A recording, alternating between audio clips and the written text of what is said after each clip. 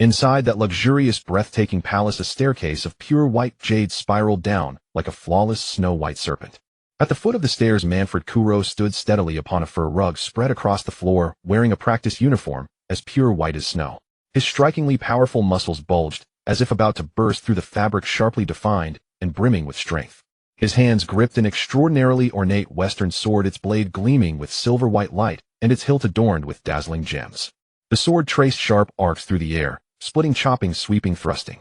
Each movement flowed like water, without hesitation or wasted motion. Though seemingly simple, every move held immense power and skill. After long and arduous training, Kuro had mastered these sword forms with remarkable proficiency. 4,998. 4,999. 5,000. Kuro counted in a low, powerful voice. After completing the final swing, Kuro let out a long breath. He panted softly, chest heaving, beads of sweat rolling down his forehead and soaking the hair at his temples. Kuro looked somewhat weary. He casually tossed the Western sword aside. It traced a graceful arc through the air and landed perfectly in a nearby sheath. A maid who had been waiting nearby hurried forward and respectfully offered a soft white towel. Kuro took it and gently wiped his sweat-covered face. Kuro glanced into a nearby mirror. His soft golden hair fell to his shoulders, woven like sunlight. The golden hair was the symbol of the Manfred royal family. His skin was pale from a life of nobility, his features refined as if carved by the gods themselves. His scarlet eyes were clear, yet distant, his nose straight, his jawline sharply defined. Far from effeminate, he radiated an inborn aristocratic bearing. "Prince, the king wishes to see you." The maid set her cheeks slightly flushed as she glanced at the muscles visible at the collar of his clothes. "Understood. What does the old man want with me?" Kuro muttered, walking to the mirror to change into his royal attire. The youth in the mirror had striking features and a handsome face. In the uniquely stylized world of pirates, his looks were near perfection. His muscles were sharply defined, and he stood over 2 meters tall, though by the standards of a world of towering giants he was merely average. Ignoring the speechless maid, Kuro donned his resplendent clothes and walked toward the royal palace. Manfred Kuro had been in this world for 18 years. As a man from the Blue Star, being sent to another world by the Great Luck Messenger was practically standard procedure, nothing to be surprised about. Although becoming a rich second-generation transmigrator was somewhat regrettable, ending up in the One Piece world he had loved in his past life was acceptable. At least he hadn't been sent to serve the God Emperor. That would truly have been the end. Unfortunately, he seemed to have arrived too early. Manfred Kuro was born in the year 1479 of the Sea Circle calendar. It was only 1497 now, more than 40 years before the main story began. When he learned this, Kuro was stunned. His country was located in the latter half of the Grand Line, the place later generations would call the New World. Anyone familiar with One Piece knew that the latter half was a pirate's paradise. Although Pirate King Roger had not yet ignited the Great Pirate Era, and pirates were far fewer than in later times. But at any moment a pirate crew might arrive, invade the kingdom, and burn and plunder. And if he had to rely on his mediocre father and his 2 power-grabbing brothers, well, the kingdom would be finished. Even worse, to maintain their luxurious lifestyle, the king and his sons refused to pay the heavenly tribute. They were a non-member kingdom in every sense, with not the slightest protection from the Marines. This had always given Kuro a strong sense of crisis. From a young age, he had trained relentlessly, hiring a samurai swordsman from Wano at great expense to discipline his body and swordsmanship. In the world of One Piece, the sources of power were swordsmanship, physical arts, hockey, and devil fruits. Swordsmanship and physical arts could be improved through constant effort. As for hockey, if he had been born in the first half of the Grand Line, there would have been little hope. Fortunately, Kuro was lucky enough to be born in the latter half. The swordsman master Kuro had hired Asima Yasuko, knew both colors of hockey. Though the master insisted on a higher fee as a prince of the kingdom, Kuro had more than enough of the people's wealth to pay for the training. Finally, there were devil fruits, also known as treasures of the sea. Though their market price started at 100 million berries, in truth many devil fruits were in high demand and rarely appeared at auction. The only unowned fruits with great potential that Kuro remembered were the vampire fruit of Sleepy Hollow Town and the rumble fruit of Skypiea, both conveniently located in extremely remote areas. And a few years later there would be 6 fruits offered as prizes at the God Valley Celestial Dragon hunting competition. Among them the mythical Zoan fish fruit, Azure Dragon form, and the Pawpaw fruit. As for the saying, there are no useless devil fruits, only useless users. Only a fool would truly believe that. Both are Zoan types: Chopper's ordinary human form versus Kaido's Azure Dragon form. How would you choose? While lost in these memories, Kuro suddenly realized that he remembered the main plot of One Piece quite clearly, but the characters with less screen time were far fuzzier in his mind. Kuro clenched his fist firmly. With memories of future events, even hiding low could let him survive until the finale. But as a transmigrator, how could he rely only on memories? Genshin launch. No wait. System launch. Host has reached adulthood. The many children much fortune system has been activated. Offspring talent copy function is now activating. Kuro froze. What was this? Activation successful. Current bloodline connections established 0. Copyable talents 0. System function description 1. When you reproduce with powerful women, the system will automatically detect the talents of your offspring. 2. You may choose to copy offspring talents onto yourself. 3. Talents are stackable, and offspring will grow stronger along with them. 4. Each offspring grows independently and provides talents independently. Detected as Sama Yasuko possesses excellent genes and can establish a bloodline connection. Note: a gift prepared by a blue star mother for every wanderer far from home. Kuro waved the blank interface away. The system's main function was to copy one talent from his offspring onto himself, but he had just come of age and had not yet used it. In theory, he had unlimited potential to grow stronger. All he needed was to find powerful women to bear his children. Ordinary women were far too unlikely to produce exceptional offspring. After all, the world of One Piece was also one of bloodlines. Even with foreknowledge, Kuro refused to spend his life hiding. He was destined to make his name known across the sea, to leave a mark the world would not forget. He was a transmigrator from another world, and he knew full well the cruelty of this sea, the arrogance of the celestial dragons, the ravages of pirates, the calculations of the marines, and the countless crises hidden beneath the surface of prosperity. The Ilia kingdom was no more than a speck of dust in the vast ocean. Those at the top were like human-shaped nuclear weapons, casually capable of sinking entire islands. Without enough power, how could he live the wanton life he desired? Reaching the palace banquet hall, the first things to greet his eyes were the king and Kuro's two brothers. King Manfred III's face was pale, his eyes deeply sunken, faint shadows beneath them. The seats beside him were empty. Both of his queens had already passed away. His two older brothers, twin heirs to the throne, were coarse and ugly compared to Kuro, bloated bodies, twisted features, small eyes, forever filled with arrogance and greed. Yet in the bizarre masculine art style of this world, they seemed almost normal.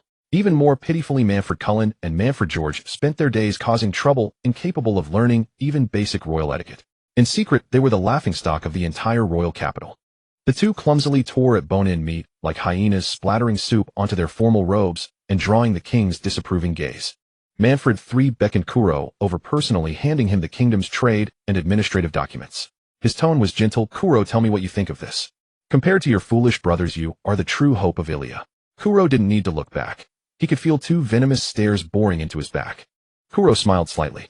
In this era of near illiteracy and education as shallow as prenatal care, did they truly understand the weight of 5,000 years of accumulated wisdom? Those two fools who only knew pleasure were no threat. The real trouble was the nobles surrounding them, bound together by networks of vested interests. As for why they did not choose Manfred, Kuro praised as the miracle of the kingdom. No king in the dynasty's history had ever been so handsome. The reasons were twofold. First, Kuro's mother had been an ocean singer from foreign seas, not pure noble blood like the two princes. Second, fools were easier to control. A wise king is never a merciful king. Duke Ibir. Kuro answered briefly, returned the documents to Manfred III, and studied the withered face of the man before him. As for this nominal father, Kuro's evaluation was simple: a competent king, but an unqualified father. Refusing to become a member kingdom, the pressure from the world government, the infiltration of CP agents, the constant pirate raids, the nobles' rebellions, and the heavy burden of governance, all had slowly driven this king, who wanted to protect his people, toward the end of his life. Lowering his head to bid the king farewell, Kuro ignored his two brothers' piercing stares. With hands clasped behind his back, chest high, and a composed expression, he strode out of the banquet hall. Those two fools used as blades were unworthy of his attention. "Kuro, you bastard." First Prince Cullen slammed his thick palm on the table in displeasure. Second Prince George glanced at Cullen, then shrugged, and continued eating and drinking carelessly. Secretly, he had already gained the support of rebel nobles. George was already thinking to himself, once the king died, "I'll kill not only the arrogant Kuro, but also you, you damned clone. How dare you imitate the great King George?" It seemed I couldn't remain in the royal capital much longer. Kuro mulled this over as he left the banquet hall. Without Conqueror's Haki, without a wide-range devil fruit ability to clear the field, even a standing army of tens of thousands would exhaust him to death by simple slaughter. Having made up his mind, Kuro walked briskly toward his bedchamber. A soft murmur drifted through the air. "My foolish father, when will you understand that power is supremacy? Mercy cannot save Ilia." Soft murmurs echoed through the empty hall. "My foolish father, when will you understand that power is supreme? Mercy cannot save Ilia." The kingdom of Ilia royal palace. Night. Candlelight flickers. Manfred Kullo sits before a desk, a letter in hand, his expression as calm as still water. The letter's contents are simple. Tomorrow the crown prince and the second prince will join forces with the nobility to launch a rebellion aiming to seize the throne. And he, as the third prince, must be eliminated before the rebellion begins. This single piece of intelligence was purchased for a mere 30 million belly, enough to furnish a study, with money that could have filled Xiaoba's shelves obtained from the Crown Prince's most trusted confidant. 3 months of preparation finally not in vain. Kolo sets down the letter, strikes a match, and reduces it to ashes. He rises, walks to the window, and gazes upon the night view of the royal palace. Lanterns glow brightly, music and dance flourish, everyone enjoys the peace. Yet they do not know tomorrow this palace will be drenched in blood. No panic crosses Kolo's face, only calmness remains. From childhood under his father's tutelage he has learned how to become an outstanding prince. Statecraft, military strategy, martial arts. He pursues perfection in each. But what of his 2 elder brothers? The crown prince indulges in wine and pleasure. The second prince is cruel and ruthless. Together they are a disaster for the Yulia kingdom. And father turns a blind eye to this. Your Majesty, you trust your eldest sons too much. Kolo murmurs to himself, but you underestimate human nature too greatly. Kolo knows well that when ambition swells to a certain point, familial love becomes worthless. His 2 elder brothers for power would kill him without hesitation. Therefore he must leave, but to leave is to return stronger. But fleeing is not a panic dash. It is a planned, prepared, and unhurried retreat. Kolo turns and exits the study, entering the courtyard. Moonlight falls upon him, his figure appearing especially upright. Your Highness. A clear, cold voice sounds, and Qianjian Yazi emerges from the shadows. She wears a white kimono, a katana at her waist, her expression stern, her face pale, and cool, her jet black hair falling to her waist reminiscent of Kikyo. Qianjian Yazi, Kolo's sword master, and the person he trusts most. Yazi, how is the preparation coming along? Kolo asks calmly. All are ready, Qianjian Yazi replies. The boat waits in the bay behind the royal palace's western hill, provisions, weapons, false identities. All prepared. Furthermore, Your Highness, the 3 substitutes you arranged are already in position. Kolo nods, smiling with satisfaction. Excellent. The seawater is black. Or rather, in this moonless night, the once sapphire sea resembles a churning mass of ink. A single-masted sloop schemes across the wave, crests its hull light as a fallen leaf liable to be capsized by the next swell. Manfred Kolo stands at the bow, letting the salty, briny wind fill his collar. Behind him, a woman in kikaji sits cross-legged on the deck, wiping her odachi with a white cloth. The blade reflects the light from the ship's rail lamps, flashing intermittently.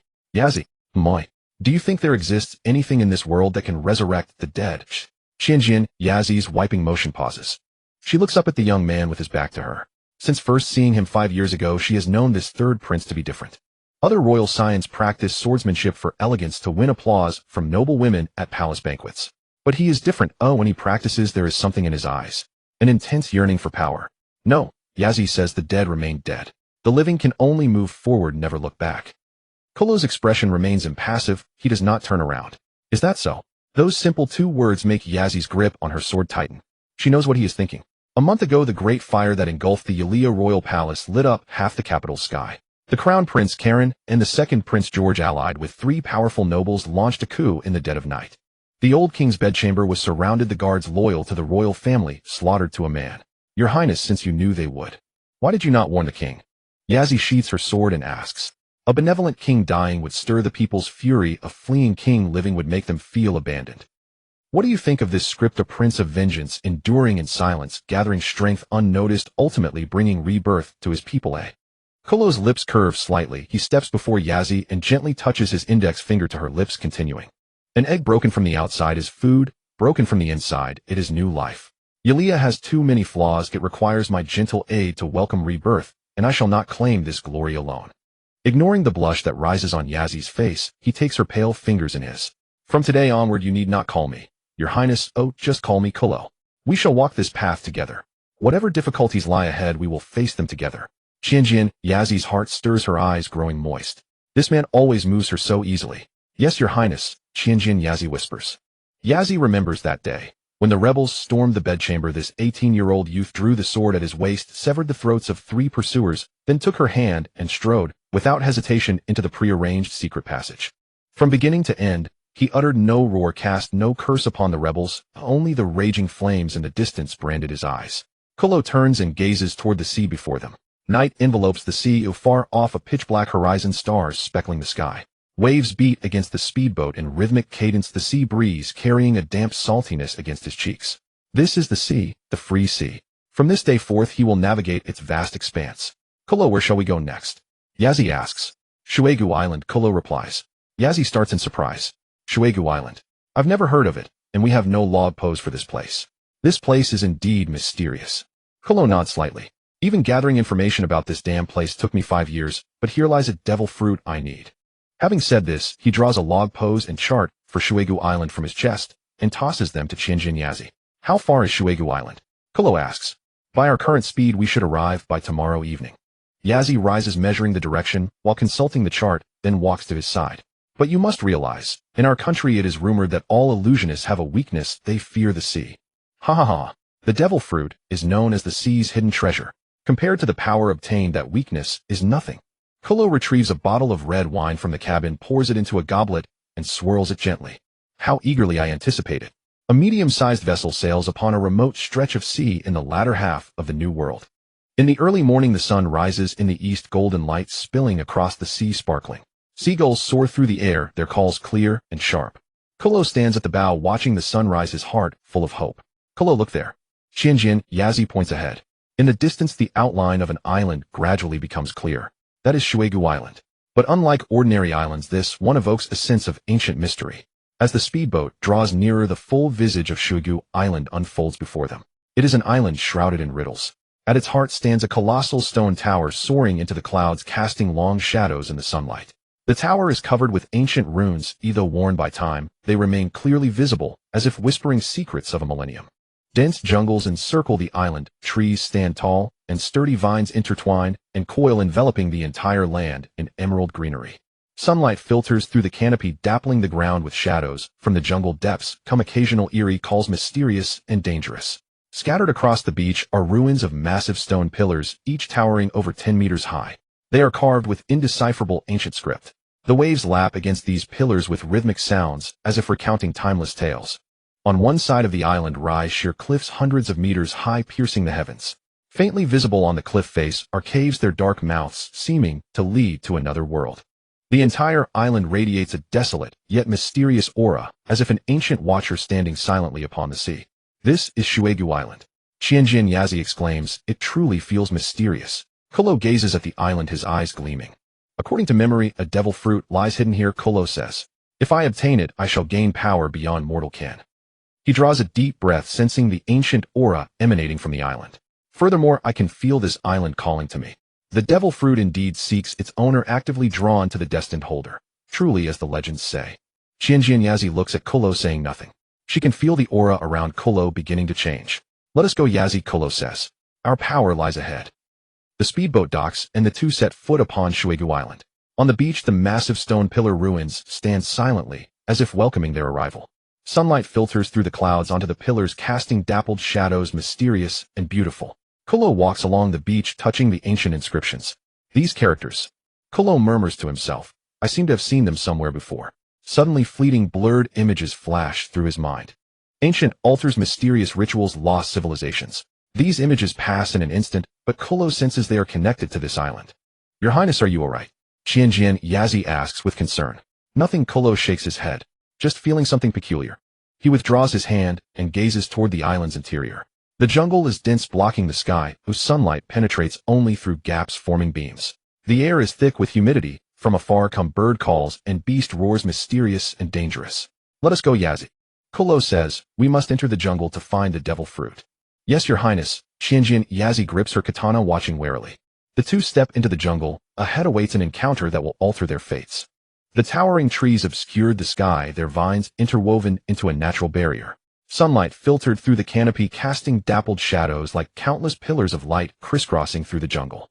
The air was filled with the fresh fragrance of plants and soil. Occasionally, exotic birds flew past, their feathers shimmering with multicolored brilliance.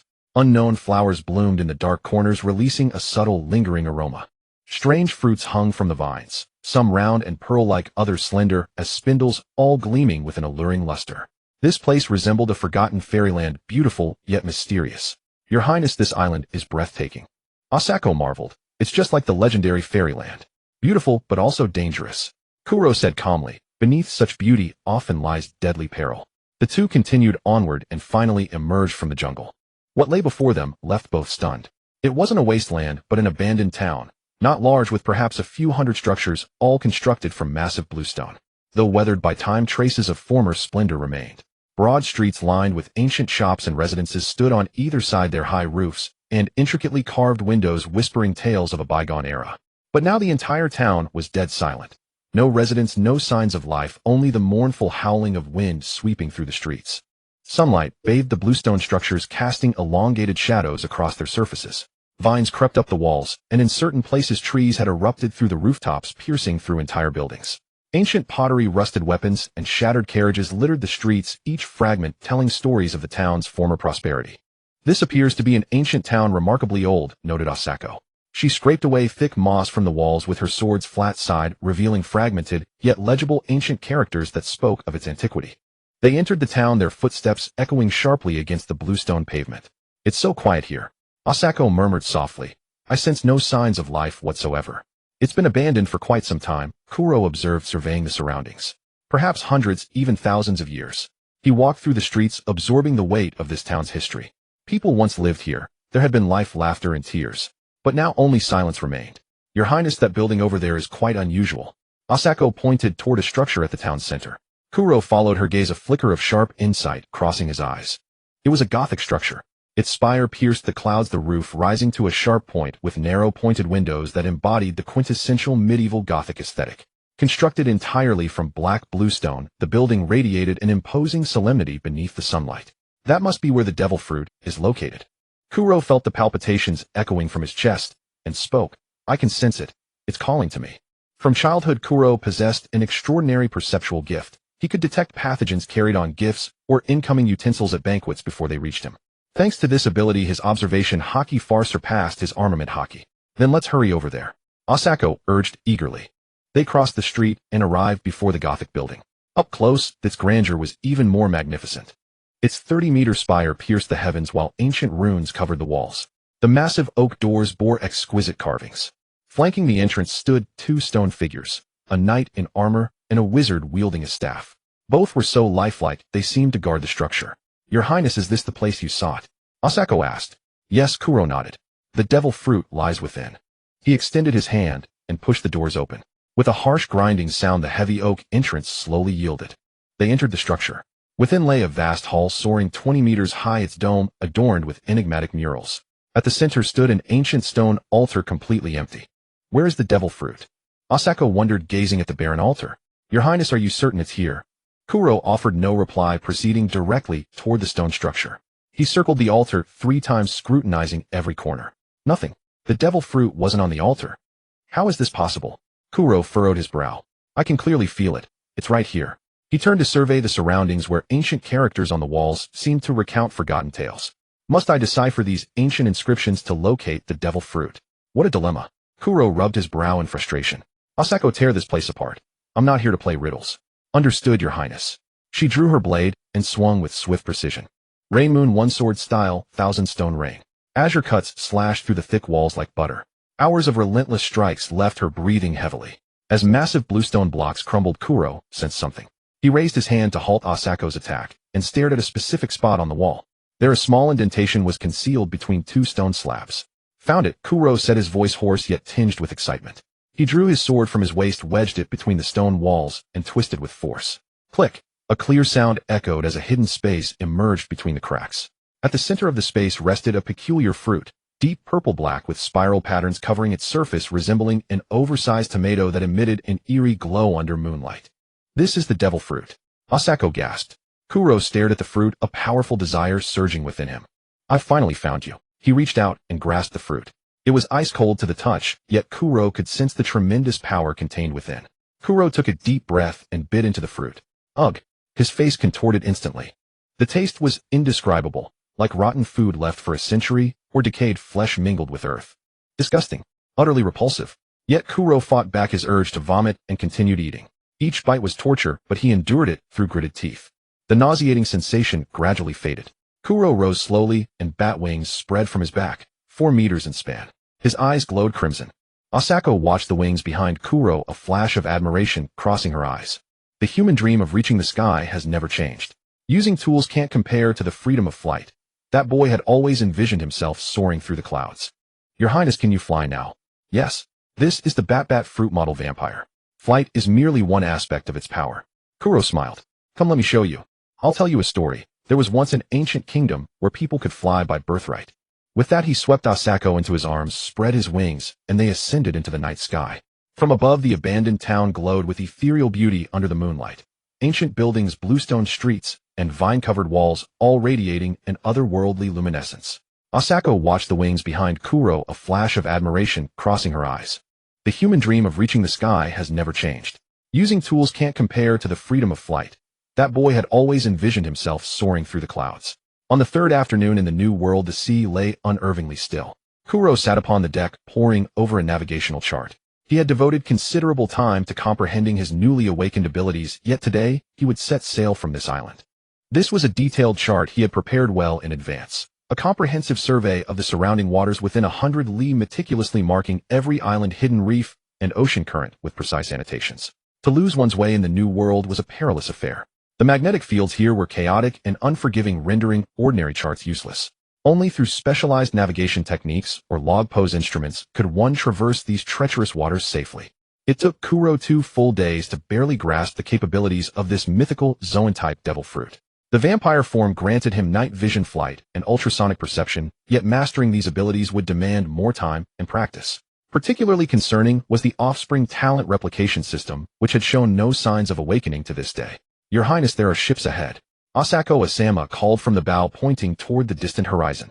Kuro raised his head and followed Asama's gesture, his gaze extending toward the horizon, where several massive vessels cut through the waves. A white field bore a blue emblem, a central circle connected by thin lines to 4 corner circles, forming a cross pattern with World Government inscribed below. "That's..." Kuro furrowed his brow. "World Government ships. What are they doing out here?" Asama pondered for a moment. "Perhaps they're escorting the Celestial Tribute through these waters." Celestial Tribute. A sharp glint flashed across Kuro's eyes. The Celestial Tribute was a mandatory tax levied upon World Government member nations, typically escorted by the Marines. Numerous member nations across the New World paid exorbitant Celestial Tributes to the World Government each year. Yet with pirates rampant throughout the New World, member nations often launched aggressive campaigns of plunder against their neighbors to gather sufficient funds. Countless war-torn kingdoms like the one Barrett belonged to existed across these waters. If they could seize the Celestial Tribute, it would constitute a fortune beyond measure. "Your Highness, we should detour around them," Asama advised. "World Government vessels are perilous. Our current strength falls short of challenging them." "You're right." Kuro nodded. "We don't need to provoke trouble." He adjusted their course to bypass the approaching ships. But at that moment, a thunderous rumble echoed from the distance. Boom, boom, boom. The cannon fire shattered the air with deafening roars, sending colossal waves crashing across the sea. "It's pirates," Asama gasped. "Pirates are plundering the World Government vessel." Kuro looked up and spotted a massive black warship cutting through the waves.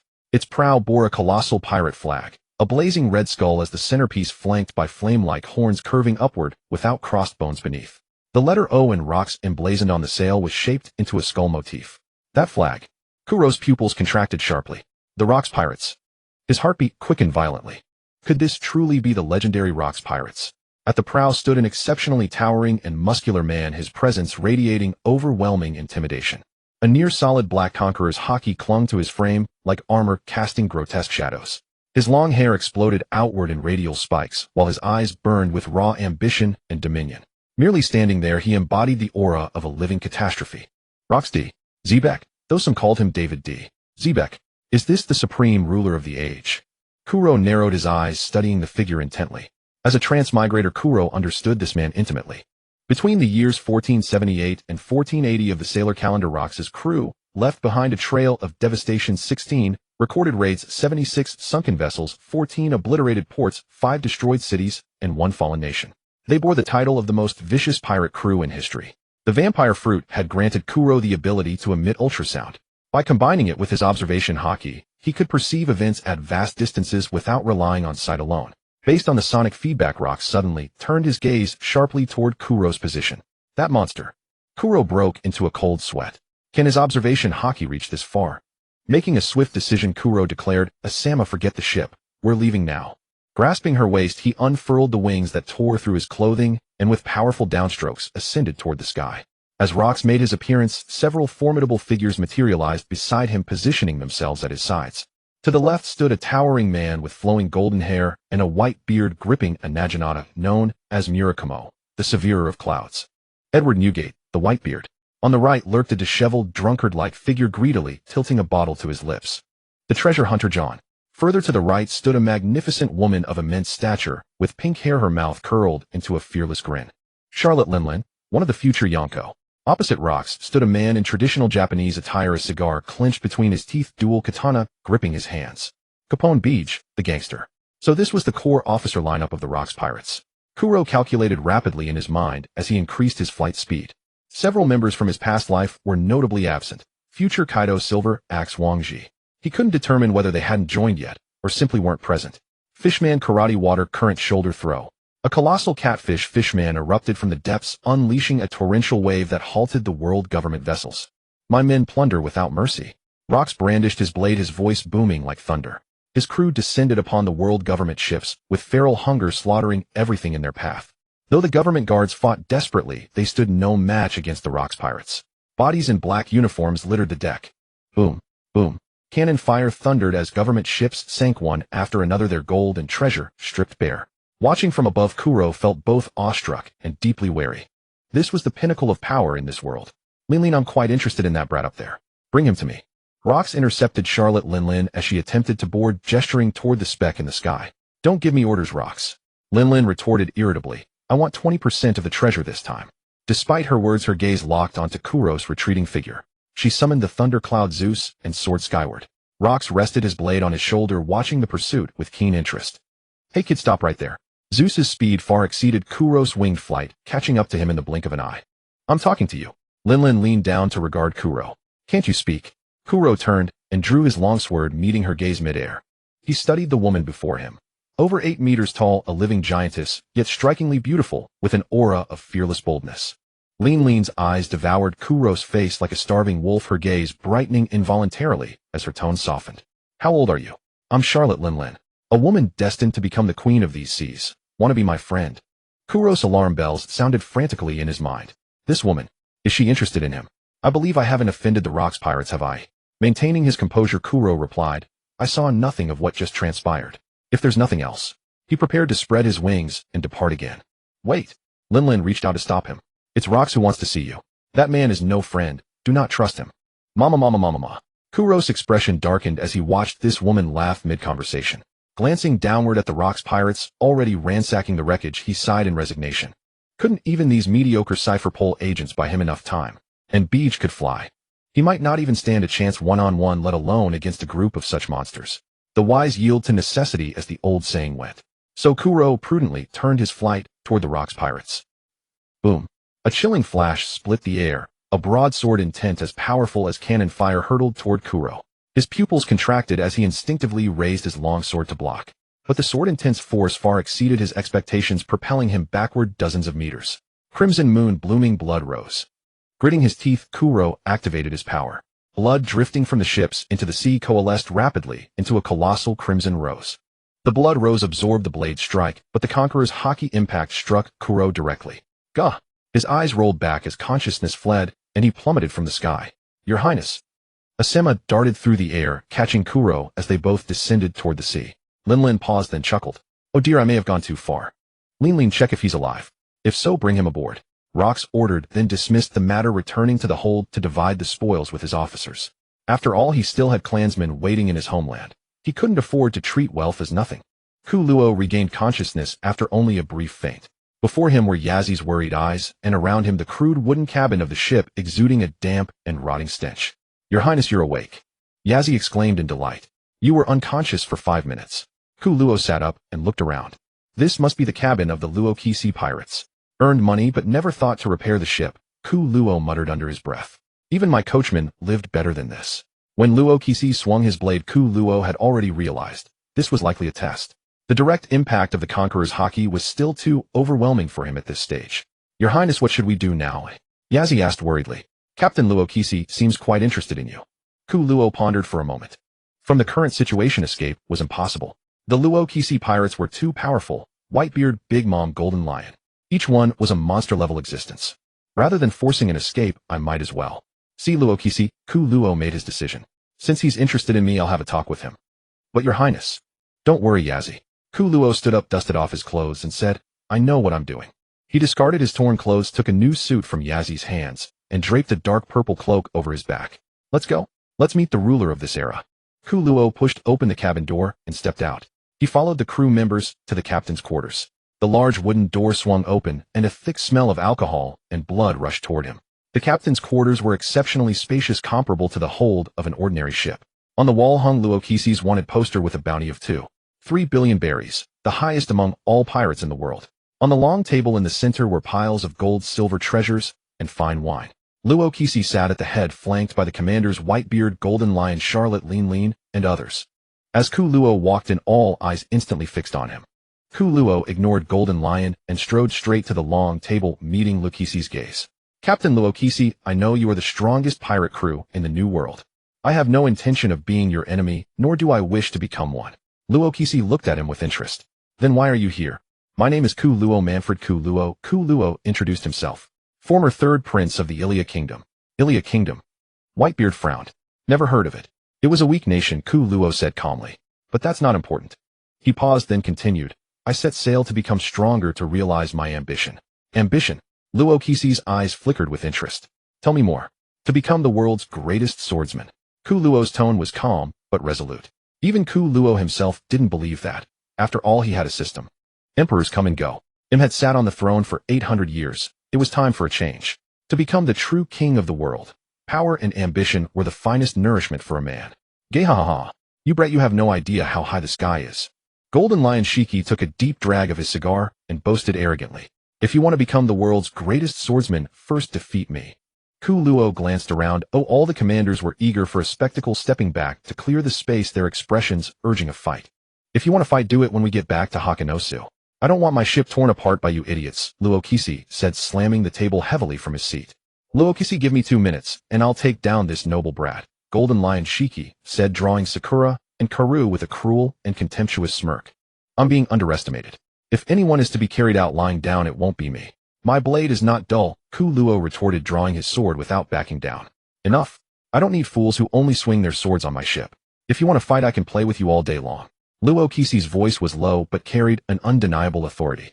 His trademark mismatched eyes, one normal, the other wide open with bloodshot whites, made him appear both insane and dangerous. He stared intently at both Golden Lion and Ku Luo. Golden Lion snorted in displeasure but dared not argue further. He sized up Ku Luo as if appraising the value of an object. Your brain and strength are passable, barely a decent tool. Join the Luo Kisi pirates. Either join or die. Luo Kisi's invitation bore no goodwill. It was a naked transaction, an ultimatum. Ku Luo was silent for a long moment, then finally sheathed his sword and said expressionlessly, All right, I'll join. Boys, throw a banquet. Let's welcome our new commander. Luo Kisi announced to all the pirates. Huh, I love banquets. John the treasure hunter burst out laughing. Even Edward Newgate gave Ku Luo a friendly smile. Charlotte Linlin laughed. Mama kid, welcome to the Luo Kisi pirates. From now on, stick with Big Sis, and I'll have your back. Thus Ku Luo joined the Luo Kisi pirates. He knew this was the first step toward his ambition. In this most evil pirate crew, he would achieve the fastest growth, find the strongest allies, and face the most dangerous enemies. The next morning, Ku Luo groggily opened his eyes, raising a hand to shield against the glaring sunlight streaming through the window. At the previous night's banquet, he had been force-fed a lot of alcohol. Being a light drinker, he soon passed out. Waking up, his head throbbed, and his body swayed slightly. A timely knock came at the door. Yazzie entered carrying hot water, picked up a wet towel, and gently wiped his face. Her movements were soft and meticulous. The warmth of her fingertips seeped through the damp cloth onto Ku Luo's face, slowly relaxing his tense nerves. Ku Luo reached up and gently grasped her wrist. Yazzie paused, looked up at him, her black hair glowing with a soft luster in the morning light. That's enough, Yazzie. Ku Luo's voice was hoarse from just waking up, but unusually gentle. I hired you as my swordsmanship teacher, not a maid. He paused and lowered his voice. And you chose to follow me, a fugitive, into exile overseas. I won't forget this kindness. Yazzie's pupils dilated slightly. She hadn't expected Ku Luo to say such things.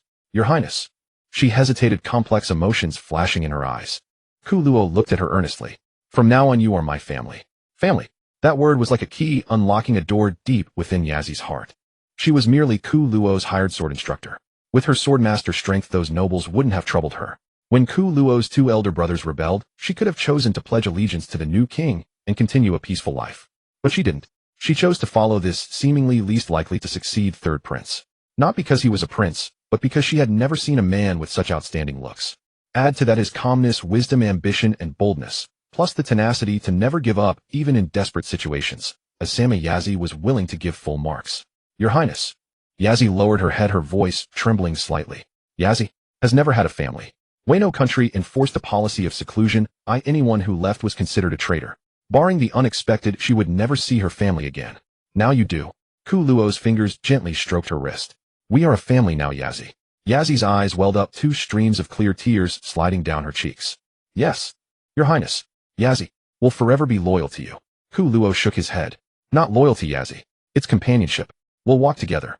He looked at her, a soft light shimmering in his eyes. Yazi wiped her tears and smiled. Yes, Lord Ku Luo. This was the first time she addressed him without any hierarchical title. Ku Luo smiled, stood up, and stretched. All right, time to get up. As a new commander of the Luokisi pirates, there's much to handle. Yazi also stood up, regaining her usual efficiency.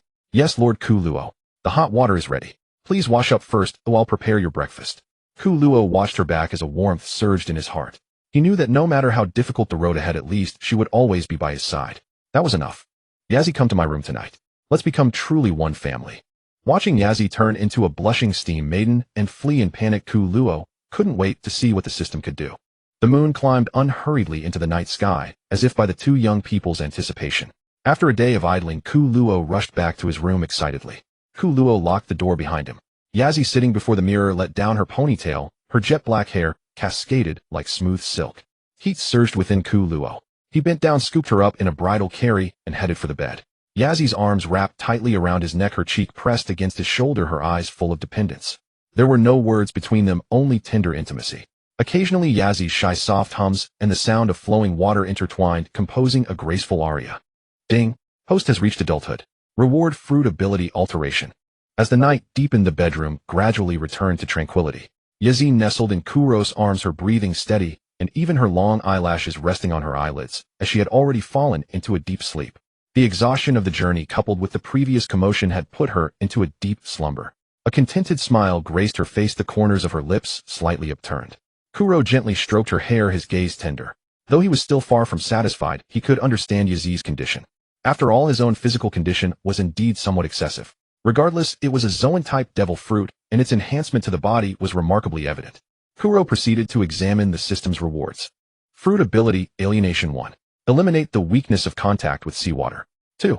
Partial ability enhancement to be developed personally. Damn, take a look at other systems. They give rewards that don't require self-development. After several days of sailing, they arrived at Beehive Island. Kuro stepped out refreshed and invigorated, while Yazi remained bedridden, unable to get up. The sheer delight of tasting the forbidden fruit made Kuro wish he could stay in bed for a year. At the southern dock of Beehive Island, sails stood tall, where numerous pirate crews drawn by the name of Rocks had anchored. Some hawked stolen jewels, others peddled swords and blades, and there were even restaurants and taverns, provided you could tolerate a fearsome pirate as the owner. Many pirates hoping to join the Rocks pirates awaited employment opportunities here. Rocks led the way, flanked by a retinue of officers, and the clamor around them fell into dead silence. Respectful, fervent, hostile, and envious gazes swept over Rocks and his entourage without pause. Kuro followed the direction they were heading. In the distance, at the island's center, a massive mountain loomed. A rocky peak shaped like a giant skull, though it lacked the two eye sockets, and its overall form resembled a crude fish sketch. Rocks unleashed his conqueror's haki straight into the sky, tearing a colossal hole in the clouds. Satisfied with the terrified expressions of the pirates below, he nodded approvingly. Manfred Kuro, Rocks suddenly spoke, his voice soft, yet carrying across the entire dock. From today onward, you are one of the officers of the Rocks pirates. As the words fell, a wave of commotion swept through the crowd. An officer? This unfamiliar young man had directly become an officer of the Rocks pirates. To be known, every officer of the Rocks pirates was a notorious pirate of immense renown and formidable power. This young man, what qualified him? Gazes of doubt, jealousy, and contempt instantly converged on Kuro. Unfazed, Kuro met Rox's gaze calmly. Rox continued, some may wonder why this kid can become an officer. He paused, scanning the surroundings, his voice turning icy. I don't need to explain myself to anyone. However, my ship welcomes all ambitious souls. I'll give you a chance. Rox pointed at Kuro. From now on, whoever defeats Manfred Kuro gets the officer position. The moment the words were spoken, the surrounding pirates erupted into frenzy. The officer position. This was the dream of countless pirates. All they had to do was defeat this seemingly unremarkable young man to become an officer of the Rocks pirates. One by one, they cracked their knuckles and rubbed their hands, eager to try. The first to charge was a tall, bald pirate wielding a massive spiked club, rushing at Kuro with ferocious momentum. Die, brat! He swung the club, the wind howling as it aimed at Kuro. Kuro's eyes remained calm, not even drawing his blade. As the club neared, he flickered and dodged with ease. At the same time, he tapped the ground with his toes, launching himself like an arrow toward the pirate. Kuro swung his long sword, unleashing a powerful slash that cleaved through the air like lightning. A flying slash nearly 15 meters long erupted. Before the pirate could react, the slash struck him, cleaving his body in two as he fell to the ground. A profound silence fell over the scene. Flying slash. Damn, he's a great swordsman, a pirate in the distance exclaimed, eyes bulging in exaggeration, cold sweat beading on his forehead. But was it really that effortless? Though the bald pirate wasn't a top-tier powerhouse, he was still worth over 100 million in bounty. Soon more pirates charged forward. They exchanged glances, then launched a coordinated assault. Together. Kill this brat. Blades, guns, and cannons roared in unison, attacks hurtling toward Kuro from all directions. Kuro's eyes turned icy as he weaved through the onslaught with the grace of a leisurely stroll. He swung his blade again, and several powerful flying slashes burst forth simultaneously, reaping lives like a reaper's scythe. None of the surrounding pirates came within 10 meters of him. Limbs flew beyond the 10-meter radius, and only a few pirates with superior armament hockey lay on the ground groaning. This stimulated Kuro immensely, and his sword-wielding grew faster and faster. The scene was already impossible to follow with the naked eye. The pirates who charged were struck down in an instant, falling to the ground with eyes wide open in death. The surrounding pirates were utterly stunned. This young man was truly too strong. In just a few moves, he had effortlessly dispatched several pirate captains worth over 100 million and their crews. No, I'm out. I don't want to be an officer anymore. Finally, under the relentless storm of attacks, someone could no longer endure. They threw down their weapons and fled toward their ships. But how could they outrun Kuro's blade? Another 30-meter slash spanning 100 meters sliced toward the fleeing pirates. The ship and its crew were sunk, leaving a group of pirates drenched in cold sweat. This kid is ruthless. He doesn't even spare those who surrender, Whitebeard remarked, arms crossed, frowning. Whitebeard, an old-school pirate who valued honor, naturally disapproved of Kuro's merciless style, but he saw no need to antagonize Kuro over it. This kid is incredibly strong, commented Bajinjimu Satuxi, wearing a cowboy hat and a short skirt, standing nearby. Several officers Kuro hadn't met before gathered around, drawn by the spectacle. A man with a large jaw smoking a cigar. A man with a red beard eating grapes. A massive catfish-like male fishman. A short man in aristocratic attire. A sinister man with a triple chin and a forked tongue like a snake. Just as the other pirates began to hesitate, no longer daring to advance, a voice of arrogant laughter rang out. Jahaha. Interesting. Kuro looked up to see the Golden Lion Shur-ji standing nearby, hands on his hips, a contemptuous smirk on his face. Kid, you've got some skill, but you're still far from being the world's greatest swordsman. The Golden Lion Shur-ji drew his twin blades, Sakuraju and Moku, and fixed Kuro with a sharp gaze. Let me teach this arrogant brat a lesson. Kuro's eyes turned icy as he stared at the Golden Lion Shur-ji, his heart filled with caution. The Golden Lion Shur-ji, one of the core officers of the Rocks Pirates, possessed Conqueror's hockey immense power and extraordinary talent. He was a user of the float fruit, able to freely control non-living objects he touched, even granting flight. Moreover, his swordsmanship was top tier, making him one of the world's greatest swordsmen. Come on, Shur-ji, Kuro said calmly. Let me see just how capable you really are. Jahaha. Kid, you'll pay for your arrogance. The Golden Lion Shur-ji charged forward with astonishing speed. He swung his twin blades, sending crisscrossing flying slashes that swept him like a storm. Slash. A massive flying slash barreled toward Kuro, tearing through the air and splitting the ground as it passed. Kuro's eyes narrowed as he took the threat seriously. He raised his blade to block, while activating his ability, Blood Thorn. The blood of the fallen gathered like ropes toward Kuro, erupting from the air into countless blood thorns that shot toward the Golden Lion Shur-ji. The Golden Lion Shur-ji sneered, flickering away to evade the blood thorns with ease. Kid, is that all you've got? He launched another attack. Lion's Thousand Grain Valley. A rapid succession of dense flying slashes easily tore through Kuro's blood barrier. Countless flying slashes rained down on Kuro, sealing off all avenues of escape. Kuro's eyes turned icy, showing no sign of retreat. Blood Rose. His body instantly dissolved into countless blood rose petals, evading all the slashes. A pseudo-elemental technique Kuro had developed in imitation of Logia users. Simultaneously, the petals coalesced in midair into a massive blood rose that enshrouded the Golden Lion Shur-ji. Shur-ji's expression shifted slightly, not expecting Kuro to possess such an ability. He hastily swung his blades to block, while activating his power. Lion's Might Earth Roll. He churned the ground, creating multiple massive lion-headed earth currents to counter the encroaching blood rose. The ground shook violently as countless earth currents surged toward Kuro like ferocious lions. Kuro's eyes narrowed as he again dissolved into blood rose petals, evading the earth currents. At the same time, he launched an attack. Bloodthirsty frenzy. Countless blood bats flew out from behind him, swarming densely toward the golden lion Shurji. These blood bats could not only inflict physical damage, but also drain blood, restoring stamina and vitality. The golden lion Shurji frowned, finding the situation troublesome.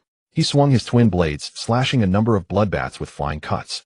But the bats were endless, seemingly inexhaustible. Damn, what a troublesome brat. The golden lion Shurji roared in anger and unleashed a more powerful technique. Lion's Might Imperial Capital Earth Roll. The waters of the sea rose into the air, forming lion-headed shapes. Countless blizzards like ferocious lions swept toward Kuro, dropping the temperature sharply and freezing the ground instantly. Kuro's eyes narrowed as he took the threat seriously. He activated his ability, merging his body into a shadow. Shadow stealth. He moved swiftly within the shadows, avoiding the blizzard's assault. At the same time, he launched a sneak attack. Venom Claw. He burst out from the shadows, his bestial claws laden with black virus, slashing toward the golden lion Shurji. Shurji, caught off guard by Kuro's sudden appearance, his face twisted in shock. He hastily raised his blades to block, but was sent flying back in a clumsy retreat. Damn, such a bizarre ability, you little brat. The golden lion Shurji roared, preparing to strike again. But just then Rox's voice rang out. Enough, Shurji. Rox looked at the two with a calm gaze. Kuro has proven his strength. He is qualified to be our officer. The golden lion Shurji's face darkened, but he dared not defy Rox's order. He snorted and sheathed his twin blades. Kid, you're lucky. But next time I won't go easy on you. Kuro replied calmly. Anytime, Senior Shurji. The atmosphere between them was tense, but under Rox's gaze neither dared to make another move. All right, Rox declared. From today onward, Kuro is officially one of the officers of the Rox Pirates. His voice resonated across the entire Beehive Island, reaching every ear. In the Azure Sea stood a colossal naval fortress, its towering white walls emblazoned with a giant seagull flag. Warships lined the harbor, countless Marines busied themselves within, and officers draped in the coat of justice occasionally returned from expeditions.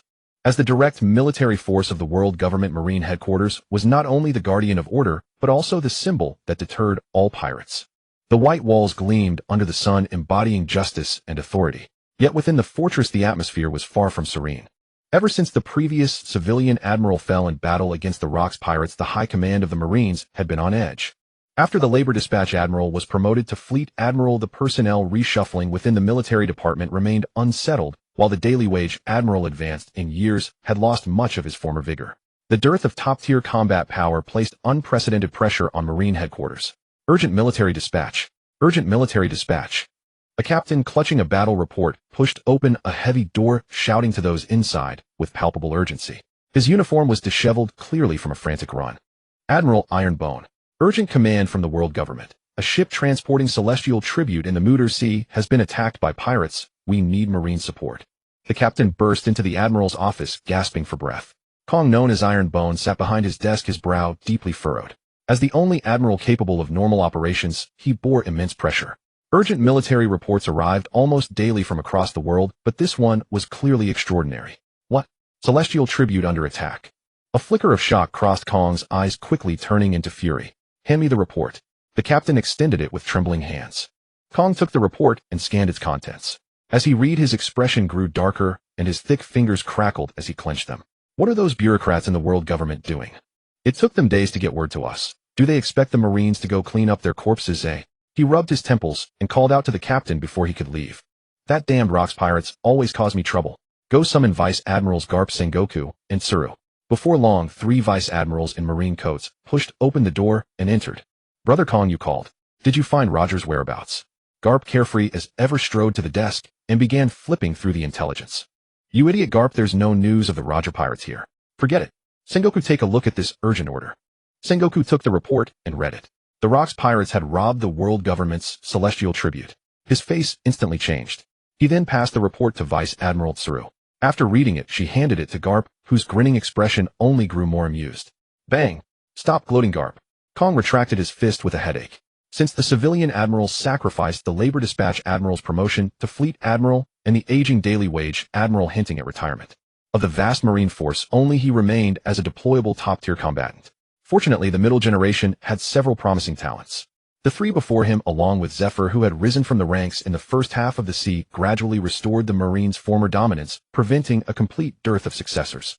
Sengoku gently placed the report back on the desk and looked sternly at Kong. Admiral Kong, I have a suggestion. Kong nodded slightly. Speak. The Rock's pirates' strength is unfathomable, especially their captain Rox D. Zebek, who even caused the civilian admiral's death. Our current high-end combat power is indeed scarce. You are the only admiral, and the daily wage admiral is too old to be easily deployed. Sengoku analyzed, tapping his fingers lightly on the desk. My suggestion is, for now, avoid direct confrontation with them. Conserving our strength is more important. He paused, then continued. We can send a few vice admirals to handle the matter, showing the Marines' stance on the surface and appeasing the world government while actually avoiding a head-on clash. Kong pondered without immediately responding, instead turning to Vice Admiral Tsuru, who had been listening quietly. Tsuru, what do you think?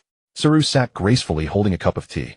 Upon hearing Kong's question, she slowly set down the cup and smiled calmly. Sengoku's analysis is quite reasonable.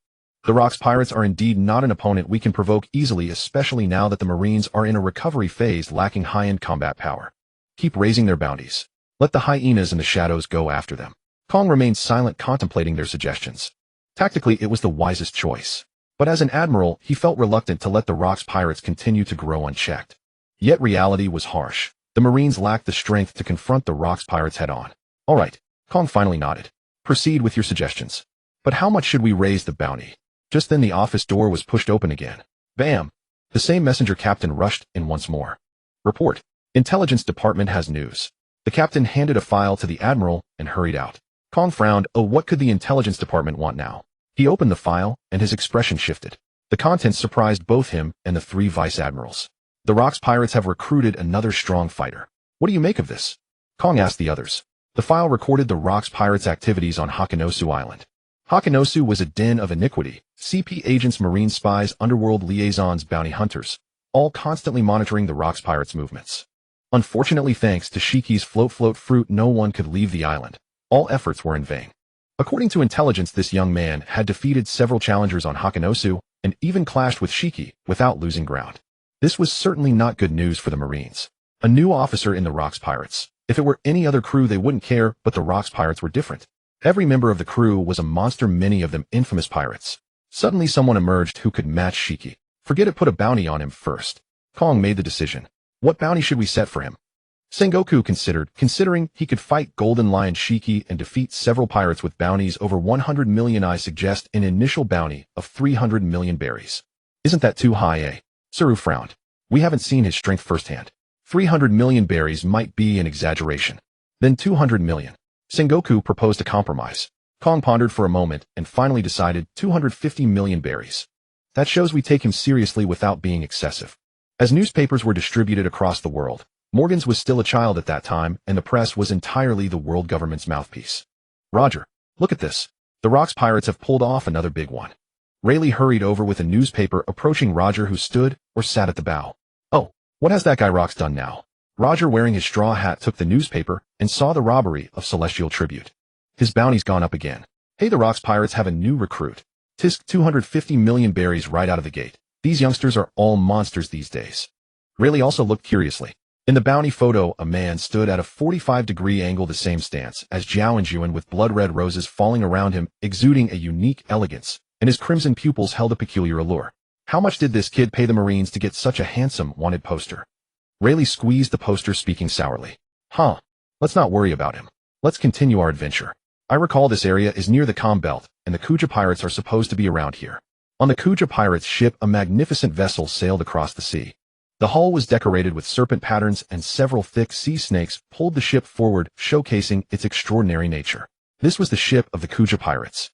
They had just completed a raid and were returning to Amazon Lily with ample supplies. On board, a group of women busied themselves. They were the crew of the Kuja pirates. Every one of them was a woman of graceful figure and extraordinary presence. Look, the newspaper is here. A news crew flew over and dropped the newspaper onto the deck. Vice Captain Shikiyaku immediately ran over and picked it up. Let me see what news we have today. She quickly scanned the paper, and her eyes lit up. Wow, look at this. Shikiyaku exclaimed excitedly. Look what I've found. Hearing her call, the other crew members gathered around. The Rock's pirates have robbed Celestial Tribute again. That guy is as bold as ever. Gloriosa, the captain of the Kuja pirates and empress of Amazon Lily, said flatly. She was a straightforward, unrestrained woman. Not that. Shikiyaku pointed at the wanted poster on the newspaper, her voice brimming with excitement. Look at this new officer who joined the Rock's pirates.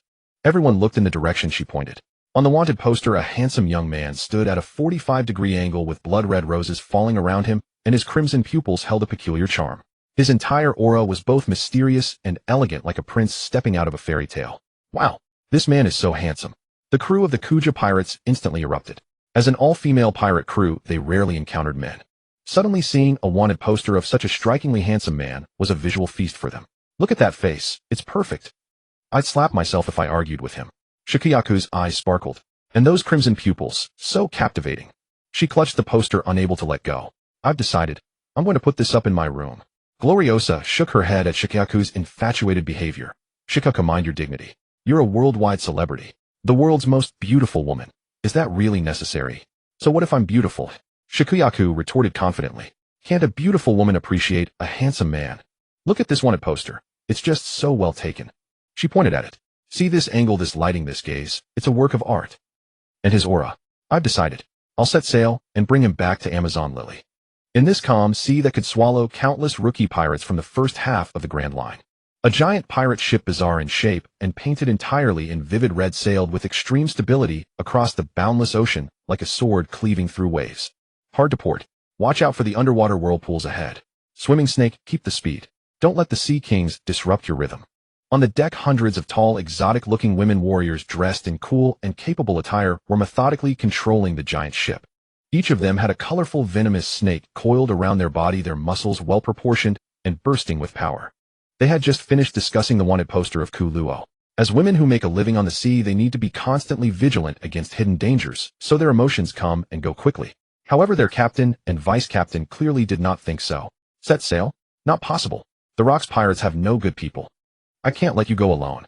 Gu Luo Liosa sat cross-legged on the coiled giant, snake, her long, fair legs exposed. I am not anyone's possession. Don't worry, Sister Gu Luo Liosa, I just want to see if he looks like his photo. Xiachi took a drag of her cigarette, her eyes dreamily fixed on Ku Luo's photo. In the original story, why did Xiachi fall for Lei Li? Aside from the heroes saving the beauty on God Valley, it was simply because among the older generation of strong men, Lei Li was the only one who looked like a decent human being. A total looks chaser. My goblin clansmen, you will never understand how proactive women can be toward handsome men. Saw you, child, fine. I'll send you there. I should have chased those news coups away. Gu Luo Liosa sighed, helplessly afraid that if she didn't send her, the girl would suffer from lovesickness. Many generations of Amazon Lily women had died from it. She had always been training Xiachi to be the next empress. And so the course that should have led them to encounter the Roger pirates turned in the opposite direction. Lei Li, who was watching Roger clowning around with his arms crossed, felt a strange itch on his scalp for some reason.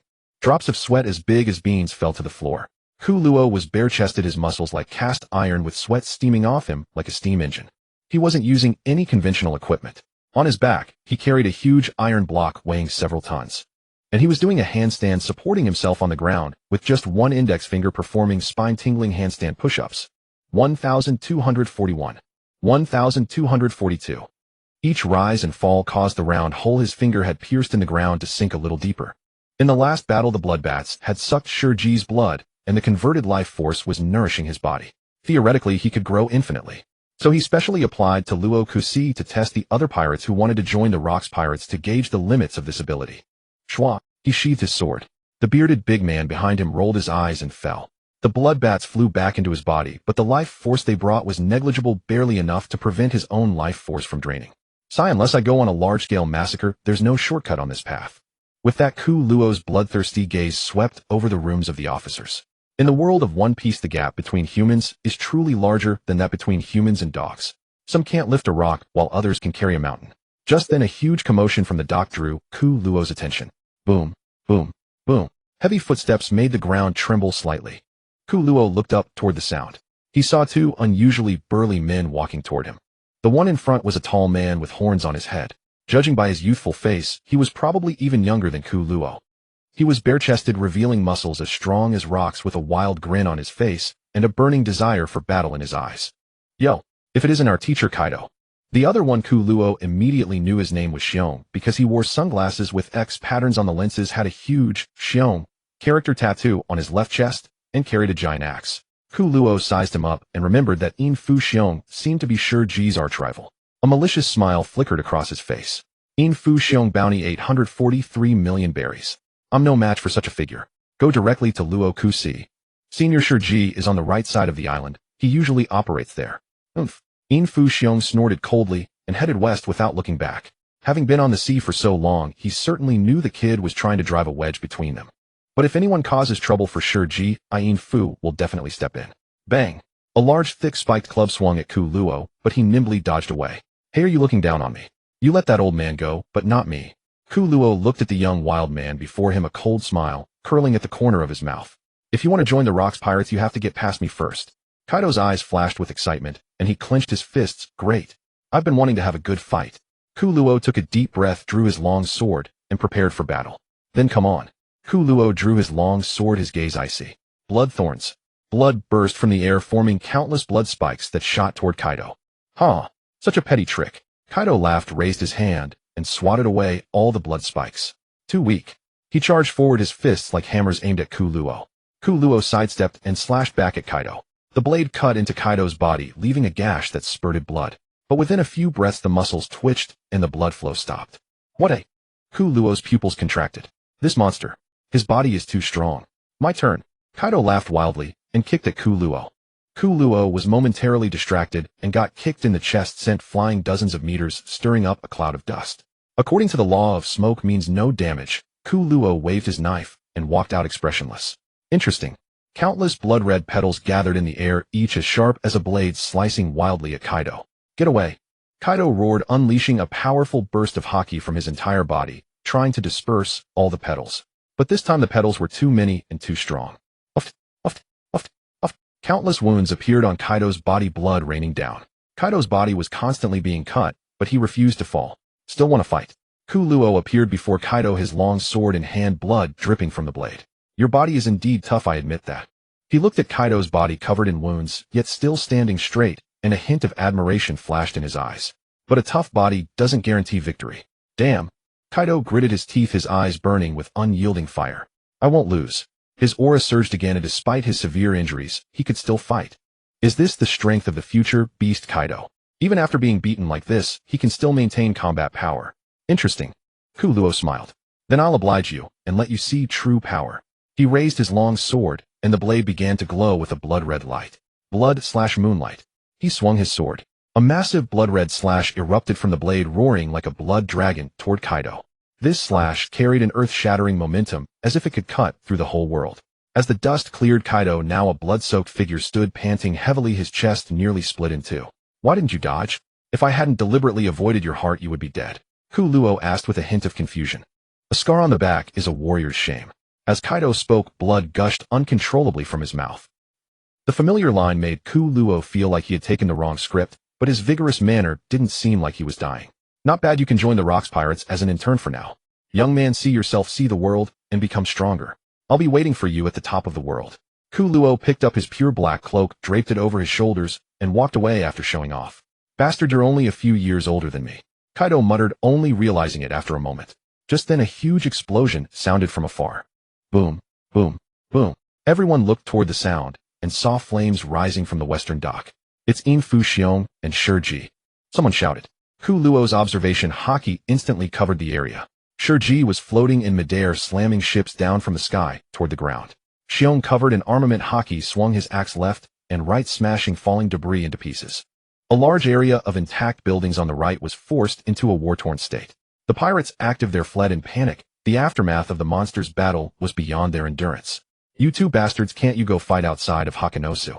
Luo Kusi roared. He slowly drew the rapier-like sword from his waist. Even standing far away, Ku Luo could feel Luo Kusi's terrifying pressure. His survival instinct made him grip his sword hilt tightly, his eyes never leaving Luo Kusi. Under everyone's gaze, Luo Kusi moved. He didn't assume any fancy sword stance or call out any technique name. He held the long hilt with one hand, raised the blade horizontally to his right shoulder, leaned back, slightly lifted his left foot, and made a single forward slash. Whoomp. Without warning, a jet-black stream of air instantly coiled from his arms onto the blade, turning the famed sword into a black blade reflecting dark light. That was the highest level of armament haki hardening. Then, zzz boom. Several thick, dark red thunderbolts exploded out of nowhere, like living snakes coiling tightly around the black blade, emitting spine-chilling crackles.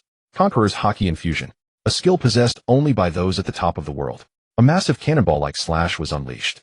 The clouds in the sky were split, and the earth kept cracking. In the distance, Shiji and Xiong simultaneously concentrated their armament haki to face Luo Kusi's slash. Their deafened eardrums regained hearing, and the sound of waves hitting the shore returned. How ridiculous! Luo Kusi, aren't you afraid of accidentally killing Shurji? Whitebeard Edward Newgate frowned. Wah! If he can't even take one of my slashes, then dead is dead. Luo Kusi grinned and laughed heartily. Newgate, you think I can be killed so easily? Shiki soared through the air, his clothes tattered, and torn, a wound on his forehead bleeding down to his cheek. Below him, Yin Fu Xiong panted heavily, nearly a figure covered in blood, supporting himself with an axe as he knelt half-crouched on the ground. Although Shiki appeared to fight alongside Xiong just now, he was actually putting in minimal effort. The moment he received an attack, he used his devil fruit ability to constantly reposition himself. Though his evasive movements looked awkward, he shrewdly shifted all the pressure onto Yin Fu Xiong. Shiki, you bastard, I'll kill you someday. After speaking, Yin Fu Xiong could no longer hold on and fainted. He collapsed into a pool of blood, his fate uncertain. Though injured himself, Jin Shitsi Shiki still stood tall and proud, his curved saber radiating a chilling gleam. Looks like I'm the stronger one. Shiki coldly wiped the blood from his blade. Now it's my turn. He grinned cunningly, took 2 puffs from his cigar, and began sharpening his sword with murderous intent aimed at Yin Fu. It's time to let my Sakuraju Kumo taste your blood. Wait, Shiki.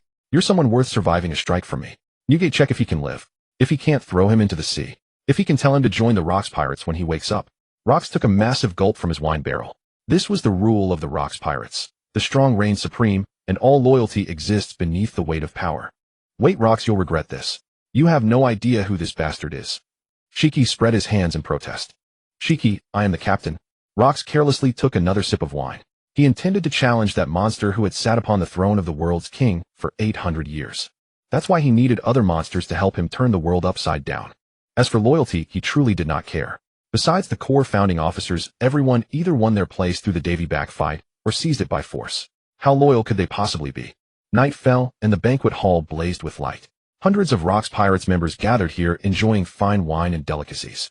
Edward Newgate, Shiki, Charlotte Lean, and other officers sat in prominent positions, basking in the toast from their subordinates. Kulu sat at the farthest seat from Rocks. At 18, he sat like a mere lackey, but fortunately to his left was the towering Charlotte Lean, and to his right was Kaido, wrapped head to toe in bandages like a mummy. Cheers. Rocks raised his goblet, and those around him responded enthusiastically. Laughter and drinking games filled the air. Brother Kulu, you really went hard on me. My wound still aches. Kaido heartily stuffed food into his mouth. Kulu took a light sip from his cup. The sourness and roughness of the barley wine was nearly impossible to swallow. Yazi, dressed in a kimono, leaned closely against Kulu. With a table knife in hand, she sliced the steak along the muscle fibers into bite-sized pieces, then swapped them onto Kulu's plate. Then you'd better grow stronger. My rank among the officers is near the bottom. Kulu wrapped his arm around Yazi's waist, feeding her the food in his hand. Choose choo-choo, but didn't I hear choose choo-choo that you fought Shiki? Choose choo-choo to a standstill. Kaido hoisted a massive chunk of sea beast meat and stuffed it into his mouth, speaking with his cheeks full. Shiki wasn't using his full strength. If he had employed his haki, I would have lost long ago. Yazi sat in Kulu's lap, peeling a grape and feeding it to him. Across the table, Shiki sharply sensed someone speaking ill of him and glared viciously at the 2 youngsters. Ha ha ha ha, Shiki's strength places him at least in the top 5 of our pirate crew. Don't underestimate him. Charlotte Linlin shoved a large piece of cake into her mouth, then reached out one hand to rest on Kulu's shoulder. Tiny Katakuri sat like a little figurine, quietly perched on her shoulder. Kulu continued, eating with a placid expression. This era's Linlin was truly beautiful. Long pink wavy hair and legs that went on forever. Unfortunately, he had arrived too late. The triplets Kakuri Owen and Daifuku were already born. But Kulu's philosophy was simple: never initiate, never refuse, never take responsibility. Is it wrong to simply have a child to maintain a friendship? Someone might ask how a man over 2 meters tall could date a woman 8 meters tall. The answer, of course, is to pay tribute to the legendary explorer, ultimate great Jabba. Men will always find various ways for the sake of their dreams and adventures. All right, let the banquet continue. Rock stood up, raising his cup. Tonight we drink to our heart's content. Because tomorrow we make our move. All eyes fixed on Rocks. Big move. Kaido put down his food. What is it? Rocks grinned widely, madness flashing in his eyes. Tomorrow we will plunder Navy Branch G5. Navy Branch G5? The crowd was stunned. Branch G5 was one of the most important naval bases on the latter half of the Grand Line, guarding a large number of naval elites.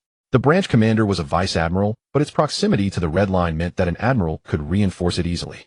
Captain G5 branch is not easy to handle. Charlotte Linlin furrowed her brows. There are at least 3,000 Navy soldiers there, along with several naval warships. 3,000 Navy soldiers. Rock sneered. Is that too many?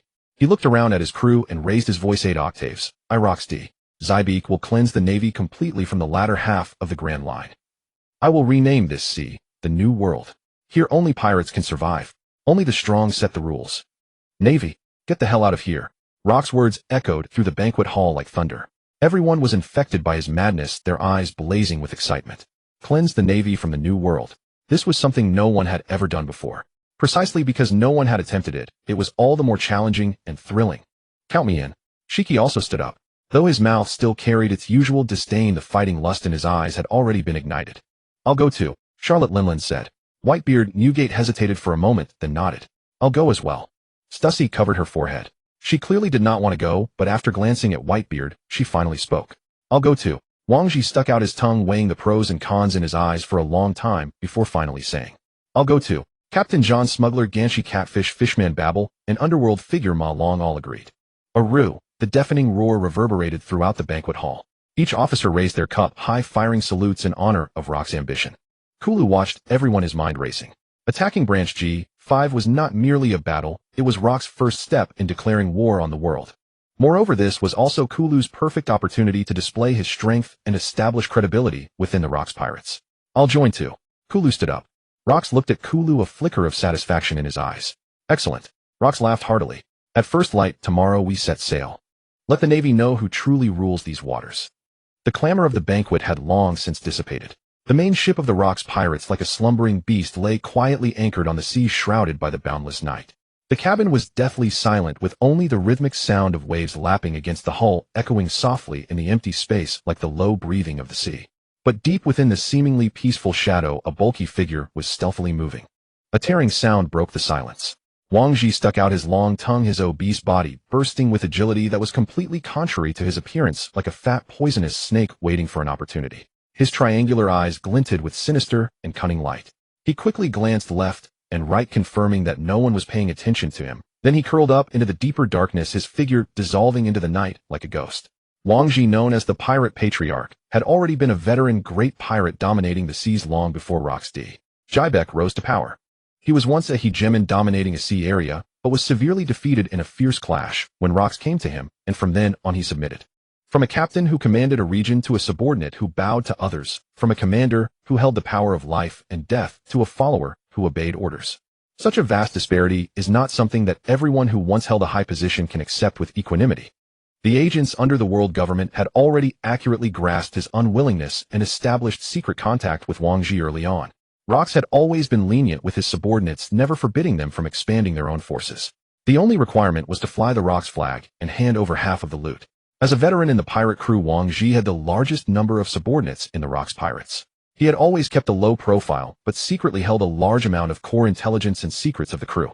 For example, he had long sold the devil fruit abilities of various officers and the deployment of subordinates to the world government. But from beginning to end, he had never had a shred of true loyalty to Rox. Insidious, cunning, and profit-driven were his innate nature. Whether to betray or not always depended on whether the benefits offered by the world government were enough to tempt him. Wang Ji silently sneaked into the treasure chest area deep in the cabin, and among the mountain of boxes, he precisely found the plain-looking wooden box at the bottom. He carefully lifted the lid and took out a Den Den mushi tightly wrapped in thick cloth. This was a specially made confidential Den Den mushi with lines directly connected to the world government's secure channel. Wang Ji no longer hesitated.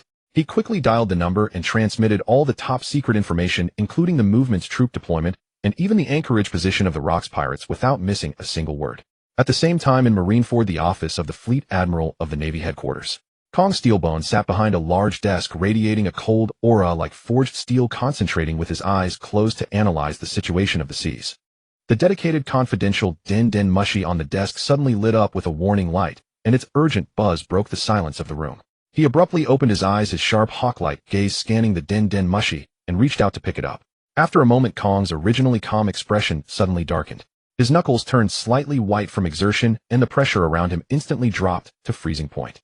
Without any unnecessary words, he gave orders in a deep voice to the Den Den mushi. After hanging up, he abruptly stood up, his heavy navy coat flaring with the movement, stirring a sharp wind. Order. Immediately summon all Marine Vice Admirals of the headquarters to the meeting room for an emergency council. The cold command was quickly transmitted, and the Marine headquarters instantly entered the highest state of alert. In the conference room, the lights were deathly pale, and the atmosphere was as heavy as the eve of a storm. Kong stood at the main seat, his hands pressed against the edge of the table, his tall figure exuding an undeniable authority, his brows full of murderous intent. What's the situation? This is the situation. Should we avoid the enemy and protect the ships, or what are your opinions? Brother Kong, give me 800 men, and I will definitely arrest the Rocks pirates. Garp's face was full of confidence, and he patted his chest to guarantee. But everyone present ignored him completely, a hot-blooded brute. Tsuru, what do you think? Kong Steelbone looked at the young Vice Admiral Tsuru and said, now we are short of troops in the latter half of the route, and high-end combat power is also quite tight. But if we retreat without doing anything, where is the dignity of the Navy? How can we live up to the justice we bear? Vice Admiral Tsuru said after a moment of silence. Kong Steelbone nodded with satisfaction and said, I think so too. We cannot let the pirates continue to be arrogant. The colleagues of G5 are waiting for us. Everyone go down and prepare to fight the Rocks pirates. The Navy fleet set out in full force from Marineford, like a moving forest of steel plowing through the deep blue sea. Beneath the flagship, 10 heavy warships were lined up on both sides, all gun barrels stripped of their covers gleaming with cold metallic luster. A Buster Call level force was enough to completely erase an island from the map. On the vast azure sea, pirate ships of various sizes were sailing in the same direction. The only thing they had in common was that they flew the same pirate flag. Ku Luo and Kaido sat opposite Whitebeard, looking around at Whitebeard's ship. The figurehead was a skull with a white mustache, and the ship was much smaller than the later Moby Dick. As for why Ku Luo and Kaido were on Whitebeard's ship, it was naturally because they had joined the Rocks pirates for too short a time and had no funds to purchase a ship, so they had to shamelessly hitch a ride. Actually, they could have taken the main ship, the Sword of Jaibeck, but having too keen observation hockey was not a good thing.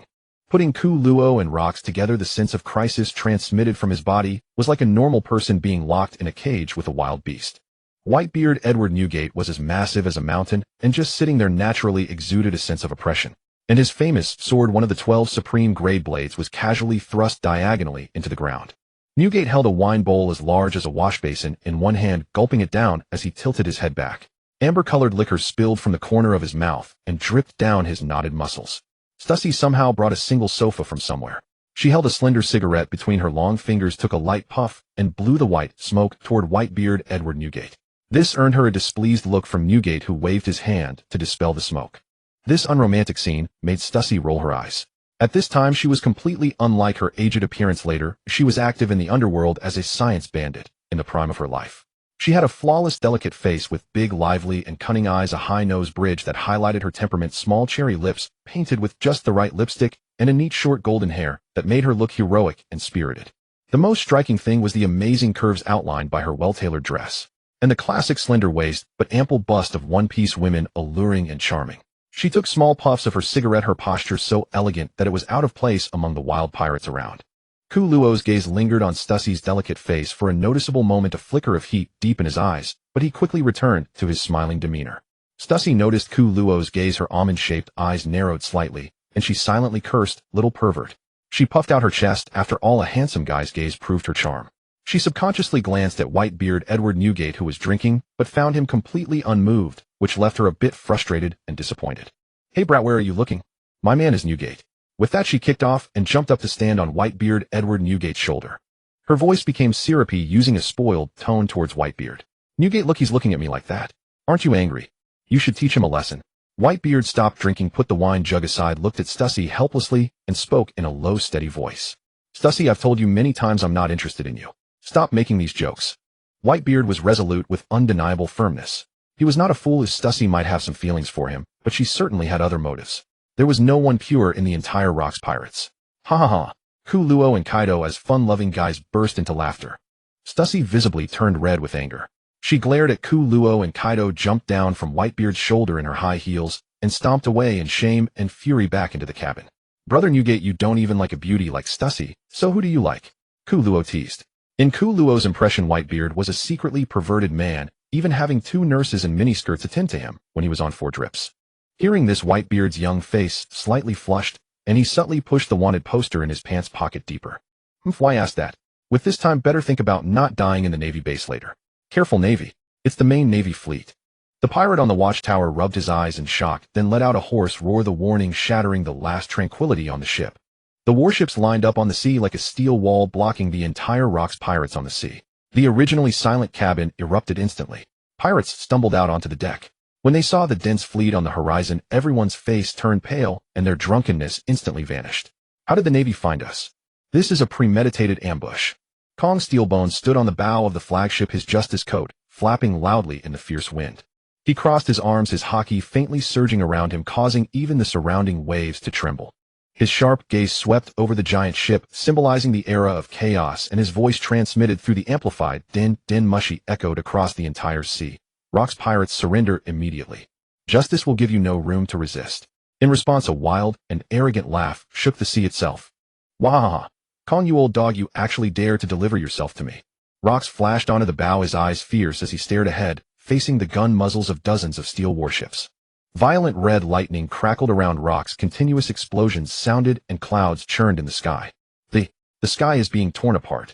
The vice admiral on the ship lowered his telescope, swallowed with cold sweat, and dared not look directly at this monster that brought shame to the Navy. Such amazing haki, truly enviable. Kaido, rare for him, stared at Rox with an admiring gaze. Don't be impatient, Kaido. This is not yet our era. Kuluo wiped the sharp sword in his hand, the sharpness in his eyes gradually being concealed. The frenzied dark crimson lightning danced wildly around him, a red light flashing in his right eye, as a layer of pitch-black keratin with a cold metallic sheen covered his arm. Kolo's pupils contracted sharply as he stared at the pitch-black longsword entwined with black-red thunder, his body frozen in place, unable to move. The oppressive pressure bearing down on him was like a mountain crashing down, causing his instincts to scream warnings. This was a terrifying aura beyond imagination. The Conqueror's haki had already materialized enough to shake reality itself. The air twisted and distorted, the sea churned into towering waves. He had never seen such a tangible manifestation of haki. It was like a humanoid nuclear weapon incarnate. Rox's gaze swept toward the Vanguard warship where Steel Bone Kong sat, as if locking onto a meal on a plate. The corner of his mouth curled into a sinister grin, revealing stark white teeth, like a ferocious demon king. Marines, all of you, disappear. The moment he spoke, Rox's arm muscles instantly swelled, veins bulging like coiled dragons, and the red light in his eyes surged like blood. He swung his blade. A deafening roar erupted. The world fell silent. A crescent-shaped black-red slash hundreds of meters long and vast enough to blot out the sky tore free from the sword and ripped through the air. The turbulent sea seemed to freeze, the surging winds and waves mysteriously smoothed away, and even the air was sliced into a vacuum. This slash was no ordinary sharpness of a sword. It was more like a devastating storm sweeping across heaven and earth, a torrent of destruction that crushed everything in its path like a cannonball. Wrapped in world-shattering wind pressure and dark crimson lightning, the slash tore through the air, covering several nautical miles in the blink of an eye. At a speed imperceptible to the naked eye, it carved a bottomless trench of vacuum across the sea, splitting the ocean itself and shattering the clouds into fragments. In an instant, the slash crossed the vast distance and slammed into the foremost marine battleship. A thunderous explosion roared.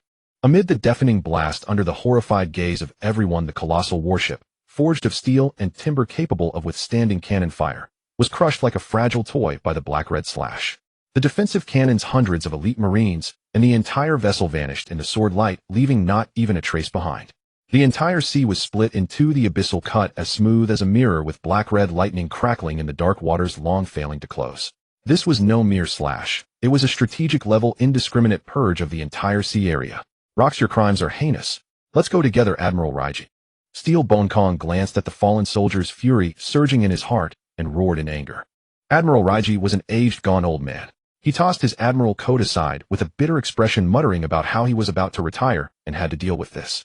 The two of them used Jeppo to chase after Rox. You think such a small force can swallow my Rox pirates? Delusional. Everyone attack. Kill. The next moment, both sides launched their assaults. Explosions thundered across the battlefield. The Marine fleet fired broadsides, countless shells trailing blazing tails across the night sky, raining down like a storm onto Rox's flagship. Water columns shot skyward, giant waves roared and surged, and the entire colossal ship shook violently under the concentrated bombardment, with splinters flying. Pirates were blown black and blue, scattered in pieces. Just a few cannonballs, don't be afraid. Bao Shu was Ci. Captain John stood at the helm, arms spread wide, purple magnetic arcs dancing around him, forming a massive repulsive magnetic field. Most of the shells halted midair, yet this was still a Buster Call-level military deployment. Even though John used all his strength to repel most of the shells aimed at the hull, some still slipped through and exploded on the sea surface nearby, raising waves tens of meters high. Well done, Captain John. The pirates' ships had varying configurations. Only a few had long-range cannons, leaving most as mere targets for the warships. Boarding action. Throw the grappling hooks. Pull the ships closer. Edward Newgate shook his Naginata, Kanjiunki, and commanded calmly. Breaking through the artillery's interception net, Whitebeard's ship rocked violently in the raging waves. The wooden hull groaned under the strained pirates on deck, staggering some even thrown into the sea. With a cold snort, Whitebeard leaped onto the warship, concentrating shockwaves in both hands, moving them in a slow motion. One by one, amidst the marine screams, ships exploded and sank into the water, engulfed in flames. Edward Newgate die. Buddha palm strike. Sengoku transformed into a giant golden Buddha, charging head-on against Edward Newgate. Ha ha ha. Little ones, kill them all. Kaido leaped onto the warship, swinging his mace like a killing machine. With every swing, several marines were sent flying, blood splattering. Die, pirates. The marines opened fire, but the bullets bounced off Kaido's body like harmless itches. Is that all you've got? Kaido grinned savagely, leaped into the marine ranks, and swung his mace wildly. In an instant, dozens of marines fell. Mamama. Charlotte Lean laughed as she rode Zeus bolts of lightning crashing down, while Prometheus spewed flames, igniting the marines' powder magazines. Booger bomb. The smuggler pirate Gonzi, clad in heavy golden armor, unleashed his explosive art without restraint on the deck. Silver Axe fiercely swung his axe, clashing with a marine vice-admiral. The catfish fishman Babel took advantage of the chaos to drill holes in the marine warships. Wang Ji, using his teleportation fruit, flashed aimlessly through the crowd, only killing ordinary soldiers who charged at him, rushing wherever soldiers appeared. A perfect slacker at work. Damn it. Storm led crossgut. A marine officer roared. Support. Ship 16 needs support. Rear Admiral Longbarton is injured. Where's the medic? Everyone from G5 branch, hold the line. Cannons fired shells raining down on the pirates. Shiki hovered in the air, deflecting the shells with a wave of his hand. Slash waved. He swung his curved sword, sending a sword beam like a meteor, shattering a cannon into pieces. Marines, is this all you've got? Shiki looked down at the marines with utter contempt. Meanwhile, Kolo was sweeping across the battlefield while Yazid gripped her longsword, her gaze fixed on the marine powerhouses. Kolo's actions here, if they drew attention, would allow the two of them to shield the other pirates. Bloodthorn.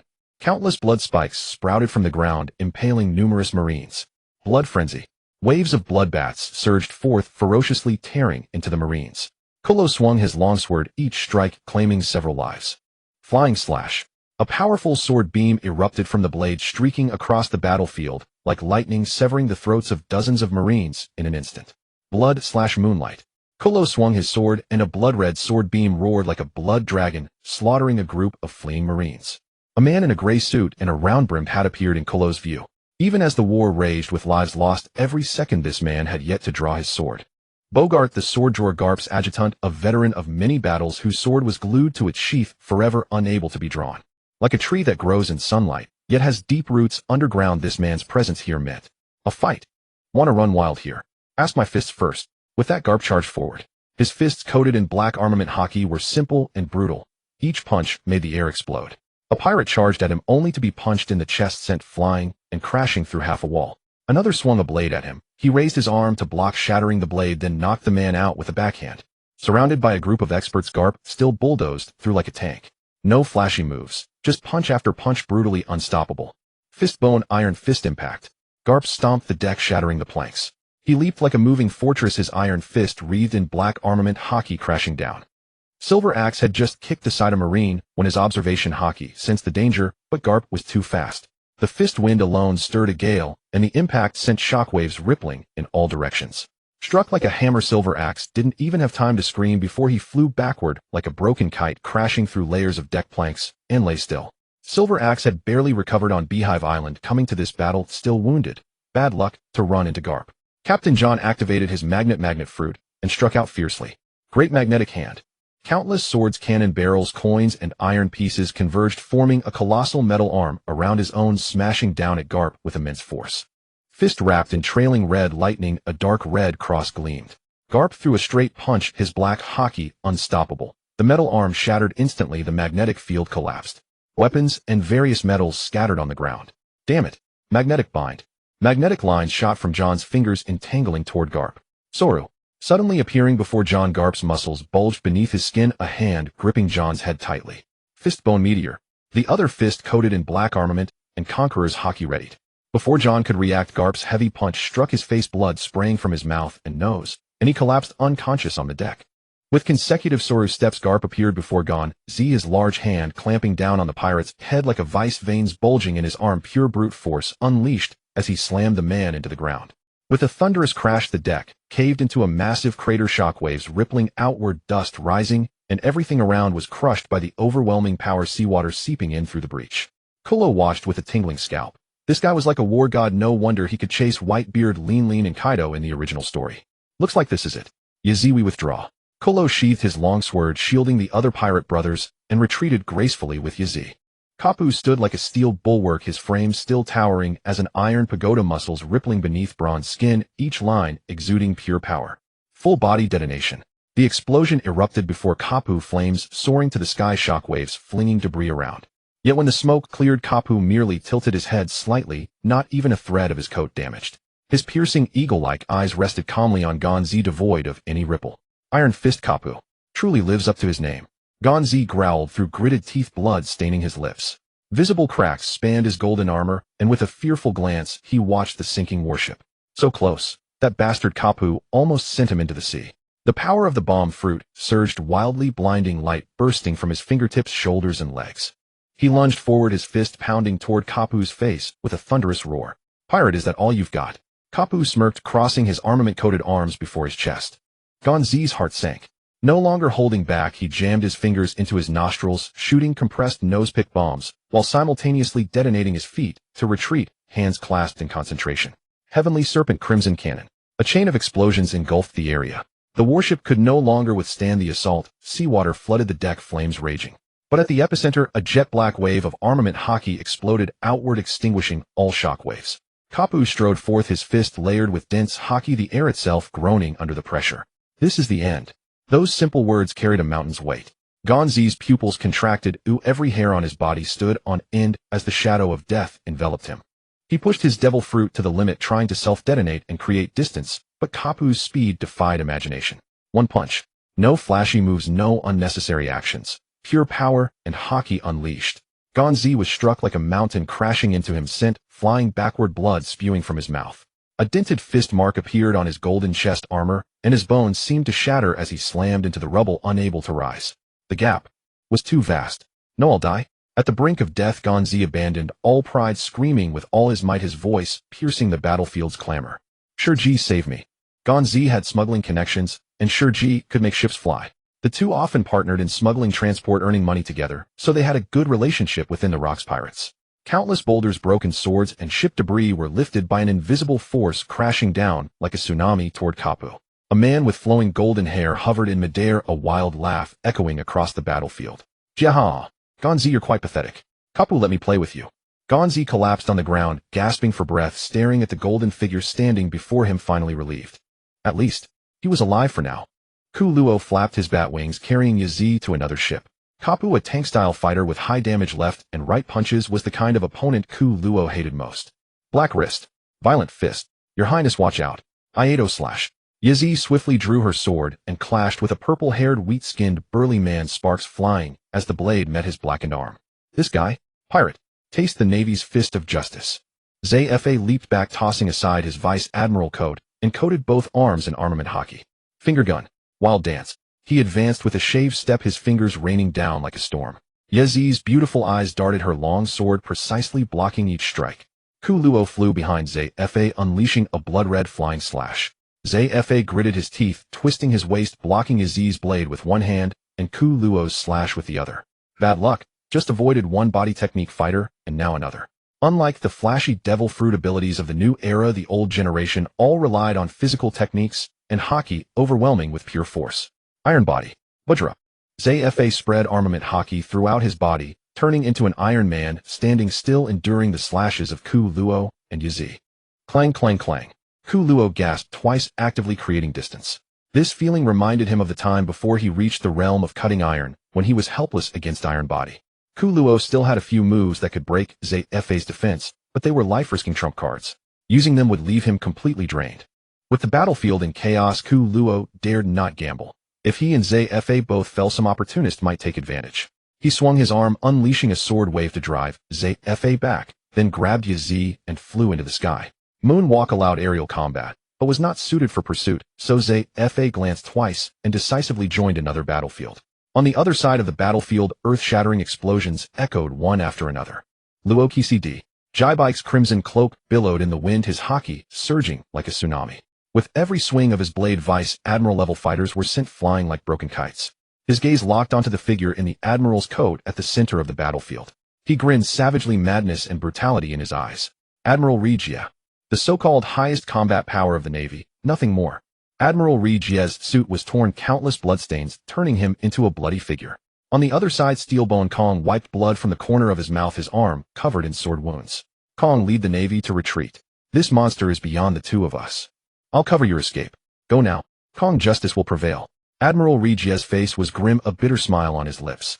Without waiting for Steelbone Kong's reply, he wrapped his entire body in layers of armament haki, drew his famed blade, and slashed toward Luokisi with lightning-like sword light.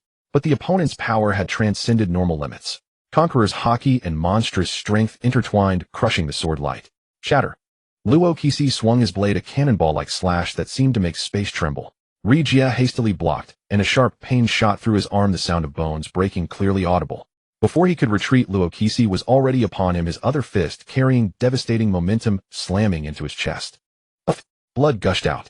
Admiral Regia, like a rag doll struck by a giant hammer, crashed heavily onto the battered warship deck, his chest caved in, life rapidly fading. A Navy admiral had fallen. How much can you earn from a daily wage? Why risk your life? Luokisi stood beside Regia's corpse, his chest heaving like a bellows. Fighting two admirals was quite exhausting. Retreat. All troops retreat. A steady commanding voice rang across the battlefield. Steelbone Kong, wearing the admiral's coat, was drenched in blood, yet stood straight as a spear. He looked toward where Admiral Regia had fallen, pain and reluctance flashing in his eyes, but he knew the tide had turned. Damn it, Luokisi, let me go, brother Kong. Calm down, Kapu. Zhongguo pulled back Kapu, who was rolling up his sleeves to charge. The Rock's pirates' ferocity was overwhelming, continuing the fight would only lead to annihilation. Cover the wounded, abandoned ship, and retreat. The remaining Navy soldiers, grasping the order like a lifeline, began to withdraw. The warships were severely damaged, many had to jump into the sea or seize small boats to flee in panic. Luokisi watched the fleeing Navy, threw his head back, and roared with laughter, his haki sweeping in all directions. Luokisi stood atop a warship wreck, raising his long blade.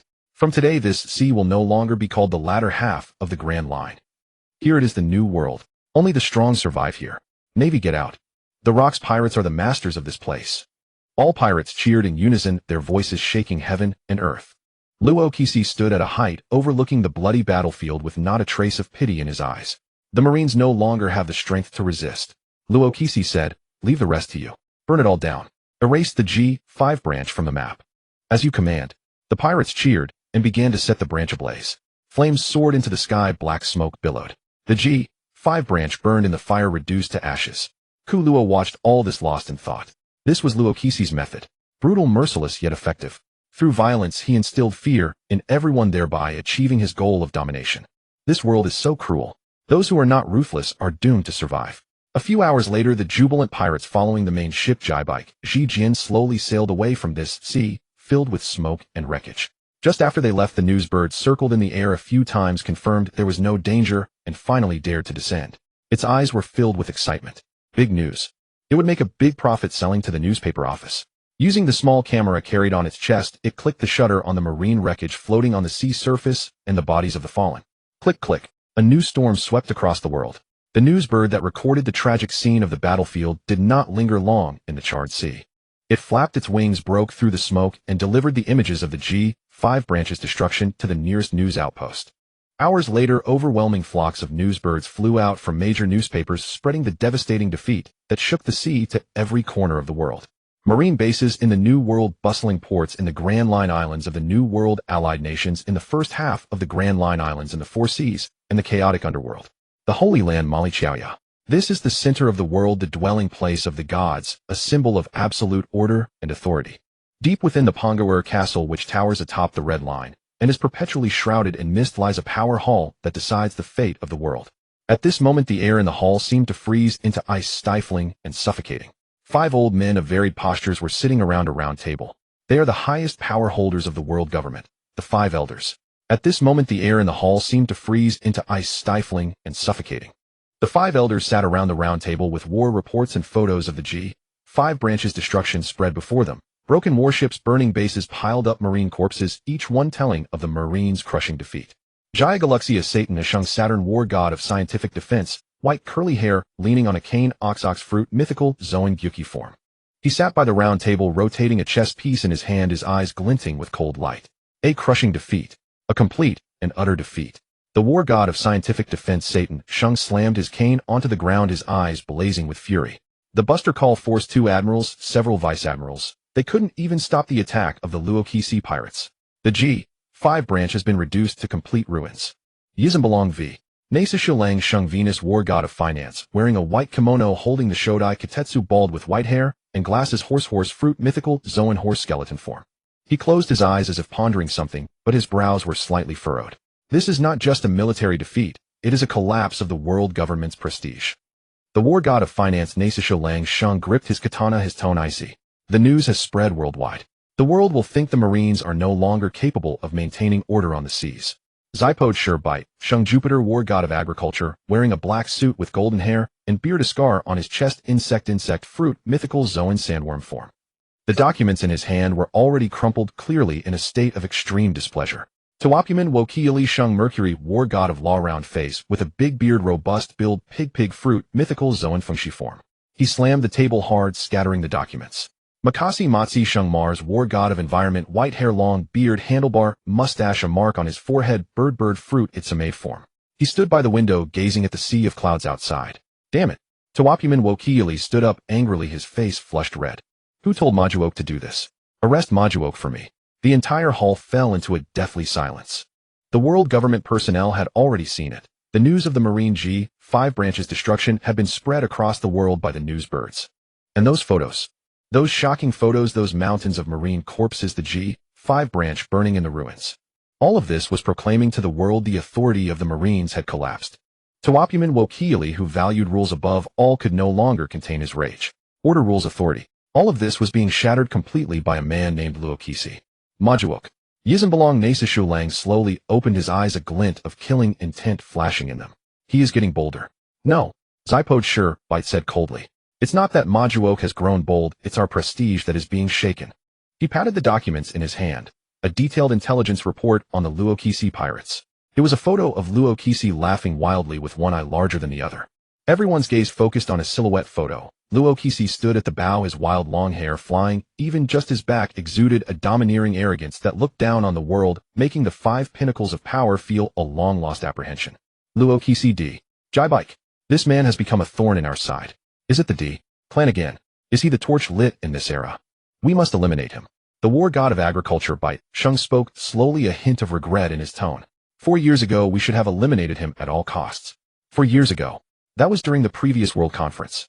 That man named Luokisi climbed the red line with his bare hands onto Mali Chaoya, kidnapped 5 allied kings, and after a pursuit, he actually managed to infiltrate the flower room, allowing him to glimpse the empty throne and come face to face with Lord Emu, who had hovered over the supreme throne for 800 years.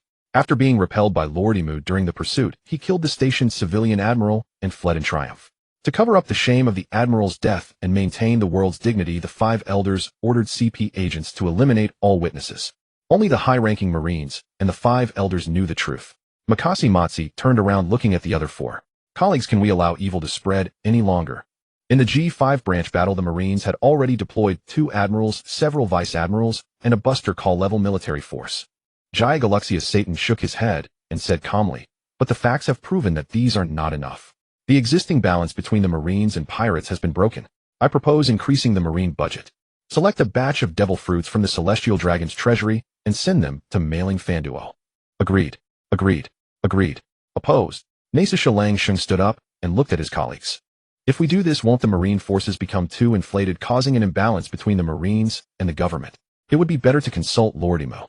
Wokiali Shung stroked his beard and said, the Marines are ultimately part of the world government.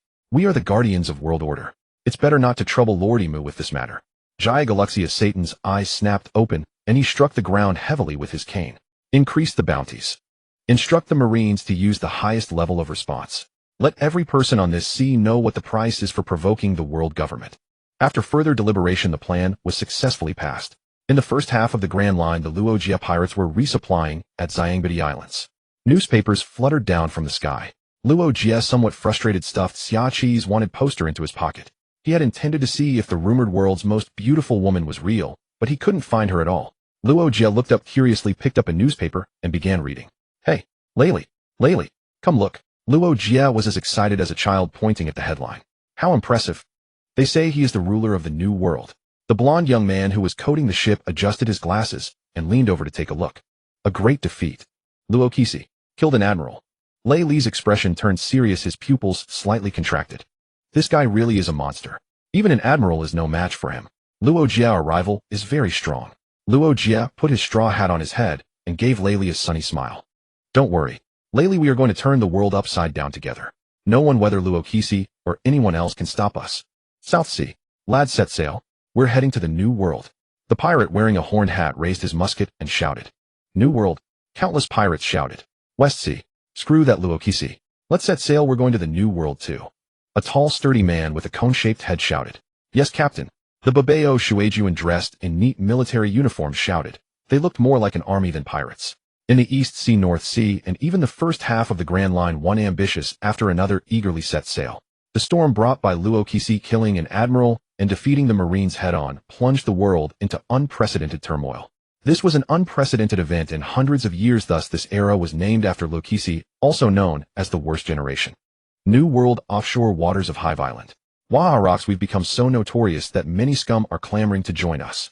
Gold Lion Shiki had bandages wrapped around his head, holding today's newspaper and freshly printed wanted posters. Kuro sat with arms crossed at the end of the officer's row, scanning the scene and barely suppressing his laughter.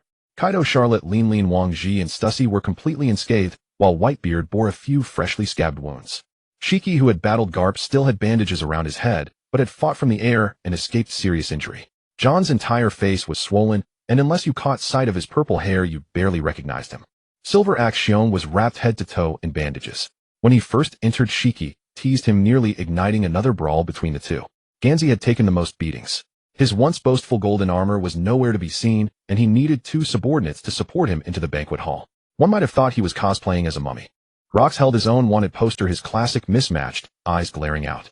The most ruthless pirate in history, Rox D. Beckett, bounty 3696 berries. Whitebeard Edward, Newgate, bounty 143 berries. Gold Lion Shiki, bounty 12450 berries. Pirate Patriarch Wang Ji, bounty 10 berries. Charlotte Lin, bounty 9100 berries. Treasure Hunter John, bounty 878 berries. Silver Axe Xiong, bounty 100 berries. Manfred Kuro, the deposed prince, bounty 486 berries.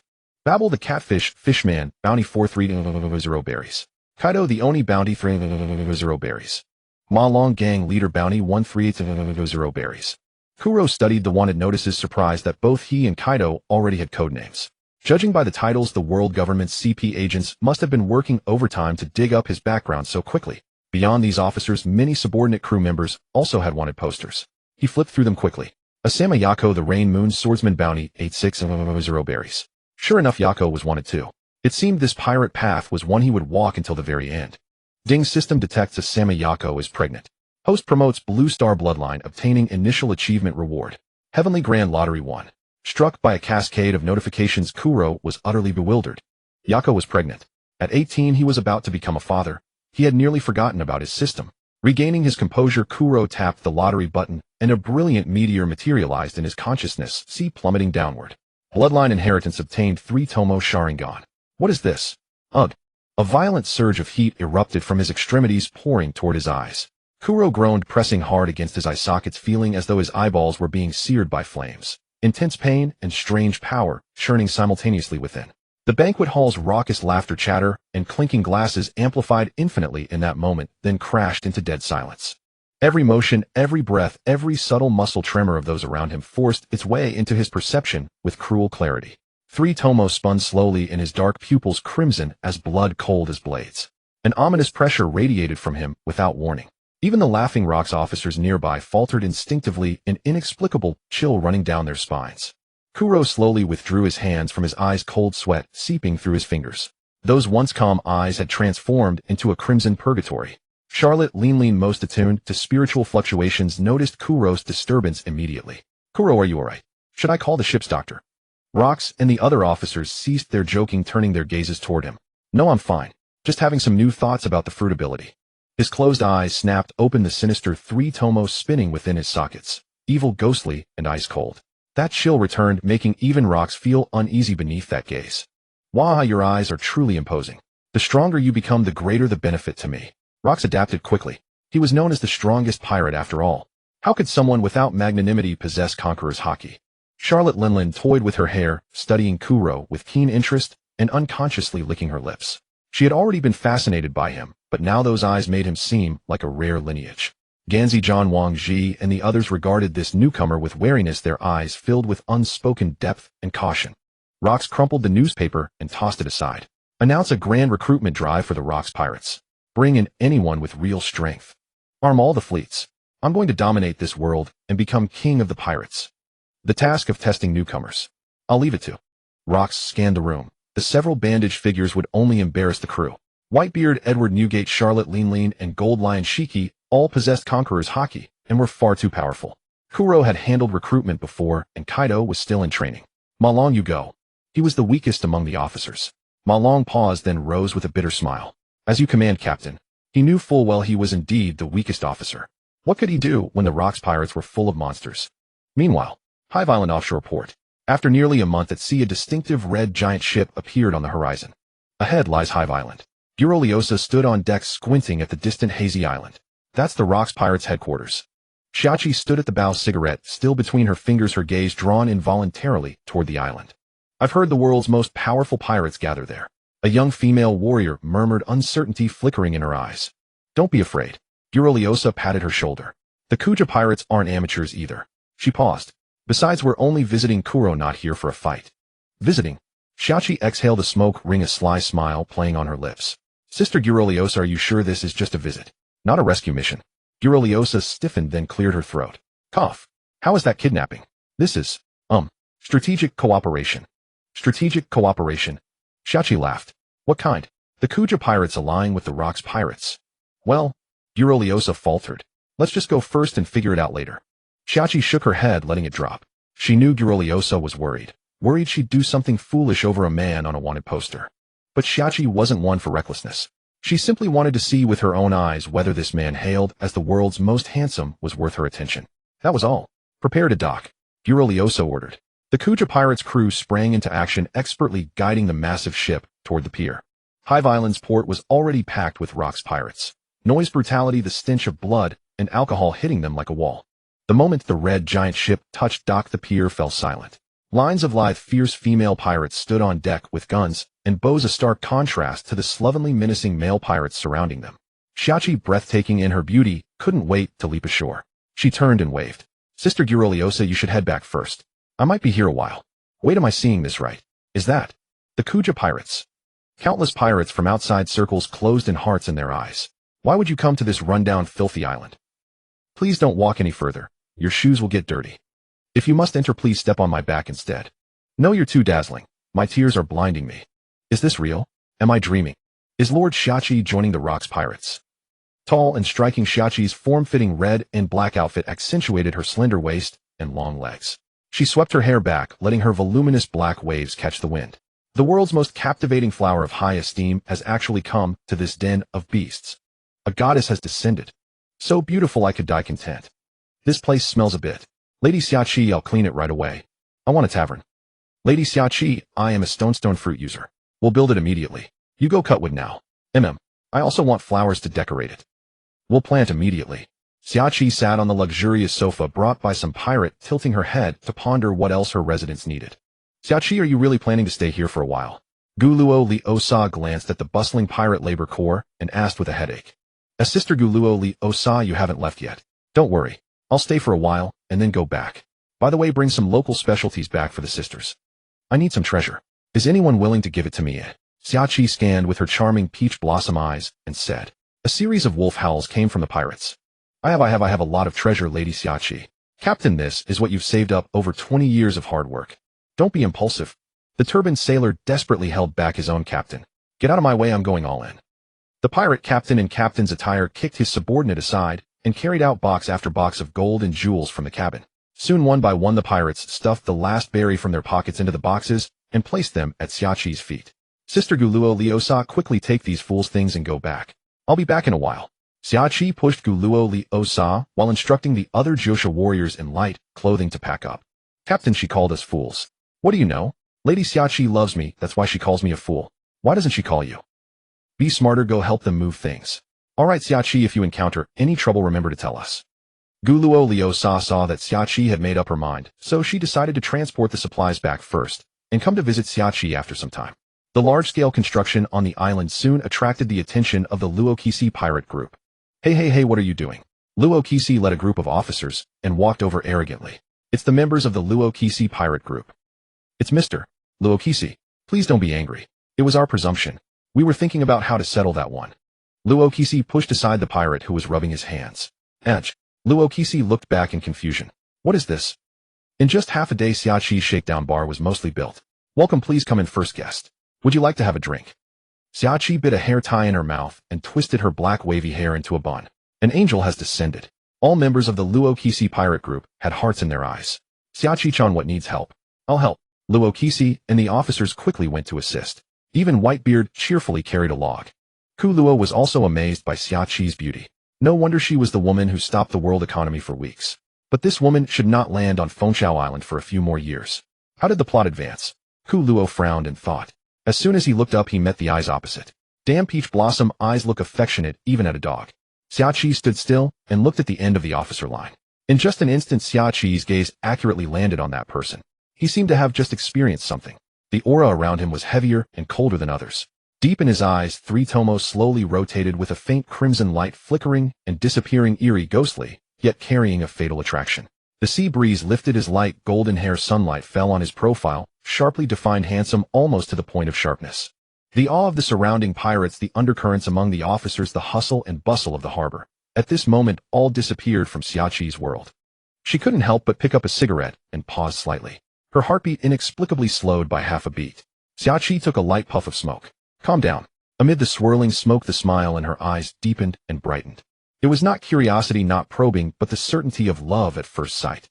She stepped forward, walking straight into the crowd, ignoring all admiring gazes, ignoring legendary figures like Luokisi, Whitebeard, and Golden Lion. Her gaze from beginning to end was fixed only on that handsome figure. My name is Xiaoqi Yake. You can call me Xiaoqi. Nice to meet you, Mr. Kuluo. Walking up close, she slightly tilted her head, looking at Kuluo, who was much taller than her voice soft yet with undisguised directness. Xiaoqi blinked gently. Her right eye slightly closed, and when it opened again, a sly smile spread in her eyes, and the faint elusive curve of her lips also lifted upward. She picked up a peony flower and gently inserted it into the pocket on Kuluo's chest. Watching Kuluo's cold, stern face turn bright red, she nodded with satisfaction and turned around like a joyful butterfly. Kuluo stood still, clutching his chest. His heart was beating a bit fast. He took a few deep breaths and muttered to himself. Women only affect my sword-drawing speed. Women only affect my sword-drawing speed. Women will not affect my sword-drawing speed. Kuluo honestly walked to the tavern and sat down, listening to Luokisi and his group bragging. Captain, it's bad. Officer Ma Long has been defeated. A burly man with a Viking appearance pushed open the door and rushed in. What? Ma Long was defeated. This useless fool. Kuluo, Kaido, you two go check it out. Ask if he's willing to join the Luokisi pirate group. If not, kill him. Luokisi was wiping the glass with a cloth, busy and happy. The others seemed not to hear, mopping the floor, moving tables, carrying wine, working with great enthusiasm. Truly the era of great suppression. Before leaving, Kuluo turned back to look. Xiaoqi, sitting at the bar, tapped her lips with her finger and blew Kuluo a kiss. Kuluo's mouth curled up unconsciously, and he left with Kaido.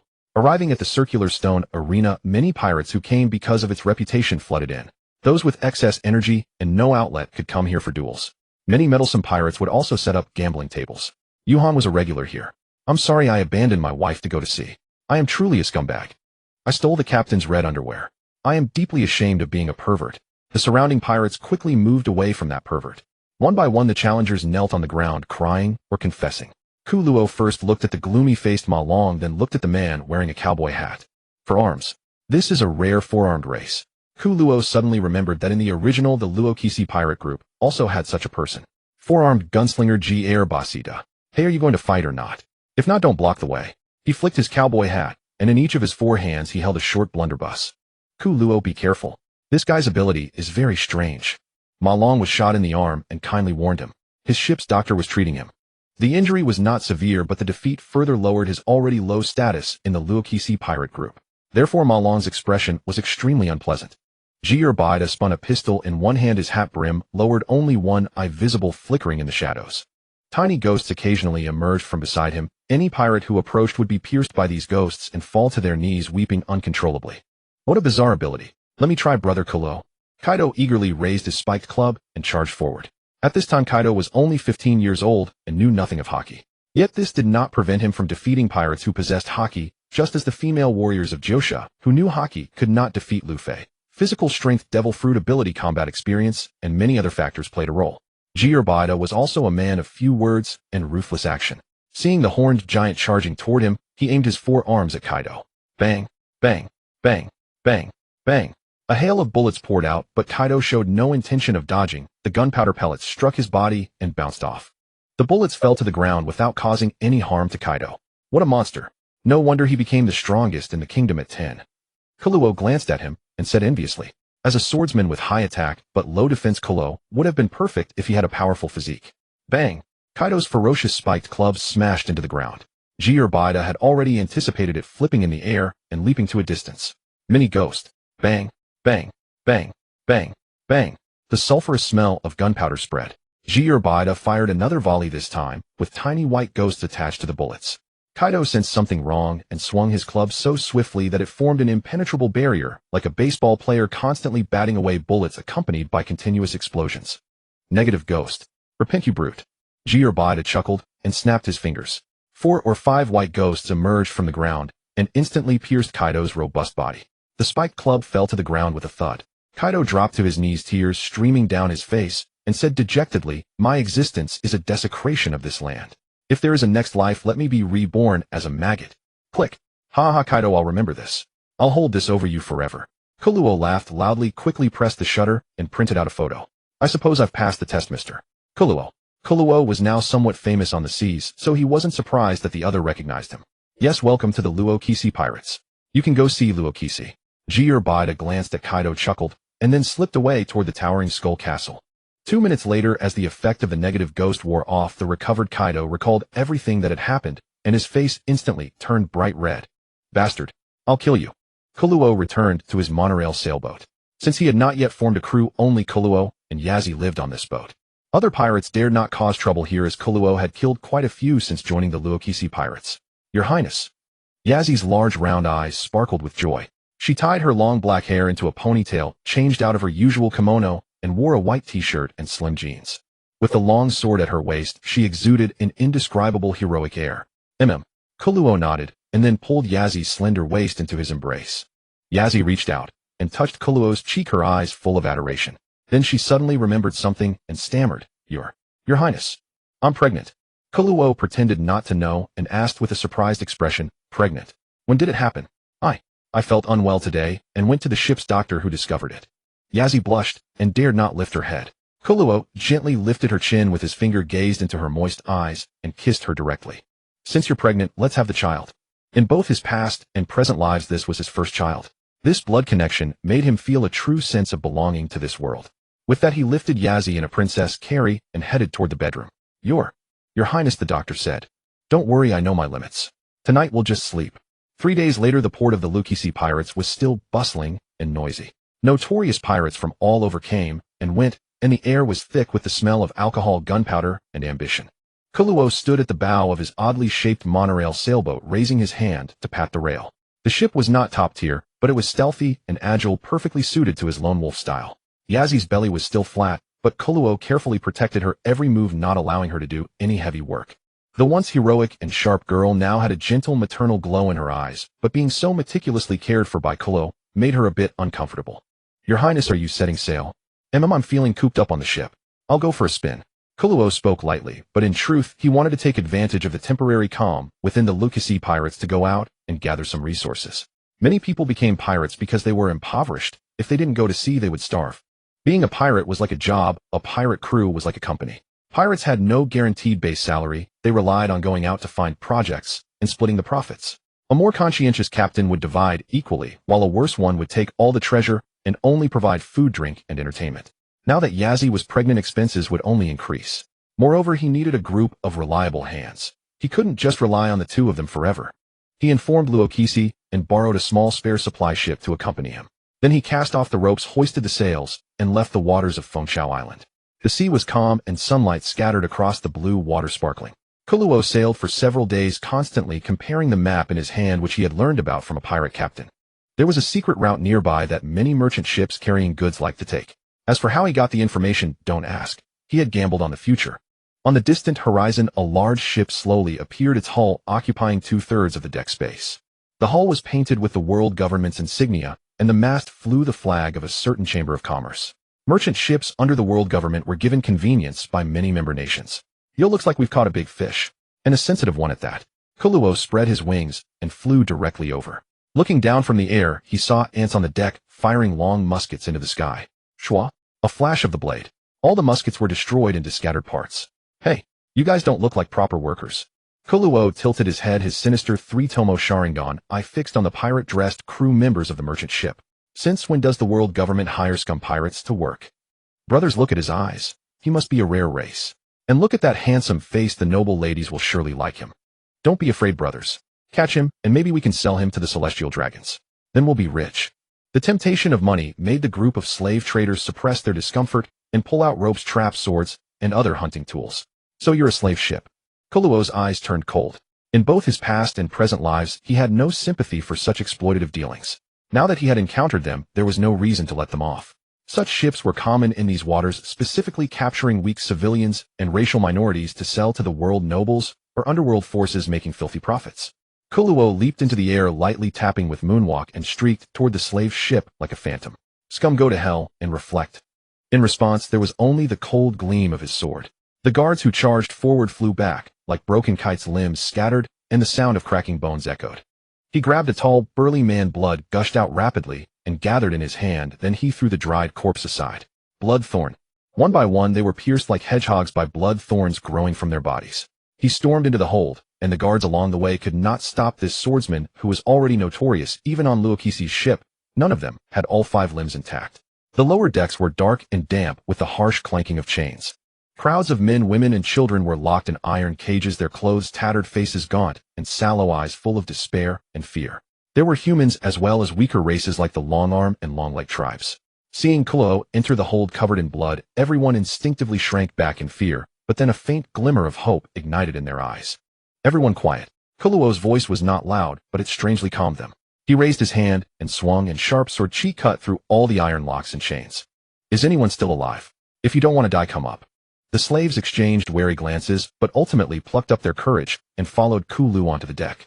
The captain of the slave ship was nowhere to be found, perhaps casually dispatched in the chaos. The entire vessel had now fallen completely into Kulu's hands. He ordered men to pry open the secret chamber within the hold, where heavy stacks of berries, gleaming gold, and silver jewels, and numerous antiques, and rare supplies plundered from distant lands were piled high, a sight that left one breathless. Kulu glanced over the treasure. Among the hoard sat an exquisite wooden box resting atop a pile of gold coins. He walked over, picked it up, and carefully opened the lid. Inside lay a melon-shaped green fruit adorned with strange, intricate patterns. Kulu calmly placed it back without a flicker of emotion, then turned his attention to the shivering slaves. Those who wish to return home may collect berries, but anyone caught taking even one extra coin will have their hand chopped off. He had 2 large sacks of berries carried out and distributed to those who wished to go home. Pointing towards several small lifeboats nearby, he added, "Row away yourselves. Head east. There is a small island where you can take temporary shelter." Many commoners were moved to tears, bowing again and again to Kulu in gratitude before boarding the lifeboats and steering toward the horizon. No matter which lifetime, Kulu despised human traffickers the most. Since he had encountered these pitiful souls, it did no harm to offer a helping hand. It was merely a spontaneous act of kindness. On the deck, dozens remained. After scanning the stragglers, Kulu turned to leave. "Prince Kulu." "Sir, please wait." A clear female voice rang out from the corner. Kulu turned his head to see the frail crowd parting for a tall woman. Her legs were strikingly long, and though her face was smudged with dirt, her beauty could not be concealed. "I am Kelly, the peacekeeper of Notland Kingdom. I have seen you before, Prince Kulu, during my time in Ilya Kingdom." Kulu glanced at Kelly's pleasant features and long blue hair. No wonder she had been captured and sold into slavery. He recalled that Notland Kingdom bordered Ilya Kingdom, and the 2 nations maintained decent relations with a tradition of royal intermarriage. Had there not been a rebellion in Ilya Kingdom, Kulu's princess consort would have been a princess of Notland. "The scum of this slave raiding party. I have killed them all. You are free to return home." Your Highness, these slave ships have long conspired with nobles back home. They traffic in human lives. We would face the same fate if we returned. Please, Your Highness, take me in. I am capable. I excel at sniping and have some knowledge of navigation. I can be of use. Kelly immediately knelt before Kulu, pressing her forehead deeply against the deck. Very well. From now on you will serve as my maid. You may address me as young master. Kulu said flatly. Yes, young master. Kulu's gaze swept over the remaining people. Most were homeless orphans, those abandoned by their clans, or pitiful souls who would starve even if they returned. People who simply wanted to survive. A boy of about 10 years old mustered his courage and stepped forward, bowing his head. His voice was hoarse. Sir, we have no home anymore. If you do not disdain us, we wish to follow you. The others chimed in, their eyes filled with earnest pleading. Kulu surveyed the group. Among them were the fragile, yet resolute, those driven to despair with numb eyes, and those willing to risk their lives for a single meal. A rare smile touched his lips. You may follow me, but I do not keep useless people. Once aboard, you will obey rules and commands. From this day forward, you are mine. Young men willing to become pirates may stay. Those with skills may stay as well. Children can be trained over time. The dozens erupted in suppressed excitement, dropping to both knees in unison. We pledge our allegiance to you, sir. As for the elderly, Kulu could not care less. They were not his parents. Those without value would have to rely on themselves to survive. When Kulu returned to Hive Island with his new followers, he saw from afar that a massive fish-shaped rock had been carved with two enormous holes resembling a colossal skull. Kulu's lips twitched slightly. It was probably that rock's fellows suddenly feeling like a change of scenery. Young master, what is this? Kelly stared at the eerie skeletal rock, barely able to believe her eyes. This is the headquarters of our rock's pirate crew, Kulu stated calmly. Kelly was stunned. Could anyone possibly live in a headquarters like this? The warship slowly entered the port of Hive Island. A considerable number of Rock's Pirates crew members had already gathered at the dock. When Kulu stepped off the warship with dozens of new members, everyone turned to look at him. The man known as the Prince of a Fallen Kingdom had returned, and this time with a group of slaves. Were those female slaves? Many were quite pretty. Especially upon seeing Kelly, quite a few pirates' eyes lit up. This long-legged woman was indeed quite attractive. Kulu's cold gaze swept over the pirates, and his scarlet Sharingan eyes shifted ever so slightly. The pirates suddenly felt a bone-chilling dread and quickly lowered their heads, daring not to look around recklessly. On the shoreline, Yaozi stood waiting, sword in hand. Your Highness, are you unharmed? Yes, everything went smoothly. Do not worry. Kelly, choose a few from this group to serve as your maids. Make sure to pick the pretty ones. Kulu replied to Yaozi while speaking to Kelly at the same time. These people were rescued by me. From now on they will tend to your daily needs. And this item, please keep it safe for me. Looking around to ensure no one was watching, Kulu retrieved a wooden box from his chest and handed it to Yaozi. He could not blame himself for being cautious. This was after all a devil fruit, a treasure of the sea. Among pirates, it was not uncommon for greed to lead to murder and robbery. Blackbeard had even assassinated a brother who had stood by him for over a decade, all for the dark fruit. Watching Kelly escort Yaozi back to the ship, Kulu was just about to head toward the Skull Fortress when another woman blocked his path. Shaky carried a bottle of rum, ignoring the love-struck pirates, and stopped Kulu in the middle of the road. I heard you set sail alone for many days. You really do make one worry. Would you like to come rest at my place? I have prepared quite a selection of fine drinks. Shaky's cheeks flushed slightly as she raised her bottle in a suggestive gesture. A bright sunny smile spread across Kulu's face. He was no naive schoolboy, nor would he pretend to be coy. Without hesitation, he reached out and took Shaky's soft pale hand. How dare you lay hands on Lady Shaky, you bastard. I can't stand this. Bring me my sword. Lady Shaky resist. It must be this bastard forcing you, right? With a gentle tug, Kulu pulled Shaky into his arms. Blushing, she complied, rolling smoothly against him. The other pirates nearly boiled over with envy. I'm going to perform an elbow strike onto the ground from the Skull Rock. Brother Kulu, don't touch her. I'll give you all my treasure. Just don't touch her. Lady Shaky, I'll go buy 100 pairs of black stockings for you. Let me have some sense of participation. Lord Kulu, please don't. I'm setting sail right now. When I return, Lady Shaky.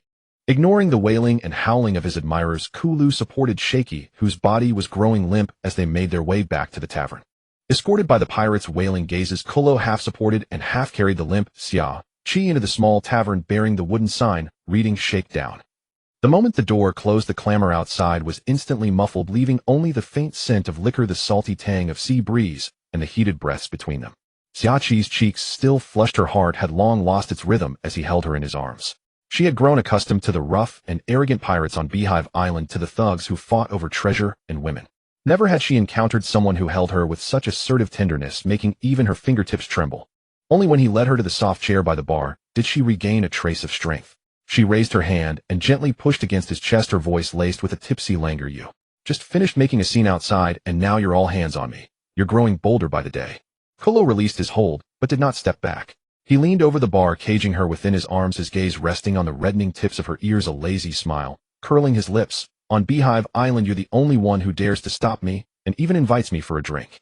He reached out his fingertips, lightly brushing the wind-tousled strands of hair at her temple, the gesture as natural as if he had done it 1,000 times. Xiaqi's whole body tingled at his touch. Instinctively, she turned her head only to meet his gaze. Those eyes, usually calm and indifferent, occasionally tinged with crimson, now held only gentle warmth. No trace of plunder, no hint of condescension. Suddenly flustered, she quickly grabbed the bottle on the table, poured herself a glass, and downed a large gulp, hoping the liquor would quell the heat rising in her heart. You were gone so long alone, I was afraid you'd die out there and leave me with no one to drink with. Worried about me? Drink less. If you're really worried, tell me the truth. His palm was warm, the pressure gentle, yet it rendered her entire hand immobile. Xiaqi glared at him, but there was no fire in her eyes. Only a watery glimmer. The truth is, among all the men on Beehive Island, you're the only one who's even remotely passable. The words escaped her lips, and she herself froze for a moment, her ears burning even redder. Kolo watched her rare display of composure slipping, and his heart stirred. He had seen her coldly rebuke brawling pirates, seen her shrewdly collect money and tally accounts, seen her navigate effortlessly among these ruthless thugs, but never like this. Like an ordinary girl, shy, flustered, speaking words that contradicted her heart. He leaned in slowly, his voice low and magnetic. Then should I consider myself lucky? Xiaqi's heart raced. Instinctively, she closed her eyes, expecting a kiss. But the anticipated touch never came. The next moment, she felt only a feather-light brush against her forehead, carrying a faint warmth. Kolo straightened up, picked up the glass she had just poured, and took a sip. His tone regained some of its usual calm, yet held a tolerance reserved only for her. I've had the drink. And your feelings? I've accepted them too. Xiaqi's eyes snapped open, a mix of anger and embarrassment. She raised her hand to strike him. Are you messing with me on purpose? Kolo easily caught her wrist and pulled her back in front of him, looking down at her. Messing with you? I just don't want your swarm of ardent admirers to storm in and tear this tavern apart. He paused, his voice so low only the two of them could hear. And besides, some things can wait. Xiaqi stared at him, suddenly understanding. It wasn't that he didn't want it. He just didn't want to treat her as a casual pastime in such a raucous, frivolous setting.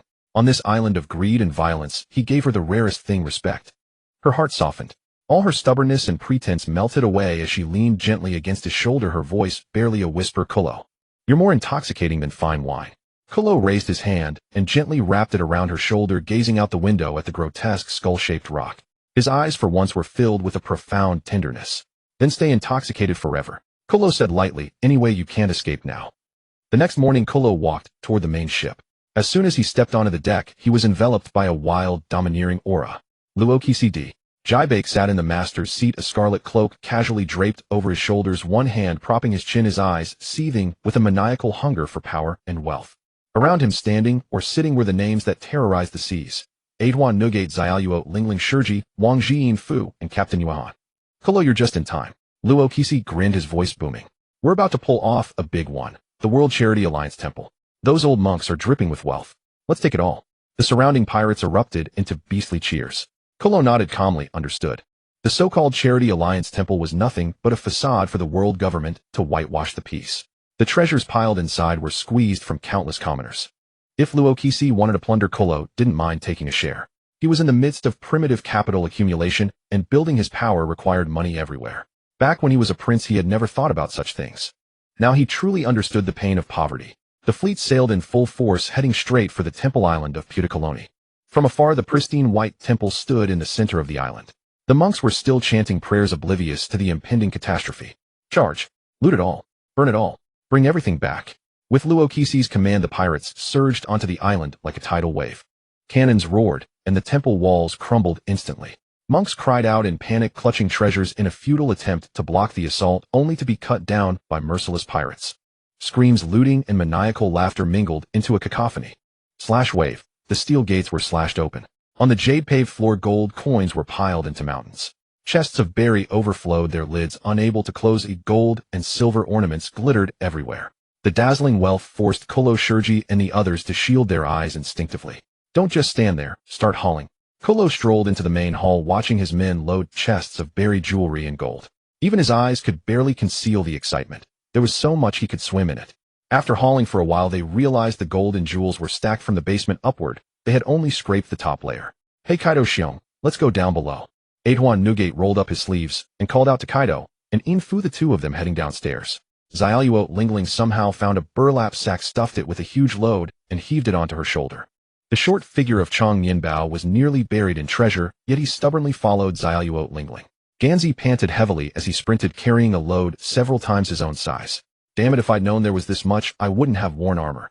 The fishman Babier, laden with treasure, ran and rammed into any monk who tried to block him. Malong brandished a musket, covering the retreat of the officers. Ha ha, thanks for the feast. Let's pull out. Wang Ji raised his musket and shot down a monk, then waved his hand in signal. Wait, I beg you. This money is for the poor children. Seng Zheng stretched out his hands, a look of compassion on his face as he stood before the group of cadres. You despicable frauds. You've hidden everything here, never intending to give a single coin to those children, haven't you? Charlotte Linlin finished speaking, her face twisted with disgust, and she kicked out with her long snow-white leg. Seng Zheng let out a miserable cry as he was sent flying into the wall. Hey Wang Ji, lower the elevator. We're still in the basement, you bastards. Whitebeard and Kaido shouted from below. Hey Shiki, they're so noisy. Wang Ji grinned, pointing a thumb over his shoulder as he ran. Huh. Oh no, I forgot about those guys. Shiki opened his mouth in exaggerated surprise, then grinned wickedly. Say goodbye. Whitebeard, Kaido, and Infu Xiong looked up eagerly at the opening above. A lit bomb appeared in their view. Huh. Boom. Wang Ji stared in shock at Shiki. Jaha. This works better for us, you fools. Shiki covered his ears, laughing maniacally. The monks worked together to pry Seng Zheng out of the wall. He was no ordinary man, having survived a kick from Lin Lin at his advanced age. These bastards know everything. We can't let them escape. Seng Zheng roared in anger. The Marines are not far from here.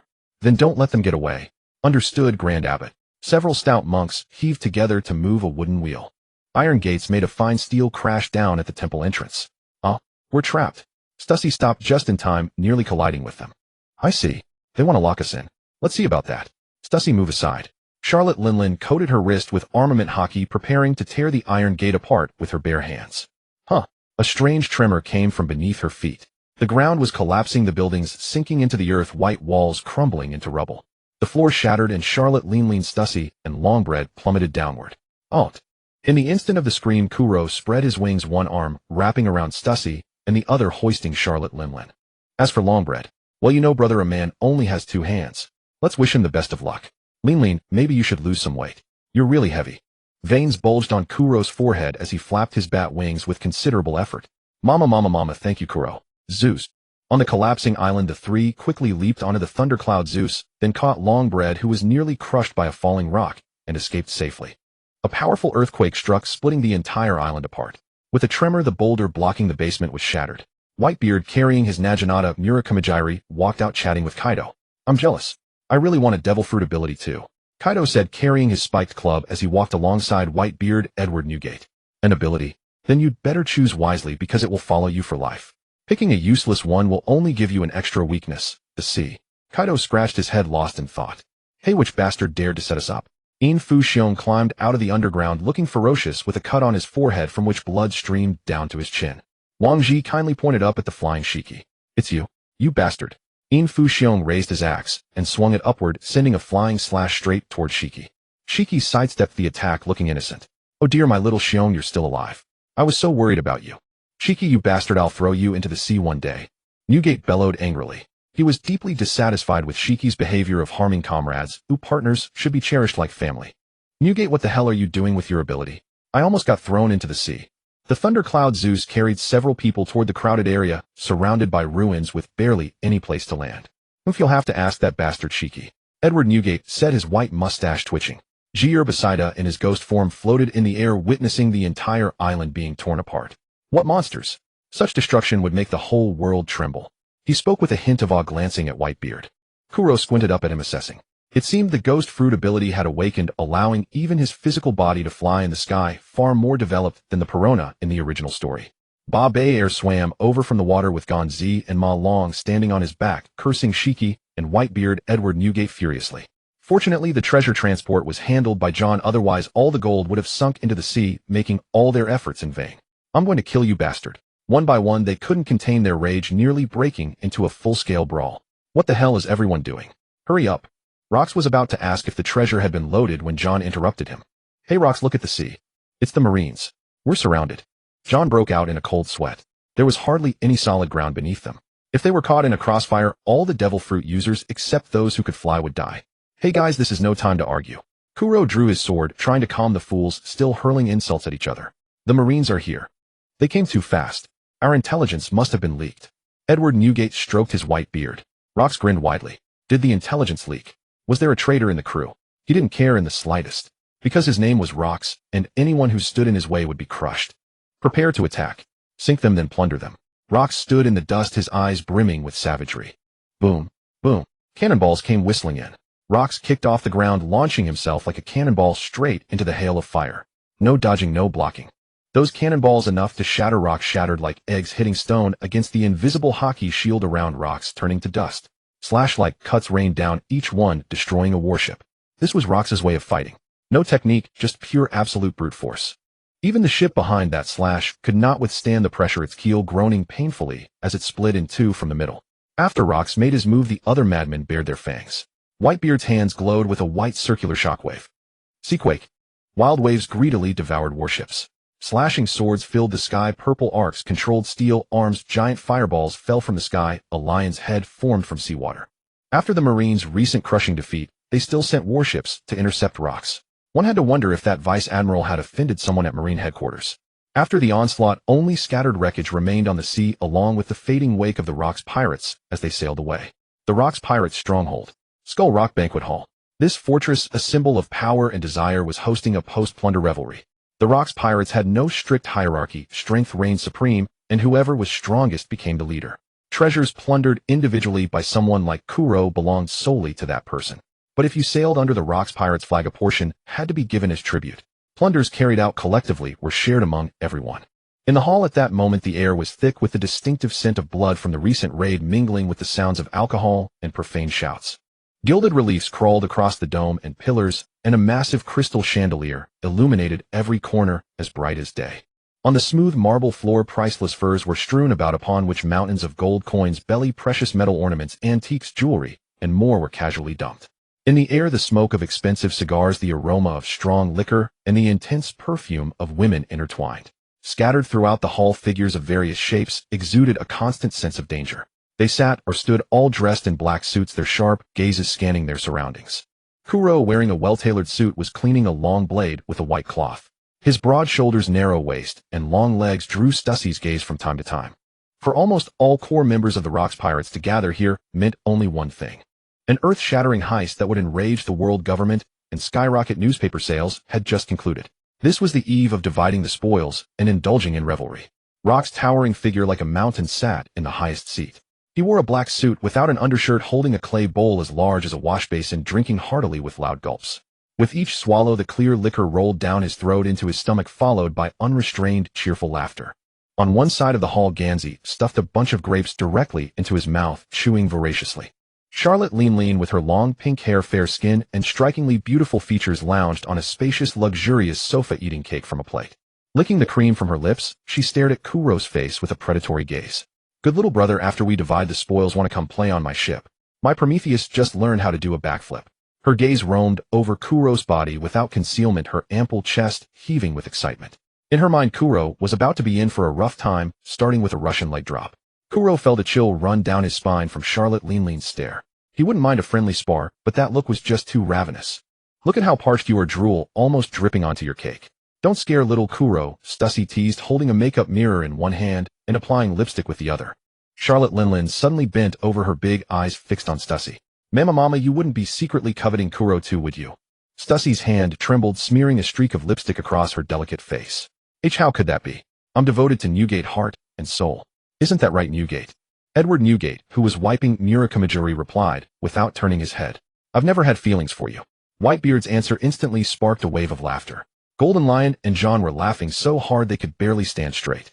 Stussy's face flushed red as she stubbornly retorted, I am Miss Backen with a legion of suitors. You'll die alone, humph.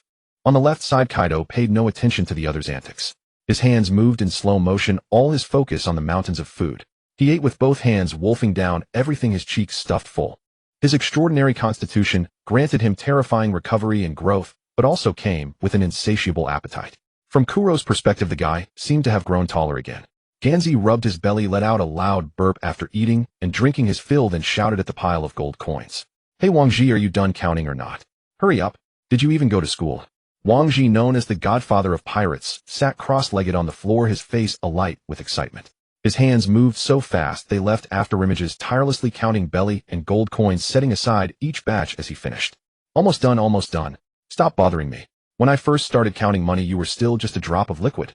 Wang Ji replied impatiently, sticking his long tongue out and occasionally licking his fingers to count. Kuro frowned at the sight, deciding to exchange everything for gold coins and avoid belly. In both previous operations, the Marines had received advance information, and Kuro knew it was Wang Ji's doing as the traitor. But exposing Wang Ji would bring no benefit to Kuro, and there was no solid evidence. Besides, that guy was one of the original 7 founders of the Rocks Pirates, far more trusted than newcomers like Kuro and Kaido. Almost done, Ganzi, just wait a bit longer. The amount is too large, so I need to be careful to avoid mistakes. You wouldn't want to get a smaller share because of my error, would you? He said that, but his gleaming eyes and ceaseless hands revealed an extreme greed for wealth. In a corner stood Captain Malin and Kir Basta, both keeping their eyes fixed on Wang Ji. If anyone else were counting the treasure, there might be no need for supervision. But Wang Ji was infamous for his cunning and treachery. It was unsettling not to watch him. Who knew if that guy would use his teleportation fruit to swallow a part of the loot? No one wanted their rightful share to inexplicably shrink. This arduous task naturally fell to Malin, the weakest among the officers, and the newly joined Kir Basta. All right. 50% goes to Rocks. The rest we split among ourselves. Based on the value, each person gets about 1 billion belly. Wang Ji wiped the sweat from his brow, rubbed his hands together like a fly, and selected his own share. Although Rocks took the largest portion, the weapons, ships, and food for the underlings all had to be deducted from his share. A short pirate rushed over holding a newspaper. Captain Rocks, the news you asked me to keep an eye on. Rock's expression turned serious. He strode over, took the newspaper, and read it. After finishing, he burst into laughter. That fool Harold. Now he must see the true face of the world government. Kuro curiously leaned in to look. The World Economy News reported that King Harold of Elbaf's alliance with the world government was a hoax. He had attacked an innocent warship. Kuro recalled that in the original story, CP agents had captured a group of people from a non-member nation. Coincidentally, that nation had helped Elbaf with food during a famine. Harold, out of gratitude, had defeated the captors. By the way, it's been a few months. Did you find any news about the giant hammer army as I instructed?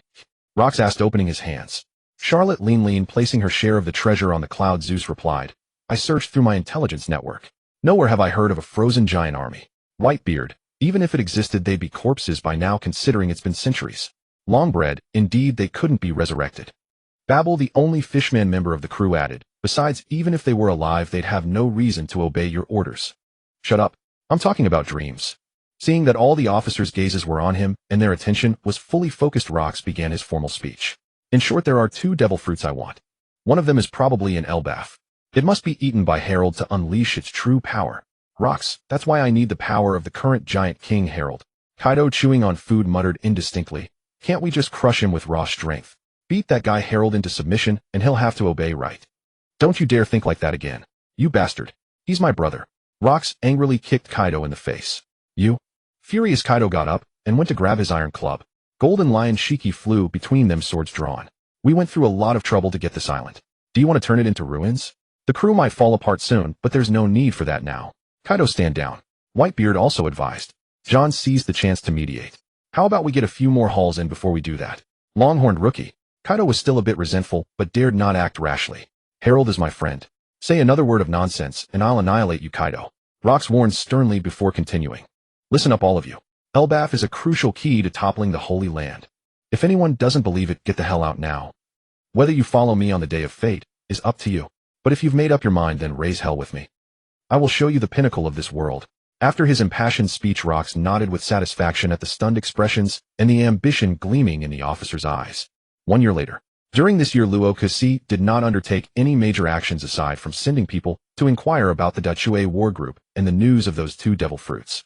He just lay on the island drinking and writing letters to harass Halayerda. The other officers were also indulging in debauchery and extravagant spending, as if the money they had looted from the International Charity Alliance temple last time was too much, and they had never finished spending it, so they kept idle.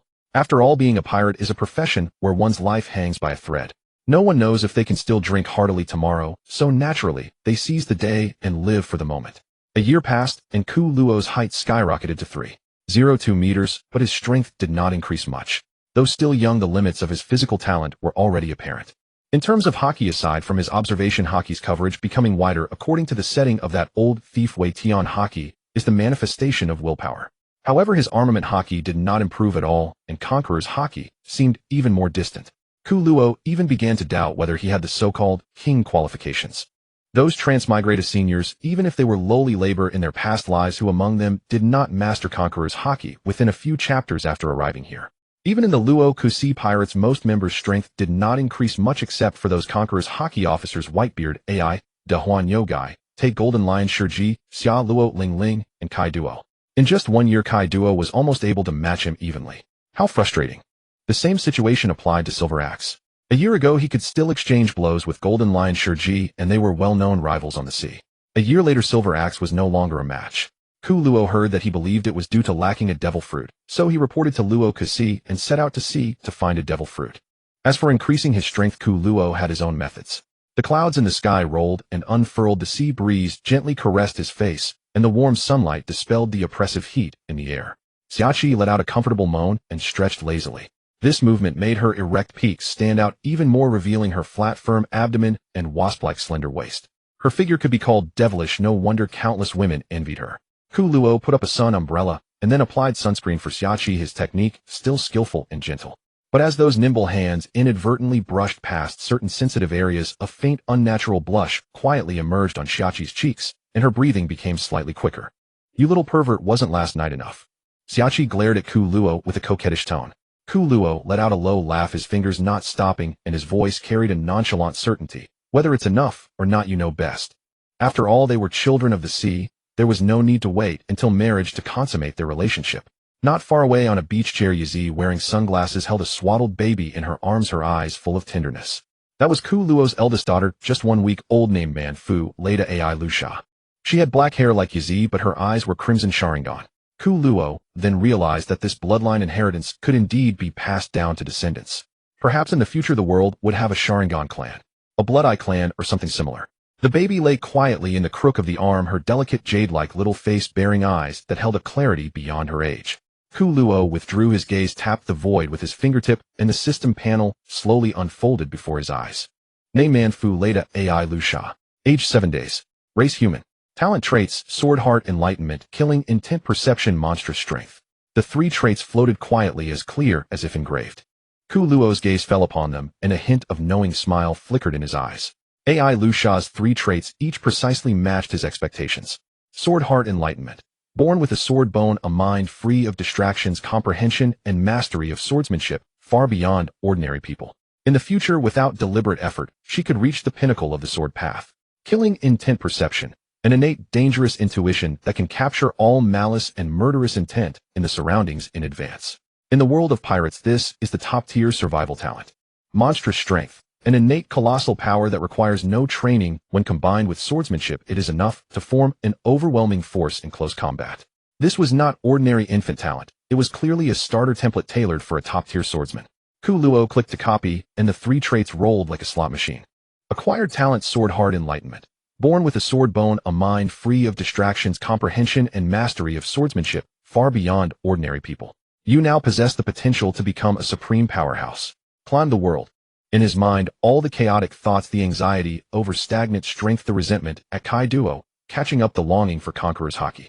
All the restlessness that had tangled his heart was suddenly swept away by a clear sword intent. His vision suddenly became extremely clear, as if he had entered a transparent world. Before his eyes, the trajectory of the sea breeze, the flow of sand grains, the sway of Xiachi's hair, the undulation of distant waves, even every disturbance of airflow in the air, all turned into lines that could be captured. The instinct to hold a sword emerged out of nowhere, as if he had held a sword for thousands of years, and his understanding of slashing, blocking, and thrusting was ingrained in his bones. Beside Xiachi, on another 10-meter-long beach chair, the extremely tall and voluptuous Xia Luo Ling Ling was happily feasting on smooth strawberry pudding and sweet and sour mango slush. She ate with her eyes curved, clearly in a very good mood. C2, she with fair skin and loose blonde hair, was lying on her back sunbathing. Kylie was holding a tray distributing coconut water with straws to everyone.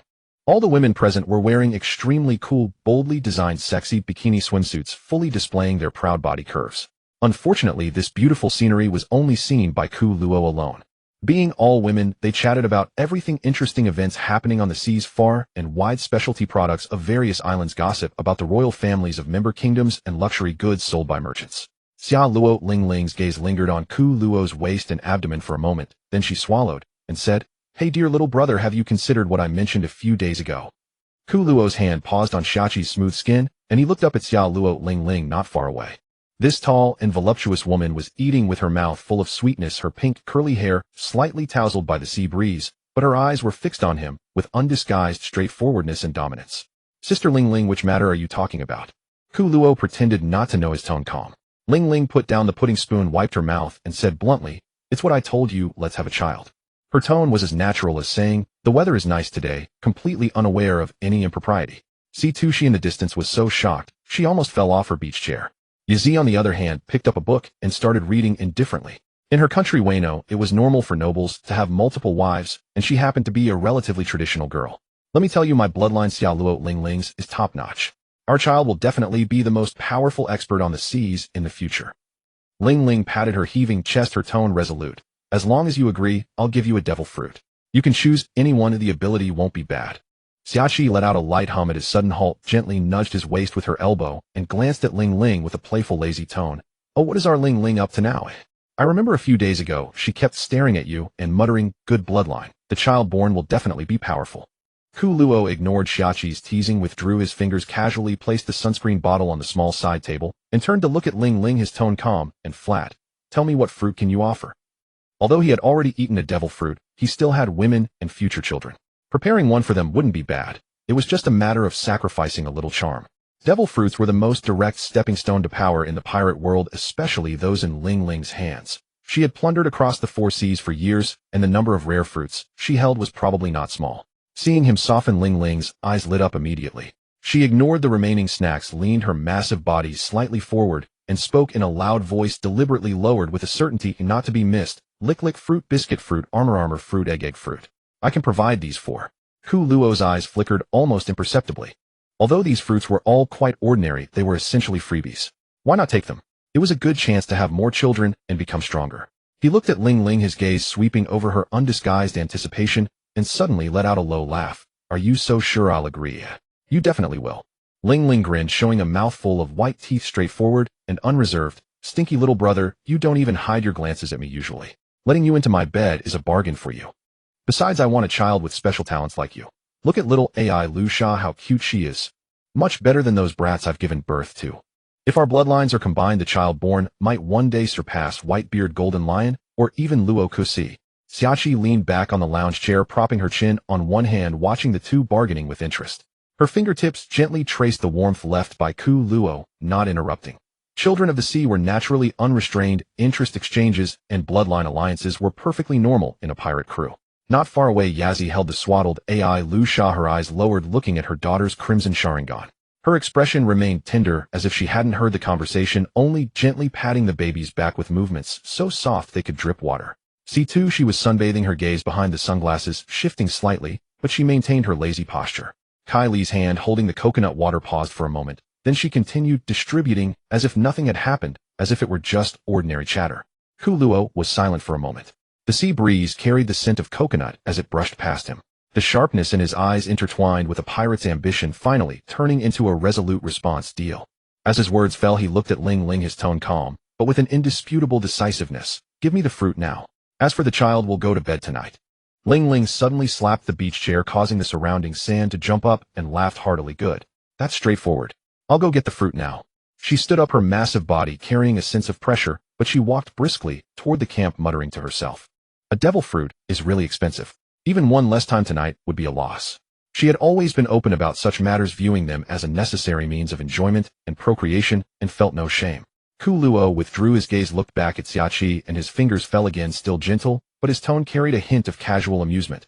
"Looks like I'll be busy from now on." Xiaqi rolled her eyes at him, but actively moved closer to him, her voice carrying a bit of coquettishness. "You sure know how to get a bargain. Selling yourself for just one fruit. Not selling, it's a transaction." Ku Luo lowered his head and whispered in her ear, his breath warm. "She is different from you. Between her and me, there is only desire. You are my true wings." His gaze swept across the distant sea. Within the clear sword intent, the edge of a true strong man gradually ignited. and the swaddled Ai Lu Sha seemed to sense her father's presence. Her crimson Sharingan blinked gently, and a faint pure smile appeared on her little face. The morning sunlight filtered through the gaps in the cabin, casting a warm glow on the rumpled bedding, carrying with it a hint of salty sea breeze. Kuro was awakened by the warmth beside him and the steady rhythm of breathing. He opened his eyes, and the first thing he saw was an expanse of fair supple skin and the undeniably voluptuous curves. Charlotte Linlin lay on her side, her pink voluminous hair spread across the pillow, the usual aura of domineering supremacy, somewhat subdued. Her eyes, normally sharp and aggressive, were closed now, her long lashes casting a faint shadow beneath them, revealing a rare hint of languid softness. It had to be said, stripped of the aura of a powerhouse, the woman before him possessed a plump charm, an allure unique to a mature woman. Her skin was firm and smooth, without a hint of slackness, full of strength and fleshiness, the kind of embrace that felt warm and reassuring at first glance. Kuro's fingers unconsciously traced her smooth shoulder, the touch warm and supple.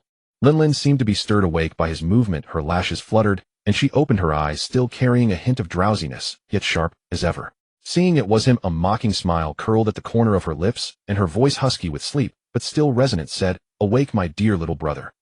Kuro withdrew his hand, propped himself up into a sitting position, and leisurely adjusted his collar. His tone was flat, carrying a post-coital aloofness. "Sister Linlin, you slept well last night." Linlin sat up, as well, the blanket slipping to reveal a generous expanse of skin, but she paid it no mind, instead stretching freely, her curves fully on display. She cast a sidelong glance at Kuro's nonchalant demeanor, as if he had already washed his hands of the matter, and scoffed. "What? Trying to deny it after eating your fill? How could I, eh?" Kuro chuckled lightly, his gaze sweeping over her with a candid boldness, his tone carrying a hint of frivolity. "Sister Linlin, your charm is immense. I'm overjoyed, to be honest. It's just that I've never been one for ties." He spoke bluntly, making no attempt to hide his inherent nature of taking what he wanted and moving on.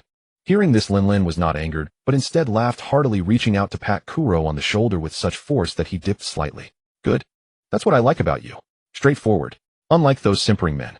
Don't worry, I big mom keep my word. We're just getting what we need from each other. I want your bloodline, you want what I have. No one owes anyone." With that, Linlin reached for an exquisite wooden box by the bedside and tossed it casually to Kuro. "Here, the fruit you wanted. I had people search for a long time. This Kaika fruit boasts top-tier defense." Kuro caught the box and opened it. Inside lay a fruit with peculiar patterns, a dark gold hue, exuding a faint aura of energy. A flicker of satisfaction passed through his eyes. He closed the box and tucked it into his chest. "Thanks, Sister Linlin." "No need for thanks." Linlin dressed, regaining some of the majesty of a conqueror's hockey user, yet still carried a familiar, teasing tone. "Remember to come find me again sometime to catch up." Kuro stood up, straightened his clothes, and glanced back at the alluring Linlin, a playful smirk curling at his lips. "Next time, maybe." With that, he turned and left without a backward glance, not a trace of reluctance. Behind him, Charlotte Linlin watched his retreating figure, a meaningful smile tugging at the corner of her lips.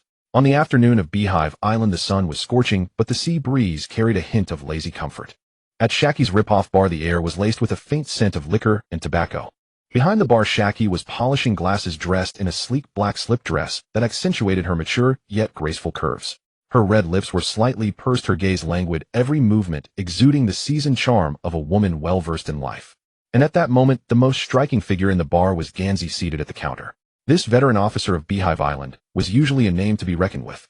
But now he was like a reckless young man, leaning forward, eyes burning with intensity, fixed on Shacky, his tone brimming with undisguised fervor and sycophancy.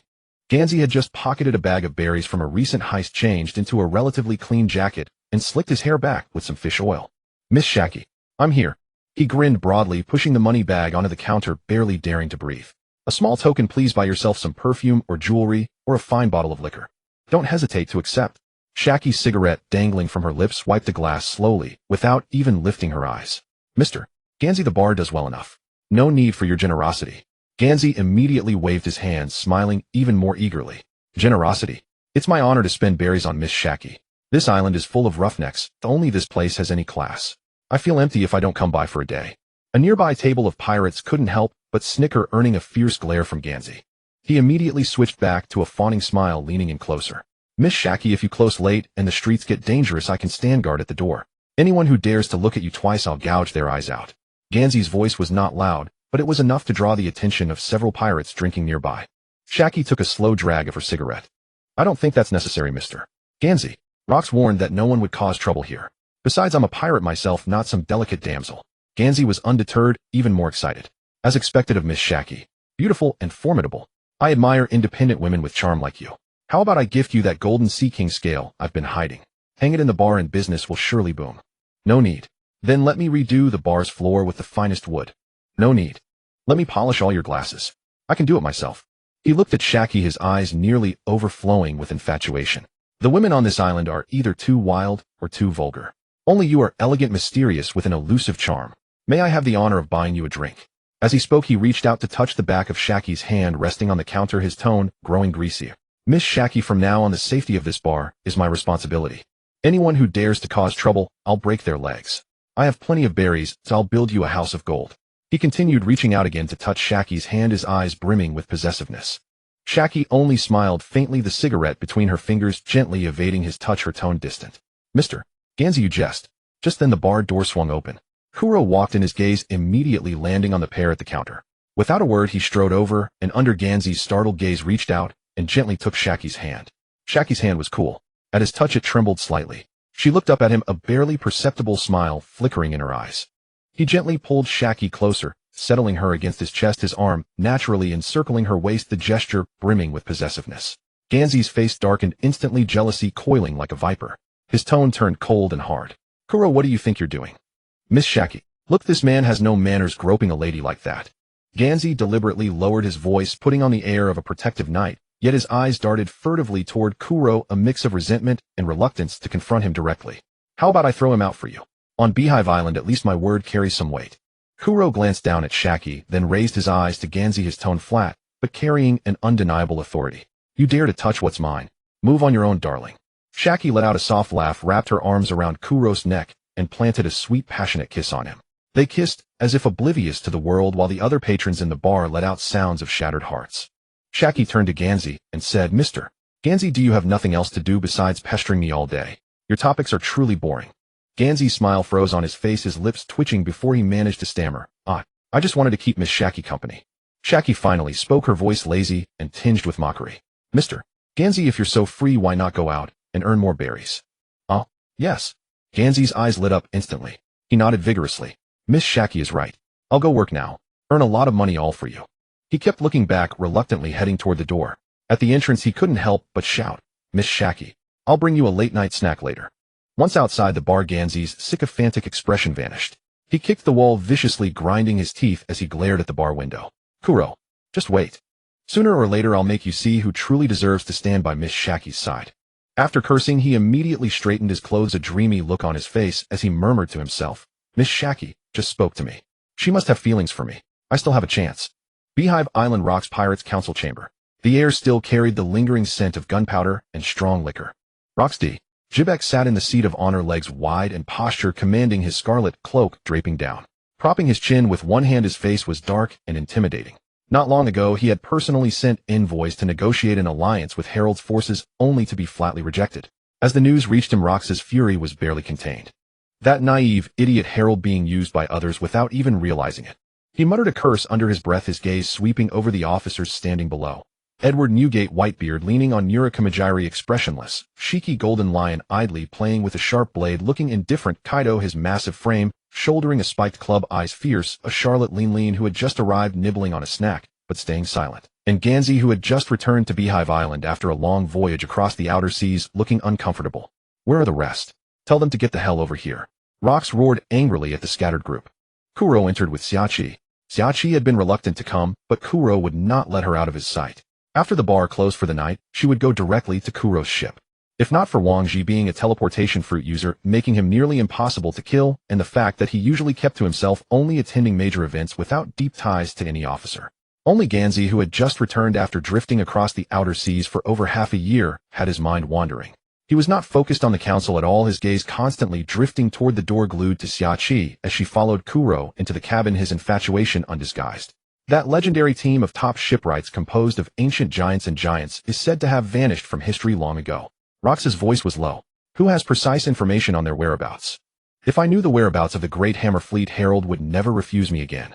I would surely achieve my ambition. Wahaha. The cabin fell silent, the officers remained quiet. The Great Hammer Fleet was a legend from centuries ago. Even Rox's intelligence network only traced their appearance in the New World before they vanished with no clear details. Ganzi immediately saw his chance to shine. He stepped forward with a fawning smile, thumping his chest. Captain, leave this to me. I've roamed the seas for years and have the best connections. I have many subordinates. I'll definitely find the Great Hammer Fleet for you.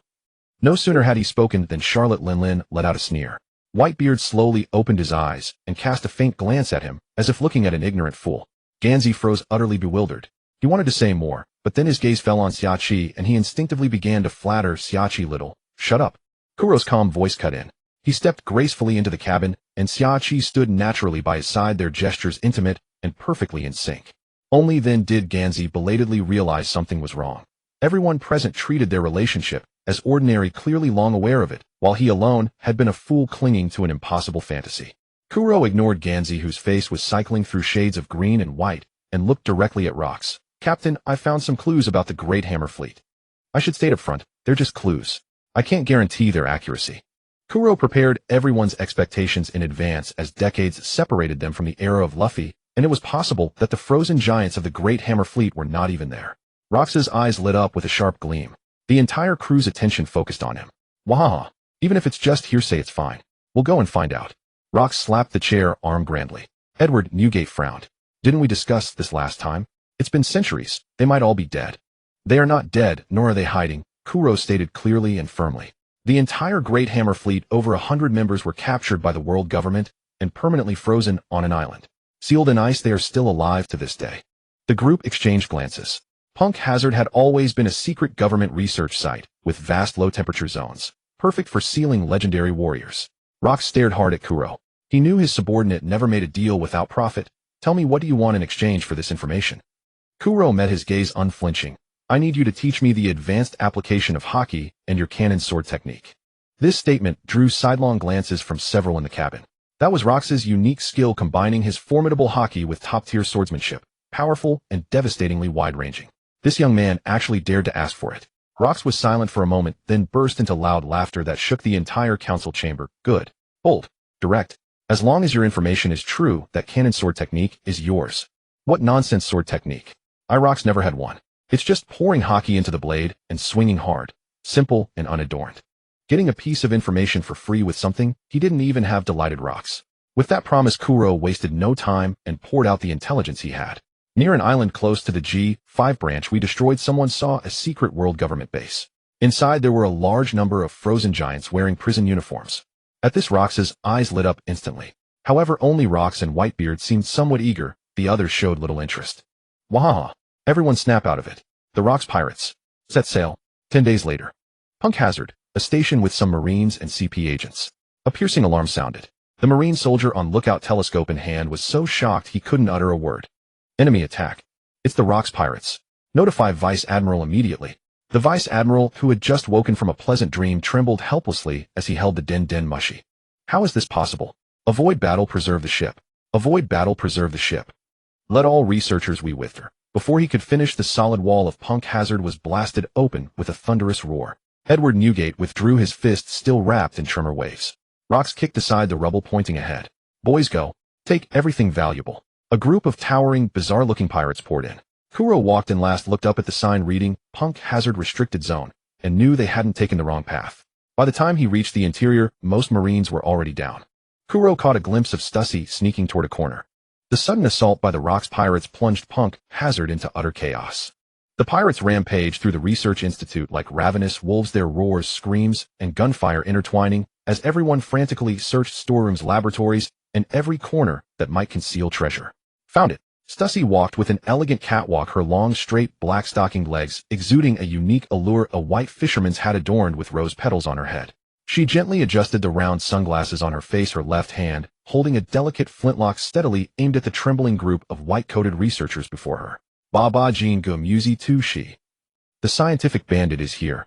We absolutely cannot let you steal our research results. Quick, destroy the data immediately. Don't leave it for her. The researchers, pale-faced, frantically gathered the reports and data on the tables. Ba Jin Gu Muzi Tu Shi.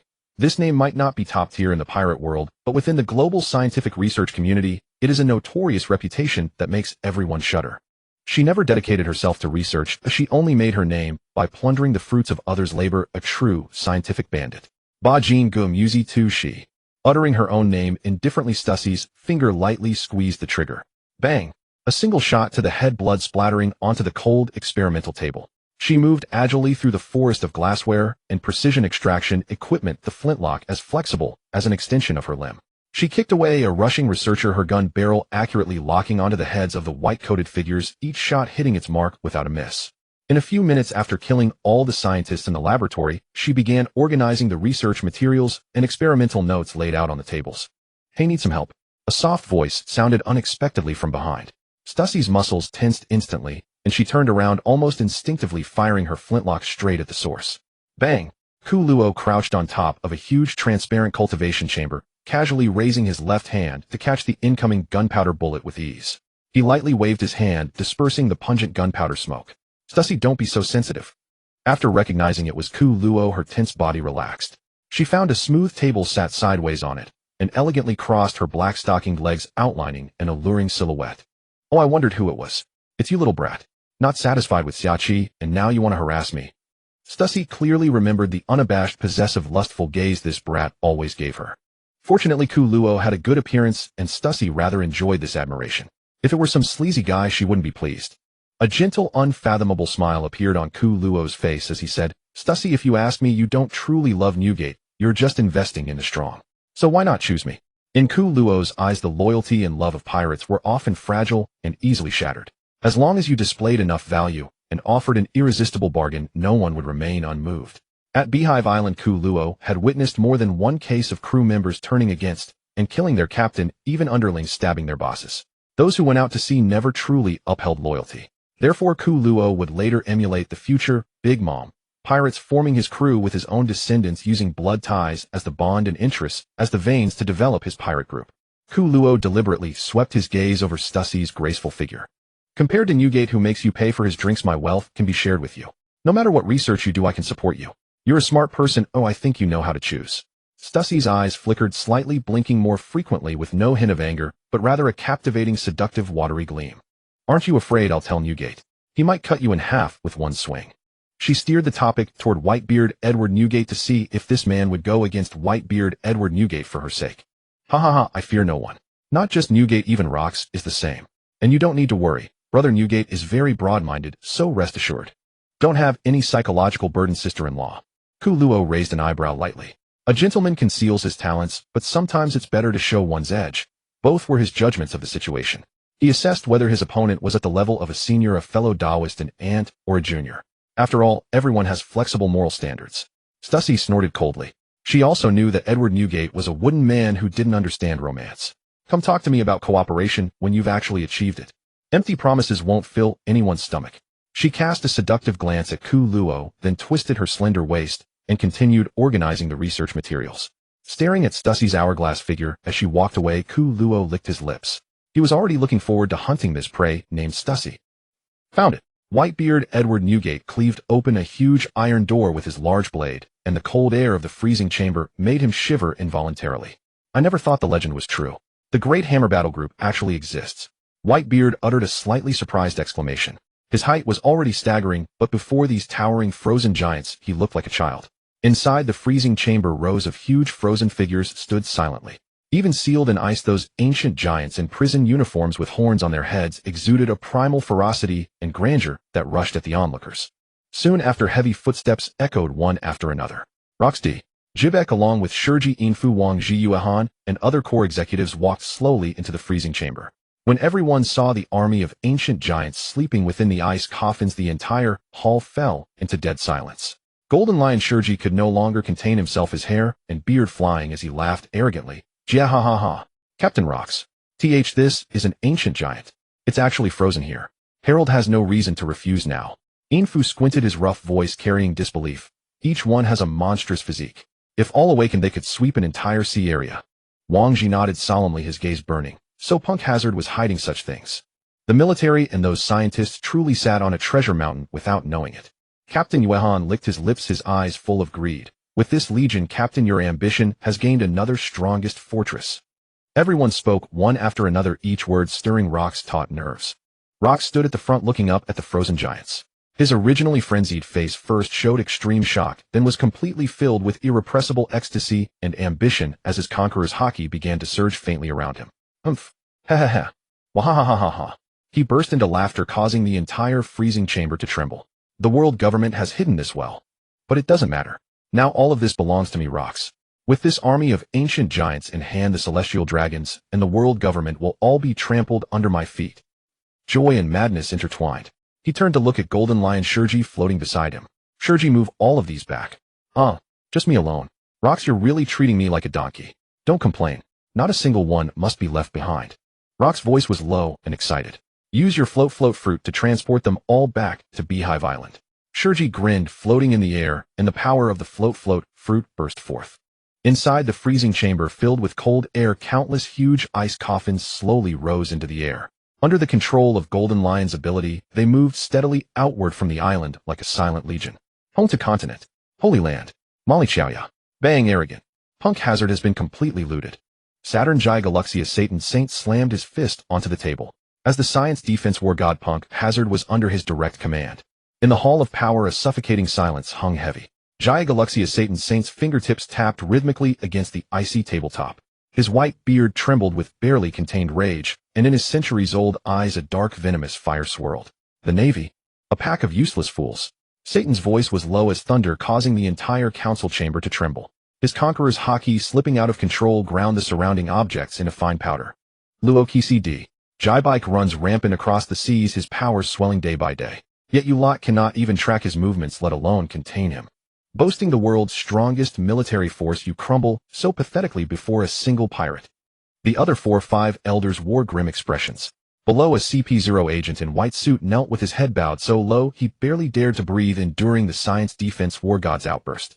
And the CP agency. Satan Saint's gaze cut like a blade toward the intelligence division, his tone icy.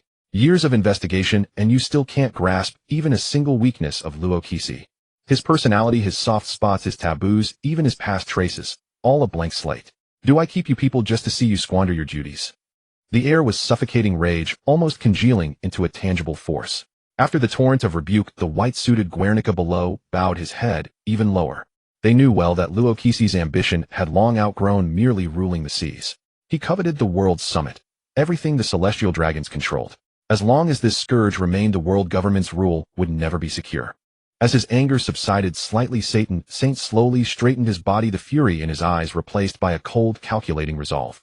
Rage is useless. We must formulate a countermeasure immediately. Luo Kisi is overwhelmingly powerful. A direct encirclement would cost too much. To completely suppress him, we must take a different path.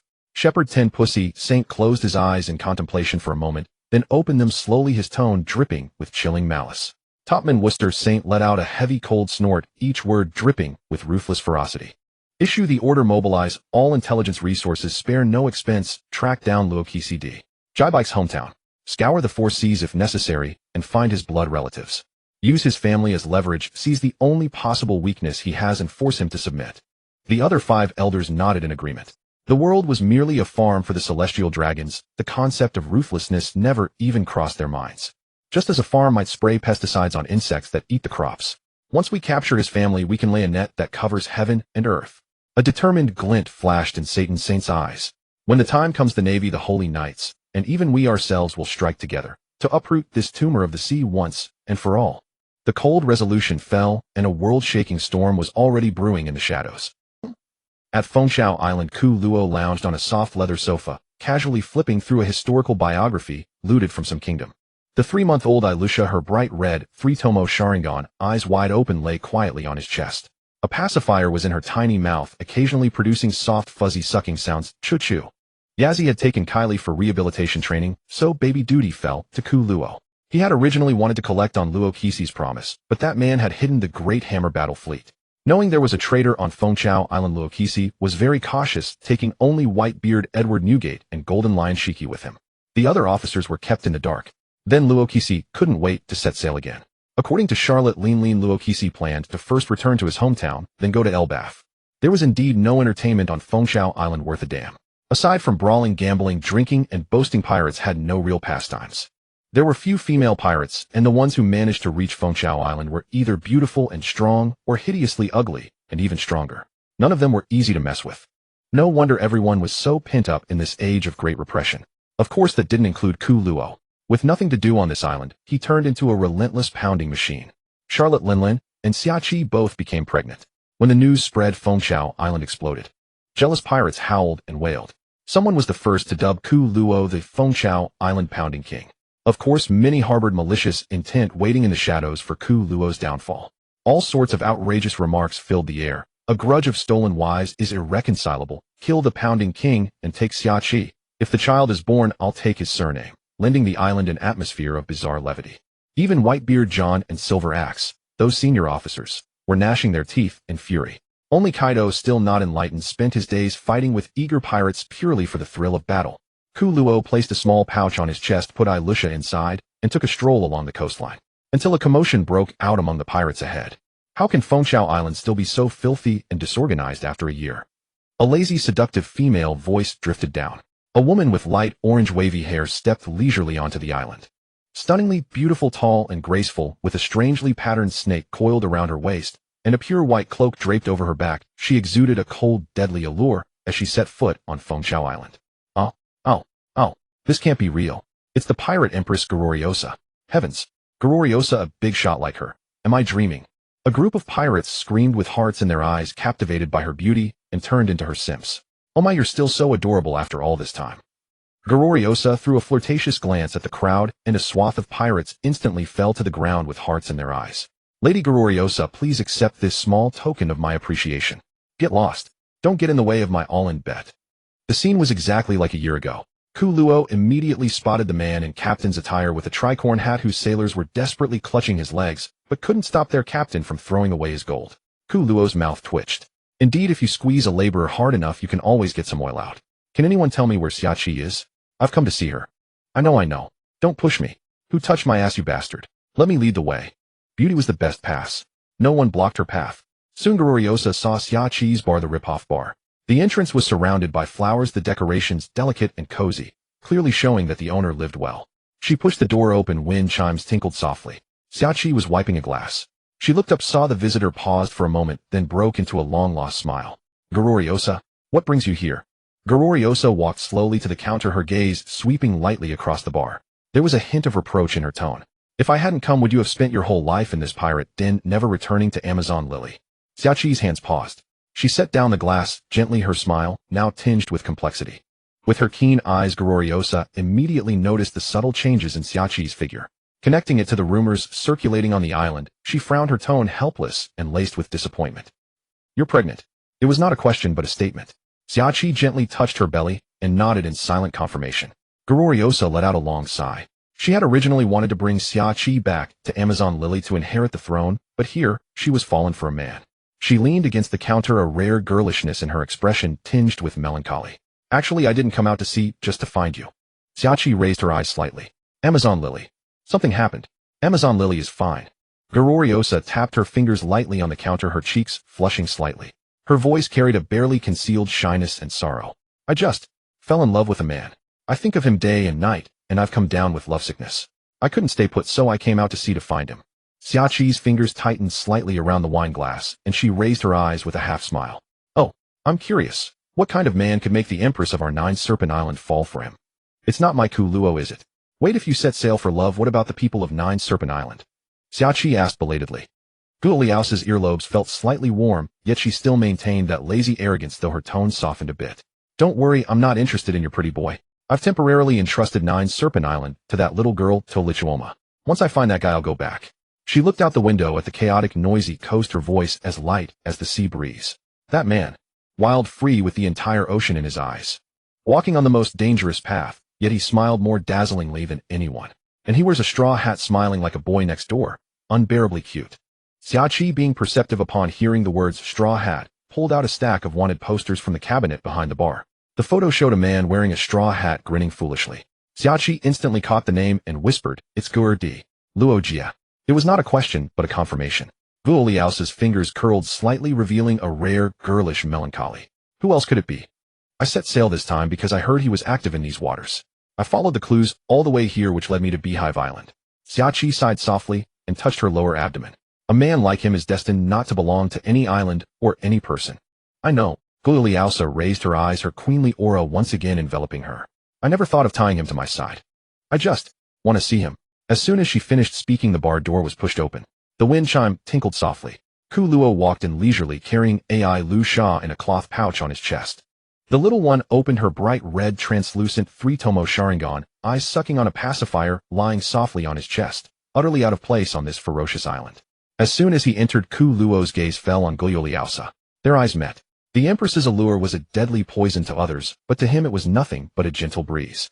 Guo Liaosa merely glanced lightly without any flirtation or deliberate seduction. Her mind was not on any man on this island.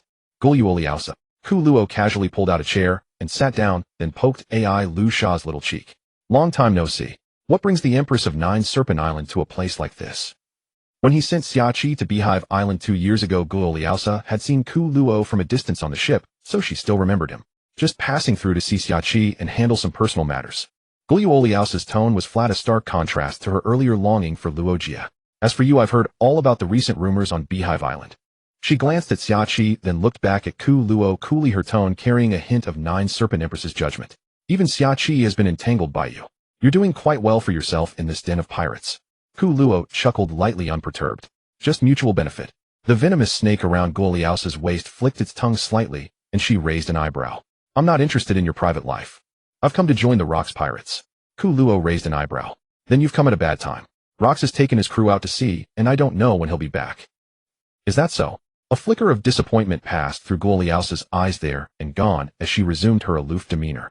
Then I'll stay on this island for a while. Given this island's reputation, Luo Jia should come looking.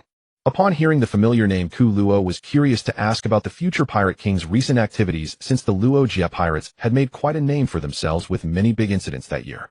Just then, Ai Lu Sha seemed startled by the two's auras. She released the pacifier from her little mouth, letting out a soft chirp. Her crimson Sharingan eyes shifted slightly, staring straight at Guo Liaosa. An invisible spiritual pressure spread silently. Guo Liaosa's pupils contracted sharply as she instinctively stepped back, half a step, her muscles tensing on reflex.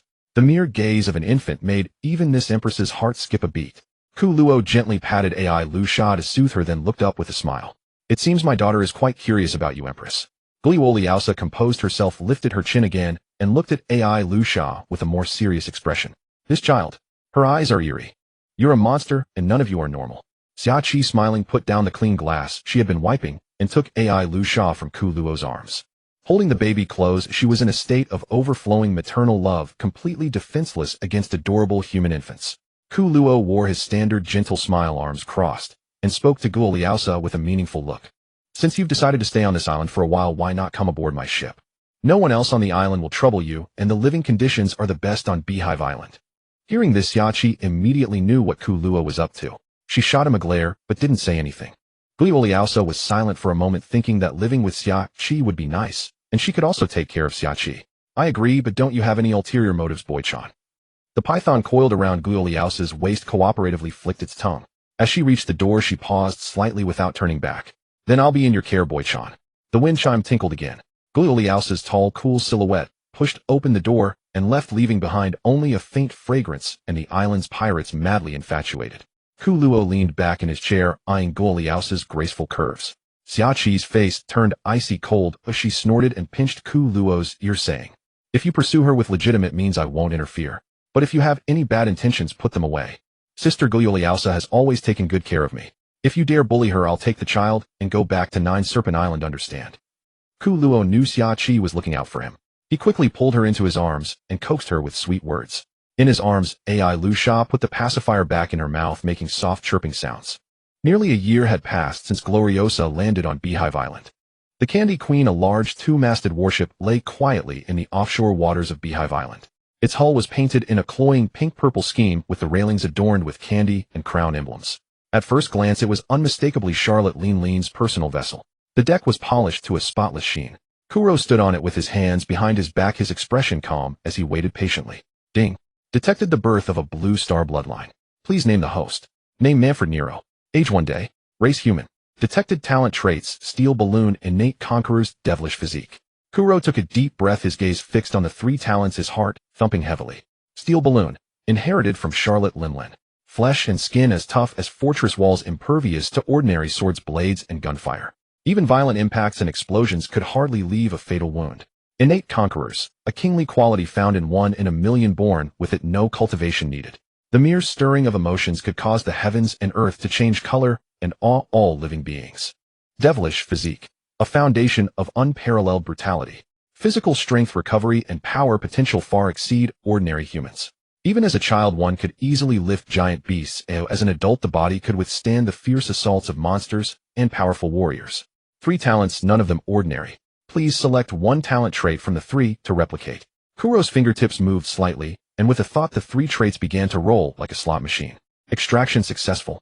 Core talent solidified. Innate conquerors. Almost at the same instant the system notification fell, Kuro felt an invisible wave burst from within his body. At the same time, the day-old infant in the swaddling clothes, as if touched by an invisible force, furrowed his tiny brows. A pressure from the depths of his soul erupted without warning. No premonition, no build-up. Pure primal and overwhelmingly domineering conquerors. Haki swept out in all directions, centered on the Candy Queen.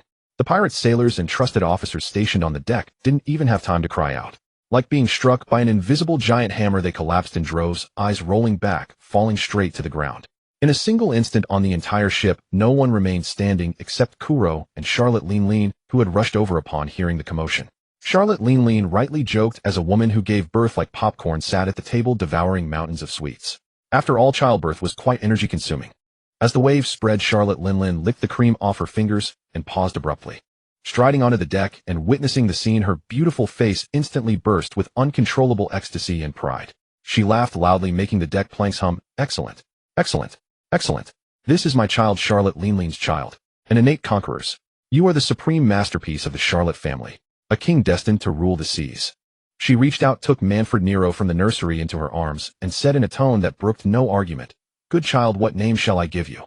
From now on I will raise you personally. Let me think carefully. Perhaps call him Nero." "Manfred Nero, I think it's a good name," Kuro said softly, sidestepping and gently taking the baby back into his arms. His movements were tender but carried an unyielding resolve. "I will raise him." Charlotte Lean's smile froze instantly, and a dangerous aura began to emanate from her. "What did you say? What do you mean?" "We agreed. The child belongs to me, to be raised by the Charlotte family." "Manfred Kuro, do you intend to break your promise?"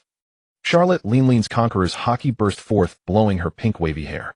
The ripples of Haki shattered the deck. Prometheus and Zeus the fire and cloud homies drifted silently to her side. The air grew taut. The homies on the ship began to stir, waves of malice surging toward Kuro. The clouds in the sky became oppressive. Kuro held the newborn Nero, his gaze calm, yet without a hint of retreat. "I remember the promise, but this child is different." "Different?" Linlin laughed in fury. "What's different?" "He carries my blood." Before her words died, she struck. Her long arm swung with brutal force, the wind pressure nearly tearing the deck apart. Kuro sidestepped swiftly, holding the baby, and simultaneously released a faint sword aura to deflect Lean's ensuing fierce attack. "Prometheus! Mother! Heavenly fire!" Charlotte Lean gripped Prometheus, and a massive fireball hurtled toward Kuro. The searing heat made his skin tingle. Blood Moon, Azura's wrath. Colossal blood-red sword aura coiled around Kuro's blade. The giant fireball was split in two by the scarlet sword light that flashed across Beehive Island. The flames reformed behind Kuro into Prometheus, spitting blazing fireballs from its mouth. Kuro swung his sword, dispersing the fireballs one by one, explosions echoing incessantly. Thunder. Charlotte Lean burst from the smoke, her arm wreathed in lightning. She grabbed Kuro by the throat and hurled him violently toward Beehive Island. After crashing through more than a dozen buildings, Kuro climbed out of the rubble, spat out a mouthful of bloody saliva, and unfastened Nero, who was protected tightly against his chest. A swarm of vampire bats flew out from Kuro's body, escorting Nero to his own ship. It seems a fight is the only way to communicate. Kuro wiped the corner of his mouth, raised his long sword, while Charlotte Lean's nimble figure leaped onto the island, holding Napoleon, pointing it at Kuro. "Brett, I'll say it one last time, give me back my son." Blood Moon Hellstrike.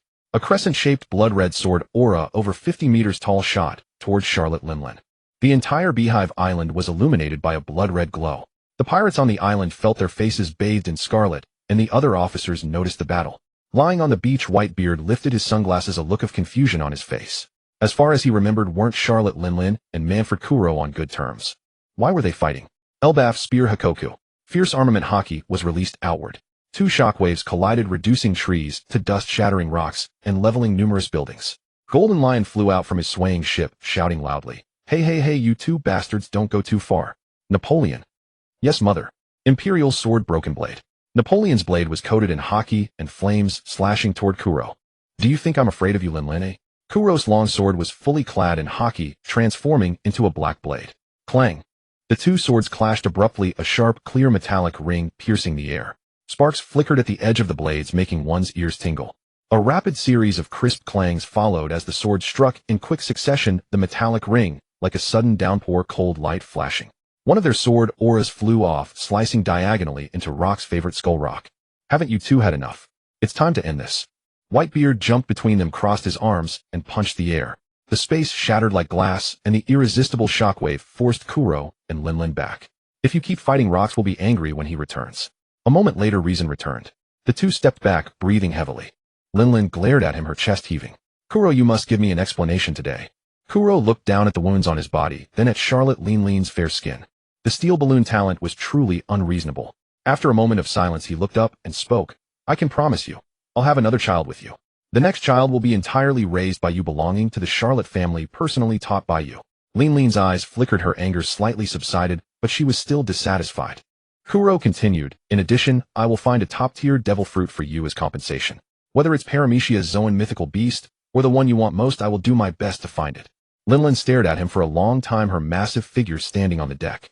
Finally, she let out a heavy snort. You said it. If you dare to deceive me again, I'll break your bones and gnaw them like candy. Kuro nodded slightly, his conqueror's haki aura quietly receding. Kuro was not a hypocrite who held double standards. Since he had broken the promise, first offering compensation was only right. The biting night wind swept through the tall Gothic arched windows, pouring into the pristine European-style castle. In 2 years, Kuro had gathered over 1,000 men. Some slaves brought back from the sea, others pirates recruited on Hive Island. No longer the penniless youth who had arrived on the island with Yazi. The gray-white stone walls stretched for miles, carved railings, and a vintage domed fireplace blazed with leaping flames, their warm glow barely dispelling the chill in the hall.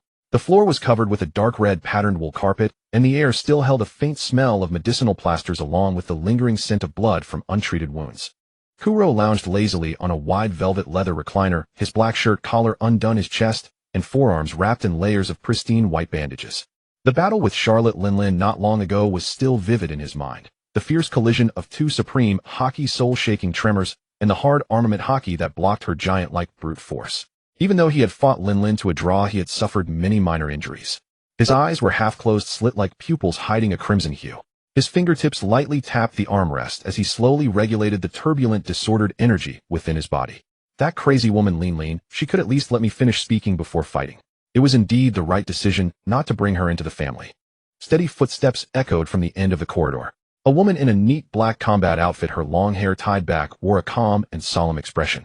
Kylie walked slowly into the hall, knelt on one knee, and bowed respectfully. Young master. Kuro raised his eyes slightly, his voice low and hoarse, carrying the fatigue of battle. Speak. Tell me about the situation of our forces recently. Kylie acknowledged and began to report in a clear, orderly manner. Currently, the territories and industries under your command are running smoothly.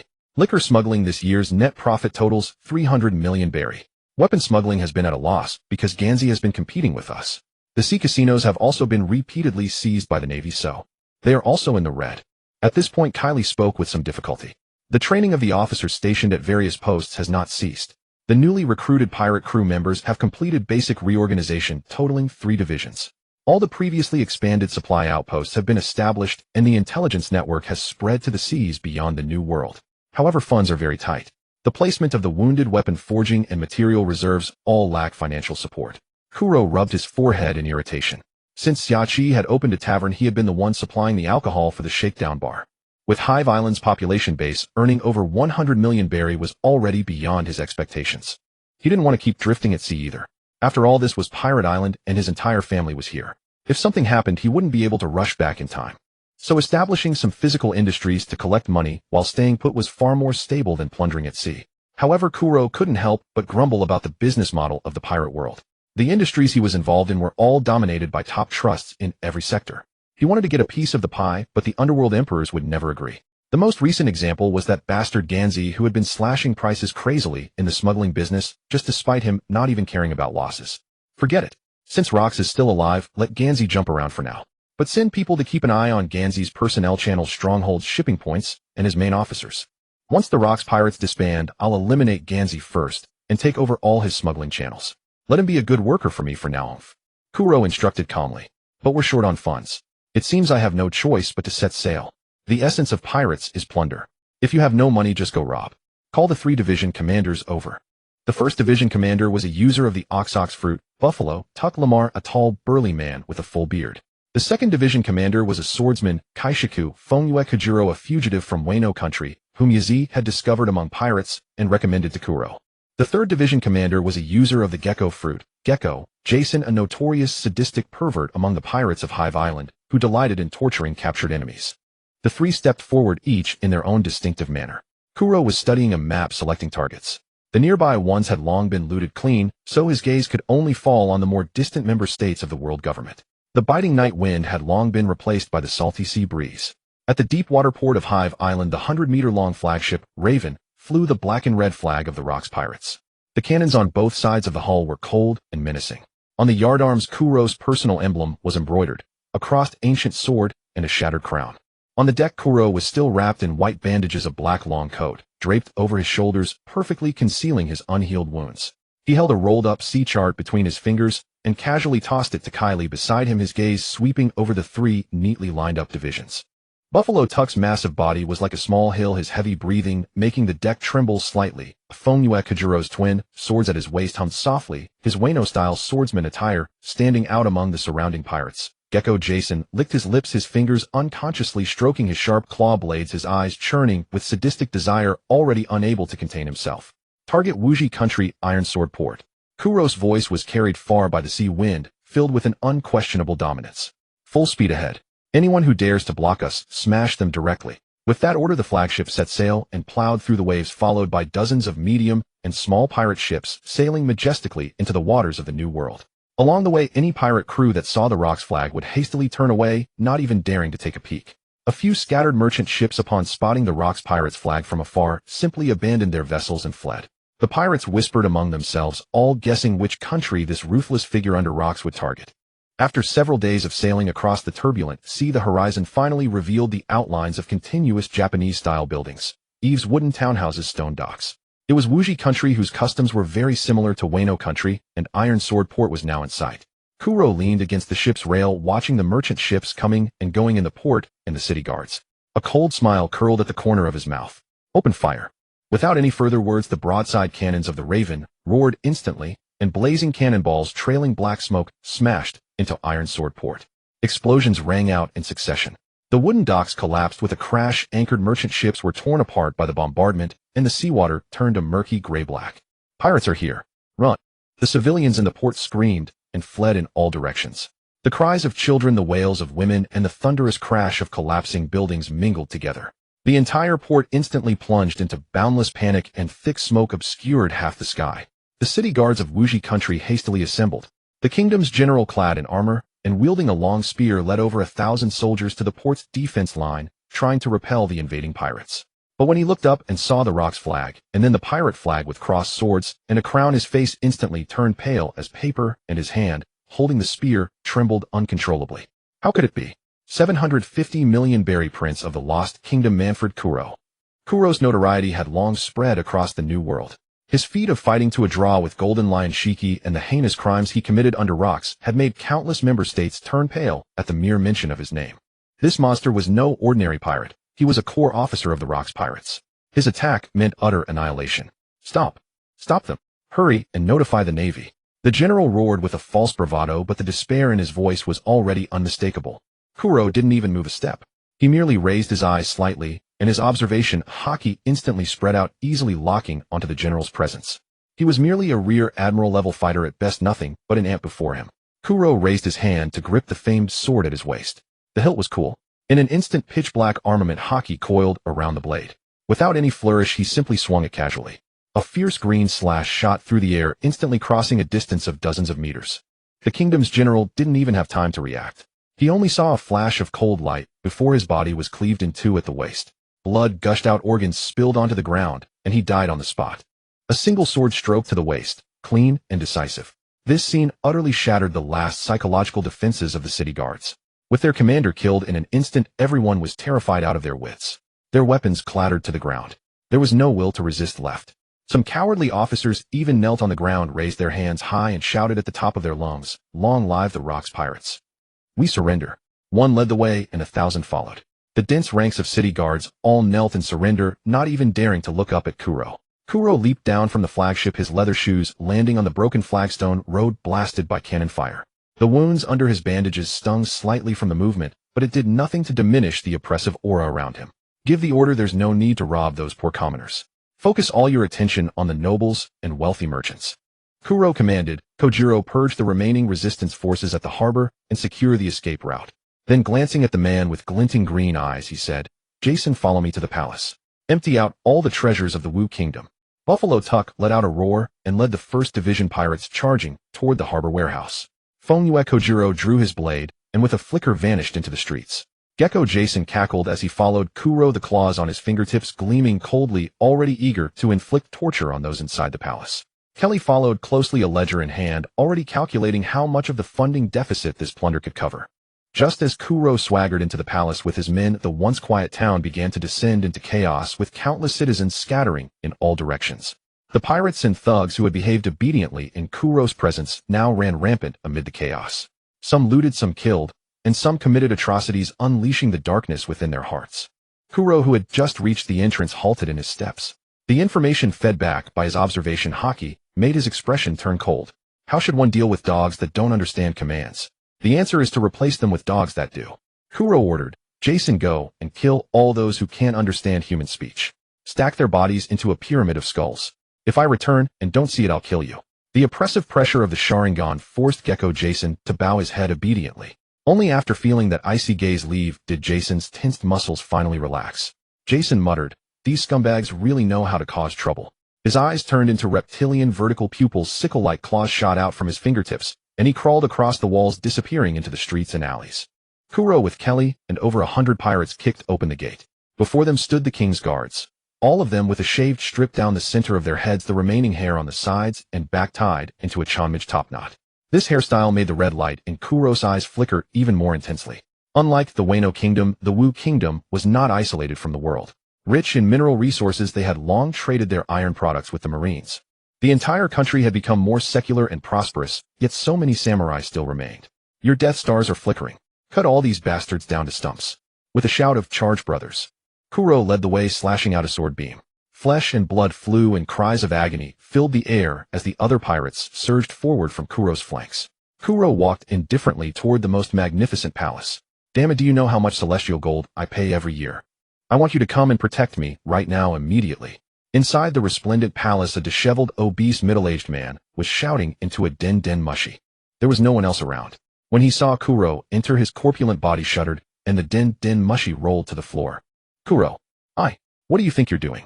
I'm the king of a member nation. If you harm me, the Marine Admiral won't let you go. The disheveled king pointed at Kuro. Shing! A blade flashed, and a severed hand flew high into the air, blood spraying out in a fan shape. Aya, Kuro said coldly, I hate it when people point at me. He looked down at the king, who was writhing on the ground, clutching his wounded arm and howling in pain. Kuro said, I've been short on cash lately. Let me borrow your treasury. The king collapsed in a pool of blood, trembling all over. He crawled over and grabbed Kuro's pant leg, his face smeared with snot, tears, and blood. The treasure. All the treasure in the treasury. Every last piece. It's in the secret chamber beneath the Great Hall. Please spare my life. Kuro looked down at him, his crimson Sharingan chillingly devoid of warmth. He slowly drew his bloodstained blade.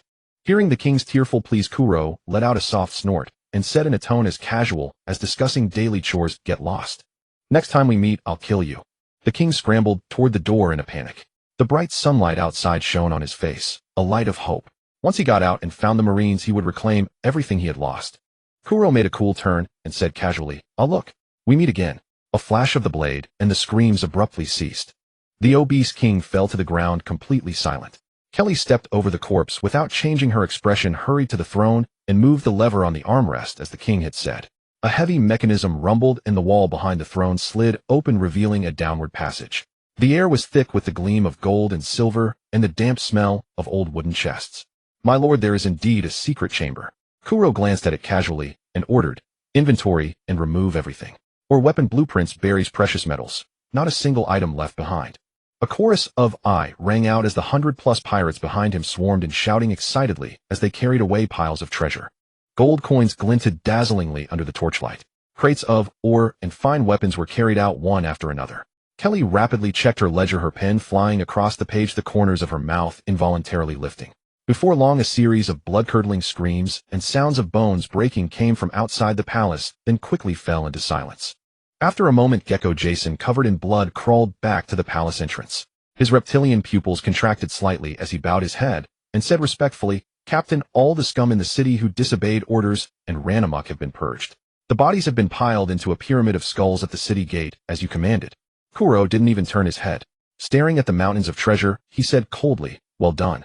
At that moment, a thunderous roar echoed from the harbor. Buffalo Tuck's deep voice pierced the chaos. "The remaining forces at the harbor have been purged. The escape route is secure."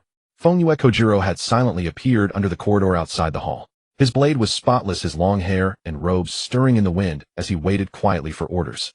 The entire Wu Kingdom's palace had completely fallen into Kuro's hands. The cries of the citizens, the clamor of the pirates, and the distant alarm sirens of the Marines arriving all mingled together, yet none of it could disturb the figure standing before the pile of treasure in the center of the hall. Kuro raised his hand, his fingers gently stroking the hilt of his blade. A red light flickered in his eyes. "Send word once the transfer is complete. Evacuate immediately." Marineford, the Marine headquarters. Bulu Bulu Bulu. "Hello, this is the Marine headquarters dispatch office.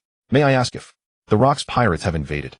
Please explain the situation in detail." The messenger quickly relayed the intelligence to the Admiral's office. Vice Admiral Kong asked wearily while reclining in his office chair. "Who is leading this operation and how many men do they have?" The messenger replied. "The target is Manfred Crow, an officer under the Rocks pirates. Troop numbers are unknown." Vice Admiral Kong's eyes instantly sharpened, and he immediately pressed further. "Just him alone. Are you certain there are no other officers?" Upon receiving confirmation, Kong began to calculate. Since Rocks had disappeared from the seas, the entire Marine force had been on edge, fearful that Rocks might suddenly reappear and launch a major offensive. All capable vice admirals had been dispatched to suppress the four seas. The headquarters now only had one admiral left. "I must hold the fort here. Damn it, why do so many powerful fighters join pirates when the Navy gets none?" Vice Admiral Kong scratched his head in frustration. "Send an urgent message to Vice Admiral Zeph. This is a chance to weaken the Rocks pirates. We cannot let it slip. Arrest Manfred Crow." 3 days later. "How far is it to Hive Island?" Kelly stood beside Crow, gently unwrapping the bandages from his body. He moved his joints, hearing the distinct clicking sounds. Kelly's hands paused. She picked up the telescope from the table and scanned the distance, her eyes narrowing slightly. "Young master, there are Marines ahead." Crow rose from his chair and took the telescope, but froze when he saw who it was. Could it really be him? Zeph, now in his 30s, had already earned the title Black Arm and was well known across the seas. Find a nearby island to make landfall. Even with Vegapunk not yet joining the world government, the Navy's ships were technologically superior to pirates in speed, firepower, and defense. Not to mention the ship was laden with treasure sitting lower in the water. "Manfred Crow, you have nowhere to run. Surrender now." Zeph rolled up his sleeves and launched himself toward the deserted island. "Brother Zeph, how much does the Navy pay you a month to risk your life like this?" Crow spread his wings and flew over, landing gracefully on the ground. "Silence. Justice is not so shallow. Save your words for impel down." Armament hockey covered his arm, and in an instant Zeph appeared before Crow. His dark fist tore through the wind barrier, striking toward Crow's face. Clang! Crow drew his blade in response, the sound of metal colliding echoing. His armament hockey was so powerful it could literally block his own slashing attacks. This Zeph's armament hockey was truly monstrous. Rankika shoot in. Zeph spun around and delivered a single kick attack, releasing blue-white cutting waves. Blood/Gecko. The broad crimson sword aura collided with Zeph's blue-white strike, the resulting shockwave kicking up massive clouds of dust. Blood Thornbloom. The blood on Crow's hands transformed into countless thick, brutal blood thorns that instantly burst through the dust and tightly wrapped around Zeph. The sharp blood thorns sparked against Zeph's dark armament hockey. This technique was genuinely tenacious, a true test of skill. "You think I've made no progress in these past 2 years?" Blood Moon, Blood Demon's wrath. His black longsword was wreathed in crimson bloody aura. Red mist rose from the blade. A blood-red slash, bearing a skeletal face, hurtled towards Zeph. Zeph's pupils contracted as he brought his hands together at his chest, his muscles swelling. Rikuhu side-eye Rin. The tremendous impact caused the small deserted island to fracture. When the dust settled, Crow was gone. Zeph realized Crow was fleeing and prepared to return to his ship in pursuit, but an invisible wave surged past, causing the Marines on the warship to roll their eyes back and collapse. Zeph's eyes widened in shock. Impossible. This kid possesses the qualities of a king. He's too dangerous to the world. He must be arrested. But seeing all the crew who could sail the ship unconscious, Zeph had no choice but to report the situation via Den Den Mushi. Bulu Bulu Bulu.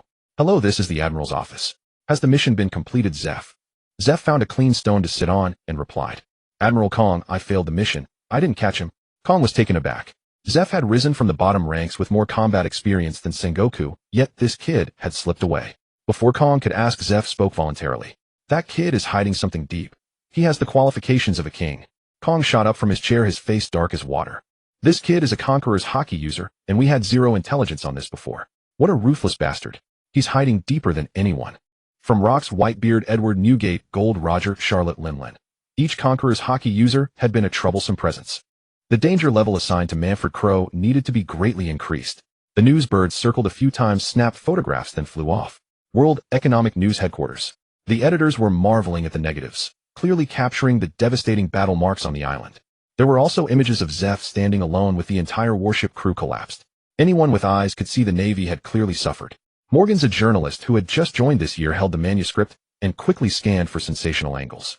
Despite being in his teens, he had already made it into the shock department, having written several stories with explosive potential. But before they could finalize the layout, several world government spies in black suits barged into the editing room, their chilling pressure instantly enveloping the entire newspaper building.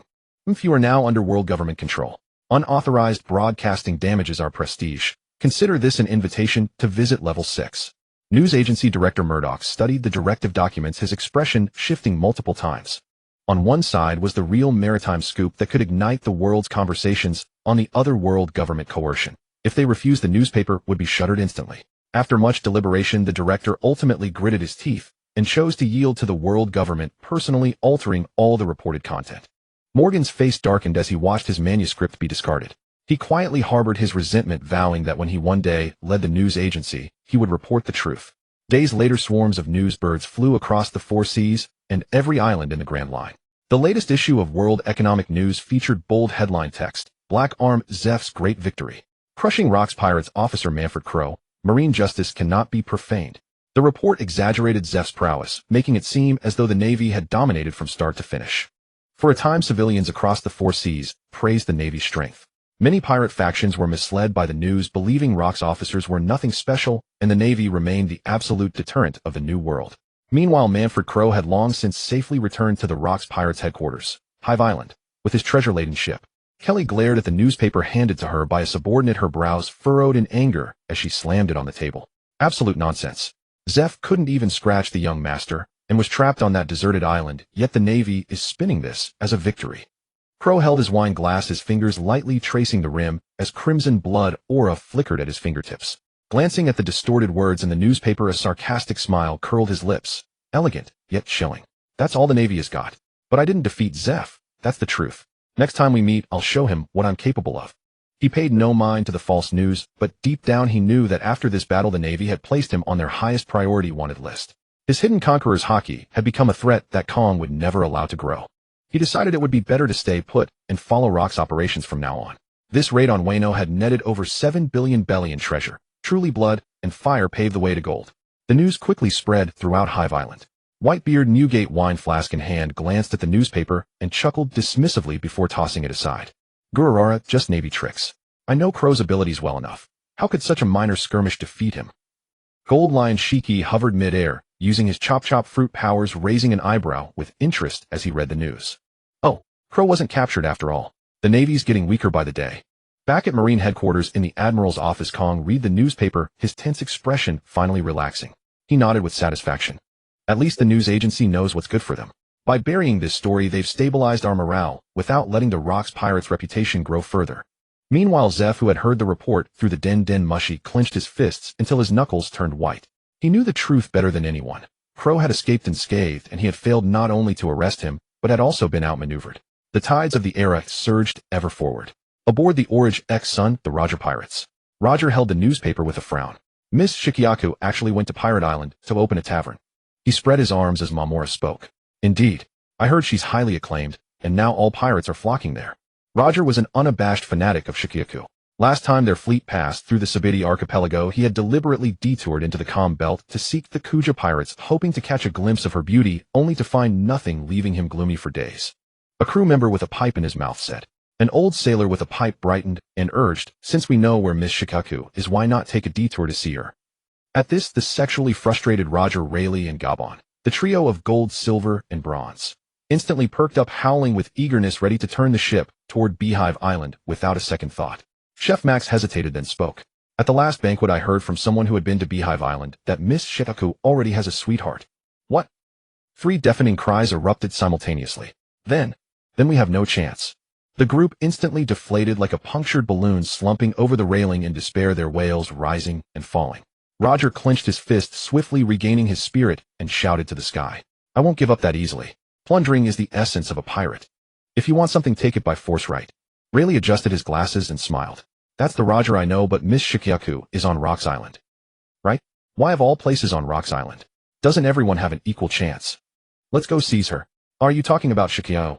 I'm hungry, Max. Is the food ready? Laughter and joy echoed across the sea, a cheerful atmosphere enveloping the Orange X sun. Shikaku's rip-off bar. A long winding queue had already formed at the entrance with pirates from all 4 seas, and the Grand Line packed shoulder to shoulder, creating an impassable crowd. All had come drawn by her fame, hoping to catch a glimpse of the peerless beauty renowned as the world's most beautiful woman, Shikaku. Inside the bar, Roxy Jibek slumped in the main seat, staring blankly at his glass, muttering obsessively, "Hockey is the extension of will. The stronger your will, the stronger your hockey. The essence of canon swordplay lies in." Kuro sat beside him, notebook in hand, recording incessantly. Ever since Rox returned from his hometown brimming with joy, Kuro had been pestering him relentlessly, demanding the reward for the Big Hammer battle group's intelligence. The previous battle with Black Arm Zephyr, though not a defeat, had forced a retreat. Coupled with the imminent grave event at God Valley, a crushing sense of crisis weighed heavily on Kuro's heart. Relying solely on the system's slow power enhancement was far too sluggish. He had to gain enough strength to protect those around him before the Rox pirates disintegrated. Hey Rox, you're not messing with me, are you? Kuro's pen paused, veins bulging on his forehead. What do you mean by sheer force works miracles? Is swinging a sword just about using all your strength? Rox glanced at him, stroked his chin, and sneered. You're right. Just talking about it won't let you a brat truly grasp it. The next instant Rox drew his sword, black-red hockey crackling like lightning around the blade, and struck a sword beam across the air at Kuro. Bang! A thunderous roar shook the heavens, and a massive hole was blasted through Shikaku's rip-off bar. Kuro didn't even have time to scream before he was sent flying like a cannonball, crashing through one building after another, sending debris and wooden splinters flying everywhere. Many unfortunate pirates in the queue were knocked away, tumbling to the ground with screams. Finally, Kuro embedded himself deep into the iconic skull rock of Beehive Island, which had only half a head left, now dented even further. From the bar to the skull rock, he had traversed nearly half of Beehive Island. Rox, Shikaku, both furious and anxious, grabbed a wine bottle from the table and hurled it at Rox, her beautiful face flushed with anger. Wahaha, relax. That brat's got a tough life, but he won't die. Rox caught the bottle effortlessly, tilted his head back, and guzzled a large gulp of wine, laughing without restraint. When he first returned to the island and saw his beloved skull rock missing half, he nearly thought he had landed on the wrong island. Upon asking, he learned that Kuro and Lin were responsible, and he had been itching to teach those two a lesson. The pirates outside the bar were stunned for a moment, then burst into laughter. Is this an internal conflict? Haha, that bastard Kuro finally got what he deserved. The other pirates on the island celebrated joyfully, while agents of various major forces observed the situation. Hey, bring that brat Kuro back. Rock's voice echoed from the tavern. Shikaku led a few people, carefully prying the unconscious Kuro off the skull rock. They carefully lifted him onto a stretcher and carried him back to the tavern. When Kuro woke again, Shikaku was bandaging him with tears streaming down her face, wrapping him almost like a mummy. Rox, you bastard. Kuro, unable to move, cursed under his breath, only to be met with Rox's head thrown back laughter. He finally understood where Kaido's later crude, yet effective teaching methods came from. Still, the teaching methods of the pirate world were quite useful. Personally receiving a strike gave a comprehension and experience of hockey that mere words could never match. Rox, why were you gone so long this time? What did Harold say? Whitebeard, clad in black, sat at the bar counter and took a gulp of rum. Rox's expression flickered, recalling the woman he met in the Lelugia Kingdom, their time together, and the pregnancy that followed. A rare smile of happiness appeared on his face. Everyone was startled. Rox, who always wore a defiant look, seemed as if he had fallen in love. I knew it. Something felt off about Rox since he returned. Shikaku took a drag from her cigarette, casting a gossipy, probing gaze at Rox. Huh.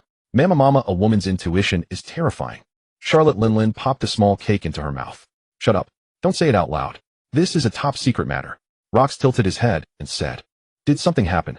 Whitebeard asked curiously. So slow on the uptake. It's obviously about a man and a woman. Stussy elegantly propped herself on the table as she spoke, but her gaze secretly drifted toward Kuro. She had heard that Kuro had plundered an entire kingdom on his recent voyage, and the treasures brought back from the hold made every pirate envious. The more Stussy looked at Kuro, the more she saw him as a solid potential. Wang Ji licked his lips listening with curiosity, but no one answered him, so he could only speculate silently. In the evening, Kai Li and Xia Qi helped Ku Luo back to the castle. Yazi was rocking a baby carriage while Nai Lu stared at a ship model with sparkling eyes. Ai Lusha, now over a year old, could already run around the castle. However, maids always followed her, so there was no need to worry about her safety. Your Highness, how did you get injured again? Yazi's hands trembled as she felt Ku Luo's body relieved to find only minor wounds. That Luo Keisai is always reckless with his blows. Don't worry, Yazi. Ku Luo explained the events with a wry smile, and Yazi shook her head helplessly. She had grown accustomed to the brawls among the Luo Keisai pirate crew, though their fights often turned quite boisterous. Daddy fruit. Ai Lusha ran out from some corner, holding a fruit with peculiar patterns. The maid chasing behind her was out of breath and couldn't catch up. Yazi turned around and immediately felt a surge of anger. You little rascal, where did you dig that out from?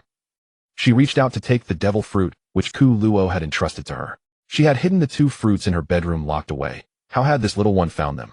Ai Lusha's chubby face pouted, and she hugged the fruit to her chest, then ran backward. Ku Luo glanced closely. Wasn't this the armor fruit obtained from Charlotte Linlin?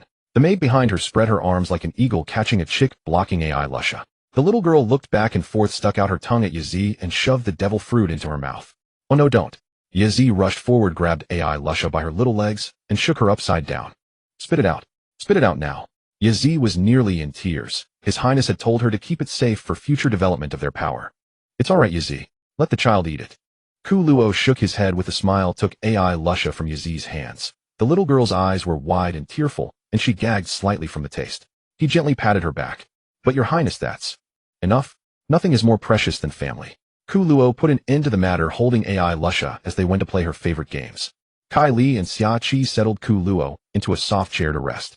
Seeing Yazi still standing in place, red-eyed, and clutching her clothes in self-reproach, they walked over gently. Don't take it too hard, Sister Yazi, Kylie said softly, patting her arm. His Highness already said, nothing is more important than the child. Ai Lusha is still young and doesn't understand.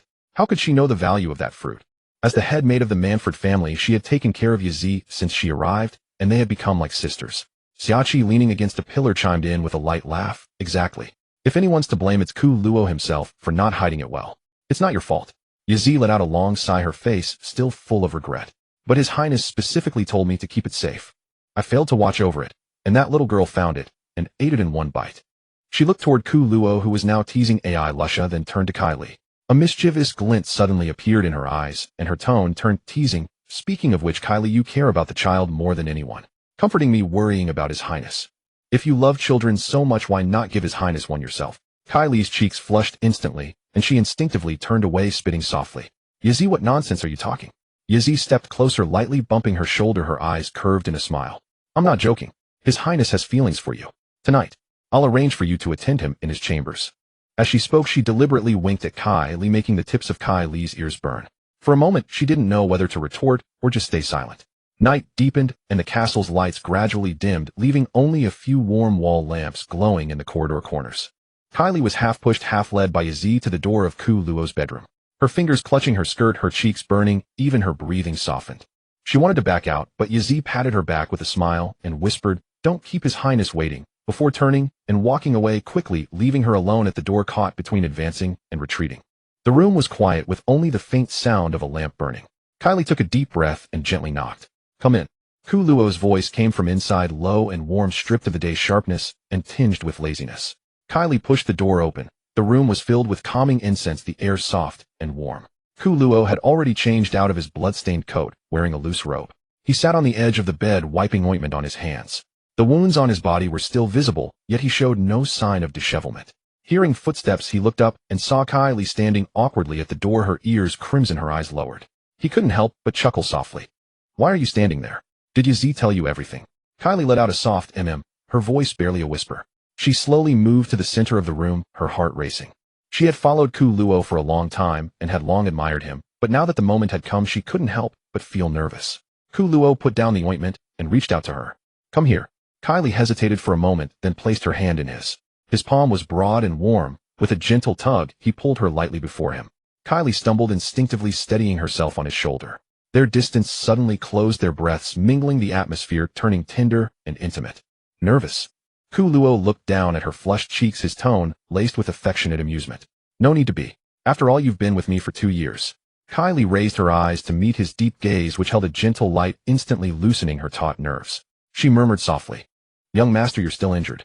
It is a bit inconvenient, but—" Kuluo raised his hand, gently brushing the stray hair from her forehead, his fingertips softly tracing her brow bone. "Then you take the lead. I'll lie down." The night was tender, and the waves gently lapped against the shore in the distance. In an instant, morning arrived. A mountain torrent battered the tender grass, dewdrops adorned the leaves, and the delicate flower bud held the promise of new life. "Hey Rox, I've spent all my money. When are we going out to plunder again?" Golden Lion Shiki, sitting cross-legged in midair, yelled boisterously at Rox, who was in the main seat. "That's right. Rox, our coffers are empty, and the underlings are about to riot." Jean lounged lazily in his chair, his feet crossed high on the table's edge, looking utterly indifferent. Pirates are desperate outlaws who risk their lives and live for the moment. The large stash of berries plundered from the Charity Alliance temple had long been squandered. Even Kuro, if not for the continuous replenishment from the treasure vault of the country of warriors, would have seen his funds completely depleted. Especially Golden Lion Wang Ji and Ganzi, who commanded large forces. Money flowed out like water, and no amount of wealth could withstand such consumption. Silver Axe Ganzi and Wang Ji remained silent, but in this world who would ever complain about having too much money? "I told you all to be more frugal, but you spend money like water." Whitebeard glanced contemptuously at the complaining ones and said, "Newgate, stop pretending. You still owe me for the drinks. The stingiest among the officers is you." Rox teased Edward Newgate with amusement. "And last time you freeloaded my sake, you still haven't paid."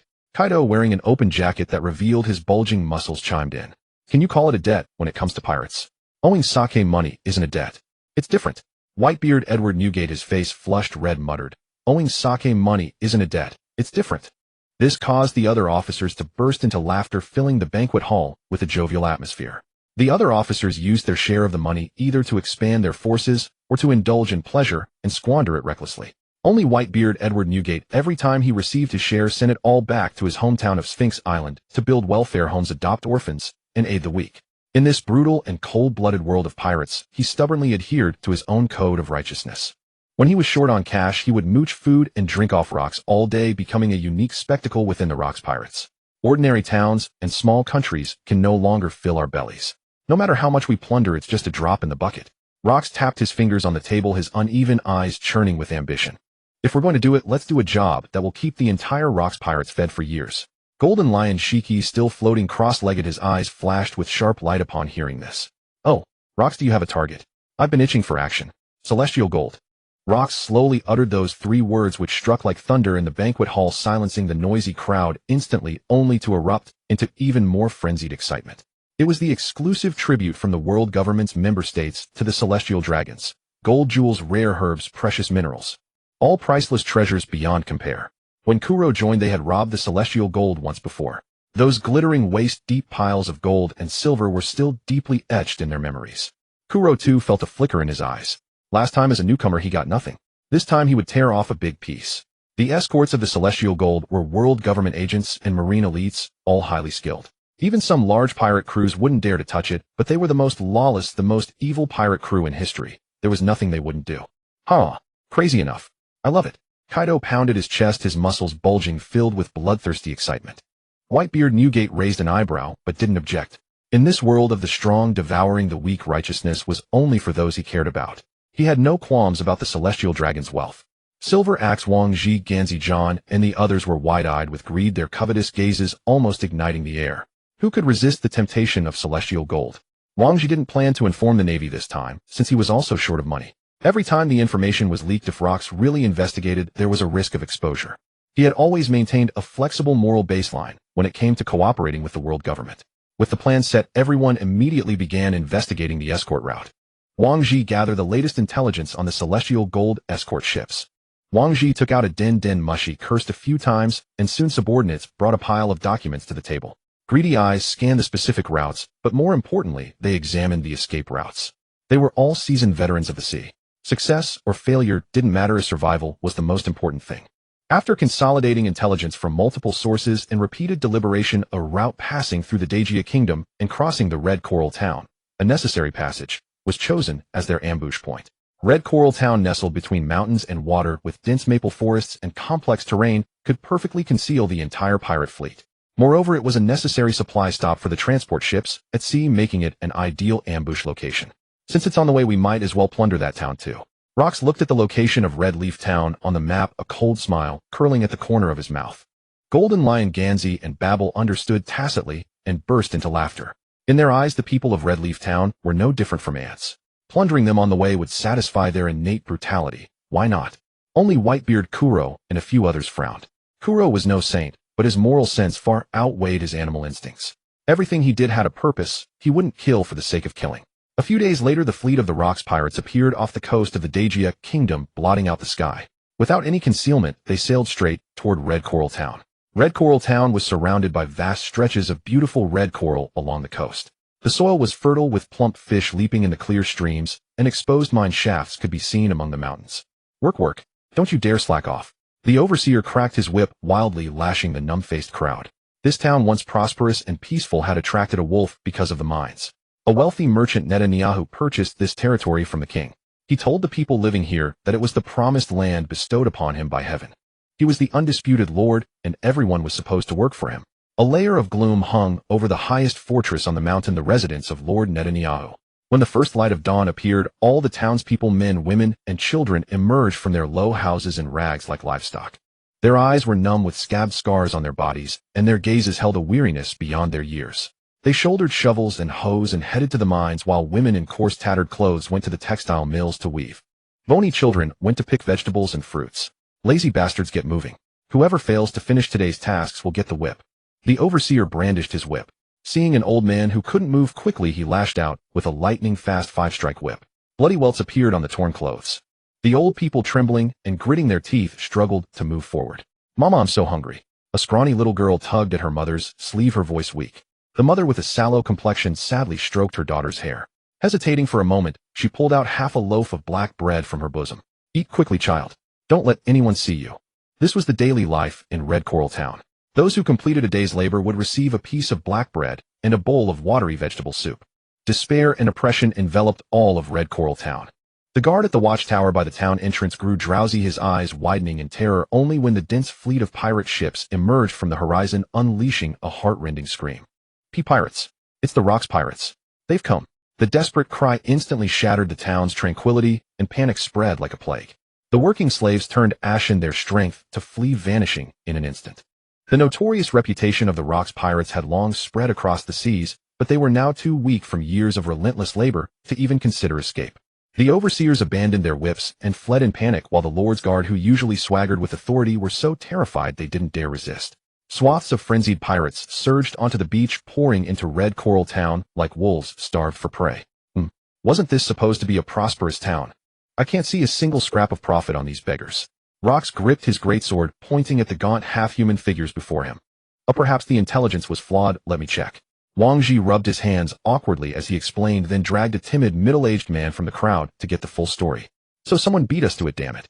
Rox waved it off carelessly. "Kuro, Kaido, go deal with that Netanya fellow. Everyone else, change your clothes. When the Navy shows up, don't you dare let anything slip." Upon hearing this, Kuro merely gave a faint nod. His fingertips rubbed lightly, a wisp of blood aura flowing in his palm, as in suffocating pressure emanated from his body in an instant. Kaido beside him laughed wildly with excitement, casually spinning his spiked club, which made the ground tremble slightly. "Just killing someone simple. I've been wanting to stretch my muscles for a while." Behind them, dozens of Kuro's subordinates immediately followed their footsteps, kicking up clouds of sand on the beach as they sprinted toward the Lord's castle deep within Red Coral Town. Along the way, there was no substantial resistance left. The guard had either fled or scattered, with only discarded weapons littering the ground and cowering slaves huddled in corners. Kuro and Kaido's group moved through as if encountering no opposition, reaching the ornate yet chaotic castle gates in moments. The gate guards' legs had long gone weak with fear. Confronted by Kaido's massive frame and ferocious appearance, they lacked even the courage to draw their swords and turned to flee into the castle. Trying to run, Kaido sneered, swinging his arm with devastating force. His spiked club carved through the air with a howling wind, shattering the heavy castle doors into splinters as the entire structure seemed to quake. Inside the hall, Netanya's rotund frame trembled as he frantically stuffed gold and jewels into cloth bags. At the thunderous crash, he whirled around, his face draining to paper white upon seeing the pirates burst through the wreckage. He was the same lord who had ravaged Red Coral Town and drained every last value from his slaves. Despite having the chance to flee when the Rocks pirates made landfall, his greed held him hostage. Clinging to decades of accumulated treasure brought him closer to suffocation than any escape could offer. Before he could gather everything, disaster struck with brutal speed. Why you stay back? I'm the lord of these waters. I'll give you money. All the treasure is yours. Netanya's corpulent form quaked as he stumbled backward, tripping over his own feet and collapsing to the ground, his former arrogance utterly erased. Kuro stepped into the hall slowly, his gaze cold and dismissive as it swept over the man. You're actually sensible, having the treasure ready for us. So how would you like to die? Throat cut, bisected, and no. Netanya let out a terrified scream, barely beginning to scramble up, when Kaido, fed up, strode forward and seized him by the collar with one massive hand, lifting him into the air as easily as picking up a chick. Stop rambling, it's annoying.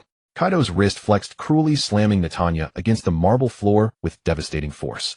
Blood erupted from his lips as bones shattered audibly. Gripping Netanya's legs, Kaido whipped him across the ground like a rag, reducing him to a bloody pulp. Watching coldly, Kuro glanced at the scattered treasure and spoke flatly, leave the goods. Go back and report. Kaido flicked the blood from his hands and burst into laughter. Let's go. Killing someone this worthless is utterly boring. Boss, I found a lot of women on the second floor.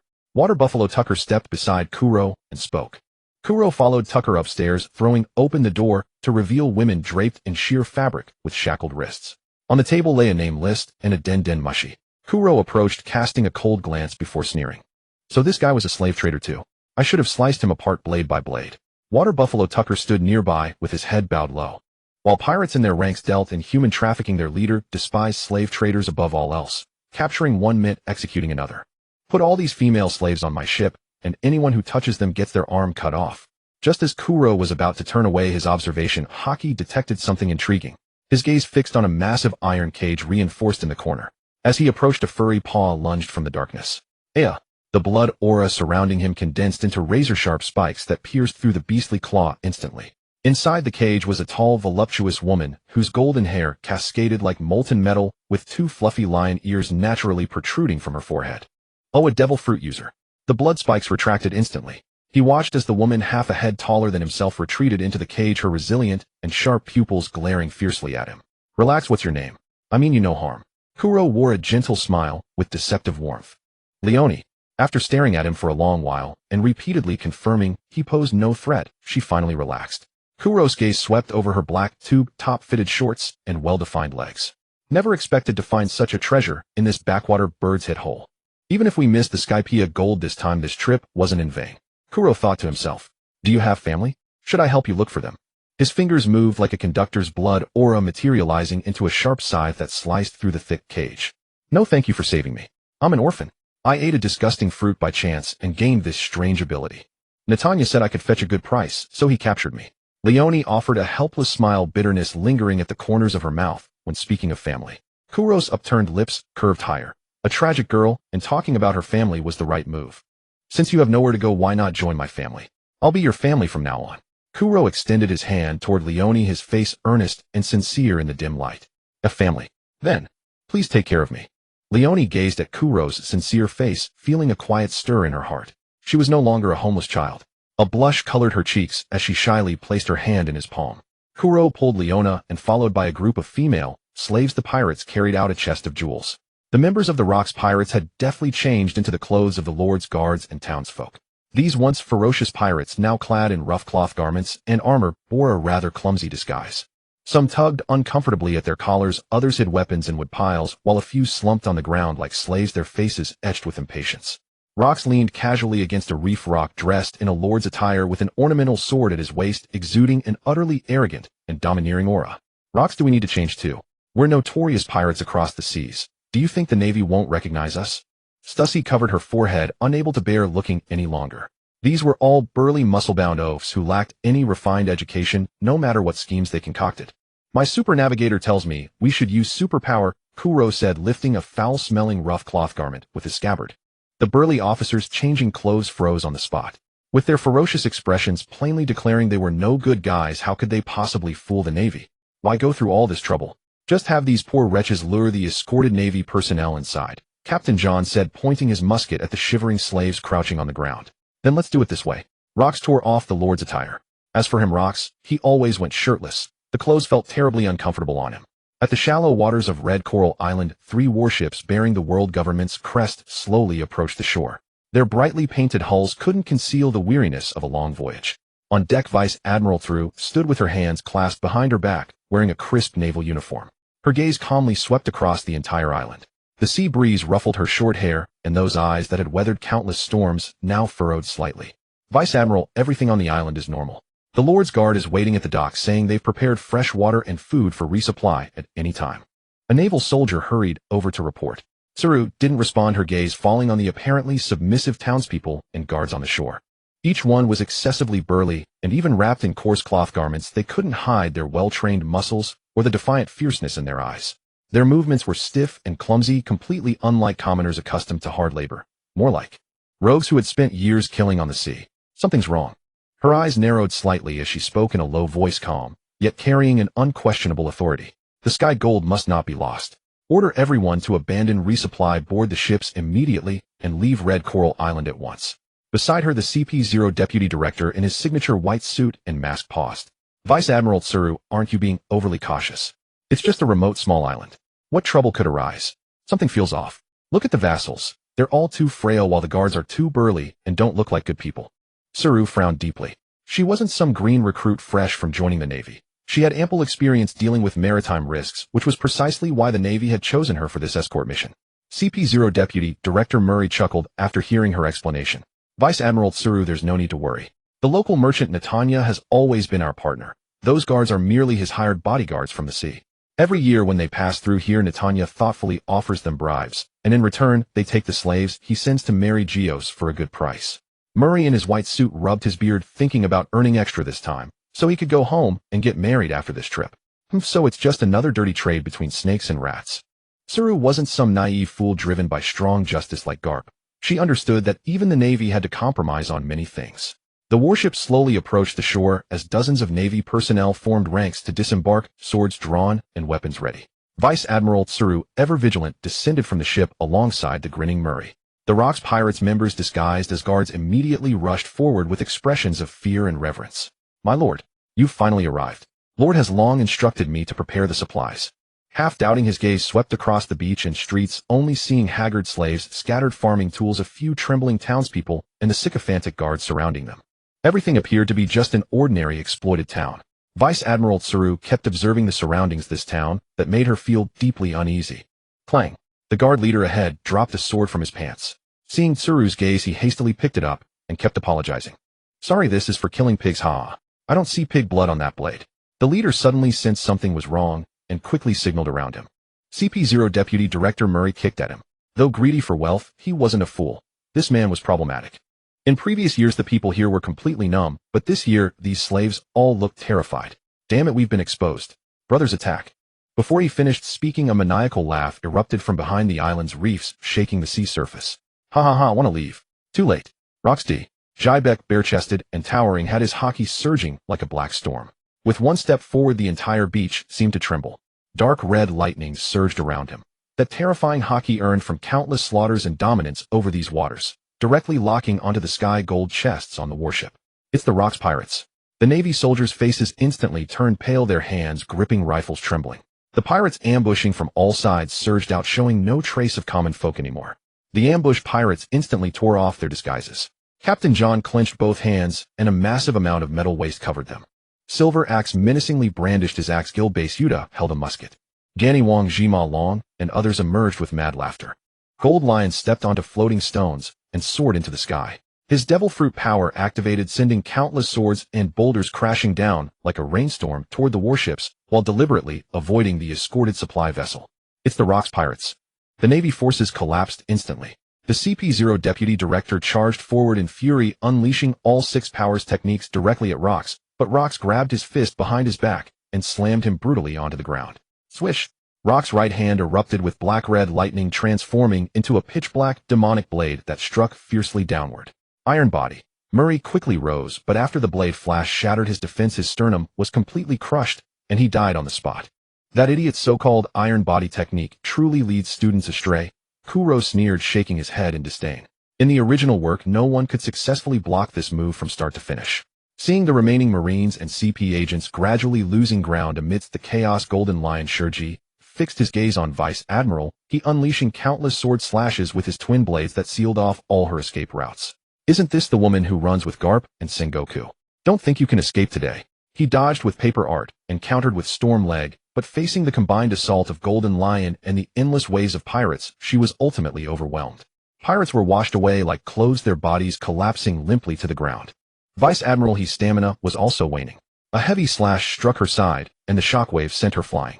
Before she could land, the earth rose into the air and solidified into ropes, binding her with the power of his devil fruit, taking her completely captive.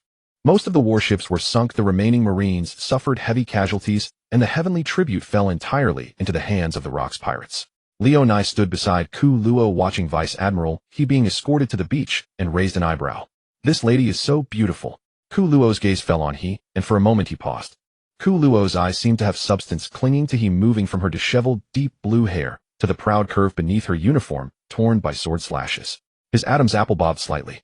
He had seen plenty of wild and passionate beauties among pirates along the way, and also many delicate and charming noble ladies, but a woman like he had never encountered before.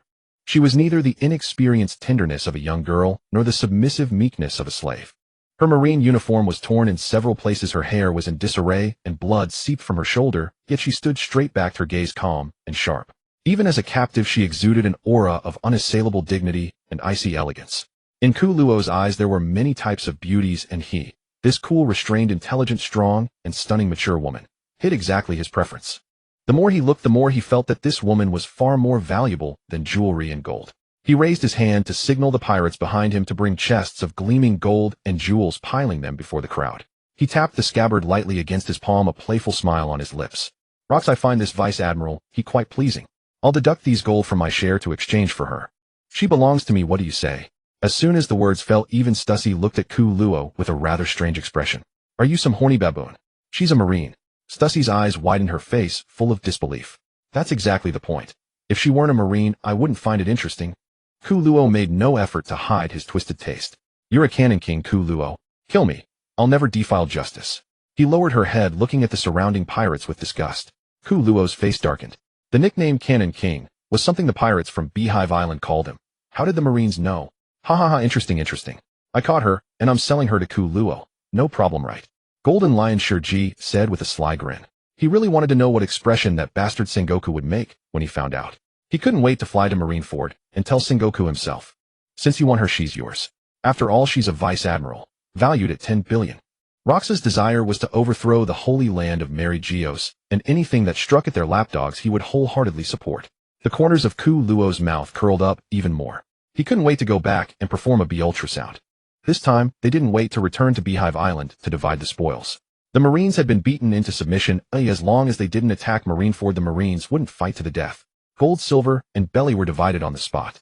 Antiques, paintings, and some handicrafts needed John to sell off before the dividends could be distributed. Rox took out 4 devil fruits, 3 long swords, and 4 gem-encrusted flintlock pistols from a nearby bag. There's no fruit or item I want among these. Let's discuss how to divide them. Edward Newgate Shirji John Charlotte Lin Lin Wang, Jigan Ziba Bell, Ma Long Kaido Xiongji Air Ba, Sida Ba, Jingamu Si Tushi. Including Ku Luo, there were 11 people in total. Everyone's eyes were on those 4 devil fruits. Even those who had already eaten a devil fruit could take one back to win loyalty or train subordinates. I say those who have already eaten a devil fruit don't need to compete with us. Silver Axe Xiong was the most eager. He and Shirji were sworn enemies, and the gap between them was growing. He desperately needed a devil fruit to strengthen himself. Bullshit. Who says I don't need one? Golden Lion Shirji hadn't originally intended to fight for it, but seeing Silver Axe Xiong wanting one, he had to grab it. Once the Rox pirates disbanded, he would definitely kill Silver Axe Xiong first. Hey, at least let's figure out what these devil fruits are first. Don't end up eating some useless garbage. Ku Luo picked up a devil fruit and examined it. This one is the slice fruit, the dragon fruit, ancient Zoan Tyrannosaurus Rex formed, the vapor fruit, and the Dordor fruit. You choose. Those who don't take a devil fruit will get compensation from the shares of those who get one. Rox pulled out a devil fruit encyclopedia from his pocket and started flipping through it. I've already eaten one, so I don't need another. I want 2 of those gem-encrusted guns. Jier Basida had earned the title of 4-armed gun king in the last 2 years and had a collector's obsession with exquisite firearms. Captain John glanced at the main contenders, Golden Lion Shirji, Silver Axe, Xiong, Charlotte Lin Lin, and the others, and spoke proactively. I don't want any of these, but I want an extra 500 million belly from my share. Captain John himself was a magnet fruit user.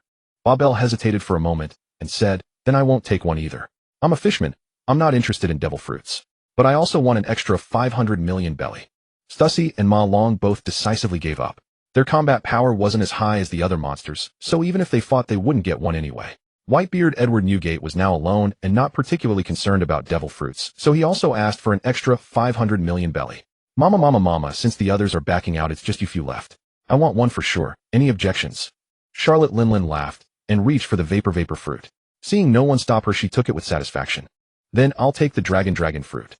Silver Axe, Xiong quickly reached for the dragon fruit, ancient Zoan Tyrannosaurus Rex form. Jaha, I didn't agree to that. Golden Lion Shurji sneered and slashed his sword towards Silver Axe Xiong's hand. Clang. Silver Axe Xiong cursed, and the two clashed, one with a sword, the other with an axe. The crowd wore amused expressions as they made room for the fight. Forget it, there's no fruit I want. I'll pass too. Kaido thought for a long time and decided not to take one. He was hoping for a more violent and powerful devil fruit.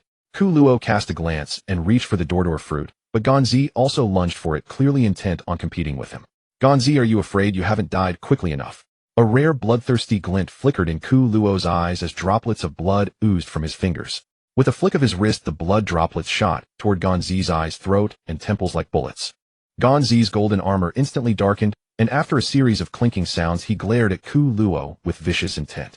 Instead, he raised his hand and patted his own cheeks, then roughly ran his fingers through his disheveled hair, a look of determination on his face. I'm going to fight you for it. I'll prove to Miss Yachi that a pretty boy like you is unworthy of her. I Gonzi am the best choice. Such inexplicable bravado with no real strength to back it up. Where's my sword? Ku Luo could no longer contain himself. His Adam's apple bobbed, and an invisible sonic wave resonated forth. Overclocked howl. The sound wave exploded outward from Ku Luo, causing the air to tremble violently. Gravel on the ground leaped and cracked, and the compressed air burst with a thunderous roar. The onlookers involuntarily covered their ears. Even the fierce battle between Silver Axe and Golden Lion Shiki was disrupted, forcing them to pause. Where the sonic wave passed, the wind ceased abruptly, and the very space seemed to have been struck a heavy blow. That kid Ku Luo has developed his ability quite remarkably. Luo Kasi, who had been digging his ear, commented. Ku Luo is exceptionally strong. Gonzi is about to hit a steel wall.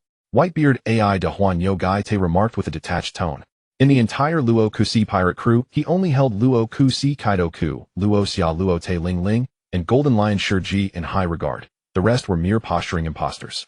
The high-frequency shriek was deafening. An ordinary person would have bled from all orifices and collapsed. Gonzi only felt excruciating pain in his eardrums, his head spinning, and his body momentarily frozen. Seizing the opportunity, Ku Luo charged forward with large strides. Each step was accompanied by a low-frequency tremor, causing the ground beneath him to crack layer by layer. He released his armament haki, which spread along the ground, hammering at Gonzi's footing like invisible heavy mallets. Ku Luo gripped the long sword at his waist and assumed a bow stance. Iato thoughtless slash. Though it was only coated with ordinary armament haki, the sword energy struck Gonzi like a cannon blast. The internal destruction of the armament haki shattered Gonzi's defense. The golden armor on his chest cracked open, revealing a wound deep enough to see bone. Blood stained half of Ku Luo's face, making him resemble an Azura from hell. Yo, you actually managed to learn it. Luo Kasi was visibly surprised. He hadn't expected that his signature swordsmanship would be mastered by this kid in such a short time. The other officers of the Luo Kusi pirate crew collectively gasped. No way. This kid. When did he learn that? This is Luo Kusi's sword technique. How did he learn it? Luo Kusi. When did you teach him? Are you secretly giving him extra lessons? All eyes turned to Luo Kasi, who let out a hearty laugh. Wahahaha. Didn't you all see when I taught him? Kaido stroked his chin, suddenly recalling the day Ku Luo was sent flying by Luo Kusi's single slash in the bar. He pondered deeply, realizing that this was the true way to impart lessons. I understand now. If I ever have subordinates or children, I'll teach them the same way. Look how fast Ku Luo progressed. Ku Luo defeated Gonzi with a single slash and calmly sheathed his sword without delivering a finishing blow. He knew Luo Kasi would not allow him to actually kill Gonzi. Though the Luo Kasi pirate crew was restless, lacked unity, and revered strength, there were still certain lines that could not be crossed. The slash Luo Kasi had delivered at Xiaqi's bar had not allowed Ku Luo to master Conqueror's haki infusion, but it had allowed him to achieve rapid mastery of armament haki's internal destruction. Luo Kasi hadn't expected that such a half-baked teaching method would actually allow the kid to learn something. Perhaps he could use the same approach to teach Chi in the future. Ku Luo got his hands on the Dordor fruit as he wished. Golden Lion Shurji obtained the dragon fruit, ancient model Tyrannosaurus Rex. Silver Axe unfortunately ended up with the slice fruit. But the gloomy expression on Silver Axe's face told the story of his dissatisfaction. He hadn't been able to fight his old rival and had gained several new scars. Babayer, bring that fool Ganzi along. Let's go. After dividing the massive treasure, Ku Luo also demanded a great sword named Wu Wan. He wanted both a devil fruit and a famous blade, and even a beautiful woman, leaving him with almost no money. Ku Luo tossed the fruit and the great sword to Lao Nai, then amidst his expression of disgust and disdain scooped her up in a princess carry. That's right, keep that expression. Don't change it, ha ha ha ha. Luo Kasi waved his hand, and the group began their return journey in high spirits. The joy of pirates was simple: a good captain who could bring wealth to all. A low-ranking Marine earned only 3,000 berry a month. Why risk your life? Marine Headquarters, Marineford. Inside the Marshal's office, the atmosphere was as heavy as the eve of a storm. Steelbone Kong clutched the intelligence report, his knuckles white from strain. Reading about the Luo Kusi pirate crew's rampant plunder of the Celestial Tribute, their theft of several powerful devil fruits, and the capture of Vice Admiral, he could no longer contain his fury. He slammed the table and roared, outrageous. Those lawless pirates of Luo Kusi have no regard for the Marines or the world government. The corner of the desk cracked with fine lines and documents scattered across the floor. The office door was flung open. Kapu strode in rapidly, his justice coat billowing in the wind. His voice boomed as he spoke, Brother Kong. I've heard the news. Those scumbags of Luo Kasi have gone too far. They've even captured he. I'm going to charge straight to Beehive Island, beat those bastards senseless, and bring he back. He rubbed his fists, his eyes blazing with battle lust. With no hesitation in his eyes, pirates were pirates. No matter how powerful, just fight them. Following closely behind, Zhongguo's face was dark and terrifying. His formal attire was immaculate, but his fists were clenched so tightly that the bones turned white and his knuckles trembled. He had been taken. That calm, intelligent woman who could always bring order to chaos had fallen into the hands of the infamous Luo Kusi pirate crew. What would pirates do? Humiliation, coercion, exploitation, or even worse.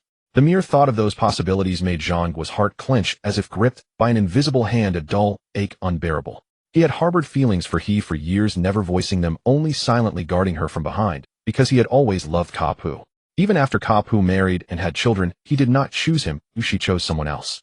Now that the person he had protected was in mortal danger, he wished he could charge straight to Beehive Island.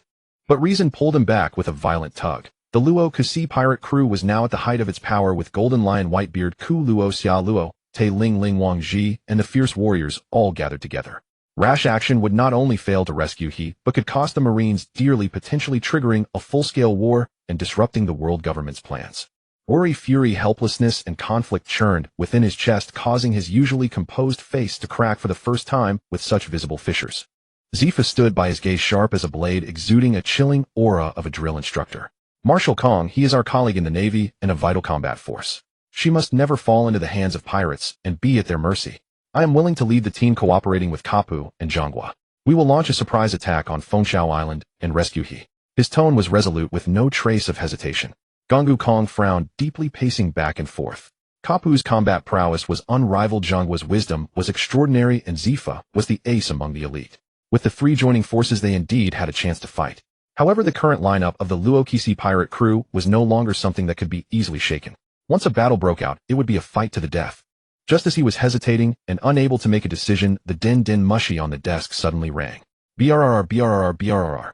It was the ringtone of the direct line to the highest authority of the world government. Gongu Kong's expression turned serious, and he immediately picked up. Hello. The din din mushy's expression became solemn and dignified, its voice aged and unquestionable. It was a message from Jai Galaxia's Satan.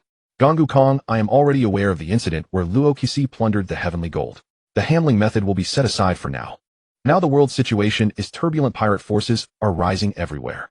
The world is facing unprecedented danger. The Navy's primary task is to complete military expansion and preparation, strengthen its defensive forces, and must not easily initiate large-scale warfare.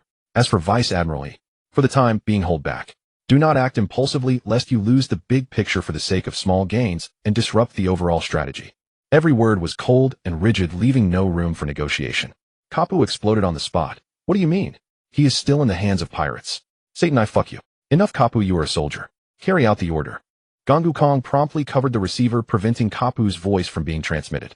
Zhongguo's clenched fists loosened and tightened repeatedly, his eyes filled with reluctance, yet he understood that the orders of the five elders represented the will of the world government and could not be defied.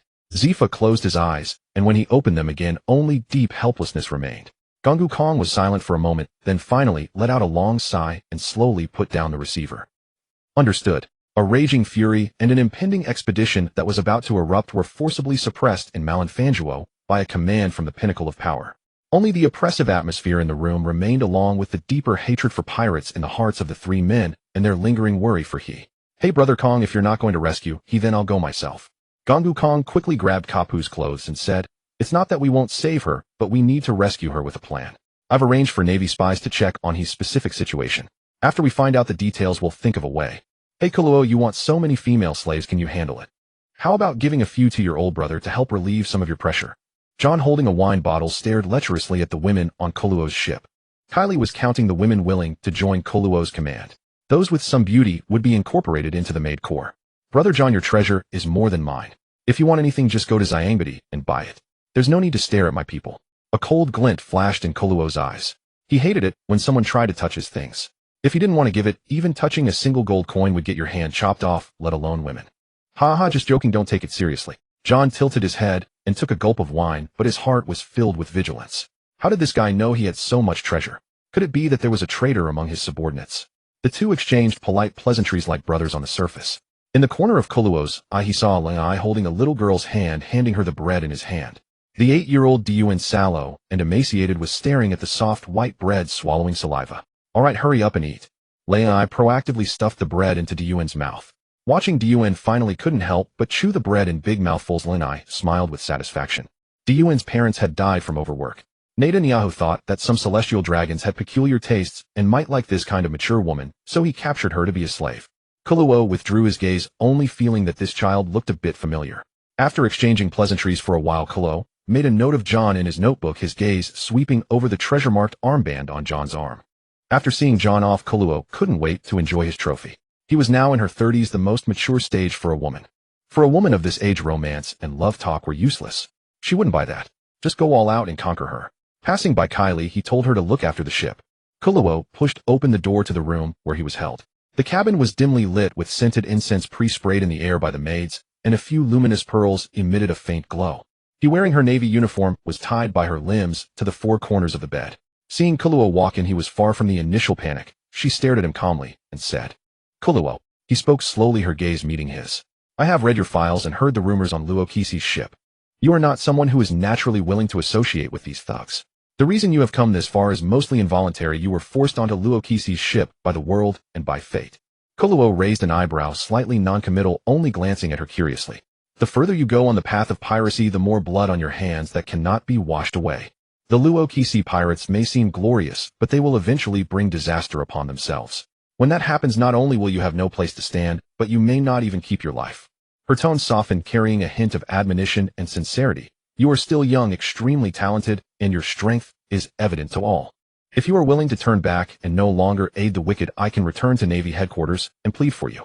With my status and credibility, it is not impossible to have your wanted poster removed and a lenient sentence arranged. Leave Luokisi, let go of everything now, and you still have a chance to start anew. Kuluo listened, then let out a low laugh tinged with mockery. He slowly approached, looking down at her, his tone light, but undeniable. Vice Admiral, you still don't understand. I boarded Luokisi's ship never out of necessity. What I want the Navy cannot give, and the world government even less. As for the wanted poster, the corner of his mouth lifted, revealing a playful and cold curve. Do you think I care about that thing? Kuluo's smile grew more sinister and charming, the light in his eyes brighter. Now I should thoroughly savor your taste. Wait. I think. Kuluo demonstrated his 1-second clothes removal technique that he had practiced for 2 years to he. At dawn, Kuro moved aside, his arm draped over his own. As everyone knows, the wrist ball is an excellent tool for exercising the strength of the wrist and palm. After toying with it for a while under the maid's service, Kuro buttoned up his pristine white shirt one button at a time. Bang! The deafening noise rattled the window frames, the lock shattered, and the heavy door flew backward like a broken plank, crashing violently against the wall. Urza withdrew, her small arm bounced, and cheerfully her short legs thumping loudly on the floor. Daddy, play with me. Kuro sighed helplessly at first, then a gentle and affectionate expression spread across his face. He bent down and scooped up his daughter, pressing her soft little cheek against his. Urza was too young, her cognition not yet formed, but her power had awakened far too early, and she simply did not know how to restrain it. In her eyes, anything blocking her path was meant to be pushed aside. Doors, walls, statues, even people. Over time, the little one had become the castle's destroyer, demolishing whatever displeased her. Yazi had already complained to him several times. Many maids had been accidentally knocked over or injured by Urza. Kuro found it troublesome too, so he had Kelly select only trained robust maids to attend to her closely. He lifted Urza high into the air, then suddenly let go, catching her securely before she could even gasp, making her giggle uncontrollably, her clear laughter echoing through the room. A layer of armor coalesced around Urza's body, and a pair of pure white wings sprouted from her back, the flight armor. A child's unrestrained imagination had granted the fruit a peculiar ability. Kuro looked at Urza, who was flying in the air like a little angel with a face full of surprise. He pinched her chubby little cheek. Urza felt uncomfortable and slapped his hand away, knocking off his mischievous fingers. Sensing the strength comparable to an adult's, Kuro broke into a wide grin. This was probably not her full strength. This little troublemaker, when she went to rummage through the devil fruits Yazi had hidden, had simply snapped the iron lock off the chest. Oomph. Beside him a chain clinked softly. He struggled to prop herself up from the bed, glanced down at the crisscrossing red marks and bruises on her body. Her gaze was as cold as ice, sharp and fierce as she shot Kuro a glare, then lay back down without a word. She was a smart woman. Arguing with a pirate was just asking for trouble. Rather than talk back and invite worse treatment, it was better to endure in silence. She firmly believed that her old friends would never abandon her. That bond was etched into their very bones. She believed her old friends would not abandon her. This was their bond. Kuro simply assumed she had completely resigned herself, and in high spirits he carried his daughter and headed to Shikaku's rip-off bar for a drink. Clang. The bar door was pushed open casually. Shikaku's rip-off bar was still bustling with noise. Even though Shikaku had long chosen to stay by Kuro's side, countless pirates and adventurers still traveled thousands of miles to Beehive Island just for a glimpse of the legendary, most beautiful woman in the world. But when they saw Shikaku's prominently swollen belly, every one of them gritted their teeth and cursed. A stolen wife is an unforgivable grudge. Shikaku leaned against the bar counter, a lady's cigarette between her fingers. She took a light drag, and amidst the swirling smoke her charm remained undiminished. Kuro carried Urza straight to the counter, and under the resentful yet silent gazes of the crowd, he reached out, plucked the cigarette from her lips, and stubbed it out in the ashtray. Still smoking in your condition? His tone was not harsh, even carrying a hint of indulgent reproach as he gently placed his hand on Shikaku's belly. Think of the child, if not yourself. The gesture was natural and intimate, his voice tender enough to melt. A dead silence fell around them. The next second, countless jealous and twisted gazes shot toward Kuro, as if they wanted to devour him on the spot. Why him? Why could this guy hold Shikaku in his arms and be so gentle with her? A stolen wife. This was a blood feud. Shikaku, we're here. Roger pushed open the door with a wide grin, and the rest of the Roger Pirates filed in. It's the Roger Pirates.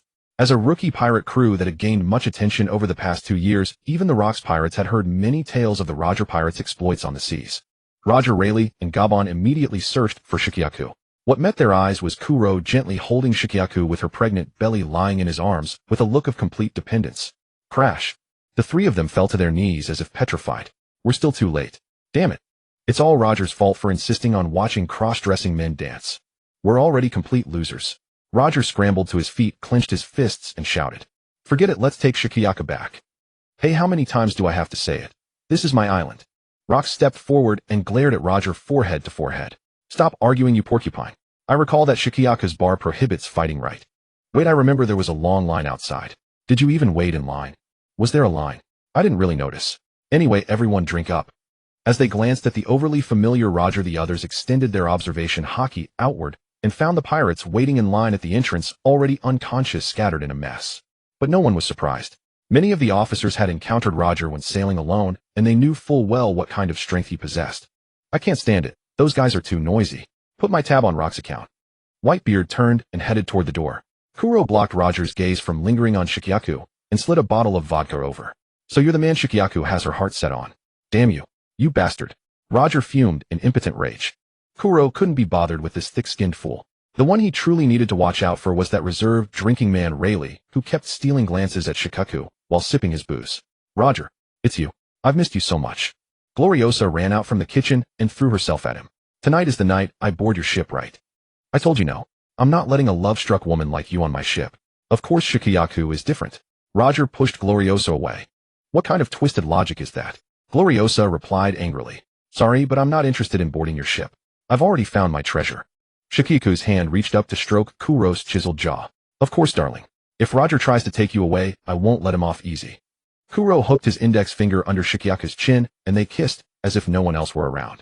The reserved drinking man felt his heart shatter into pieces. Damn it, you little lecher. Roger's conqueror's hockey unconsciously surged toward Kuro. At At the same time, Kuro's own Conqueror's haki tinged with red lightning blasted outward. The low-ranking pirates who had been drinking and brawling instantly rolled their eyes back and lost consciousness. No way. That brat Kuro actually has. Silver Axe gritted his teeth, glaring at Kuro's back with envy. He had always felt that lacking Conqueror's haki was why he was inferior to Golden Lion Shiki.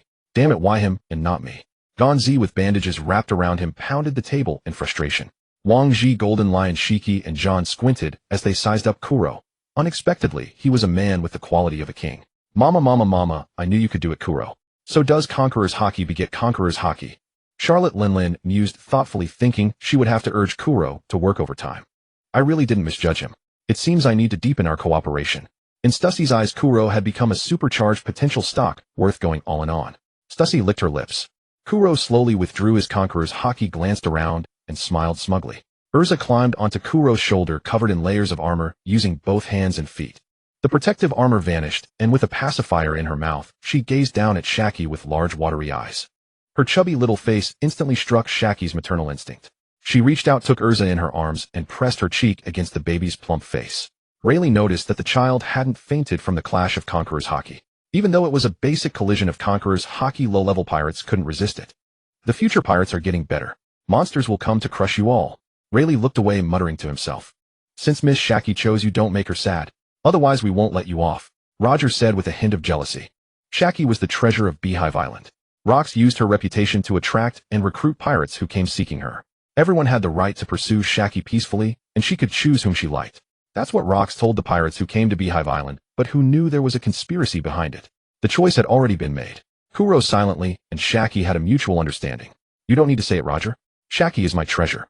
Kuro smiled, pulling Shaki into his arms and gently kissing her forehead. Has it started? It's already over. Forget it, let's start a banquet. Everyone, let's sing, dance, rap, basketball. The easygoing Roger quickly adjusted and returned to his usual playful mood. Thus the Roger pirates stayed on Beehive Island for a few days, replenished their supplies, and set sail again. Damn Roger, damn Roger, damn Roger. Gloriosa had been pestering Roger for days, confessing her love and being rejected. She repeatedly asked to board Roger's ship, but was always refused. The sea breeze carried the unique, bustling atmosphere of Beehive Island.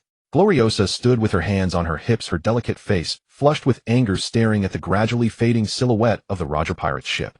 She cursed repeatedly, her eyes filled with the grievance and unwillingness of rejection, her beautiful figure trembling slightly with fury. All right, Gloriosa, stop staring at that blockhead whose eyes are only on the sea and adventure. How about joining me? Kuro lay lazily on a beach chair in shorts, basking in the sun. Every muscle was perfectly proportioned, a unique sight in this world. From the front side or back, his body exuded an aura of beauty. Yako bit her straw, her gaze through sunglasses fixed on Urza playing in the sand not far away. Her hands secretly crept toward Kuro's 8-pack abs. Beside Kuro, Shaki was chatting with Kelly, and upon hearing Kuro's words, she looked up and teased. Yes, Gloriosa sister, since that bastard Roger doesn't like you, it's his loss. Why not consider my Kuro? Look at his face, his body. Everyone who's tried him says he's good. Gloriosa rolled her eyes and said to Kuro, who was staring at her slender long legs. Even if you get my body, I'll never love you. My heart belongs to Roger. Kuro was stunned for a moment, then laughed. I'm only after your body, and I'll have many women in the future. I can't love every single one of them deeply. Of course, though, he said that Kuro's possessiveness was strong. Women's instincts naturally gravitate toward the strong. Women are creatures deeply controlled by bodily instincts. Once their bodies are conquered, it's only a matter of time before their minds and emotions follow. Gloriosa passed behind Kuro, and Shaki was winking at her. But Gloriosa, the Empress of Amazon Lily, couldn't read the hint. Still angry from being rejected by Roger, she blurted out, "You naturally wicked brat. If you can beat me, I'll be yours from now on." Hearing this, Kuro's eyes lit up, and he leaped to his feet. Agreed. Sword, come. Wait. Gloriosa, having spoken impulsively, immediately felt a hint of regret. Before she could retort, Kuro had already charged within half a meter. Blood Moon Art 8 level Great Gale. Gloriosa's pitch-black armament haki erupted violently from her body, coiling around her arms. She crossed her arms, her body half-bent, pushed backward by the massive sword aura. Little brother, don't be so impatient. Gloriosa's expression turned serious. That slash, despite lacking haki, had struck like a cannonball, numbing her hands. Before Kuro could swing a second time, Gloriosa's snow-white long leg kicked toward him. Kuro instantly transformed his arm to block, but this leg. So long. The sight distracted Kuro momentarily. To be fair, even Tang Sanzang would have taken a second look. Gloriosa pivoted on her right foot and performed a spinning kick with her left. Kuro was struck on the neck and sent flying backward. Aha, is that all you want to see? Gloriosa stood on one leg, the other slightly bent, her retro cheongsam highlighting her perfect figure. That was just a warm-up. Now I'm serious. Kuro dusted himself off and rose from the ground. His crimson Sharingan fixed on the beauty before him. Kuro discarded all distractions, thrust forward to close the distance, and slashed at her waist. Gloriosa raised her thigh, her high-heeled shoe locking the blade's angle. Are you really a great swordsman? You seem like a half-baked one. Gloriosa tossed her wavy hair and said mockingly. Kuro pushed upward, and she stepped on the blade, flipped in the air, and landed gracefully. The sword is a killing technique. For a beauty like you, I'd hate to accidentally cut you. Kuro smirked, sheathed his long sword, and tossed it aside. Wisps of blood energy seeped from his pores, gradually solidifying into thick, long crimson tentacles that reached for Gloriosa. Her slender, graceful figure spun like a windmill, kicking away and breaking the evil tentacles that tried to grab her. Kuro closed in his arm, coated in armament haki, and punched toward her abdomen. The belt wrapped around Gloriosa's waist moved instantly. It was the snake she had brought to the island. The serpent's head suddenly opened wide, its venomous fangs lunging toward the neck. Armament haki covered the entire body, repelling the poisonous fangs. The tentacles that Gloriosa had kicked off split apart and transformed into blood-sucking bats, attacking once more. Kuro met Gloriosa's fierce wind kick head-on with his fist. The clash between fist and high-heeled shoe was momentarily indecisive, but the blood-sucking bats kept tearing at her fair skin, forcing her to intermittently use armament haki to protect herself. Snake arrow. A venomous snake crawled onto Gloriosa's hand, and the dark armament haki infused it, transforming it into a rigid longbow. Armament haki solidified into arrows shooting at the blood-sucking bats fluttering in the air. With each shot, the released armament haki cleared large swaths of the area. After clearing a large area, Gloriosa suddenly noticed that Kuro's figure had vanished. Not good. Just as Gloriosa was about to turn around, Kuro extended his left hand, directly wrapping around her slender waist, pulling her entire body into his embrace. It seems I've won. The distance between them abruptly closed, so near that Gloriosa could smell the crisp, yet dangerous scent emanating from him. Kuro's nose almost brushed against her ear, his warm breath spraying onto her sensitive skin, causing Gloriosa's body to instantly tremble. Gloriosa bit her lip, a flicker of panic and unwillingness flashing in her eyes, which then turned into resolve. She suddenly raised her leg, her knee crashing fiercely into Kuro's lower abdomen. Looks like you need a lesson to learn what obedience means. Kuro arched his body, instinctively bending to dodge the kick. Even Kuro, or any male for that matter, would have to bend to avoid it. With a hint of lingering fear on his face, Kuro crouched, slightly grabbed Gloriosa's thigh, and slid around behind her with a low sweep. Secret technique, 1,000 years of death. Kuro pressed his palms together, index and middle fingers aligned, and under the horrified gaze of Xiachi Yazi and others successfully struck Gloriosa. After a sharp cry, Gloriosa flew forward 2 meters, fell to her knees, and stared in disbelief with vacant eyes. You lose, Gloriosa. Bastard, how dare you?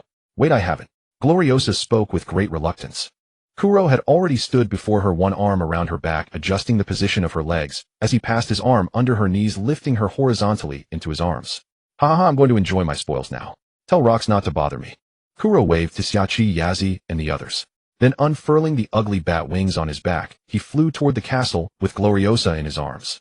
Gloriosa, meanwhile, was in a state of paralysis due to the attack on a certain area.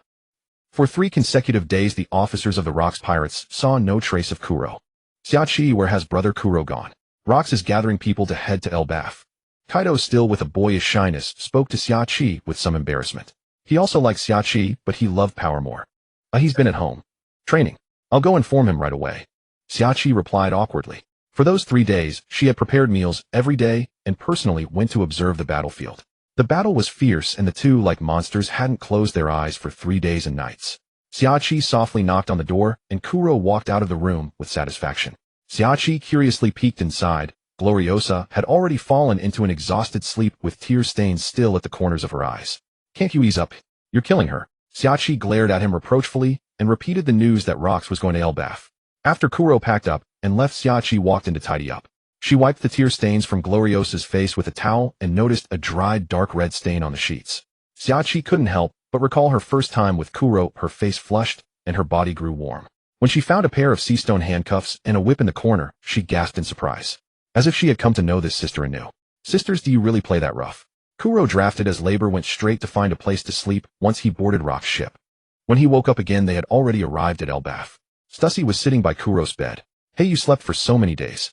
Could it be the devil fruits trade affecting you? No, just overexerted from training. Kuro climbed out of bed, rubbing the dark circles under his eyes. What? So concerned about me. Have you decided to give up on Newgate and come to me?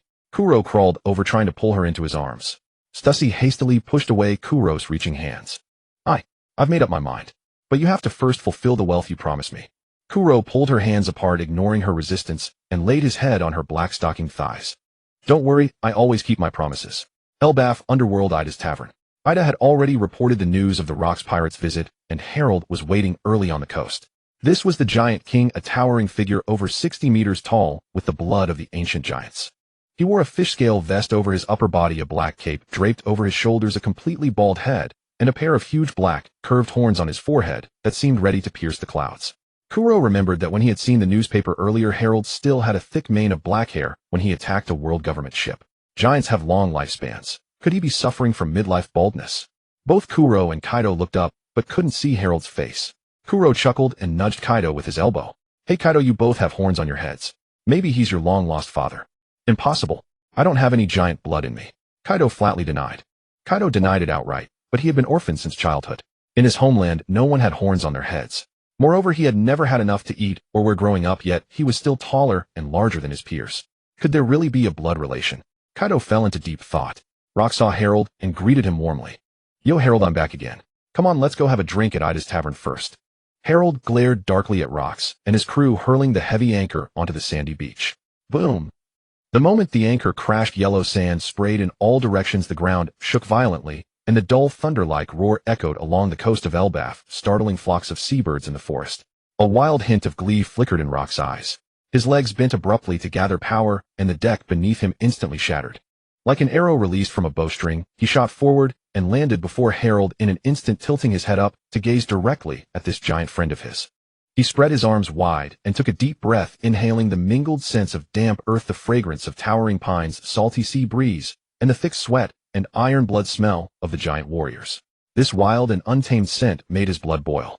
A bold smile brimming with charismatic charm bloomed on Rock's face. Harold, my old friend, I'm here.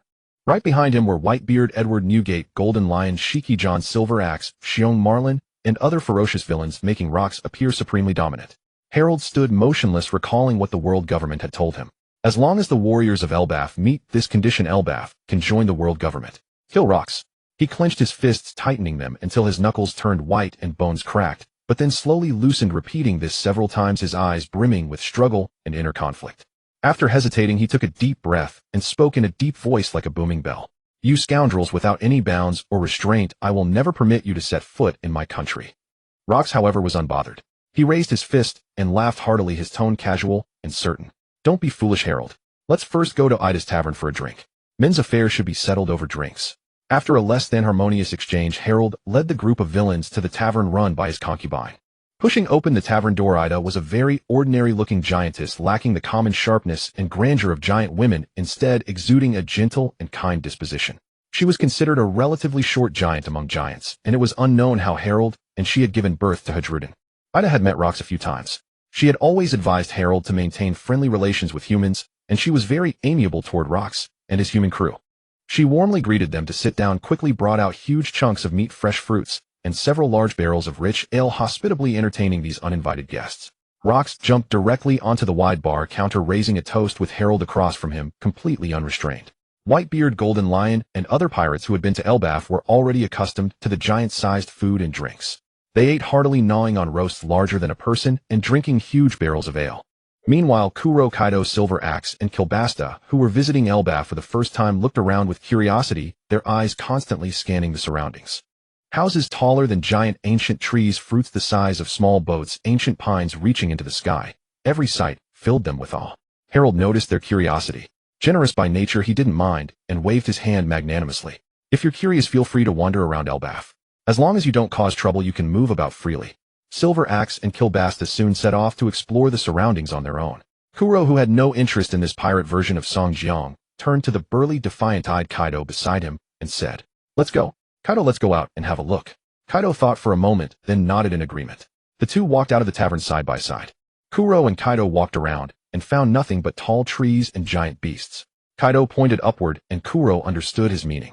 Kaido climbed up using both hands and feet, while Kuro spread his wings and flew in the air, chatting as he flew. "Kaido, have you ever thought about the future?" Kaido reached out and firmly grabbed a protrusion, while his feet still searched for a foothold. His eyes on Kuro's spread wings. Future. Then I must find a powerful devil fruit, preferably one that lets me fly. And after you get a devil fruit, have you ever thought about leaving the Rocks Pirates? Kaido fell into an unusual silence. After a moment he said in a low voice, "Why leave? I have money to spend, meat to eat, and wine to drink.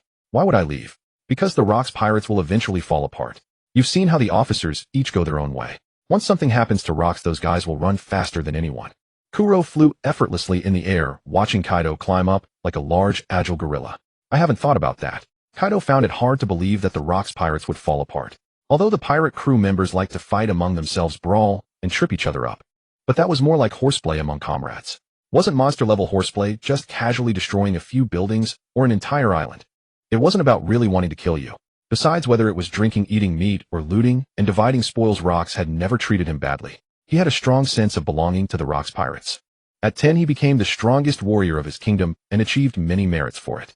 At 13 he was betrayed by the kingdom, sold to the world government, then broke out of a prison ship alone and became a pirate until he met Rocks. The king forces you to kneel with the empty name of hereditary rule. Rocks want you to stand up. Hearing that Rocks aimed to become the king of the world, his blood boiled too. He wanted to make those lofty nobles all come down and smash their heads with his own mace. A place like the Rocks Pirates was simply the best destination for Kaido. It's only a few years away. The world government won't tolerate Rocks' plan to first annihilate the navy and then conquer the Holy Land. We will inevitably fight the world government. If Rocks wins, everything is fine. But if he loses, Kuro said with great certainty. His view of the future startled Kaido. Rocks is strong. Newgate and Shiki are all strong. I don't think we'll lose. Rocks, Newgate, Shiki, even the others are all strong. You know there's a traitor in our crew. Do you think besides the traitor no one else will betray Rocks? Then Kuro added, even if you and Linlin don't betray Shiki, Silver Axe, Xiongjian, Wangji, those people are not so reliable. Kaido panted, slightly sweat appearing on his muscle lines. After thinking for a moment he said, Brother Kuro, I'm not good at thinking. Just say what you want to say. We wait for the final battle. If Rocks wins, I'll say nothing. If he loses, then you'll join me. My goal is the same as Rocks. I also want to overthrow the celestial dragons and sit on the throne of the king of the world. Kuro's gaze locked firmly onto Kaido's facial expression. If Kaido was unwilling, he would kill Kaido in the chaos of God Valley. What makes me different from Rocks is that I don't pursue absolute power. I believe more in the power of unity. Every member is my family. I believe they will be stronger than everyone in the Rocks Pirates. So, join me, Kaido. Kaido remained silent for a long time. Kuro waited patiently. After a moment, Kaido's cold, hard voice came. I won't betray Rocks and I won't join you. Kuro's hand unconsciously moved to the hilt of his sword. However, if Rocks really loses one day, I can cooperate with you and form a pirate alliance. Kuro's hand moved back. Although it was not the ideal result, a pirate alliance was acceptable. Next time, don't speak with such pauses. As the timeline of God Valley drew closer, Kuro needed to ensure that after Rocks fell, the remnants of the Rocks Pirates would be able to avoid being purged. Kuro and Kaido had just climbed to the upper reaches of the World Tree. Even with Kaido's far larger than normal stature, standing on these branches that rivaled mountain ranges, they appeared remarkably tiny. Kuro brushed off the bits of wood, dust, and dirt clinging to his shoulder, then looked up. The view that had been obscured during the climb now opened wide, revealing the full panorama of the giant tribe's settlement laid out before the two of them without reservation. A powerful aroma mingling ale, roasted meat, and pine swept over them. The giant tribe's settlement, brimming with the most vigorous life, spread out in a bustling scene of prosperity among the giant tree's branches. Beneath their feet, the thick branches of the Adam tree, worn smooth by countless footsteps, were covered with dried giant ferns and colorful animal hides. On both sides stood rows of stone and wood giant houses, their roofs adorned with vibrant giant bird feathers.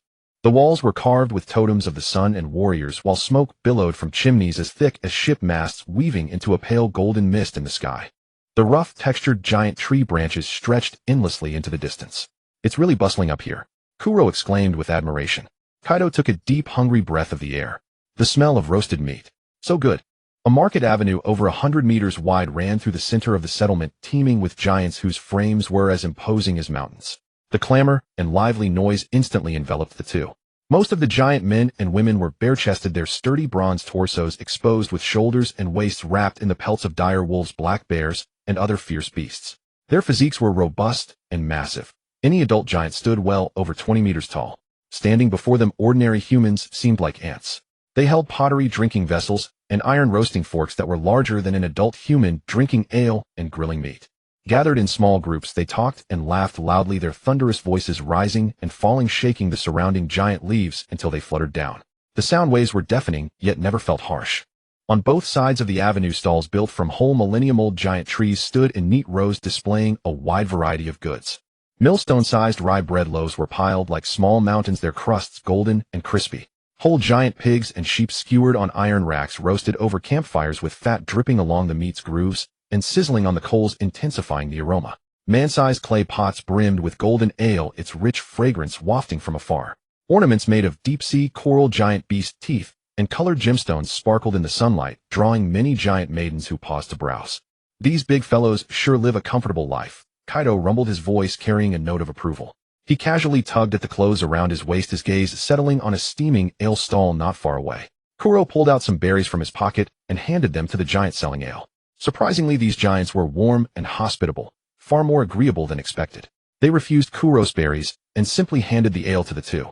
During the famine in Elbaf, many humans had brought food sent by Herald, so the giants here generally held a favorable impression of humans. The owner of the roast meat shop, spotting a female giant carrying a massive wild boar down the market avenue, smiled and greeted her. "Hey, Lapuri's here. Another bountiful day, huh?" The female giant was tall and athletic, with wine-red hair braided into two pigtails and bangs on the right side. On her left side was a vertical, thick black line tattoo. "Uncle Bari, I'll leave the prey here." Lapuri waved spiritedly to the shop owner. "Kaido, I think I've suddenly fallen in love. You go ahead and look around.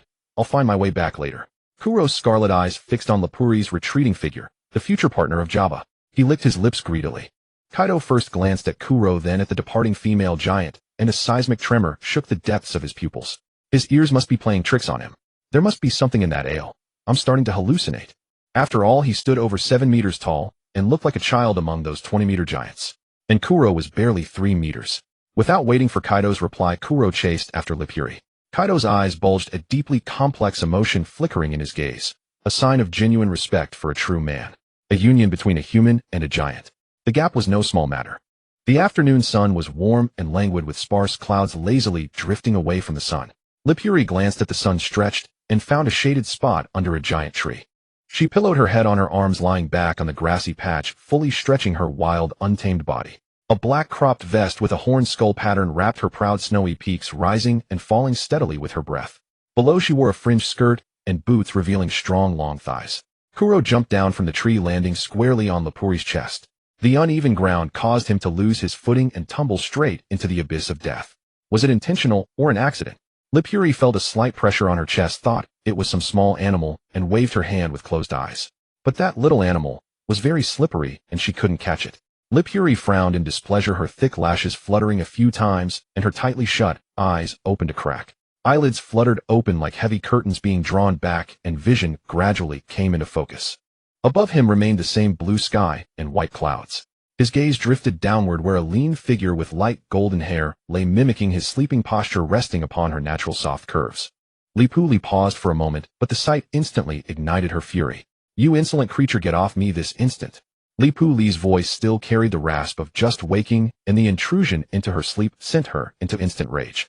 A massive palm swatted toward Kuro like crushing a fly, but he braced against her supple skin, with both hands twisted his waist, and leaped upward with the grace of a swallow, using her force to propel himself into the air.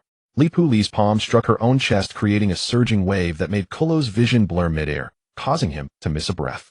As he watched those violent undulations, a faint smile of satisfaction and amusement flickered in his eyes, his fingertips still retaining the warm sensation of her skin. "Not bad, not bad. The child's granary is both generous and abundant. Human, I don't care who you are. Daring to take advantage of me, eat my fist." Lapuli rose to her full towering height, and in that moment humans remembered the fear of being dominated by giants. They say when a woman lowers her head and you cannot see her feet, she is a beauty of the world. What if I lift my head and cannot see her face? Her figure rose like a small mountain, her fist launching forward with a howling sound like a meteor, hurtling through the air, crashing down heavily toward Kuro. Kuro spread his bat wings and pulled backward. The giant fist slammed into the ground, instantly exploding a crater several meters deep, with rubble flying and dust billowing. The giant clan truly is a race favored by the gods. With a casual strike, they possess the strength of pirates worth hundreds of millions. Truly terrifying. "Hello there. Nice to meet you. This is a gift for you." As the dust gradually cleared, Lapuli was about to attack again, when she saw Kuro slowly raise his hand, and a gorgeous red rose appeared out of thin air in his palm. The rose petals were full and deep red, carrying morning dewdrops that shimmered in the sunlight. You are the most beautiful giant clan girl I have ever seen. Your eyes have stars. Kolo stepped forward slowly, his gaze settling on Li Pu Li's face. His expression no longer held the earlier mockery, but rather a touch of earnestness and passion, his voice low and clear. Li Pu Li paused slightly, then realized what was happening. That playful teasing and bold provocation, neither had been random. It was an outright pursuit. She was stunned for a moment, then a wild smile spread across her lips. She raised her clenched fist again, pointed at herself, and spoke with a voice loud as a bell, carrying the boldness unique to her giant clan.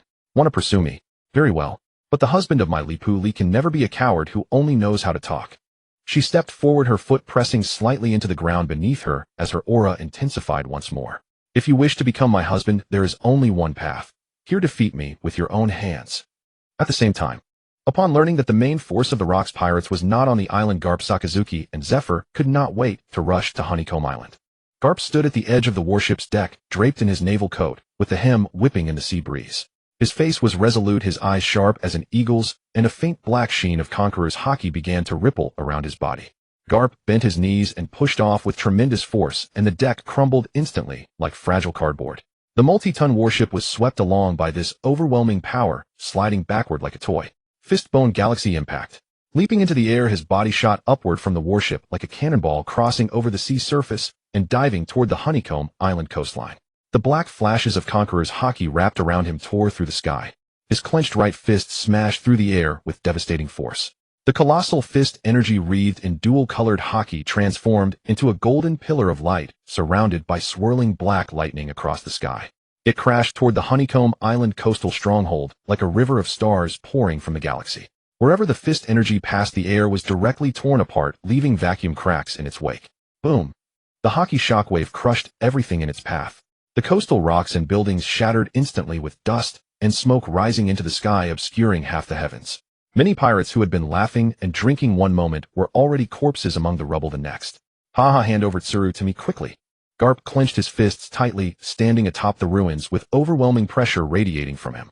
Garp, Vice Admiral Kong instructed us to rescue Tsuru as quickly as possible and not to engage them in prolonged combat. Sakazuki transformed into a colossal Buddha, launching Buddhist palm strikes wherever pirates appeared. Their surprise assault was conducted without the fleet admiral's knowledge, and they disregarded the world government's orders not to escalate hostilities. Steelbone Kong had generously taken full responsibility for their actions. One by one, low-level pirates were knocked out with a single punch from Zephyr. The pirates who managed to survive on Honeycomb Island were cunning survivors. Everyone knew Zephyr's reputation for not killing, so they voluntarily threw themselves at him to be rendered unconscious. Low-level pirates only earned a pittance per month. Why risk your life for such little pay? Those reckless youths charged ahead to strike at Garp, thinking that if they could somehow take him down, the Rocks pirates would surely make room for them. Fistbone impact. Garp treated his basic attacks as ultimate moves, striking down pirates one by one with devastating area effect. Each one left dead or crippled. Damn Navy, now we're going to get scolded by Rocks. Prometheus Heavenly Fire. Blazing flames with scorching breath surged toward Garp as Charlotte Linlin drew Napoleon from her side and gripped it firmly in her hand. Stop slacking off. If Honeycomb Island gets destroyed, I'll have Rocks chop you to pieces when he returns. Staying behind on Honeycomb Island beside Charlotte Linlin were Wang Ji and Barble. Wang Ji was being cunningly cautious and kept himself hidden, even though he maintained connections with the world government. But he dared not be certain that these three reckless men wouldn't simply grab him as well. Barble, on the other hand, stepped forward willingly out of fear of being blamed by Rocks, since his hometown was Fishman Island, and he maintained good relations with his fellow fishmen. Unlike the other officers of the pirate crew whose troubled backgrounds were well known, Garp's iron fist wreathed in Conqueror's haki shattered through the flames, and a red glow flashed briefly in his eyes. Napoleon's shattering blade. Charlotte Linlin's long blade wrapped in flames and haki collided with Garp's fist. The collision of two top-tier haki forces caused the air to explode, sending visible shockwaves rippling outward in concentric circles. The next moment, Charlotte Linlin swung Napoleon, unleashing the giant clan's sword technique Wei Gua in a devastating horizontal strike. A colossal purple sword energy cleaved through the sea surface, heading straight for Garp's face. Garp neither dodged nor retreated, instead delivering a fierce punch with his right hand. His armament haki-hardened fist struck the sword energy head-on. The sword energy shattered instantly. Garp closed the distance in an instant, with Shave grabbing Charlotte Linlin's neck with his left hand, while his right fist wrapped in armament haki rained down a series of punishing blows to her face. Go to sleep. Go to sleep. Mother, I've come to rescue you. The thundercloud Zeus drifted toward Garp's back. With crackling sounds and flashes of lightning, blue-white bolts of electricity struck down. Garp's body went momentarily rigid from the electric shock. Charlotte Linlin seized the opportunity, swinging her long leg to kick him away. Anyone else would have been knocked out cold by Garp's punches, but with her steel balloon constitution, it only drew a small stream of blood from the corner of Charlotte Linlin's mouth. Barbel charged forward with his fist raised to clash with Zephyr. Both men were true warriors. One was driven by thoughts of how pirates' ravages had destroyed countless families, while the other, a fishman, remembered his fellow kin being sold into slavery. A true man never defends himself. I will not shy away from your offensive. On the other side, Sakazuki grabbed the collar of the pirate in front of him and spoke. Look into my eyes and tell me where the female vice admiral you captured has been taken. The pirate before him was already beyond recognition, his cheeks swollen, like leavened dough, broken teeth, mixed with blood embedded in his gums. Even his own mother wouldn't recognize him as her son. Sengoku's brows furrowed tightly. He pressed for answers repeatedly, but only received a blurry moan, extracting no useful information whatsoever. A cold glint flashed in his eyes. With a flick of his arm, he hurled the useless man away like trash. In a flash, he grabbed another trembling pirate by the collar and pinned him firmly to the ground. A massive fist pounded the stomach twice, then the face twice. Speak. Speak. If you don't, I'll keep hitting. Vice Admiral, you haven't even asked me anything. How can I answer if you don't ask? The swelling on his face had already blurred his vision. This Vice Admiral just grabbed people and started beating without giving any chance. Sengoku was stunned for a moment, then lowered his clenched fist. Had he not asked? Right, he had asked the previous one. Tell me, where is the female Vice Admiral captured by Rox and his men? Tell me quickly. Sengoku's eyes were bloodshot rage, nearly overwhelming his reason. The brutality in his voice was unlike the calm demeanor he usually displayed. This raid on Beehive Island was a once-in-a-lifetime opportunity. Rox, having suffered from the Navy's surprise attack, would surely turn this island into an impregnable fortress in the future. The Navy would never set foot here again. He could not afford to waste a single moment. Sir, I heard that Vice Admiral was sold to Canon King Kuro. The captured pirate spoke with a fawning smile. What? Canon King Manfred Kuro. Damn it, Suru. His body trembled, his heart instantly seized by boundless panic and fury. The moment Sengoku heard Kuro's name, he knew the situation had taken the worst possible turn. The flames of rage relentlessly scorched his heart. The name Manfred Kuro was the enemy of all men. Not only in pirate circles, but even within the Navy, it was well known. If Tsuru fell into his hands, she would be in dire straits. After forcing the pirate to point the direction, he shattered his head with a punch. Tsuru, wait for me. Sengoku let out a low growl, then strode forward with thunderous steps, charging toward Kuro's European-style castle.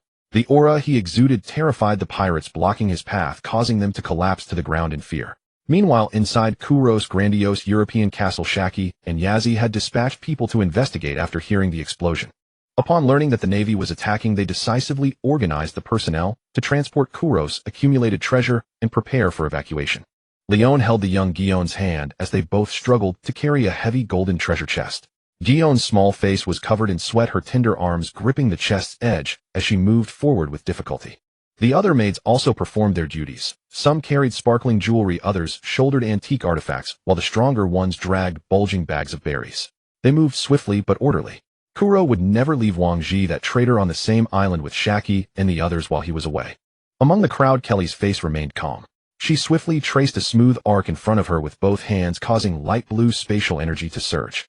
A shimmering spatial gate materialized before everyone, leading to the deck of Kuro's flagship, the Raven. Kelly had eaten the door fruit, which allowed her to help them escape at critical moments. Unfortunately, due to her limited development time, she could not maintain the gate for long, so only the important figures could evacuate first. The pregnant Shaki and Yazi, who was holding Urza, went first, while Gloriosa and Kelly stayed behind to cover their retreat. All maids take the treasure and evacuate first. I'll go arrange 3 squads to defend the castle and buy you time. Gloriosa, wearing high heels and dressed in a sharp outfit, spoke with decisive resolve before turning and walking out of the castle. Sister Gloriosa, should we take that woman with us? Leon pointed at Tsuru, who was being watched by 2 maids and wearing seastone handcuffs. Tsuru's face was pale, her spirit depressed, and she had no strength left. Yet she still held her back straight, watching the bustling pirates evacuating with cold eyes. That naturally evil pirate brat staying on the island, doing only 2 things: sleeping with women, endlessly sleeping with women. She had been tormented enough. Fortunately, such days were finally coming to an end. She had heard the commotion outside. The bond between her and her comrades was beyond what these pirates could imagine. They had joined the Navy together, grown together, and hunted pirates together. They were people who could trust each other with their backs. Keep her here for now. We'll use her as a hostage. Leon nodded, then instantly transformed into a beast carrying Guillaume as they jumped into the spatial gate. Have you ever seen a palm technique that descends from the sky? The wind howled as Conqueror's haki and armament haki merged into his palm, striking downward from the air. Watch out above. The golden Buddha plummeted from the sky, aiming at the defensive forces before the castle. Kazugetsu Kojiro, sensing something unusual with his observation haki, looked up and warned. Boom. Golden Buddha light instantly enveloped the entire sky. Sengoku transformed into a giant golden Buddha, crashed down from the high sky, his massive palm slamming precisely into the defensive position before the castle. White shockwaves mixed with black lightning radiated outward in rings. The ground instantly cracked, grass and stones flew, and dust filled the air. The hundreds of defenders here rolled their eyes and lost consciousness on the spot. Kazugetsu Kojiro struggled with all his might to resist, but was still shaken by the shockwave spitting blood.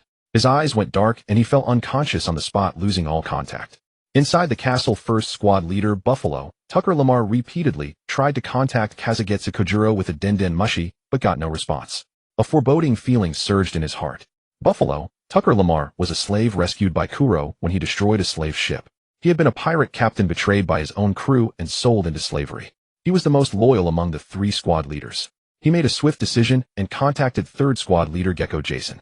Jason, Kojiro's gone. Come to me. Don't let them pick us off one by one. They would join forces to defend the castle interior, ensuring the Navy could not break in easily, and holding out until the evacuation was complete. However, by now Sengoku was completely consumed by rage and worry. His haki exploded violently, and the originally golden Buddha seemed to be stained with ink, transforming into a malevolent Buddha. Buffalo Tucker Lamar and Jason attacked together. Both were pirates with bounties over 100 million, their moves vicious, and their coordination seamless. But against the enraged Sengoku, they were utterly outmatched. Every punch carried the power to split mountains and shatter rocks. Conqueror's haki crushed them mercilessly. The fist's weight over these 30-plus years forced them to only dodge repeatedly. In just a few exchanges, Buffalo Tucker Lamar was struck in the chest by a fist. His bones shattered, and he flew backward, crashing heavily into a wall. He lost his combat ability on the spot, muttering weakly, Kuro, sir. Seeing the situation deteriorating, Jason decisively wrapped his tail around Sengoku, then detached it, allowing the tail to crawl away along the wall. Sengoku's muscles tensed. The gecko tail snapped into several pieces. He glanced at the fleeing Jason, but did not stop. He strode deeper into the castle, annihilating every pirate who blocked his path, advancing unimpeded. As he turned the corner, a cold and elegant figure blocked his path. It was Guyuo Liaosa, who was responsible for the rear guard. Her posture was straight, her gaze icy, and a fierce aura surrounded her. Marines, don't think of taking another step forward. Zhang Guo wiped the blood splattered on his face and said in a deep voice, You are? Guyuo Liaosa, captain of the 9 Serpent Pirates, emperor of 9 Serpent Island. Have you also joined the Rocks Pirates? Now Vegapunk had not yet joined the world government, and the Navy lacked the technology to cross the comm belt, otherwise he would have threatened the woman before him with a buster call. Big aromatic foot.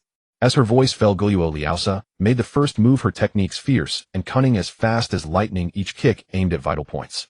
But her strength was still worlds apart from Zhang Guo, who was at his peak and burning with rage. Zhang Guo did not dodge, relying solely on his body to withstand her attacks, his entire body covered in armament haki. This was the level of the old generation. Zhang Guo's arm blazed with golden light. Then he struck out with a palm, unleashing a white shockwave, raising his hand to suppress Guyuo Liaosa. Guyuo Liaosa crossed her arms to block with all her might, but was numbed by the irresistible force, stumbling back several steps, blood trickling from the corner of her mouth. Strange power. Guyuo Liaosa wiped her mouth with her hand. Zhang Guo's Hito Nomi model Daibutsu was both offensive and defensive with long-range suppression capabilities. He was a perfect all-rounder. Fortunately, Zhang Guo had been using his abilities frequently along the way, and it was obvious he was greatly exhausted. His chest was heaving visibly. He could still hold on for a while. After only a brief, fierce battle, Guyuo Liaosa gradually fell into a disadvantage, her techniques becoming more chaotic and her breath increasingly ragged. Zhang Guo seized an opening, slapping her shoulder. Terrifying force instantly invaded her body. Guyuo Liaosa screamed, fell uncontrollably to the ground, and as she tried to struggle, Zhang Guo stepped on her back, completely subduing her, unable to move. Where is he? Take me to her. Zhang Guo's eyes were ferocious, his tone icy, and he pressed slightly with his foot, causing Guyuo Liaosa to turn pale with pain. Stop. Let her go. Let's make a deal. I can exchange Vice Admiral He for her. Kylie stepped forward quickly with a grim face tightly gripping he as she walked out. Looking at the captured Guyuo Liaosa, then at Zhang Guo, she spoke sharply. He, are you alright? I'm here to save you. Seeing he appear before him, Zhang Guo said emotionally. I'm fine, Zhang Guo. Don't let these evil pirates go. Vice Admiral, he couldn't hide the paleness on her face, speaking sternly. Spare the nonsense. One for one. I'm just a weak woman, not a match for Vice Admiral Zhang Guoyu. For fairness, let her go first. Kylie pulled out a flintlock and pressed it against his head. Zhang Guo dared not gamble with his safety, so he released Guoyuo Liaozi first. She clutched her chest and ran toward Kylie. Kylie pushed he blocking Zhang Guo's view, and with a sweep of her hands a blue and white leopard pattern flickered and a spatial door opened. She grabbed Guoyuo Liaozi and jumped in. Zhang Guo didn't mind, as long as he was safe, catching pirates didn't matter. He picked up a long sword from the ground, coated it with armament hockey, slashed open the seastone handcuffs, hooked his arm under his knees, carried her on his back, and walked outside. Outside, Kapu and Zifa had already turned Hakanosu Island upside down. Babel jumped into the sea. Zhaoluo Lingling also rowed Zeus away. Chong Mianbao sailed a ship, with several children closely following Zhaoluo Lingling, and Wang Ji was nowhere to be seen. Worried that Luo Qixi might return, Kapu Zhang with Zifa, and he discussed and decided to leave first. Bleg. On the Navy warship, he sat in the cabin looking at the sea beast meet the chef, brought unable to stop feeling nauseous, occasionally dry heaving. Bleg. After a fierce battle, Lipuli clutched her stomach, lying on the ground vomiting. That bastard Kuro just punched her in the stomach, almost knocking the bile out of her. Are you sure you want to chase me, not kill me? Lipuli felt a bit better in her stomach and sat down on the ground. That guy Kuro had no trace of chivalry toward women. Going all out is the best respect for your opponent, Kuro said casually, even leaning his face close to Lipuli's, carefully observing her expression. Bruru. The den mushy in Kuro's pocket rang. Kuro took it out, and a white crescent-shaped mustache appeared on the snail's face. Hey Kuro, Luo Qixi and Hilard are fighting. Come back quickly. A helpless look flashed in his eyes. Kuro jumped onto Lipuli's shoulder and said, You heard it. I have to go now. Remember, you are my woman, Kuro's woman. I didn't bring a ship this time, but I'll come back for you next time. Luo Qixi's ship was too small to carry a giant. Get lost. Next time you come, I'll beat you to a pulp.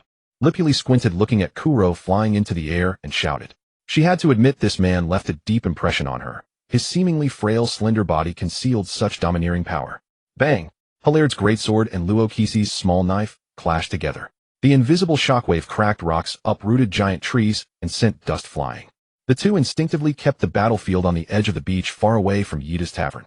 The last time they fought at Mali Chaoya, the aftermath left no living creatures within a 5-kilometer radius. 10 minutes earlier, Rox pulled out a frozen photo of the Great Hammer Battle Core from his pocket and tossed it to Harold. Harold held the tiny photograph before his eyes. In the frosty cold storage, towering giants clad in prison uniforms revealed their true forms before him. These are the Great Hammer Battle Core. Well, I'll be damned, Rox, you weren't lying to me. Harold's pupils dilated, his face struck with shock. Guess where I found them? Rox cackled with a sinister laugh. Harold fell silent. He was no fool. Who else could have captured the Great Hammer Battle Core and hidden them away if not the world government? Wahaha! I found them in one of the world government's secret research labs. Tisk being frozen for over a century must have been a real pain. Ignoring Harold's grim expression, Rox grinned and said, Harold, join me. Unfreeze the Great Hammer Battle Core, annihilate the Marines, conquer the Holy Land. Together we'll drag the celestial dragons down from the summit of the world. We'll conquer this world and rebuild the world government. Elbaf will know true peace. Harold's expression shifted for a long moment, then he sighed and said, No, Rox. That would be just another cycle of violence. I won't let the Great Hammer Battle Core become a tool of war. In Harold's mind, he recalled the nations that had helped Elbaf and the people who had suffered because of the giants. Harold, you're a good man, but the giants once attacked this very nation. The fear of the past cannot be easily erased. Harold's conviction for peace grew clearer. He rose to his feet and declared, Rox, no matter how foolish the celestial dragons may be, they have the right to bring Elbaf into the circle of the world. They promised me that if I kill you, Elbaf can join the world government. With that, Harold drew his sword, his killing intent now uncontrollable. Under Yida's worried gaze, he strode out of the tavern. Inside the tavern, Whitebeard stood with arms crossed, brows deeply furrowed. Golden Lion toyed with his sword, snickering, but saying nothing more. Captain John ran his fingers over his wine glass, his expression complex. Everyone exchanged uncertain glances. What did this mean? Was this a falling out? Rox's face instantly darkened, a cloud of gloom settling over his features devoid of any warmth. He suddenly drew his blade, the metal cutting through the air with a sharp whine. Call Kaido and Kuro back. Everyone return to the ship. You are not to interfere in this battle. Boom. Two shockwaves that could shake heaven and earth exploded in the center of the valley. Harold, you let the world government sway you like this? Rox roared, eyes wide. The collision of their hockey brought back memories of their first meeting at Mary Geos. I once hesitated too. Is this truly something worth doing, even if it means killing a friend? Harold swung his greatsword, clashing violently with Rox's long blade. Sparks flew, and the ground beneath them split into countless bottomless chasms. And yet you still obeyed their orders. They've used you, you fool. Rox bellowed, slashing out with a single stroke. A black and red conqueror's hockey slash tore through the sky. This is the answer those people gave. They only see you giants as military power. They'll turn you into weapons, sending you to die in their armies. Rox reversed his grip on the long blade, leaped high, and drove the sword straight at Harold's face. Harold raised his blade above his head, firmly locking Rox's attack. Where is your warrior's pride? Where is your will? Don't act like you know me. The two long blades, each infused with Conqueror's hockey, clashed together. Two supreme hockey forces collided once more. With the two at its center, rubble turned to dust, towering trees were instantly shattered into powder. Insects, beasts, and birds scattered in panic, and even the distant sea grew restless, churning up monstrous waves. Kuro grabbed Kaido, who was still watching the spectacle, and tossed him back onto the ship. Beneath his black cloak, his eyes were fixed on the two interwoven streaks of light in the sky, his brow slightly furrowed. That overwhelming hockey made even him shudder. So this is the clash of the world's top-tier powerhouses. Truly awe-inspiring. Whitebeard crossed his arms and looked up, his brow tight, with worry, murmuring softly, Rox being betrayed by a close friend. That must sting, doesn't it? The cataclysmic battle raged on. Boom, boom. The history of violence under the name of warriors has now become the shackles of Elbaf, which seeks peace. Harold, too, was getting heated. Amid the clashing blades, he roared, "Stop it, you coward!" Rox kicked Harold square in the chest, sending him stumbling back a few steps. Negotiations are over. I will never invite you again. I am a king. How can I gamble the lives of my people on a losing battle for a scoundrel like you? The two shouted at each other simultaneously. The evenly matched duel ended with both parties parting on bad terms. Rox turned and walked silently toward the pirate ship. His black cloak traced a resolute arc in the wind, gradually disappearing into the setting sun. Only Harold remained standing alone in the valley, gripping his sword, staring at the retreating figure, unmoving for a long time. On the way back, Rox said nothing. The atmosphere on the ship was so oppressive that no one dared speak.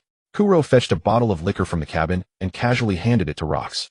Edward Newgate, the Whitebeard, said nothing, simply standing beside Rox and drinking in silence. The comfort between men is often quiet, drinking together without a word.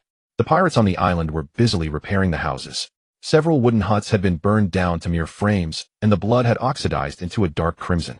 A vast number of houses had collapsed, with wisps of smoke still curling up from the ruins. Scattered planks and broken barrels were everywhere, and the air was thick with the smell of gunpowder and dust.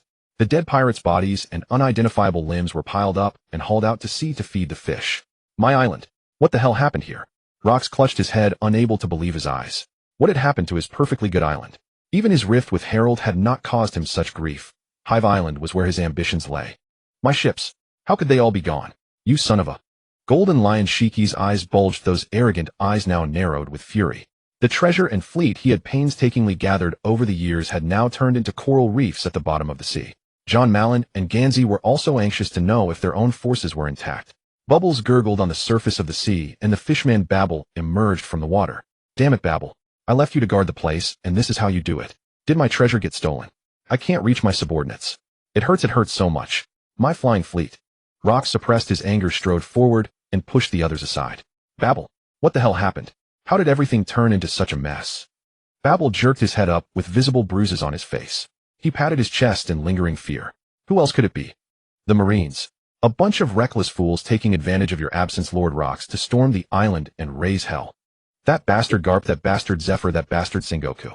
Babel counted on his fingers as he explained, insisting it wasn't his fault. Too many big shots from the Marines had come. The wind held past. Kuro stiffened for a moment, then without hesitation a pair of huge bat-like wings unfurled behind him, stirring up a rancid wind as he transformed into a black shadow and flew toward his castle. Golden Lion Shiki also floated up, rushing into the sky to take stock of his losses. The other officers scrambled ashore, charging madly toward their own strongholds to check the damage to their treasures and forces. Kuro stood before the damaged castle gate, his fingers unconsciously stroking the hilt of the blade at his waist. He lowered his eyes, his long lashes veiling the emotions within, but in those deep scarlet orbs a trace of barely perceptible worry flickered. Kuro crouched down and sensed the residual Conqueror's hockey from the damaged wall. The battle traces were intense, indicating that Shaki and the others had indeed encountered the Marines. Just then a faint shimmer of spatial distortion lit up in the corner of the castle. A magnificent blue door materialized out of thin air, and Kelly stepped out from within, her skirt hem dusted with fine particles, a cautious expression on her face. After searching around, the Marines had indeed withdrawn. Just as she was about to go back and call for help, she spotted Kuro crouching amid the ruins. She hurriedly walked over, her voice trembling slightly. "Young master, you're finally back. Everyone is safe, don't worry." Kuro looked up sharply, his scarlet eyes instantly relaxing. He locked his gaze on Kelly, strode over, and pulled her into a tight embrace. "Thank goodness you're all safe." A faint blush crept onto Kelly's face, then she remembered something, and quickly reported. "Our base suffered heavy losses, many of our subordinate pirate crews are dead or wounded. And that female marine you bought, she was taken away. If the base is gone, we'll rebuild it. If the treasure is lost, we'll go plunder more. If the pirates under my command die, I'll recruit new ones. As long as you few are safe, that's all that matters." Kuro sighed in relief, patted Kelly's firm rear, and told her to go bring back Shakiyako and the others. As for Tsuru, losing that mature woman was indeed a pity. "Boss, we're here." Kuro turned at the sound and saw Gecko Jason and Fonue Kojiro supporting the injured Buffalo Tucker Lamar between them. Unable to hold off Sengoku, they had fled in fear. Later, the more afraid Jason became, the more he thought that when Cannibal Kuro returned, he would probably be split in half. So he mustered his courage and came back. They hadn't found Kuro's maid Core or the few mistresses, but they had found the unconscious Fonue Kojiro and the broken-boned Tucker Lamar at the entrance. Kuro didn't know the specifics, but he wouldn't blame them. Asking a catfish to catch the Monkey King, that's just impossible. When Shakiyako and the others returned, Kuro comforted and hugged each one of them, including the maids who followed, and even the little Gion. "You've worked hard, Gloriosa." Kuro looked at Gloriosa, still wrapped in bandages, his eyes brimming with tenderness. He gently kissed her, and hearing the teasing jeers from Shaki and the others, Gloriosa pushed him away disdainfully. Afterward, the officers gathered in the banquet hall for a meeting. Rox berated Wang Ji and Charlotte Lin, especially Wang Ji, who had fled without firing a single shot. Golden Lion Shiki suggested executing Wang Ji, and even his mortal enemy Silver Axe rarely agreed. Fortunately, Rox, still feeling nostalgic over the Herald incident, let Wang Ji off the hook. After listening to the officers' complaints, Rox swore he would not let the Marines off easily. Year 1500 of the pirate era. The entire Hive Island was shrouded in a gloomy, resentful atmosphere, because today the Rip-Off bar run by Shaki was closed. Their goddess Shaki was giving birth. Countless pirates wept like rain, the sexually frustrated officers were quite melancholy, and Ganzi was the loudest crier. Only Rox, the pirate emperor's deepest lover, remained unmoved and continued drinking. Kuro welcomed his third child. Because just after birth, Gloriosa's venomous snakes coiled around the baby with unusual closeness. So, name Manfred. Orochimaru. Age 1 day. Race human. Detected talent affixes 1. Seismic hearing, perceive the movements of the surrounding area within 1,000 meters through ground vibrations, precisely locate sound sources, counter stealth approaches, and long-range ambushes, maximizing battlefield early warning capabilities. 2. Hibernation endurance, extremely low metabolism, can go months without food while maintaining combat strength. A core talent for survival in desperate situations, long-term infiltration, and attrition warfare. 3. Soul devouring, absorb a small amount of energy from prey after devouring it. Kuro pointed a finger into the air, and the familiar screen appeared again. Please select one talent affix from the 3 to replicate. Kuro's finger twitched slightly, and his thought landed. The 3 affixes began to spin again, like a slot machine. Extraction successful. Core talent solidified, soul devouring. Almost the instant the system prompt faded, Kuro felt a pang of hunger. He grabbed a leg bone from Shaki's nutritious meal and began to gnaw on it. Invisible energy was absorbed by his cells bit by bit. The more Kuro ate, the hungrier he became. He quickly ordered Leon to have the maid Core prepare food for him. Because Kelly was pregnant, the position of head maid had been taken over by Leon. Of course, the duty of sharing the bed also fell to Leon. This had become an unwritten rule within the maid Corps. Kuro sat before the dining table, upon which rested thick-cut lamb chops, a beast leg roasted to fragrant crispness, and a platter of fresh seafood. Beside them lined an array of hearty dishes. Honey-glazed beef jerky, pan-seared tender ribs, and wild vegetables braised in rich sauce, all piled high like a fragrant mountain of delicacies. Kuro tore into the meat with voracious appetite, disregarding all manners. The savory aroma exploded upon his tongue as juices and grease trickled down his chin, which he scarcely noticed before raising his wine cup for another deep draught. The food on the table vanished at a visibly rapid pace. Maidens formed a long procession, hurriedly shuttling back and forth to deliver exquisitely prepared hot dishes from the kitchen in an unbroken stream, then swiftly clearing away the empty plates. The tabletop emptied before their eyes as empty plates stacked layer upon layer at the corners, yet the aroma grew ever more intoxicating.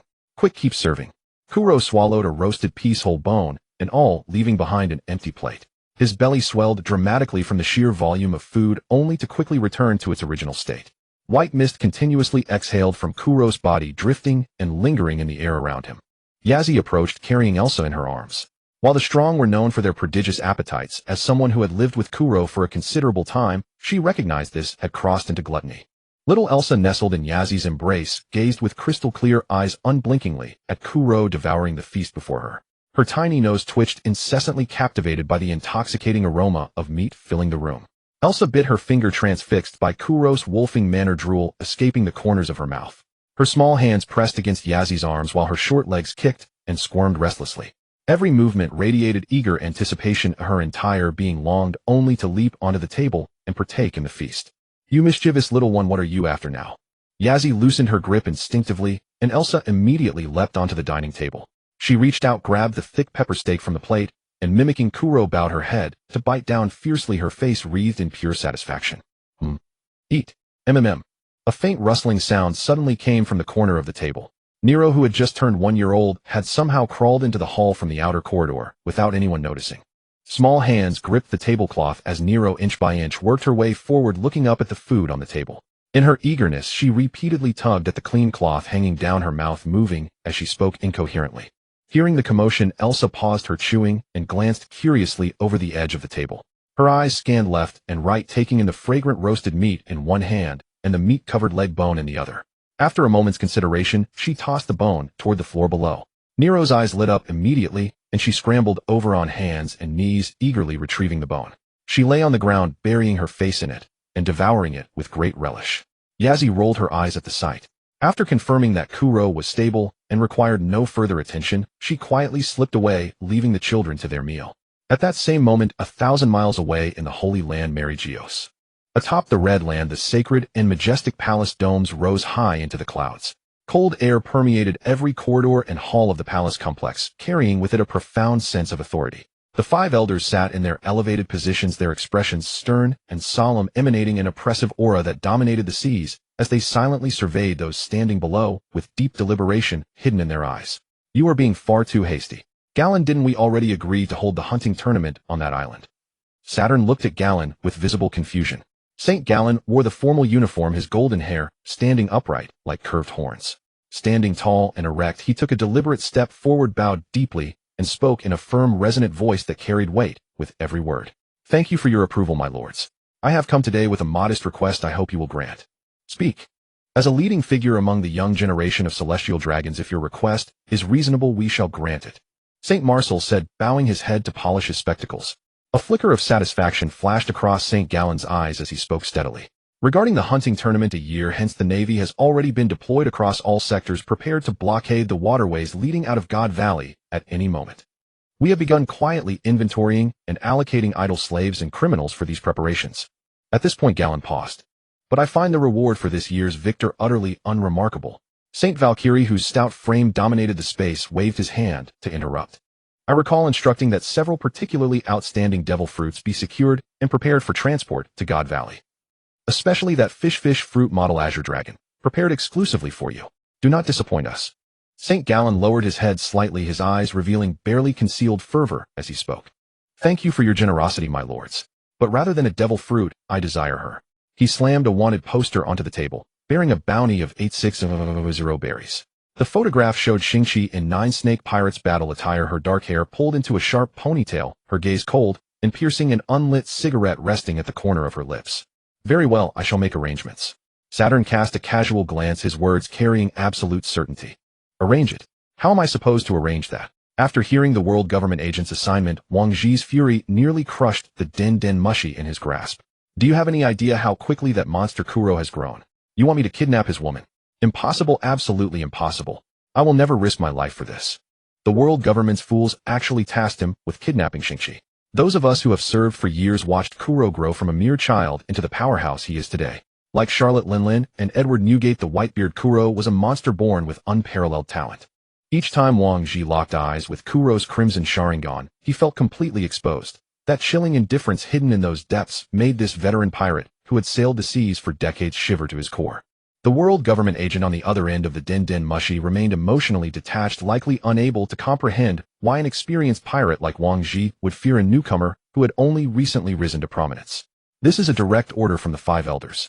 Complete this task and Hydra Island becomes yours. Naval forces will never set foot there, not even in part." An overwhelming surge of triumph shattered Wang Ji's lingering dread of Kuro. Hydra Island, an island of pirates. The world government's promise ignited his ambitions like wildfire. An island entirely his own, commanded by the pirate patriarch Wang Ji himself. Great wealth and honor awaited. He would seize this opportunity. The night was as dark as ink, a thick blackness enveloping the entire knockoff bar. The evening breeze was cool, dissipating the daytime clamor of the streets, leaving only the swaying of dim moonlight and utter silence all around. Xiaoqi held Orochimaru in her arms, gently humming a lullaby. She watched as the maid saw off the last lingering guests, then casually shrugged her coat over her shoulders. Her eyes bore a hint of weariness, yet her demeanor remained cold, elegant, and composed. Two loyal maids flanked her, their movements brisk and precise, guarding Xiaoqi from front and back. The three walked side by side toward their residence. The streets were empty, the silence broken only by the soft echoes of their footsteps. Just as they passed a dark alley beside a high wall, the air around them suddenly froze. A bone-chilling cold swept over them, and the ambient light seemed to be devoured by an unseen force. The next second, a towering black figure burst out of the shadows at the alley's entrance like a phantom. His speed was beyond measure, leaving no time for anyone to react. His eyes gleamed with brutal ferocity. Without a word, he struck with ruthless precision, targeting the two personal maids. Before they could even gasp, a crisp, sickening crack of breaking bones echoed from their necks. Crack! Two sharp, muffled thuds rang out in quick succession, without a hint of hesitation. The two maids instantly collapsed, their eyes wide open, lifeless. They fell silently onto the cold ground, blood slowly seeping across the pavement. Xiaoqi's pupils contracted violently. Alarm bells screamed in her mind. Her body tensed, and she leaped backwards several times with Orochimaru in her arms. Under the moonlight, Wang Ji stepped out from the shadows, his tongue lolling out. You? Wang Ji, you've lost your mind. How dare you attack me? Xiaoqi's voice was icy with fury, filled with shock and murderous intent. She had never expected the attacker to be Wang Ji. Rocks had strictly forbidden anyone from laying a hand on the treasure of Beehive Island. When Xiaoqi first arrived on the island, Rocks had assigned Malin as her bodyguard, but after she got together with Kuro, it was tacitly understood that Kuro would protect her. Wang Ji grinned crookedly, his face twisted with malice and brutality. The air around him churned with violent energy, emanating an oppressive pressure that locked onto all of Xiaoqi's escape routes. Xiaoqi, don't blame me. The world government sent me to capture you. You should have chosen me from the start. Then none of this would have happened. Before his words faded, Wang Ji launched a fierce attack. He appeared in front of Xiaoqi in an instant, his arm coated in formidable haki, smashing down with devastating force. I hate ugly freaks. Big aromatic foot.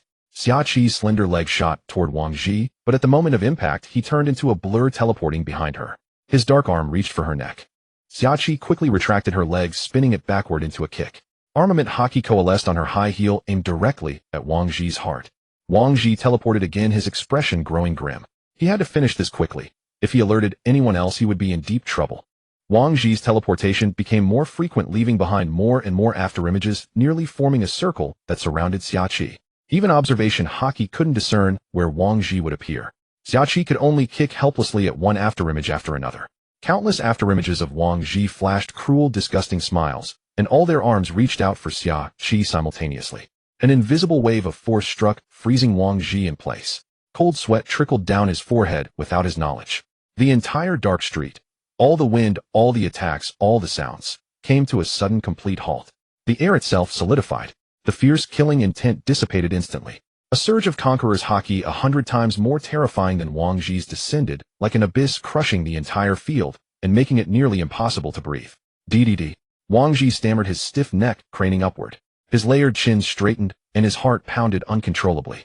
At the end of the street, a tall, solitary figure crouched on a wall. The moon rose behind him, its pure light obscuring the expression on his face. No superfluous words. No trace of emotion. Only a pair of eerie crimson Sharingans slowly lit up in the pitch-black night. Cold and different, overlooking the world like a god watching ants, they fixed on Wang Ji at the center of the battlefield. The figure stood there silent and motionless, yet it plunged the entire night into absolute stillness. Those eerie eyes with their dark tomo slowly rotating left no doubt in Wang Ji's mind about who his master was. KK Kuro. It's a misunderstanding. Please let me explain. Wang Ji raised his hands, forcing a smile that was more pitiful than a grimace. Scum, who gave you the nerve? Kuro stood up slowly, his oppressive aura radiating. The sheath slid off, and Wuan gleamed with a cold, sliding light under the moon. Wang Ji felt as if the blood in his veins had frozen solid. His legs trembled uncontrollably, and the scent of death relentlessly assaulted his senses. Flee! Wang Ji reappeared dozens of meters away, but a gale of wind came from behind. He instinctively turned his head and saw a blood-red sword slash more than 10 meters high bearing down on him. Wang Ji quickly shifted positions. Kuro had learned Rox's cannon sword technique. Every member of the crew knew that taking it head-on was pure stupidity. People died on Beehive Island, everyday blood was shed every moment. This was the perfect battlefield for Kuro. Crimson bloodlust gathered from the walls and ground, coalescing into a skull-like demon face that lunged at Wang Ji. Forced to teleport repeatedly, Wang Ji's location was clearly revealed to Kuro through the feedback of sound waves. Blood Moon Moonlight Slash. Kuro's figure flickered, appearing above Wang Ji. A blood-red sword slash descended once more. Wang Ji coated his arm in armament hockey and met the blade head-on. You. Under the moonlight, a severed arm flew high into the air, blood gushing uncontrollably. Wang Ji clutched his stump, writhing in agony on the ground. I was wrong, Kuro. I was momentarily bewitched. The world government coerced me. I dared not resist. Wang Ji fell to his knees with a thud, raising his remaining hand high, babbling and begging for mercy. All trace of malice and brutality had vanished, replaced by sheer terror and desperation. You don't know you were wrong. You know you're about to die. Kuro continued his approach, his cold gaze sweeping over the two lifeless maids on the ground, then resting on Xiaqi's slightly trembling shoulders as she held the sleeping Orochimaru. The chill in his eyes deepened. Without any warning, without a whisper of wind, he appeared before Wang Ji in the next instant. Wuan slashed horizontally with a sharp, piercing sound, the blade wrapped in thick armament hockey. Its cold light cut through the night, aiming for Wang Ji's neck. Under the threat of death, Wang Ji's survival instincts exploded. He expended his last ounce of strength, teleporting dozens of meters away. You're dead, I swear it. Not even rocks can save you. In the next instant, Wuan's blade precisely caught up with Wang Ji, who had just appeared at the alley's entrance. A biting cold seared his neck, followed by excruciating pain flooding his body. Before he could even utter a final scream, his consciousness plunged into darkness. Blood gushed out, splattering onto the cold stone slabs, dyeing the ground crimson under the moonlight. Wang Ji's massive body crashed to the ground. His severed head rolled several meters away, eyes wide open, face frozen in terror and resentment. All life had fled.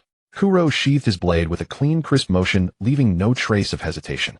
He turned around, looking at Xiaqi, whose face was still pale. He slowed his pace, shedding the fierce aura, and the crimson in his eyes gradually faded, returning to his usual cool and composed demeanor. Xiaqi, are you all right? Sorry I'm late. Kuro stepped forward, reached out, and pulled her into his arms. His broad shoulders firmly protected her, and she won in her arms.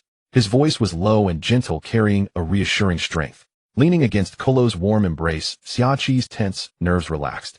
Recalling what had just happened, her nose tingled and her eyes reddened. She rested in Kuro's arms, listening to his steady and powerful heartbeat, feeling the familiar scent of him, and all the fear and afterthought surged into her heart. Huff, huff. Xiaqi sniffled and burst into tears. I was so scared. I thought I would never see you again, Wa. Xiaqi wrapped her arms tightly around Kuro's waist, crying out all her grievances and fear, smearing tears and snot on his clothes. The she won in her arms, infected by her cries, also burst into loud wails. To let things come to this, I feel uneasy. I'm so sorry, Xiaqi, Kuro said, somewhat self-reproachfully, patting her back soothingly. He had known that in the original story Wang Ji would attack Xiaqi, but he deliberately overlooked this situation. He was very confident in the combination of his observation haki and vampire fruit, making his observation haki similar to Enel's mantra, completely covering Beehive Island. Every movement on the entire Beehive Island could not escape his detection. He was certain that as long as there was any sign of trouble from Xiaqi, he could arrive instantly and protect her. In fact, it had only been a few minutes since Wang Ji attacked Xiaqi, and he had arrived immediately. What he hadn't expected was that this sudden attack would frighten Xiaqi so much. Looking at the person trembling in his arms from crying, he was overwhelmed with guilt, barely able to breathe. He could only keep soothing her gently. After returning to the castle, he told Xiaqi to rest peacefully, then summoned his 3 division captains and gave secret orders. A night passed in the blink of an eye. Early the next morning, several pirates on patrol at the outer perimeter of Beehive Island during their routine inspection spotted Wang Ji's body lying in a desolate corner, already lifeless, with a ferocious expression and a resentful head. Unbelievable. Who did this? This is the pirate ancestor Wang Ji. The group was completely shocked and dared not delay. They quickly hurried back to the core stronghold of the island, rushed to see Locks, and reported everything in detail. The news quickly spread throughout the stronghold, causing a considerable stir among the pirates. Wang Ji was a veteran great pirate who had roamed the seas for decades, known for his cunning and treachery. No one expected him to die so silently and miserably on the island. Not long after, Locks summoned all the core officers to the main hall. Who did it? Who killed Wang Ji? Locks asked grimly, demanding to know the full story of Wang Ji's tragic death. Just as everyone was looking at each other in confusion and suspicion, Kolo strode out from the crowd and said straightforwardly, "No need to look. I killed that bastard Wang Ji." Kolo's crimson eyes swept over the officers, then fixed on Locke's. "Kolo, I remember telling you that comrades must not kill each other." Whitebeard Edward Newgate frowned, his eyes fixed on Kolo's crimson eyes, and his hand unconsciously tightened on his Tsong Yinxia. Although he disliked the treacherous Wang Ji, Kolo's act of betraying a comrade and selling out a brother was even more distasteful to him. Last night he launched a sneak attack, maliciously assaulting Xia Qi with ill intentions. "I think there's no need to defend striking at such scum." Kolo decisively interrupted Newgate's speech. "But then again, that Wang Ji guy has always been cunning and treacherous, obviously not a good person." Whitebeard Edward Newgate finished speaking and stepped back, shielding the other officers in front of him. "Jaha. Just as well that fool Wang Ji is dead. One less person to share the spoils." Shiki let out a strange cackle, took a deep drag of his cigar, and gave Kolo an approving look. "Shiki, what are you talking about? Wang Ji was our beloved friend and brother." John shrugged, trying to appear sad, but the greed in his eyes was hard to conceal. He didn't care whether Wang Ji lived or died, but if it meant more money to split, John gave him a thumbs up. Silver Axe, wearing sunglasses, concealed the look in his eyes. However, his fingers unconsciously tapped on his folded arms, clearly calculating something in his mind. The others, Malone and Ganzi, were already scheming about how to take over Wang Ji's remnants. Having roamed for decades the islands under his control, various industries and accumulated wealth were a huge piece of fat. Even Kaido and Charlotte Linlin were lost and thought, their minds wandering elsewhere. Babel and Gilbaster, both solo players, didn't care much about these things. After hearing the whole story, Locke frowned and thought for a moment, then waved his hand and said, "Since that's the case, protecting one's family is understandable. Let's just drop this matter. Mama, I knew it couldn't be Kolo's fault. How could my good brother be someone who betrays his comrades?" Charlotte Linlin put her hands on her hips, laughing heartily, her belly slightly bulging. Yes, she was pregnant again. This was what Kolo had promised her before. Regardless of the child's talent, it would be raised by the Charlotte family. The other officers, seeing Charlotte Linlin come out to support Kolo, all cursed inwardly. That damn couple. Everyone knew those two were fooling around on the island every day. That Wang Ji guy was always sneaky and never showed up. Maybe he was the one who sold out our previous operations to the Marines. Stussy swayed her hips as she spoke, deliberately standing beside Kolo. Her big, lively eyes gave him a resentful look. She had gone to find Kolo a couple of days ago to claim his promise. But that bastard was playing a three-person poker game with Charlotte Linlin and Gloriosa in the room, making so much noise that even she blushed. Charlotte Linlin backing Kolo was understandable, but Stussy's support was unexpected. Shiki and several officers exchanged glances and winked at Whitebeard Edward Newgate, who just snorted at them. They were all children of the sea. It was normal to be with one today and another tomorrow. They were used to it. At most, they teased him to annoy Whitebeard. Whitebeard Edward Newgate, on the other hand, felt a sense of relief. He had never liked Stussy, and being able to escape her entanglement was for the best. The situation inside the cadre's banquet hall remained inaccessible to those outside. All of Wang Ji's trusted lieutenants stood upon the stone steps, their hearts in turmoil, and expressions varied. Many bore ashen faces with eyes brimming with sorrow. Some wore grim expressions, silently calculating the shifting factions within the pirate crew and contemplating which faction to back for the coming power struggle. Others, shadows darkening their brows, had already plotted their escape routes, preparing to defect to rival sides. 3 squad leaders stationed outside Honeycomb Island took cover in the building's shadows, the structure's silhouette obscuring half of Keisuke's Shijiro's face. Buru, buru, buru. The Den Den Mushi's image morphed into a pair of 3 Tomo Sharingan eyes, transmitting orders that were both simple and direct. Attack! Keisuke's Shijiro's wrist flipped, a cold gleam flashing suddenly as his long sword sprang from its sheath with practiced ease, the blade reflecting an ominous chill. Water Buffalo Tucker Lamar and Gecko Jason beside him narrowed their eyes. The 3 exchanged a glance without words, their tacit understanding speaking volumes. They led their men in surrounding their target without revealing their intentions. Hey, what do you think you're doing? Don't you know Captain Rocks is still holding a meeting inside? Wang Ji's subordinates were all seasoned pirates. Seeing the 3 squad leaders under Kuramatsu and their men drawing their weapons, their hearts sank. They knew something was gravely wrong. As he rose alongside the others to protest, he invoked Rock's name to intimidate them. Upon hearing this, Water Buffalo Tucker Lamar's face twisted into a ferocious, terrifying grin.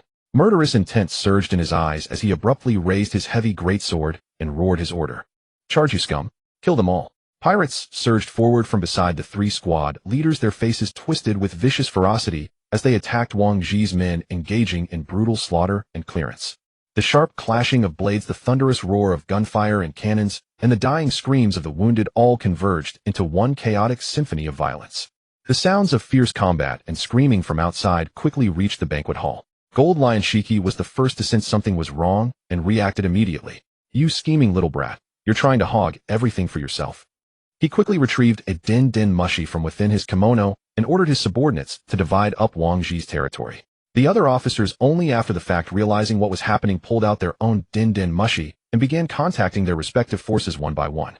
The officers, understanding the unspoken agreement, became like hungry sharks systematically devouring Wang Ji's remaining power. Rox, seated at the head of the table, made no move to stop them. On Honeycomb Island, the weak being eliminated was simply the natural order. Some officers privately speculated whether Kuramatsu had coveted Wang Ji's forces and used this as pretext to strike, planting seeds of suspicion within the Rox pirates. 1 year later, Kuramatsu's second daughter Manfred Catherine was born. Her talent was ordinary. She possessed only advanced observation hockey. Training speed for observation hockey doubled. Eagle eye vision gained exponential growth. Charlotte Leanlean's child was born Charlotte Aries. Talent tags: undying body. After injury, the body recovers at a visibly rapid pace. Martial prowess learning speed for mental and physical techniques doubled. Iron will: the angrier one becomes, the greater the explosive power released.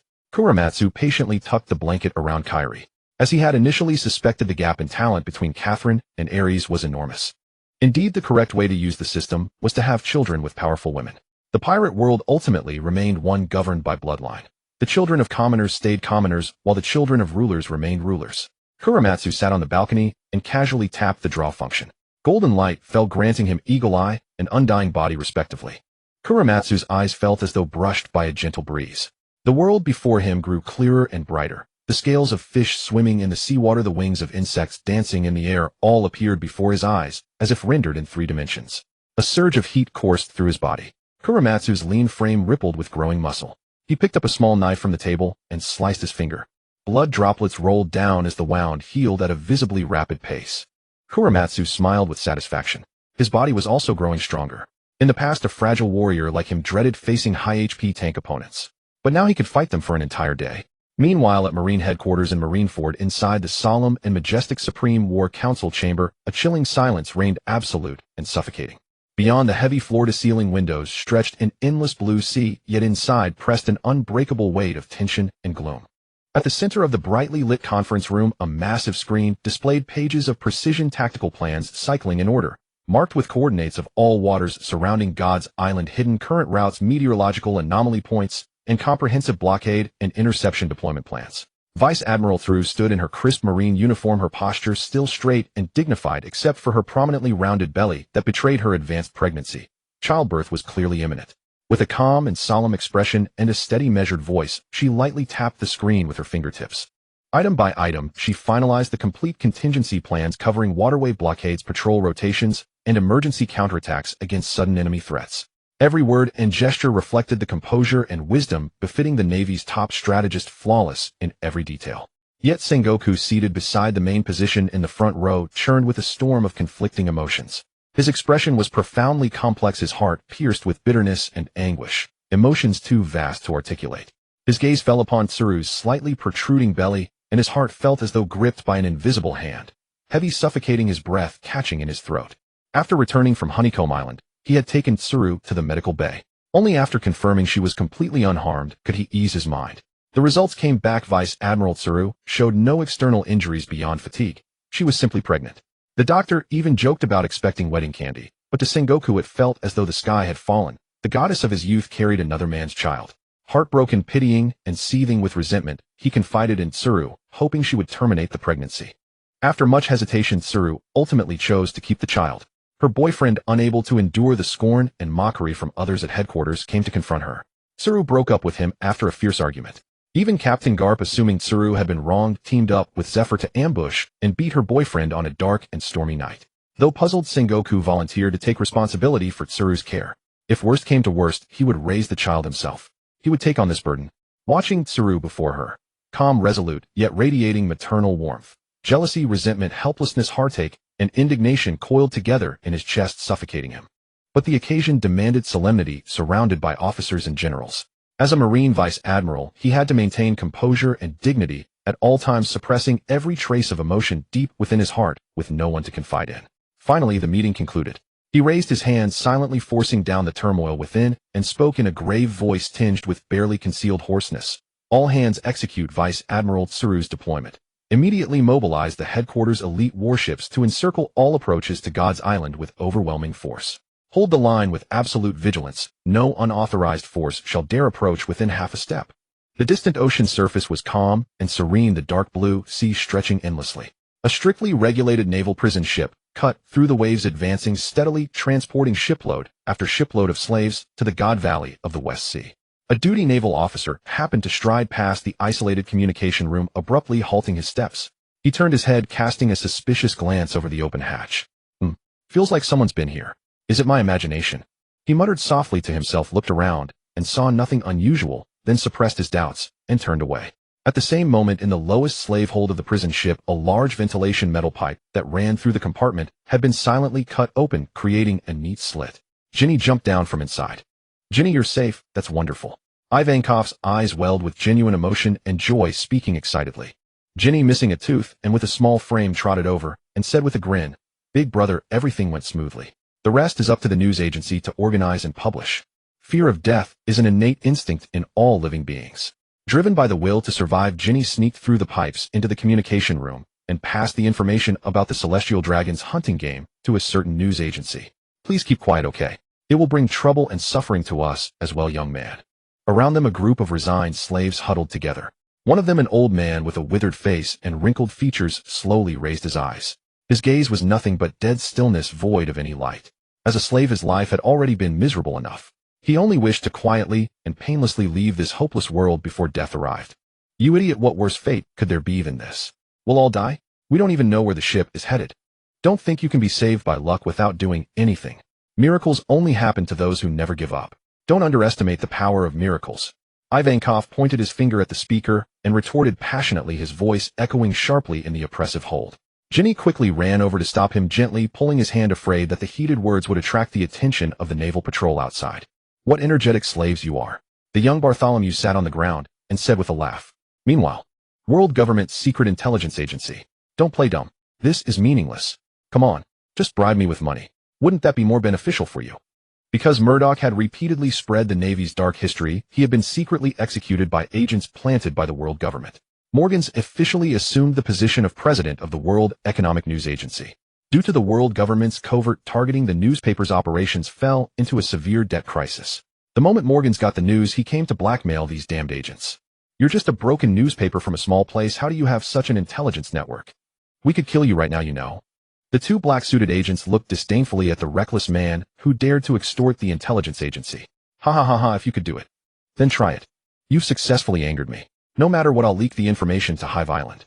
Morgans, enraged by their attitude, a man who aspired to become the world's #1 news king, how could he allow himself to be underestimated?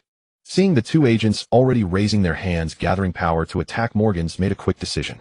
He called to his accompanying underling, leaped into the air, soared straight into the clouds, and instantly escaped the encirclement. He hovered in midair, looking down at the furious agents on the ground, laughing loudly in mockery. A bunch of fools. With your pathetic abilities, you think you can stop me, eh? Wishful thinking. Boss Morgan, should I really send the message to Hive Island?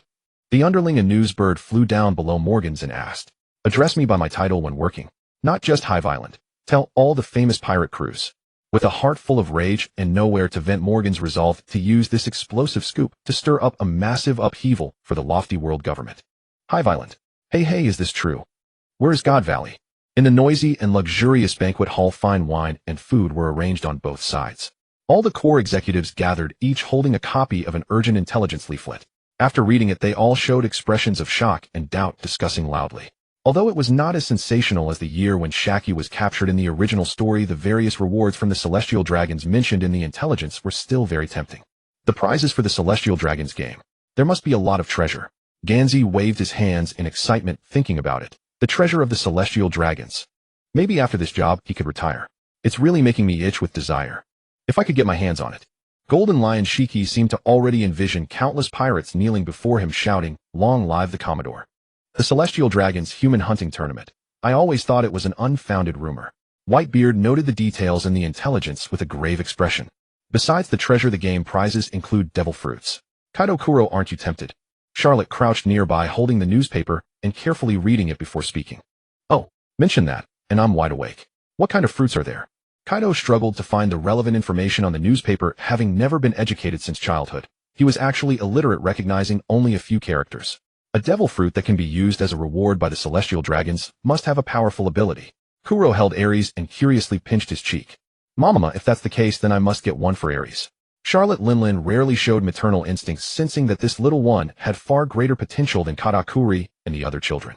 Longbread watched the group, whose spirits were rising as if they had already claimed the celestial dragon's treasure, and advised, "This is so obvious, could it be a deliberately set trap?" "Shut up." Rox growled with a gloomy face, strands of dark red lightning, like little snakes crawling up his arms. Only Kuro noticed that Rox's hand was actually trembling slightly. Everyone's attention also turned to Rox. Rox took a deep breath, composed himself, and once again revealed that charismatic wild smile as he said, "Cowards, feel free to stay on the island. Let's go." March toward God Valley. Rox was well aware that if he said he was going to save his wife and child, only Newgate and Kuro would likely follow him, and maybe the reckless Kaido. As for the others, especially that bastard Shiki, they would only incite the rest to divide the spoils and go their separate ways. Meanwhile, the Luo Jie pirate crew, which had languished for a year, also received news about the Shinji-gu. "Lately, what do you think Miss Yachi is doing right now, eh?" The warm sun hung high in the sky, casting blazing rays onto the deck. Luo Jie lounged lazily on a wooden recliner, his straw hat placed over his face to shield the sun. Layli stood to the side, his fingers idly stroking the hilt of the sword at his waist, his brows relaxed. He looked up at the news delivery seagull in the sky and responded casually, his tone indifferent. "She must be taking care of the child. Speaking of which, Miss Yachi's child should be able to run by now." Luo Jie not just running. Maybe the child is clinging to her and acting spoiled. Jabba sneaked up to Luo Jie's ear with a mischievous grin and whispered devilishly, "You bastard Jabba, stop talking nonsense. Get lost." Luo Jie instantly lost his lazy demeanor. He raised his hand, pressed it against Jabba's face, and shoved him aside with force, a hint of helpless anger in his eyes. "Luo Jie, something's happened. Quick, look at the news from the newsbird." Layli walked over quickly, his face solemn, and handed the newspaper to Luo Jie. "A celestial dragon hunting humans competition. What do these celestial dragons take life for?" The lazy smile on Luo Jie's face gradually faded, and a fierce anger quickly surged in his eyes. His fingers unconsciously tightened around the edge of the newspaper. "But this matter really has nothing to do with us, doesn't it? We're pirates, not saviors. There's no need to wade into this muddy water."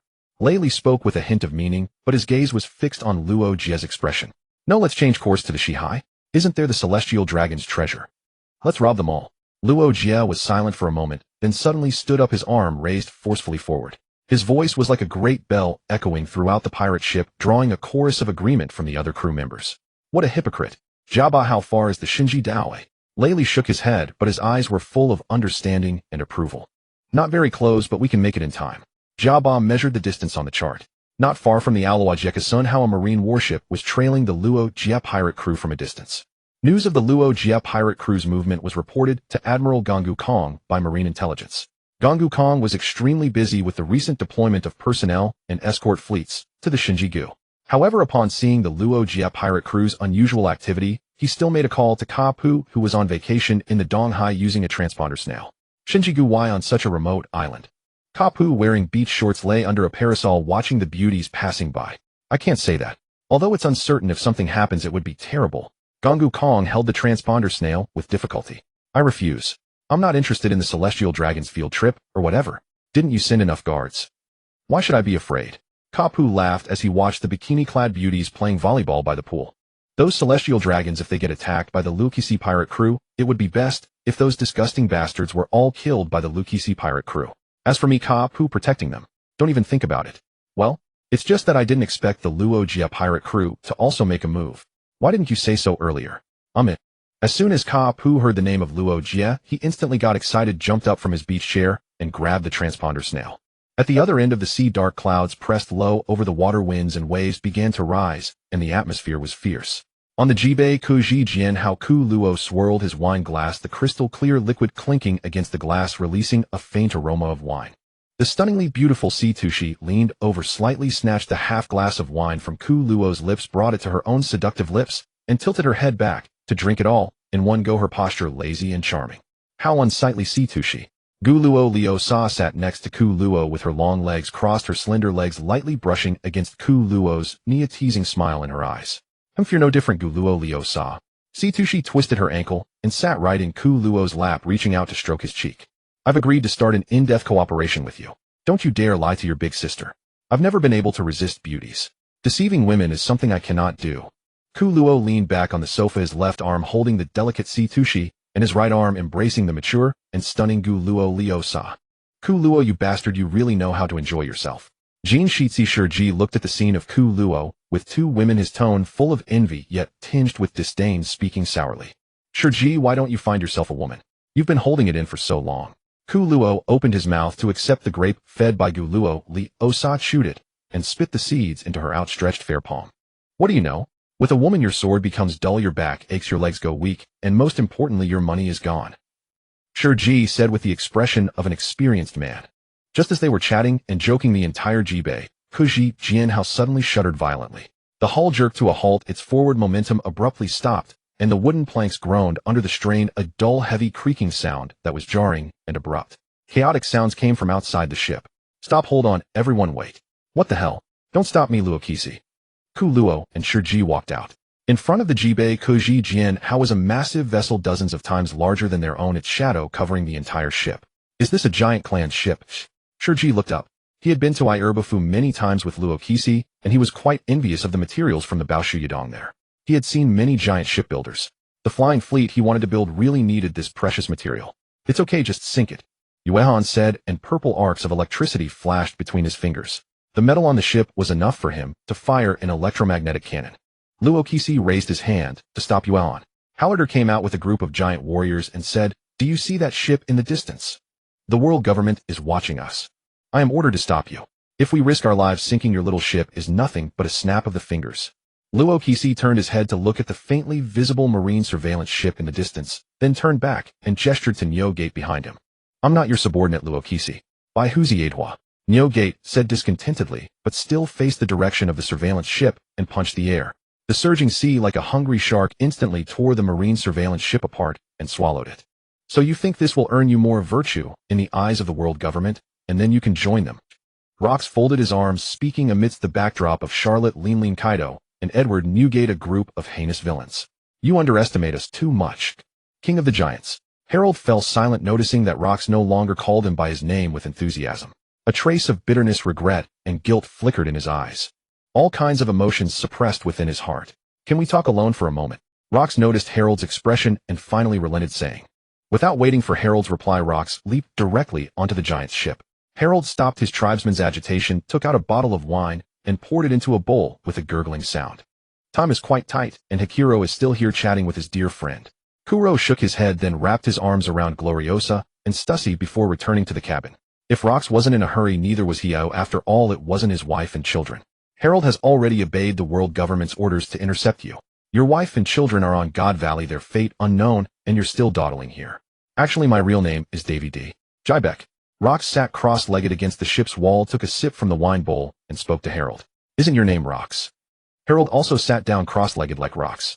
"No, it's not that simple. My name represents a secret family that the world government has long sought to eradicate. Its history can be traced back to the pirate Davy D. Cheongsi. That's why we've had to live in the shadows of the underworld all this time to survive."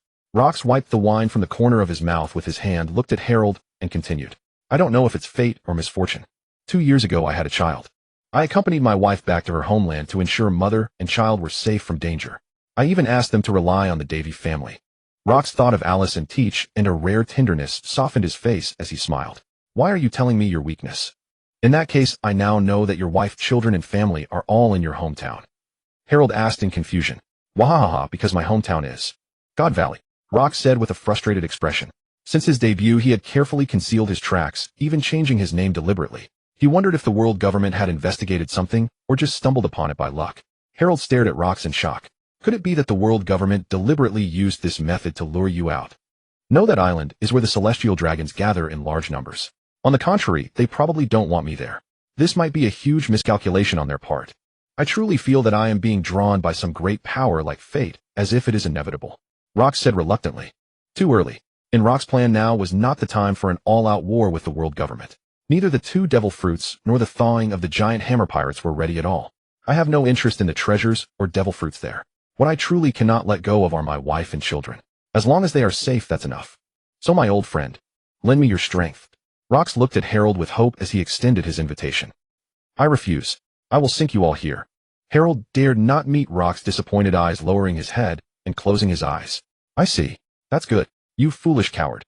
Rock's side stood up and slowly drew his long blade from his waist. Don't any of you interfere. Harold stopped the other eager giants. Boom. A deafening roar erupted from the giant's ship. A violent explosion tore through the ship's thick mast, burning the sails.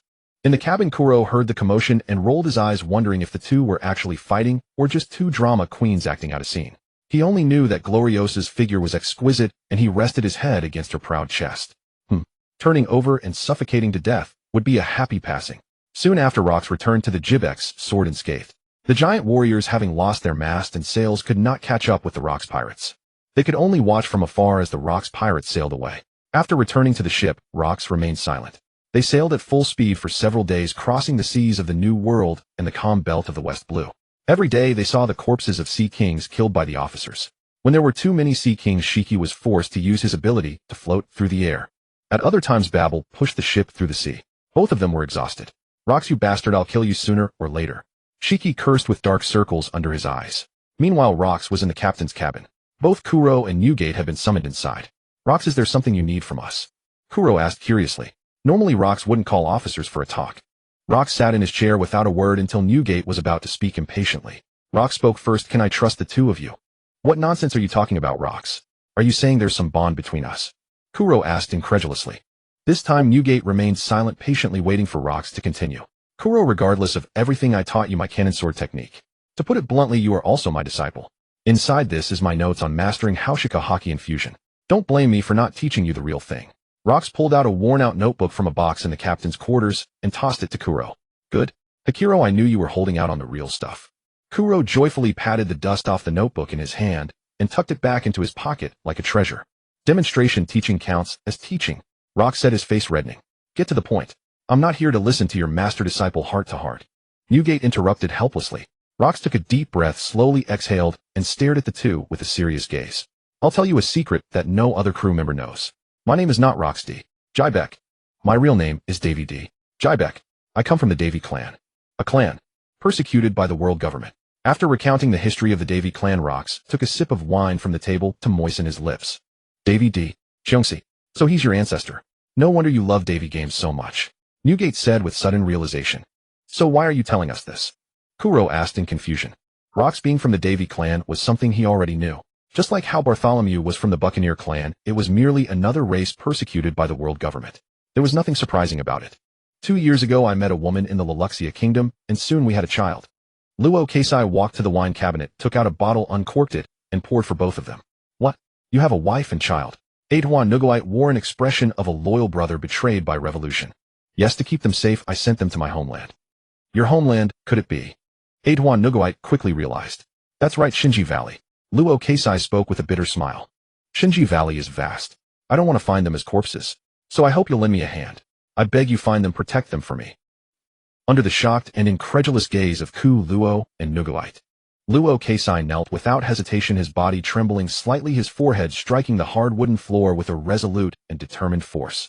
The safety of his wife and child overwhelmed this ambitious man, and a tender heart concealed his aspirations. What nonsense are you spouting, Luo Keisai? I still owe you money for the drinks, but protecting your wife and child is a trivial matter. I'll take this job. Edward Newgate stepped forward abruptly, his broad mountain-like hand pressing firmly on Luo Keisai's shoulder. There was no mockery in his eyes, only the unique recognition of a man. Put away your pathetic look, Luo Keisai. Haven't you already given me the reward? For the sake of our past battles, I won't shirk this. Ku Luo stepped forward, his crimson eyes now eerily calm, his slender fingers also gripping Luo Keisai's shoulder. Luo Keisai was helped up by the two. He showed little emotional fluctuation, burying his gratitude deep within his heart. Luo Keisai gripped the wine glass again, his eyes once more flashing with the mad brilliance of conquering the world. In that case, let us together trample Shinji Valley. 3 glasses clashed violently in the air, the crisp sound echoing through the room, filled with secrets and hope. Shinji Valley. Jalan, I'm so glad you're back. I knew you'd come for me. Xiang Ku Si Xiamu Luo Ku, this is your father. The red-haired woman pushed a stroller, 2 adorable red-haired babies reaching out with babbling sounds. Twins. So adorable. Jalan smiled on his lips, but his eyes were utterly devoid of emotion. Satan Sheng told him that the reward he most desired had slipped away. According to intelligence from agents, that woman Xia Qi already had a child. Now his mood was terrible. I wish I could live with you forever in Shinji Valley. Kasya covered her cheeks with a sweet smile, as if she could already see the beautiful life of their family of 4 on Shinji Island. No need. If we live together we can never be happy because this island is about to disappear. Jalin slowly drew his long sword, and as Kasya looked on in confusion, thrust it into her abdomen. Blood gushed. Cough. Begin preparations. Jalin coldly ignored the woman gasping on the ground, did not glance at the twins, and gave orders to the Marines behind him. Understood, sir. Use only anesthetic bullets. Capture those who do not resist alive. Warships of the Navy surrounded the island from all directions. Fully armed Marines landed, arresting all the island's residents, men, women, young, old, ignoring their complaints, and taking them all captive. Major, what is the actual objective of this operation? The young Long endured for a long time, but finally couldn't hold back, and stepped forward to question. This is a military exercise. You dare question me? Train for another 10 years. Who is this disrespectful rookie? Long's superior hurriedly came forward to apologize. Run. Everyone else has been caught. Some ran while warning others, and some approached the Marines to ask what was happening, only to be knocked to the ground with a gun, but they are just ordinary civilians. Long reached out to stop a soldier who was about to fire. Don't get distracted. Personal thoughts only hinder the collective will of soldiers. A soldier's duty is to focus on carrying out orders. The soldier shoved Long aside, aimed his gun at the man shielding his wife and children behind him, and said, "Don't resist, you'll be safe." Bang! After the preparations were complete, ladies and gentlemen, the long-awaited triennial competition, the native elimination tournament, is about to begin. The Celestial Dragons held the opening ceremony with great ritual. Below, a large crowd of Celestial Dragons in bubble suits gathered, holding ornate long swords and guns forged from gold. The chosen venue this time is this land of a non-member nation of the world government, Shinji Valley. This land, shamelessly named Shinji Valley, has been confirmed to possess abundant resources. Here we shall conduct the customary human hunting and at the same time make this island a possession of the world government. Now let me introduce the rewards for this competition. First, the devil fruits, the pawpaw fruit, the fish fruit, mythical Zoan model Azure Dragon. Among them, 13 SR class rabbits are worth 100 points each. Except for one Bacania tribe brat, the remaining 12 are members of the Daiwei clan rediscovered after 800 years. There are also 150 R-class rabbits. One-hit kills earn bonus points. The hunt begins in 1 hour. Release the rabbits. Rabbits, you can run all over the place. On the periphery, the Navy fired ceremonial salutes, as per tradition, to celebrate the start of the hunting competition. People in handcuffs began to flee in all directions with absurd, incredulous terror, unable to believe that human hunting was happening to them. AI Li Si huddled with Di Chi behind the crowd, Di Chi clutching his mother in fear. Jin and I, and Iwan Kofu fixed their gazes on the Celestial Dragon's treasure, the several devil fruits. Jalin, you actually managed to root them out. Satan Sheng said coldly, leaning on his cane as he stared at the Daiwei clan below. Fate is truly ironic. I'll take my leave now. I have to join the competition as well. Jalin finished speaking and led the elite Celestial Dragon Knights, the God's Knights, into the hunt. I won't let you win, Jalin Sheng. I will dedicate the trophy to the Manmaya family. Bang, bang, bang. Several Celestial Dragons riding strange birds shot down several fleeing hares. The hunt begins. Where is it? Where? A cruel smile on his face, he pulled the trigger at the pleading civilians on the ground. Blood splattered onto the bubble helmet of a female Celestial Dragon. Disgusting commoners. Scream louder for me, aha. If we can survive 3 weeks, we'll be saved. We have to flee. Find a suitable hiding place. Other civilians wept and scurried away to other places. This hunting competition would last nearly a month. If they could endure the time, they would survive. Of course, that was what the Celestial Dragons told them, just to keep them from giving up hope and make the hunt more interesting. In fact, the survival rate in all previous competitions was 0. The world government would never let such news spread. Where are you? Come out, ha. A Celestial Dragon with an extremely lecherous laugh looked around while holding a spear. A couple hiding behind a large boulder covered their mouths, not daring to make a sound.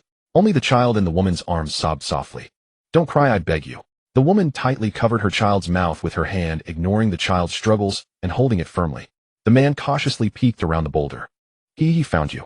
The ugly-faced Celestial Dragon rode the strange bird to the family of 3, gazing at the undisguised fear on their faces, a feeling of smug exhilaration welling up inside him. Please spare our child. The couple knelt on the ground, crying and pleading. Bang, bang, bang. Oh, ha. The gunshots rang out, leaving 3 bloody corpses. The transponder snail on the tree silently recorded the massacre, transmitting the images to the Holy Land Malichaya, where many Celestial Dragons who did not participate in the hunting competition were watching the live broadcast. Who go for it? The Bape and Mamai families are chasing very fast. Place your bets. Which family are you betting on? For families, I bet on Shepherd. For individuals, I bet on Junko. Jiao Lin, riding a strange bird, slashed with his blade. 4 or 5 people fell to the ground one after another. He flicked his blade, lightly scattering blood droplets on the ground. Score from the Figureland family. Ah, it's Lord Jiao Lin. In the Holy Land, many ugly female celestial dragons were dream girls of Jiao Lin.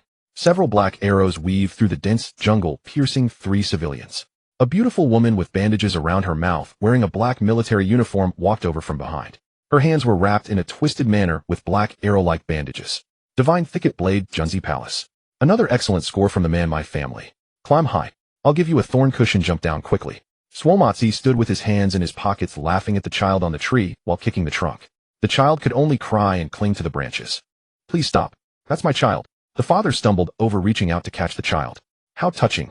Then I'll grant you to be together, Swomatzi said, covering his forehead. Several vines tightly bound the two together, their thorns piercing into their flesh. Swomatzi listened with intoxication to the screams, truly delightful. Long, hiding behind a tree, covered his mouth. The wretched wails constantly pierced his heart, but he dared not make a sound. If he resisted the celestial dragons, his entire squad would be beheaded. A celestial dragon spotted a fugitive of the Bacchania tribe worth 10,000 points. He was talking to a few slaves. The celestial dragon raised his rifle and aimed at his back. We have to escape this game. Don't hope to survive in this shitty game. Long heard the slaves in the distance discussing how to escape the island. He slowly raised his gun barrel, aiming at the celestial dragon, who was holding a rifle. Boom. Intense cannon fire bypassed the Navy's defenses, bombarding God Valley. What's happening? At the edge of the sea, ships bearing the flag of the Rocks Pirates appeared. It's the Rocks Pirates. The Navy frantically sounded alarms, alerting all forces. It's not just them. Famous pirate ships are coming one after another. Open fire no matter what their purpose is. The Navy ships stationed on the periphery began to roar with cannons, yet they could not stop the ship Jibek's sword from docking. Lads, don't kill each other. Cooperate for now and act together. Rox was the first to leap from the bow of the pirate ship and rush into the jungle. Lads, Rox Pirates, follow me. Hey Rox, who's your subordinate? You idiot. Whitebeard jumped onto the land and roared. Whoever gets the thing wins, alright. Golden Lion Shiki followed closely, holding 2 swords. What are you talking about? Of course I should take it. Charlotte Lean, holding Prometheus, jumped down as well. It's useless for you to take it, Lin. Kaido also jumped out. Never mind the others. Let's grab the devil fruit first, Stussy. Don't order me around, Gloriosa. Stussy and Gloriosa walked out one after another. The treasure is mine, ha ha. John tilted his head back to drink, his purple hair flowing in the wind. Today is the decisive battle, everyone go all out. Kuro jumped in front of the crowd with great vigor and said, that fool Rox will definitely be entangled by someone. Kuro, let's each go one way. Whitebeard Edward Newgate glanced at the island. You two stop acting like leaders. Watch out, I'll knock you all flying. Golden Lion shouted discontentedly. Kuro spread his wings and flew into the air, closing his eyes. His observation haki covered the entire island, and various negative emotions came back to him along with images. Newgate, there are too many people on the island. I haven't found it yet. We'll search separately. The devil fruit is in this direction. Gloriosa, Stussy, let's go this way. After speaking with Whitebeard, Kuro ran off in one direction with the 2 women. Hey Kuro, you bastard. Ares is also your son. I also need a devil fruit. Charlotte Lin and Kaido followed closely behind. The rest, Babel Malin, Gil Bastard, and Longbread, prioritized grabbing the treasure. From the northwest, the Roger Pirates arrived. It's been a year. Do you know how I've been this year? Roger jumped high from the ship. Haha, let's turn this place upside down, brothers. Rayleigh followed closely with a sword. This time there's no captain's privilege, Roger. Hey. Gabba jumped down with double axes, followed by the crew of the Roger Pirates. Damn it, pirates are coming. What are you all doing? If anything happens to us, you'll all be hanged. A few obese celestial dragons were angrily questioning the Marines, hopping with rage. A gust of wind swept over their heads, and the Marines who were explaining and the celestial dragons looked up in shock. The ferocious bat wings gradually retracted into his body. Kuro landed gracefully and slowly, wearing a signature smile like Homelander as he looked at the celestial dragons before him. Rocks Pirates Executive, the Cannon King Kuro, with a bounty of 1146 berries. A Marine lieutenant colonel in a coat was sweating profusely, swallowed hard, and tremblingly drew his sword from his waist. In his past life, there were rumors that killing a celestial dragon could awaken Conqueror's haki. His Conqueror's haki was a reward from the system, and he had no way to improve it. Look what I found. Slaughter-ready pigs. I have a great experiment to invite you to join.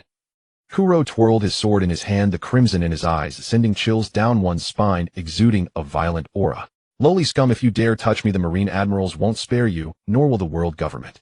With a sneer, the celestial dragon, wearing a bubble helmet, his arrogance undimmed, even in danger, raised his golden pistol. In Mary Geos, he had seen too many pirates like this. No matter how unruly they were on the sea before the celestial dragons, they had to kneel obediently, using their sturdy limbs to support the celestial dragons' noble bodies. Bang! The gunshot rang out, smoke dissipated. Kuro caught the flying bullet with one hand, his expression quite amused. The other Marines, suppressing their fear, stood loyally before the celestial dragons. You think you can deal with me with such toys, eh? Kuro's eyes flashed with cold light. With a flash of his sword, several Marine officers, except the celestial dragons, were cut in half. Blood splattered on the bubble helmet. The leading celestial dragon's legs gave way, and he collapsed to the ground, trembling as he pointed at Kuro. You, how? Before he could finish, Kuro rushed to the celestial dragon, crushed his bubble helmet with his bare hands, pressed his knee against the struggling body, and aimed his long sword at the celestial dragon's eye. After a moment's thought, Kuro sheathed his long sword. The celestial dragon, thinking Kuro had come to his senses, breathed a sigh of relief and dared not threaten as before. Lowly scum, release me quickly, and I'll pretend this never happened. I'll have the Marines revoke your wanted poster. Hearing this, Kuro grinned, pulled out 5 small knives from his pocket, and swiftly inserted them into the celestial dragon's 5 limbs under his terrified gaze. It hurts. It hurts. The hard blades were driven into the ground. Every struggle of the celestial dragon only made the cold blades tear his flesh again and again. Kuro stood up, stepped on one of the knife handles, and shook his leg violently. The blades were pushed, cutting flesh and blood, and the screeching sound of metal scraping against bone could be heard. Please spare me, it hurts. Help. So celestial dragon's blood is red too. Kuro left the fool under his foot to wail slowly on the ground. His gaze shifted to the other celestial dragons, who were pale with fear, and a cruel smile crossed his lips. In order to find Rock's wife and child, his observation hockey covering the entire island fed back a massive amount of negative emotions, causing his head to swell with pain. Fortunately, he discovered that the wailing of celestial dragons was a specific cure for his headache. Next, I will continue to demonstrate the internal organs of celestial dragons for everyone. Please continue to follow my Manfred mini class. Kuro, with bloodthirsty eyes, looked at the den mushy on the branch. Everything happening here would be broadcast live back to Mary Geos.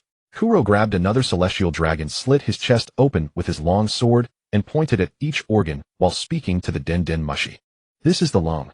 This is the stomach. This is the liver, and he's so fat, he has fatty liver. It looked no different from humans. The disemboweled celestial dragon struggled violently. Kuro's hand gradually tightened. The suffocating celestial dragon's face turned purple. Kuro patiently observed the changes in his lungs. Air could not enter the lungs, were constantly emptied, and blood plasma seeped into the alveoli. The lungs were about to change from pink to cyan. The pinned celestial dragon's struggles gradually weakened until they ceased. Kuro stood up, sensing the added strand of conqueror's hockey within himself, and gave a satisfied, gentlemanly bow to the den mushy. Holy land, Mary Geos. Countless celestial dragons gathered here, no longer cheering for any individual or family. On the screen, Rox was charging straight into the heartland, casually cutting in half any Marines or celestial dragons in his way. Whitebeard Edward Newgate pushed aside trees, accidentally stepping on and killing a celestial dragon. Kaido's Kanabo swung, sending a large number of Marines and celestial dragons flying. The most brutal was Kuro, as celestial dragons were cruelly slaughtered one by one. The dignity of the gods was trampled underfoot by these pirates. Many celestial dragons vomited directly from the bloody scenes. They would not grieve for the death of slaves, but the death of their own kind touched the fear deep in their genes. Where are the Marines? What are the Marines doing? Our people are being killed. What are these trash doing? No, spare my brother. My son, you died so miserably. Cursing and weeping was all these people could do. The other 4 elders silently witnessed the scene, but their clenched fists and gripped sword hilts showed they were not as calm as they appeared. Since the Holy Land was attacked by the giant Emmet 200 years ago, they needed people to guard it. Only when something threatens the safety of the Holy Land would they mobilize fully. Reinforcements. Have the nearest Marines already arrived? Watchley stared expressionlessly at the blood-soaked, frenzied man on the live broadcast. Garp has already gone. The Marines have no other high-end combat power on God's Island. Tell Garling to dispatch the God's Knights. For now, we can only rely on our own people. Nasajiro also had murderous intent in his eyes. The slaughter in the Valley of Gods continued. Not far away, a pair of twin brothers cautiously covered themselves with branches and crawled carefully on the grass. 3 tall hounds sniffed the ground for scents and soon discovered their tracks. An ugly female celestial dragon sat atop a tall slave. Soon one hound found their trail and bit one of them on the ankle, while the other 2 sent out signals. He found a fleeing rabbit. The ugly female celestial dragon kicked the slave beneath her twice, and the male slave obediently crawled toward the 2 brothers. Please wait, please spare my younger brother. I will agree to any request you make. The elder brother shielded his younger brother behind him, trembling as he knelt before the female celestial dragon. The female celestial dragon jumped off the male slave and lifted the elder brother's chin with her foot, finding his face square and ordinary. Slap. Brother. The female celestial dragon stomped hard on the elder brother. She liked handsome men. If he had good looks, she would spare his life and even take him out of the Valley of Gods. Unfortunately, both the elder and younger brother were ugly. After a disgusted glance, she said, "Killing you like this is too boring. Let's play a game." She made the male slave take out 2 knives and throw them before the brothers. Her ugly face showed a naive cruelty, like a child pouring hot water into an anthill, completely unaware of the evil she was doing. "Only one of you 2 can survive. The winner, I will take him off this island and make him my slave from now on." The elder brother and younger brother silently picked up the knives. "Brother, we..." "Oh." The elder brother gritted his teeth, gripped the knife, turned toward the female celestial dragon, but after taking 2 steps, a sharp pain struck his chest. The elder brother looked down in disbelief at the blade piercing his chest. Blood gushed out glaringly. He slowly turned around and saw his younger brother, tears in his eyes, holding the knife handle behind him. "I'm sorry, brother, I'm sorry." The elder brother looked up at the sky, suddenly remembering his promise to their parents to protect his younger brother. His eyelids grew heavier, his perception of the surroundings blurred, and his lips twitched as he said something. "Live on, little brother." The elder brother collapsed as the younger brother's expression crumbled. The younger brother had imagined his brother would be disappointed, would curse, but never thought he would forgive his betrayal. He knelt on the ground, dazed and lost. "Ah, how touching." The female celestial dragon laughed, holding her stomach. This was exactly what she wanted to see, even better than a stage play. "Damn, so noisy. Who's laughing so horribly?" Kuro emerged from the blood sea like a handsome demon dressed in a gorgeous black suit, as if heading to a ball.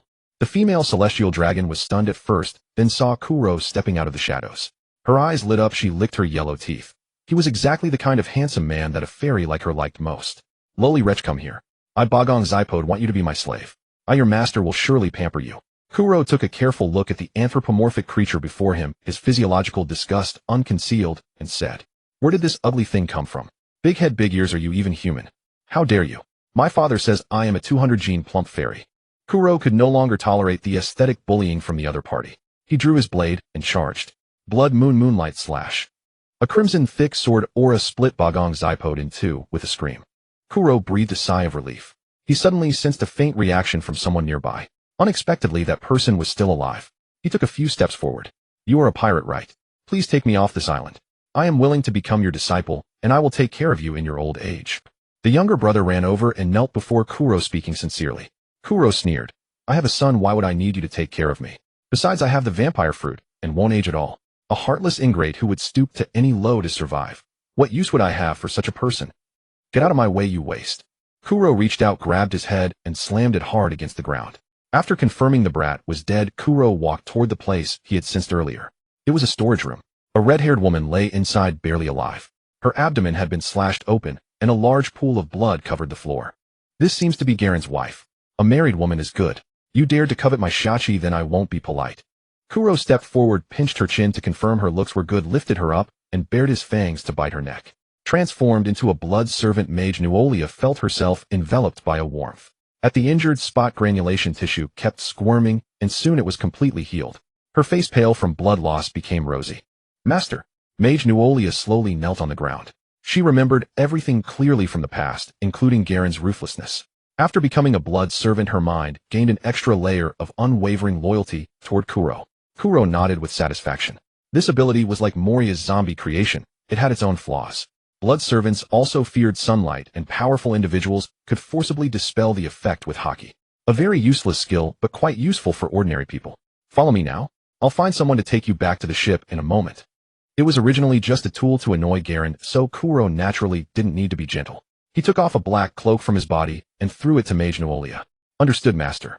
She had wanted to ask to find her 2 children, but her mind kept telling her that obeying the master's orders was absolute. She could only suppress her thoughts and follow closely behind Kuro. This slaughter was a carefully designed entertainment. Even with pirates coming, many celestial dragons still indulged in carefree fun, not caring at all. Couldn't they just leave the pirates to the navy? The lofty celestial dragons had many more things to consider. For example, how to torment their prey in this slaughterhouse called the Valley of Gods. Whether to enjoy the thrill of the hunt or to continuously torture and witness the distortion of human nature. The jungle was stained red with blood. Cries, gunshots, and mad laughter wove together into a symphony of hell. But for Kuro, this place was also a playground. He drove his blade into the chest of the male celestial dragon before him. Kuro could feel his conqueror's haki growing. In the past, celestial dragons mostly lived in Mary Geos and rarely descended to the mortal world. This time he had to seize the opportunity. Meanwhile, on the other side, damn, now is not the time to play games. Let the Navy withdraw to protect the celestial dragons, and we will deal with the pirates. Garen gathered all the gods' knights and stood on the high ground overlooking the chaos below. Warships engage. Many pirates are surging in from all directions. Is this the Pineapple Pirate crew? Don't let them land. It's too late. Garen assigned different areas to different members to deal with the pirates. Where is Junko? I need her to deal with a man. Edward Newgate brought his great sword down in a devastating slash. The ground split open with fissures too treacherous to stand upon, and many unfortunate souls tumbled into the cracks in their panic. Where the hell did that bastard Rox run to? I don't even know what his wife and child look like. How am I supposed to find them? Whitebeard's shockwaves sent numerous marines flying, their eyes rolling back, chests caved in, blood spurting from their mouths. Zeus. Yes, mother. Temadajitan Tenshin. Countless purple serpents of lightning, each carrying soul machi, instinctively hunted the marines. In the blink of an eye, charred corpses littered the ground. While the two monsters carelessly unleashed their devil fruit powers with catastrophic destruction, our master Kaido continued his simple, unadorned swinging of the kanabo, relying on brute strength to achieve miracles. An officer bearing the rank of captain charged forward with an axe. Kaido's club swept him aside as easily as clearing refuse. Not a single marine could withstand his strikes. Explosions erupted successively around the perimeter. Gardijan Shiki Yasri Baskerville and others were wreaking havoc on the outside. Countless other pirates sought to carve out their own share. The Rocks Pirates, the Roger Pirates. So many pirate crews. Aren't the reinforcements here yet? The naval commanders aboard ship listened to urgent calls for backup echoing from all directions. They had exhausted every available soldier. Reinforcements have arrived. Boom, boom. Several pirates were blasted high into the sky by cannon fire. Don't treat my soldiers like common weeds, you bastards. Garp gripped 2 cannonballs and hurled them toward the island. Many surviving marines on the periphery erupted in sudden excitement, crying out as though they had glimpsed their idol. It's Vice Admiral Garp. Thank goodness. We're saved. Whoa, we're saved. Unlike the Navy's soaring morale, the pirates' faces darkened. That bastard Garp is here, let's make a move now. Charlotte Linlin guided Prometheus to glance toward the sea, then turned, only to find Whitebeard and Kaido already sprinting ahead. Destroy his warship, Newgate. Golden Lion Shiki flew over to warn them. Whitebeard paused for a moment, then punched toward the sea surface. The very air fractured like shattering glass spiderweb cracks spreading across reality. The shockwaves rippled from the ground into the ocean. The sea churned endlessly, the roar of waves transforming into thunderous fury, converging into a terrifying tsunami that engulfed the land. Garp's ship was swallowed by the shadow of the tsunami. The fleeing trio also caught sight of the towering wall of water. Are you trying to get us killed, Newgate, you damn fool? Golden Lion Shiki fled in sheer terror, darting ahead to escape the shadow consumed by the tsunami. Zeus, come quickly. Charlotte Linlin rode atop Zeus and overtook Kaido in a flash. Hey Linlin, wait for me. Deprived of a devil fruit ability, Kaido could only sprint forward with his chest out, much like Newgate. Meanwhile, Garp launched himself high into the air from the ship, his dark red haki condensing around his fists into a radiant cross shape. Fistbone impact. He thrust his fist forward. The fierce wind, saturated with an enormous volume of haki, erupted into a colossal shockwave that tore a massive hole through the tsunami. The warship docked unscathed. Garp leaped ashore alongside his 2 trusted lieutenants. One a martial arts master, the other our eternal swordsman Bogaert. He ordered the 2 to lead detachments to reinforce the other marines, while he pursued Whitebeard and Kaido alone. Meanwhile, Dragon carefully navigated through the chaos, cradling 2 infants seeking the direction of the warship. Bang! A female celestial dragon, horns protruding from her head, shark-like teeth bared, suspected of betta fish lineage, fired an energy blast from her mouth, like a beam cannon piercing straight through Dragon's shoulder. Found him. There's a marine still clutching a baby. She spoke into the den mushy in her hand, wearing sunglasses, exhaling a plume of smoke. Dragon wore a hood. From her perspective, only an infant was visible. Oh, thank you ever so much, Mafi. If I had lost him, Garp would have killed me. The voice on the other end of the den mushy seemed to breathe a sigh of relief. Oh my. So that's it. Garp actually has a child. What a bizarre kidnapper. Satel's Mafi remarked with evident gossipy delight. Dragon collapsed to the ground, his hand painfully reaching toward the crying shamrock. No. These children are the only way I can redeem myself for participating in this killing game. So many people have died. Perhaps it is time for me to atone for my sins. Satel's Mafi drew the long sword at her waist, aiming directly at Dragon's back. Farewell, young man.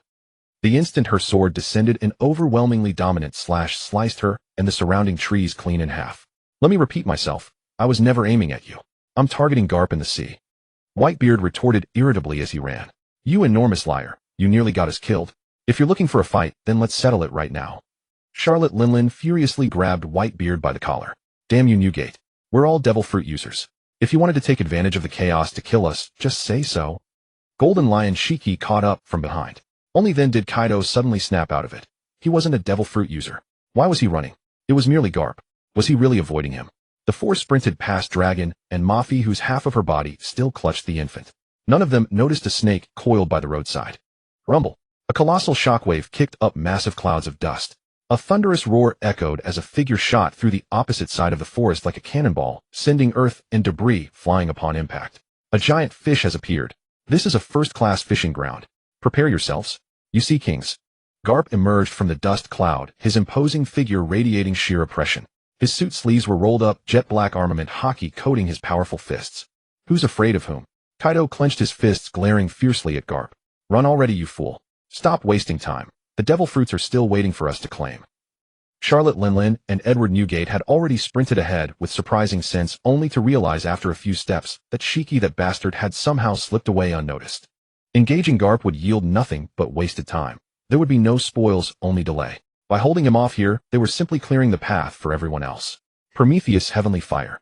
Prometheus unleashed a torrent of flames to cover their retreat. Vice Admiral Garp. Several Marines who had followed watched in alarm as Garp appeared engulfed by the massive fireball. With this level of heat, you couldn't properly sear a prime steak. Linlin. Dad.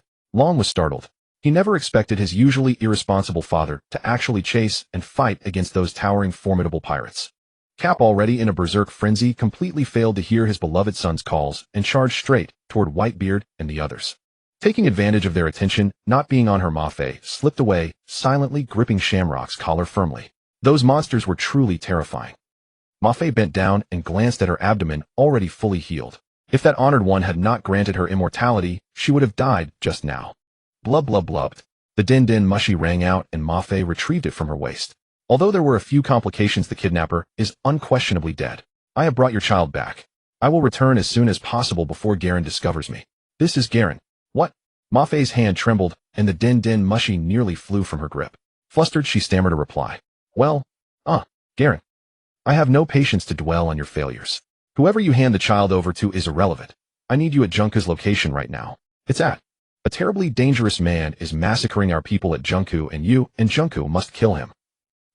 Garen's cold-clipped voice crackled through the din din mushy. Bang bang bang. Headshot. Gloria Asas scores 10 points. My turn, my turn. Stussy eagerly shoved Gloria Asas aside and clapped joyfully. 6 wooden crosses stood upright before them, and 6 men and women, dressed in bubble garments, their faces grotesque, hung from them. Without exception, each had been pierced through the sinews of their hands and feet by small daggers and suspended from the crosses. Half an hour earlier, Gloria Asas and Stussy had followed the sword slashes and successfully tracked Kuro, who had gone on a killing spree. They had originally intended to calm Kuro down, but Kuro told them that killing celestial dragons allowed those with Conqueror's haki to strengthen theirs, and those without could increase their chances of awakening it. The 2 women instantly became even more excited than Kuro, transforming into devil's hounds, as they helped Kuro hunt celestial dragons wherever they went. The 6 men before them were their current spoils. Stussy picked up a long musket, closed both bright mischievous eyes, and said playfully, I will fire randomly, and wherever I hear a sound I'll shoot in that direction.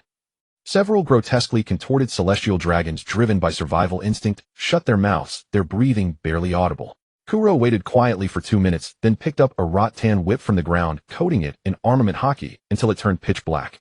Smack! Smack! Yell louder for me. Scream. Kuro delivered 5 lightning-fast strikes in rapid succession. These celestial dragons had been pampered since birth and had never endured such suffering. After just 2 lashes, they began shrieking. It hurts, stop please, I beg you. Stussy aimed at the source of the sound and pulled the trigger. 2 powder-filled bullets struck a male celestial dragon squarely in the chest. Chest shot 5 points. Gloria Asas stepped forward to inspect and announced loudly. Meanwhile, Mary Geos, receiving the live broadcast, fell into an indescribable silence. Many could no longer bear to watch their kinsman's gruesome plight. They covered their eyes and wept. The blood-soaked scene was enough to haunt young minds with nightmares for years. Others cursed endlessly. Filthy commoners, all of them, how dare they? These are enemies of the gods. They must be exterminated root and branch. Wait, the Junku Palace ship has arrived. Kill that man. Junku Palace, kill that man. At Divine Valley, while executing the celestial dragons, Kuro suddenly shivered with a premonition. Instinctively his blade slashed behind him, sparks flying as it collided with an arrow resembling a bandage strip. Kuro felt a sudden stab of pain as an arrow, having come from an unexpected direction, pierced straight through his chest. Kuro dissolved into crimson rose petals and reformed before Gloria Osas and Stussy. How is this possible? Neither the acoustic feedback nor my observation hockey detected that arrow. From the shadows emerged Manmaya Junku, clad in military attire with bandages covering her face, revealing only her heterochromatic eyes, the blade god of Divine Valley. Junka Palace, save me. Save me first, and my family will reward you handsomely.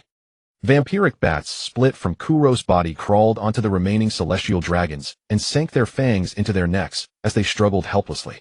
Within seconds they visibly withered into desiccated corpses. The bats flew back into Kuro's body, and the chest wound from the arrowhead sealed almost instantly. So that's a devil fruit with causal properties, is it? What a treasure, and it's in the hands of you celestial dragons. Kuro recalled her identity upon seeing her attire. A former princess who killed her own father, once acquainted with Brooke and theoretically similar to Harold, though the setting later changed to her being a pure-blood celestial dragon. The emu's earthly vessel. I don't have absolute certainty of victory against her. You two go find the devil fruit first. If we cannot win, I will retreat. Do not worry about me. Kuro's eyes, rare to show such gravity, turned solemn as he spoke to Gloria Osas and Stussy at his side. Having sailed the seas for many years, neither woman was the sentimental type who would clamor to stay and face danger together. The two departed without hesitation. Kuro kept his gaze fixed on Junku, whose expression remained utterly impassive, as if the escape of the two women meant nothing to her. 4 or 5 bandage arrows simultaneously extended from Junka's arms and legs, slithering toward Kuro like serpents poised to strike. Even with armament hockey, Kuro's body would still be pierced. However, combined with his invincible physique and the life force stolen by his vampire fruit, the gashes from the arrows healed at a visible rate. Crimson Moon's secret art, Wrath of the Blood Demon. Kuro raised his arm and unleashed a 50-meter-tall crimson sword aura, as though the fury of a blood demon sought to cleave the entire Divine Valley in twain. Every person at Divine Valley could clearly see that colossal sword wave. Kuro has encountered a formidable opponent. Meanwhile, Loxus was still searching for his wife and child. Countless winding arrows materialized from Junzi's body and converged before her into a massive shield as a crimson gleam flashed through her heterochromatic pupils. The arrows continued to construct, forming 2 more arrow shields. The scarlet sword chi slammed into the massive arrow shield like a cannonball. The first shield was torn apart as easily as paper, and Junzi instantly coated the arrow shield with armament hockey. The second shield was split in 2, and the scarlet sword chi visibly shrank considerably. In the collision with the third shield, a tremendous energy burst erupted. A blinding light flashed, accompanied by a piercing explosion. Many pirates, celestial dragons, and marines nearby had their eardrums ruptured by the shockwave. The valley fractured, and the forest where they fought was transformed into a sheer cliff. Sword scars gouged deep into the earth. Apart from Koluo and Junzi, all living beings within a 2-kilometer radius vanished in the clash. Kas Rashomon. I've practiced swordsmanship for 20 years, swift and ruthless. Can you block this sword? Dark red lightning snakes crackled and flashed from the hilt of Koluo's sword. Strands of blood congealed into 4 thick blood serpents, their forked tongues flickering as they bared vicious fangs and plunged into the dust. Junzi knelt on one knee in the scorched earth. Her blue hair veiled her face, her military uniform torn, revealing fair skin. Blood trickled down her chin to her chest, and a massive gash stretched across her thigh. Bandage-like arrows coiled around her thigh, tightening firmly. Sensing that the bleeding had stopped, Junzi struggled to her feet. Arrow construct, azure bird form. A mass of arrows twisted, crossed, and bent before Junzi, forming a bird that raised its head and lightly flapped its wings. This is the power of a paramecia. If you dare to imagine it, arrows form a bird, and that bird can fly. Believe it or not. Biting back the pain, Junzi leaped onto the azure bird. With continuous flaps of its wings, it soared into the sky. From the dust, several blood serpents burst through the smoke, lunging at Junzi in the air. Junzi maneuvered the azure bird through the sky, dodging the blood serpents with agile movements. She aimed her fingers at the serpents trailing behind the bird. For arrows slithered like twisting pythons up Junzi's fingers. Locking onto the target, the arrows precisely shattered the heads of the blood serpents. No matter how powerful the devil fruit ability, it cannot mask the frailty of her body. A cold voice sounded in Junzi's ear. Startled, she turned her head. Sizzle, sizzle, sizzle. Using the blood serpents as cover, Koluo quickly closed the distance. His sword crackled with conqueror's hockey. Farewell. Blood Moon, one sword style hell. Truly the mantis stalks the cicada, unaware of the oriole behind. A surging energy blast hurtled toward Koluo's unprotected back. A pair of bat-like wings closed like 2 ugly palms, enveloping Koluo. Lady Junzi, are you all right? Good thing I arrived in time. Security Mafe, leaning on his sword with his left hand, took a drag from a cigar in his right. Junzi suppressed the fear of death deep within her. In the moment she nearly died, she had a fleeting vision of her deceased father, his death mirroring the scene just now. The murderer was. An unknown force forcibly erased Junzi's memory. With a pained groan, she clutched her head and flew straight into the distance. "Hey Lady Junzi, where are you going? Garling ordered us to deal with the Cannon King together." Security Mafe's face froze in bewilderment as he watched Junzi fly farther away. "Stupid woman, you're proud of ambushing me. And stop calling me the Cannon King." A murderous aura mixed with Conqueror's haki wildly assaulted the surroundings. The bat wings parted, dispersing the white smoke from the energy blast. Kuluo's sinister Sharingan eyes gazed down imperiously at Security Mafe on the ground. An icy chill crawled up Mafe's spine. She looked up at the man nicknamed the Cannon King. She knew little about him. According to the information from Garling, he was merely a formidable pirate swordsman and a user of the mythical Zoan vampire fruit. Among the Rocks pirates, he was a decent combatant. But now this strange oppressive feeling made Mafe feel as if she were being stalked by an apex predator. TCH, just a mere pirate. An opening. Noticing Kuluo's gaze flicker toward the direction Junzi had fled, Mafe kicked off the ground, gripping her ancient sword as she thrust it toward Kuluo's chest. Clang. "Woman, I just had a great idea." Kuluo raised his blade with ease, parrying the thrust. His eyes scanned Mafe's body like radar, pausing for a moment at her chest. Blood thorn. Countless blood thorns formed a thorny jungle tightly encasing Mafe. Mafe swung her sword relentlessly, but many sharp thorns still pierced her skin. Blood was sucked into the thorns as if by a pump. Mafe bit down on her own arm with her sharp teeth, tearing off the blood thorns along with the flesh. "Oh, so you have fishman bloodline. A shark fishman or a fighting fish fishman?" Kuluo raised an eyebrow, pleasantly surprised. He glanced at her sharp teeth, then at her gradually regenerating arm. "Damn you." Ignoring Kuluo's question, Mafe opened her mouth and aimed at him, gathering a massive laser beam. Boom. Blood moon moonlight slash. Kuluo faced the scorching heat wave head-on. His blade mimicked moonlight, blocking the blast from below. The dark sword blade trembled, redirecting the beam upward. The blast exploded in the sky, turning into a brilliant firework. Poison claw. Kuluo's arm underwent partial beastification, his nails becoming razor-sharp. Infused with Conqueror's haki, his fingers pierced Mafe's chest like scalpels, cutting through easily. He delicately pinched Mafe's throbbing heart. With a squeeze, Mafe curled up like a wasp. "Ah! It hurts. It hurts so much. Stop squeezing." Tears streamed from behind her sunglasses. A sinister grin curled at the corner of Kuluo's mouth. With a sudden burst of force, he crushed the heart, which instantly ruptured. Mafe let out a scream and collapsed to the ground lifeless. Kuluo flicked the residual blood and viscera from his hand onto the ground. He silently watched as blood vessels intertwined and flesh squirmed within Mafe's corpse, reconstructing a new heart. Her skin restored to its pristine whiteness, Mafe jolted up like a drowning survivor gasping for air. Once fully conscious, Mafe saw Kuluo, that demon, crouching beside her with a smiling face. Instinctively she recoiled. Kuluo grabbed her by the neck and lifted her slowly. "Come to think of it, I've never tasted what a celestial dragon is like. If you cooperate obediently, I'll let you go. Don't think your immortality makes you invincible. I doubt it has no limits. Worst case, I'll take you to the sea like Shanks and forcibly break your contract. Wait, I'll do anything as long as you spare me." Unlike her foolish kin, Mafe could see the seriousness in Kuluo's eyes. This man could truly neutralize her immortality. The gods' knights were the elite among the celestial dragons. She understood that a wise man adapts to circumstances. Kuro swiped his hand, cleaving the Den Mushi watching from the tree into pieces. He then forcibly grabbed Mafe by the neck, dragging her like a dead dog towards a small dark room nearby. He intended to fully savor the fruits of victory. "I'm really angry right now. If your teeth dare to touch, I'll smash them to pieces." Kuro's lips curled into an excited arc. Destroying these lofty celestial dragons, making them moan beneath him, and savoring the pleasure of trampling on authority. This itself was a supreme enjoyment.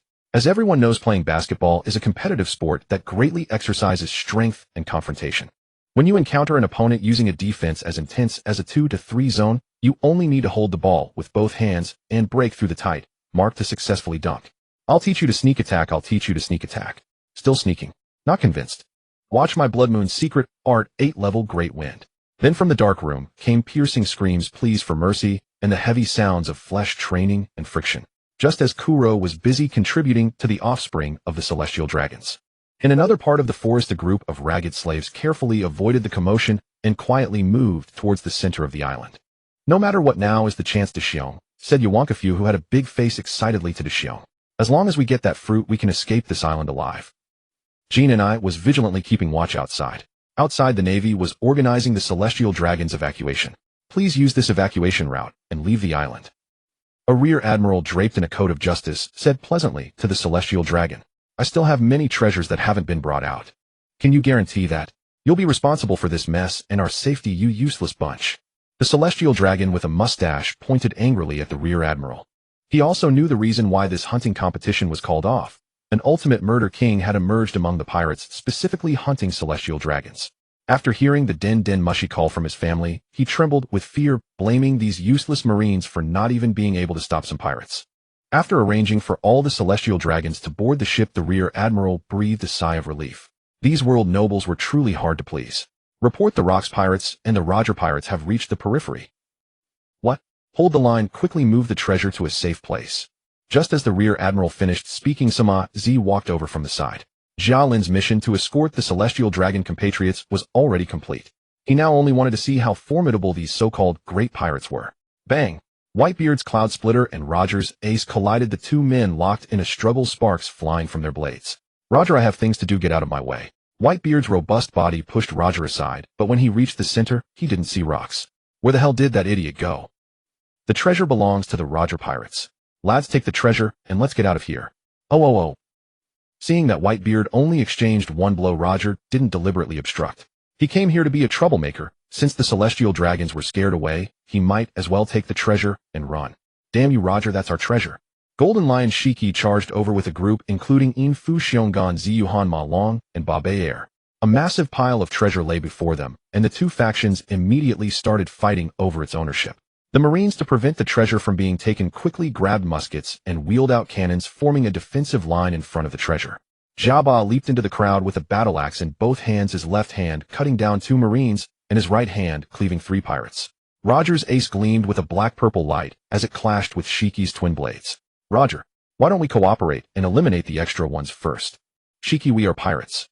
I want it all. Bastard Roger. More and more other pirates rushed to the scene, forming a supermassive melee. Not far from there, Sima Zi watched with a dark expression as the pirates carried away the celestial dragon's treasure. Thorns rapidly spread from under his feet, snaking towards the distant pirates. The first to bear the brunt was the very annoyed Whitebeard AI, Da Huan Yo Gai, Tay, who had been unable to find anyone. What the hell is this? Get lost. Whitebeard punched hard at the thorny vines. Sima Zi's vines seemed to hit an invisible wall, swept back by the shockwave. Sima Zi's expression changed, and he quickly waved his thorny vines to layer defenses around himself, barely blocking the attack. Whitebeard then noticed this celestial dragon clad in a black cloak and noble attire. Kurorara, I think you must know where Rox is. I also want to see if you so-called great pirates that the world boasts about are truly worthy of your reputation.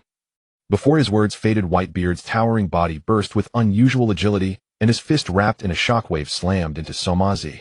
Even though Sima Zi hastily wrapped himself in a thorny armor, it was shattered by the shockwave, and the irresistible force entered his body through his skin. His internal organs were churned into pieces, and Sima Zi spat out a mouthful of blood and fell to the ground. Pa trash. Tell me where Rox is. Whitebeard grabbed Sima Zi's head with one hand and lifted him up. Seeing that Sima Zi couldn't speak, a white shockwave enveloped his head, and like a watermelon bursting, it fell from the air to the ground. Buru, buru, buru. Is that Sima Zi Saint? Rox has appeared in the northeast. Jia Lin Saint is pursuing him. Please come and support. Whitebeard picked up the Den Den Mushy from the ground and answered with a serious face. Received. Whitebeard crushed the Den Den Mushy and ran towards the northwest. On the ground, the fragments of Sima Zi's head were slowly reassembling, but no one noticed in the chaotic battlefield. Stop making that mournful face. When it comes to looks, who's really coming out ahead? Kuro adjusted his trousers and tied his belt with a satisfied expression, the crimson handcuffs on his wrist gleaming like polished agate. Within the crystal-clear chain, translucent as glass, flowed Kuro's blood. The other end was fastened around Mafei's neck. The moment she so much as twitched, the entire shackle would instantly transform into razor-sharp blood thorns, pinning Mafei in place. While it could not kill her, it would buy Kuro enough time to handle the situation. Two nearly imperceptible wounds marked Mafei's neck. She was under the control of the blood servant effect. Sunlight that would torment ordinary blood servants like Kasha only caused her mild discomfort. Mafei desperately wanted to shatter the blood servant's control with her conqueror's haki, but the demon-like man before her would mercilessly kill her in an instant if she tried. Her shark-like teeth ground together, instinctively desperate to tear the man apart, but the foul taste in her mouth made her gag and retch. Kuro watched as Ma-Fei's expressions shifted repeatedly before she finally bowed her head in submission. With satisfaction, he tugged the chain and signaled her to crouch forward.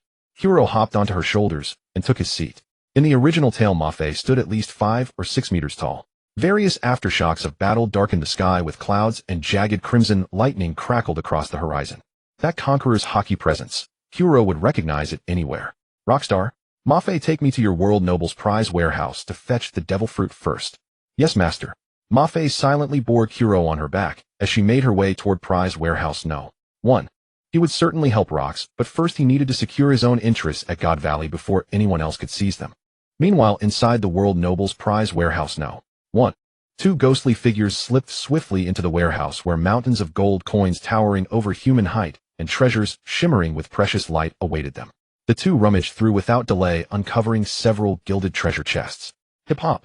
A shadowy figure in an empty corner suppressed his emotions, letting out peculiar sounds of excitement. I never expected the island to descend into such unprecedented chaos, giving us this golden opportunity. Embryo Ivanov, with his distinctive purple afro, had a striking contrast between his large face and slender frame. Bartholomew Bear retrieved a palm-sized spherical fruit from the chest, its pink surface dotted with fleshy protrusions. Yes, this is it. Let's eat it first and figure out what it is later. Embryo Ivanov held a devil fruit encased in layers of metallic green-gold scales, its surface radiating an aura of cold authority. Bang! A bullet pierced the floorboards before them. Heels clicked against the wood as they turned to see who had fired. Both Bartholomew Bear and Ivanov turned in surprise. My dear children, those aren't toys. Won't you hand them over to Auntie? Stussy blew smoke from her flintlock with cherry-red lips, leveling her second pistol at them. Her white dress clung to her figure as she spoke in a honeyed mocking tone that seemed to drip with sweetness. Gold Oriosa stood with hands on her hips, her high-slit gown revealing pale thighs. A pattern viper wearing a tiny top had emerged from her shoulder. It flicked its tongue, bearing razor-sharp fangs. The serpent's icy gaze sent chills down both Bartholomew Bear and Gold Oriosa. Trouble, pirates. Bear, quick. Before he could finish, the wooden wall to their left shattered as Charlotte Linlin crashed through, her mouth stretched wide in a grin. Her violet-polished hand gripped Ivanov's throat, pinning him to the ground, while the other caught the fish fruit model Azure Dragon as it soared through the air. Little Ivan, Bartholomew Bear cried out in alarm. Oh dear, that was dangerous. I almost ate it myself. Give me that one too. Charlotte Linlin released her grip and Ivanov collapsed, unable to rise. Her greedy eyes shifted toward Bartholomew Bear. Linlin, you can't keep it all to yourself. At least leave 2 for the Manfred family. Stussy's gaze swept over the 3 unopened chests on the floor. Stussy, when did you join the Manfreds? Never mind. If it's Kuro, everything makes sense now. Mama, fine. I'll let you have these 2 on Kuro's behalf. Tell him he owes me 1. Charlotte Linlin kicked 2 chests toward them with her foot, and Stussy caught them steady. Thanks, Linlin. Bartholomew Bear seized the distraction and bolted for the warehouse exit, clutching the Pumu no Mi. You little. Charlotte Linlin noticed Bartholomew's movements and was about to give chase when Ivanov threw his arms around her leg and shouted. Eat it. Don't hesitate. Swallow that thing, Bartholomew. Escape. Even if just one of us gets out. That would be our victory. Bartholomew consumed the Pumu no Mi and raced toward the exit. A massive fire erupted, the flames devouring the wooden structures and casting light against the darkened sky. Charlotte Linlin kicked Ivanov aside. The fruit was already consumed, so chasing him would be pointless. Though it was unfortunate. The fish fruit. I'll have Ares consume it. For our pirate crew's greatest masterpiece. Mama. Charlotte Linlin raised the fruit high and laughed loudly, completely oblivious to the dark figure leaping toward her from behind. Bam! Kaido gripped his kanabo with both hands and swung it viciously at Charlotte Linlin's face from behind. Huh! Charlotte Linlin's hat was knocked off as she crashed to the ground. Struggling, she pushed herself up and turned to look. Kaido stretched his neck and devoured the fish fruit midair. Chomp, chomp, chomp. He chewed once and swallowed it whole. Charlotte Linlin retrieved the other chest and stuffed it beneath her coat, then whirled on Kaido in fury. You damn. Kaido's body began to transform. His fingers elongated into sharp claws, antlers sprouted from his head, a tail extended from his back, his frame grew serpentine, and layers of emerald gold scales covered his skin. Rower, I lack for nothing anymore. Kaido completed his dragon transformation and soared into the heavens. The divine dragon circled the sky, its roar echoing throughout God Valley. The warriors, locked in fierce combat, alike paused, casting bewildered glances toward the sky. At the central area of the God Valley, as waves of pirates poured in, the marines were gradually being eroded. The celestial dragon's astonishing treasure and the legendary powerful devil fruits, like large chunks of bait cast by fishermen, lured in hordes of ravenous sharks. Civilians, pirates, none of you shall leave. A short celestial dragon from the Mamaya family clad in ornate attire fired a long rifle with intricately carved patterns into the crowd. The moment the bullet left the muzzle, it underwent fission, forming a rain of iron, covering the entire pirate force. A masked celestial dragon wielding twin blades traced out sharp sword auras, cleaving a circle of pirates to the ground. Bolo Graham kicked the silver axe away and Babel's towering figure charged into the crowd like a war chariot, sending many pirates flying. Those are members of the Rocks Pirates. If we take them down, we'll become famous. Lion's Might, Earth Roll, go to hell, you lowly pirates. The soil beneath Golden Lion Shiki's feet turned into earthen lions that pounced into the pirate crowd. Gilbuster's firelock had run out of ammunition, so he fired small ghosts as bullets at the enemies. John's steel arm, formed by magnetism, was shattered by Roger's slash. Java and Rayleigh led the Roger pirates, slashing and fighting their way toward the Celestial Dragon's prize warehouse. No. 2. The battle in the town had reached a white-hot stage. The Rocks Pirates, the Roger Pirates, the Gods, Knights, the Marines. Different factions with different ideals and purposes were all slaughtering each other on the island. The island has fallen into a great melee, becoming a battlefield for pirates. Do we need to make arrests? Or retreat? Please give orders. The commanding officer then realized that the Den Den Mushi was no longer reachable. Their marine unit had been surrounded by pirates. Boom. Garp walked along the corpse-strewn road with Bogart, his face cold, still holding a Den Den Mushi. Hey Sengoku, did you know about this all along? Indeed, a marine once raised a similar question, but he disappeared from the Navy afterward. Sengoku's voice came through the Den Den Mushi, implying that Garp should not meddle in the Celestial Dragon's affairs. Some things were better left unsaid. Garp looked at the civilian corpses lying on the street, their faces frozen in terror from being tortured. His tone grew heavier. If I'm not dreaming, then this is reality. On this island where common sense is shattered, what is justice? Garp, usually eager for battle, was uncharacteristically silenced by the scene before him. Kuma, who had eaten the pawpaw fruit, was running down the street when an invisible wave repelled him, sending him crashing to the ground. Saturn, dressed in a black suit and leaning on a cane, approached. Dark red lightning flickered around him as he stared at Kuma with a ferocious glare, as if looking at a pest. You buccaneer child, you can only choose to be a slave or die. That is determined by history.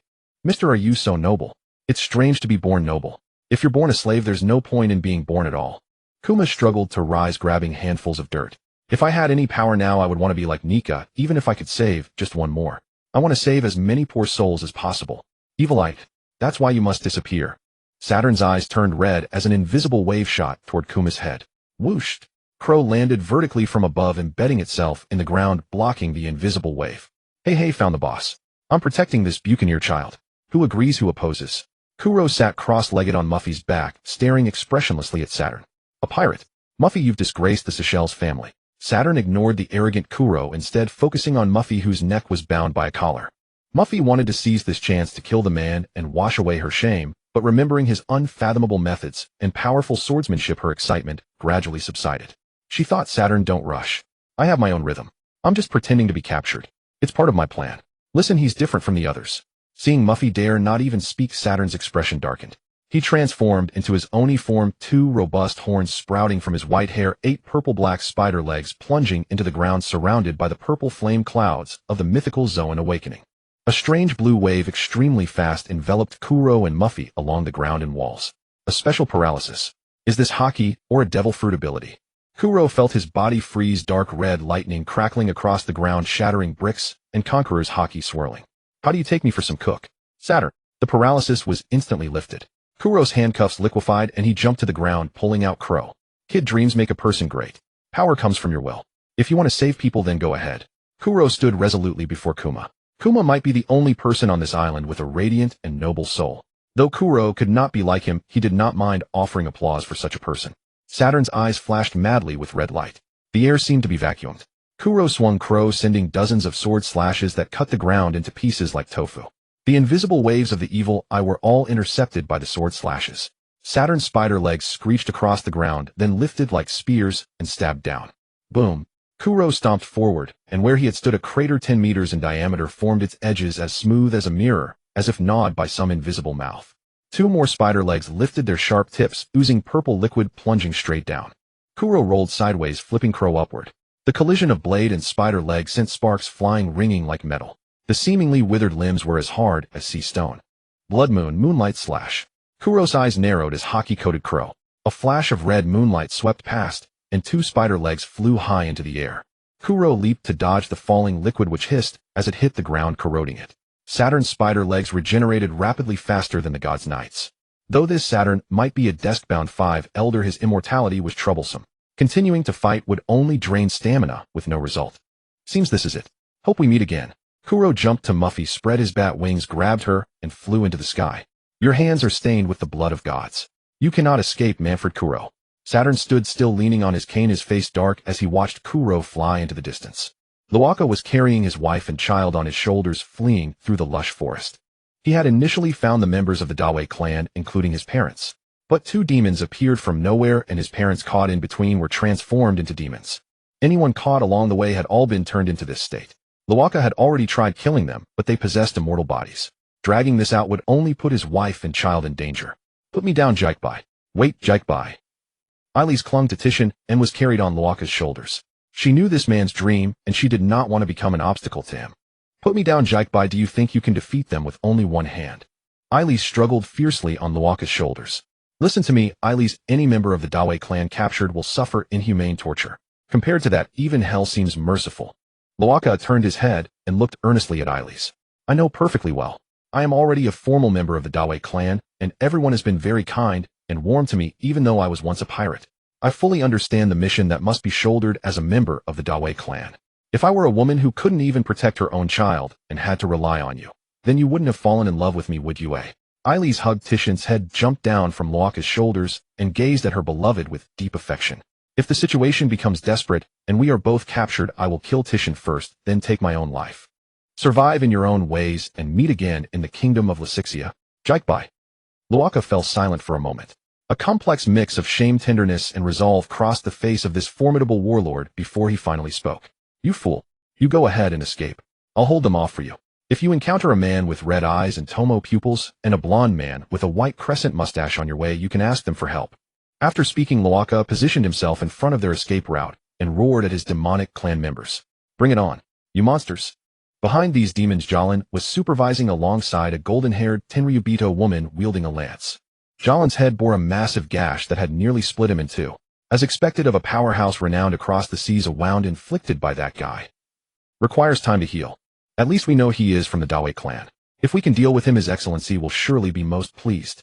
The long-haired Tenryubito woman said excitedly while riding her monstrous beast. Seeing Loaka finally abandon his family and stop fleeing, Jalan pushed through the surrounding demon Dawei clan members and said to Loaka, "You have no idea how terrifying I am. With just a whim, I could take your life." As one of the elite among this generation of Tenryubito, Fijilan, Jalansheng possessed absolute confidence. Believe it or not, he could take down the man before him within 30 seconds. In the sky, dark clouds churned, splitting open a chasm. Dark red lightning descended from the heavens, and all the trees and earth around Loaka crumbled to dust. Loaka's terrifying armament haki began to coil around his blade. Zizalala. Countless haki lightning serpents lashed the ground around them. Through the oppressive crimson glow, Loaka's unruly face could be clearly seen, his killing intent nearly solidified. Die! Loaka slashed his blade forward as though swinging a baseball bat. His supremely formidable conqueror's haki seemed to steal all sound from the world, a devastating shockwave resembling an apocalyptic launch. The ultimate beam of destruction engulfed Jalan and all the demon Dawei clan members. Sword intent mixed with conqueror's haki pierced through every corner of their bodies, destroying every function within.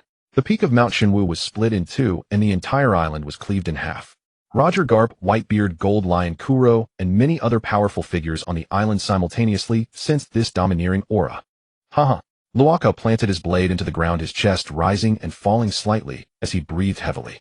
How dare you use my family as leverage? If you insist on my death, then I can only kill you all first. The demon Dawei clan members lay scattered in fragments across the ground. Damn it. Jalan gasped, spitting blood mixed with pieces of his internal organs. Only half his body remained on the ground, with sizzling white smoke rising from his wounds as threads of red conqueror's haki occasionally flickered, hindering his regeneration. The goddess knight, likewise reduced to half her body, lay collapsed on the ground with her eyes rolled back, unconscious. World Government Navy, I beg you, please let me go. Save us. Righteous Navy soldiers. Please let my child board the ship. His fate should not be so cruel. A group of ragged slaves and some commoners from Mount Shinwu fell to their knees on the coast, their faces filled with sorrow, continuously crying out to the Navy warships nearby. The Navy soldiers on the ships clenched their fists, their expressions pained. The flag-ranking officer standing before them also wore a dark countenance, taking several deep breaths before speaking. We have not received orders to assist in civilian evacuation. Mount Shinwu belongs to a non-affiliated nation of the world government and does not fall under the Navy's protection. Now at my command, open fire. Whoosh whoosh whoosh. Boom boom. Shells rained from the warships, exploding among that wretched crowd. Blood and flesh flew everywhere, and not even screams could be uttered before they were swept away by the blast waves. The survivors wept and wailed, continuing to flee toward an uncertain future. Satan sat impassively on a higher cliff, watching the scene unfold. Everything that happened on this island must not be known to the outside world. All who knew the truth must die on this island. Luaka's domineering strike had drawn his attention. Satan observed from above the humiliating defeat of the divine riders. Hadn't they already received His Excellency's help? Could they still lose? Bullula bullula. Satan, is Luaka already dead? Satan listened to the question transmitted through the Den Den Mushi and gazed from afar at Luaka, who was still vigorous and alive. Not yet. Everything has exceeded expectations. Jalan is incompetent. It seems I must personally enter the fray. Satan leaped straight down from the cliff, heading toward the center of the island below. Behind the stage of the hunting competition. Warehouse No. 2 of the Celestial Dragon's prize storage. The Roger pirates were cheerfully hauling mountains of treasure, gold gems, renowned swords, and even devil fruits. Enough to drive the poverty-stricken crew into sheer ecstasy. The Roger pirates, much like the later Straw Hat pirates, resembled a travel and adventure crew more than anything. They would not actively plunder kingdoms or merchant ships, instead targeting rival pirate vessels. The treasures of the Celestial Dragons were prizes and riches beyond anything they had ever seen. The slash that rocks had cut through God Valley drew Roger's attention. You lot load the treasure aboard the Oro Jackson first. I'll go check on Rox's commotion. Roger turned and spoke to Gabon. You're doing it again. Don't be reckless. Gabon, accustomed to this, grumbled while hefting his axe. Kuro found Kasha cuffed Mafi with sea-stone handcuffs, tossed her to Kasha, then pulled out a Den Den Mushi from his pocket and handed it over. Use this Den Den Mushi to contact those two women, Gloriosa and Stussy. Have them rendezvous with you, then steal a ship and wait for me offshore. Be ready to leave at any moment. Master, I have to. Kasha nodded in agreement, then hesitated, speaking as if holding something back. Enough. If I encounter them, I'll find them for you. Kuro no longer had time to rush to prize Warehouse No. 2 for the devil fruits, but those two women, Gloriosa and Stussy, had proven unexpectedly capable. Having 2 guarantees already made this trip to God Valley worthwhile. Though I hate to admit it, that bastard Rox owes me a debt of gratitude. I have to repay it, at least enough to clear my conscience. Kuro muttered to himself, staring at the slash that had torn through God Valley. His bat wings spread again, and he flew off toward Rox's direction. Kaido, soaring like a flying dragon, was equally eager to show off his new skin to his comrades. Charlotte, lean brandishing Napoleon, was determined to kill Kaido and chased after him in the direction he had fled. Rox, seems I'm not too late. Whitebeard Edward Newgate's towering frame crashed through the nearby trees, stepping out of the forest, ignoring the corpses scattered all around. Not bad. But these bastards have immortal bodies. Let's go while they can't recover, Rox said, slinging his sword over his shoulder. The sky over God Valley grew inexplicably oppressive. A strange, eerie wave spread instantly across the entire island. Sunlight could not pierce the dark clouds, as if a sinister veil had shrouded everything. On the central battlefield, the clash between pirates and marines had drenched every inch of land in gunpowder and blood. Now the desperate fighters, both marines and pirates, uncontrollably came to a halt. The members of the God's Knights fighting here had long received orders to withdraw to the outskirts and prepare to leave the island by ship. An ancient terror rooted deep in the bloodline of humanity was awakening. Saturn completed his beast transformation midair, slamming his staff heavily onto the ground. A magic circle emanating an ever-spreading aura of evil appeared on Saturn's back, and the burning demonic flames made him cry out in pain. A massive wave of Conqueror's Haki poured out. A viscous purplish-black liquid emerged from the magic circle, continuously constructing itself on Saturn's back. At last, a handsome man with S-shaped demon horns atop his head appeared, surrounded by black clouds. His skin was bronze, adorned with eye-like tattoos, and his eyes resembled the Rinnegan, with 2 concentric circles in the pupils. Though restrained by some force, only half of Nirona Emu's body emerged. Black flame clouds swirled around him, and within them countless eyes opened one after another. This peculiar Conqueror's Haki was unlike the majestic, overwhelming aura of Rox, Roger, or Whitebeard. Instead, it was insidious, evil, cold, and utterly unsettling. It seeped into every person's body, burrowed into their marrow, and made their souls tremble in terror. Saint Saturn, what is happening to you? Why do you look like this? Is it a devil fruit? The Marines on the central battlefield asked in fear. A monster. The other pirates, sensing the danger, wisely began to flee. The spider legs, corrupted by demonic flames, pierced through the bodies of Marines and pirates alike, indiscriminately impaling anyone in their path. Which side is this thing on? It's an indiscriminate attack. A pirate in a captain's coat, even while fleeing, refused to drop the treasure chest full of gold in his hands.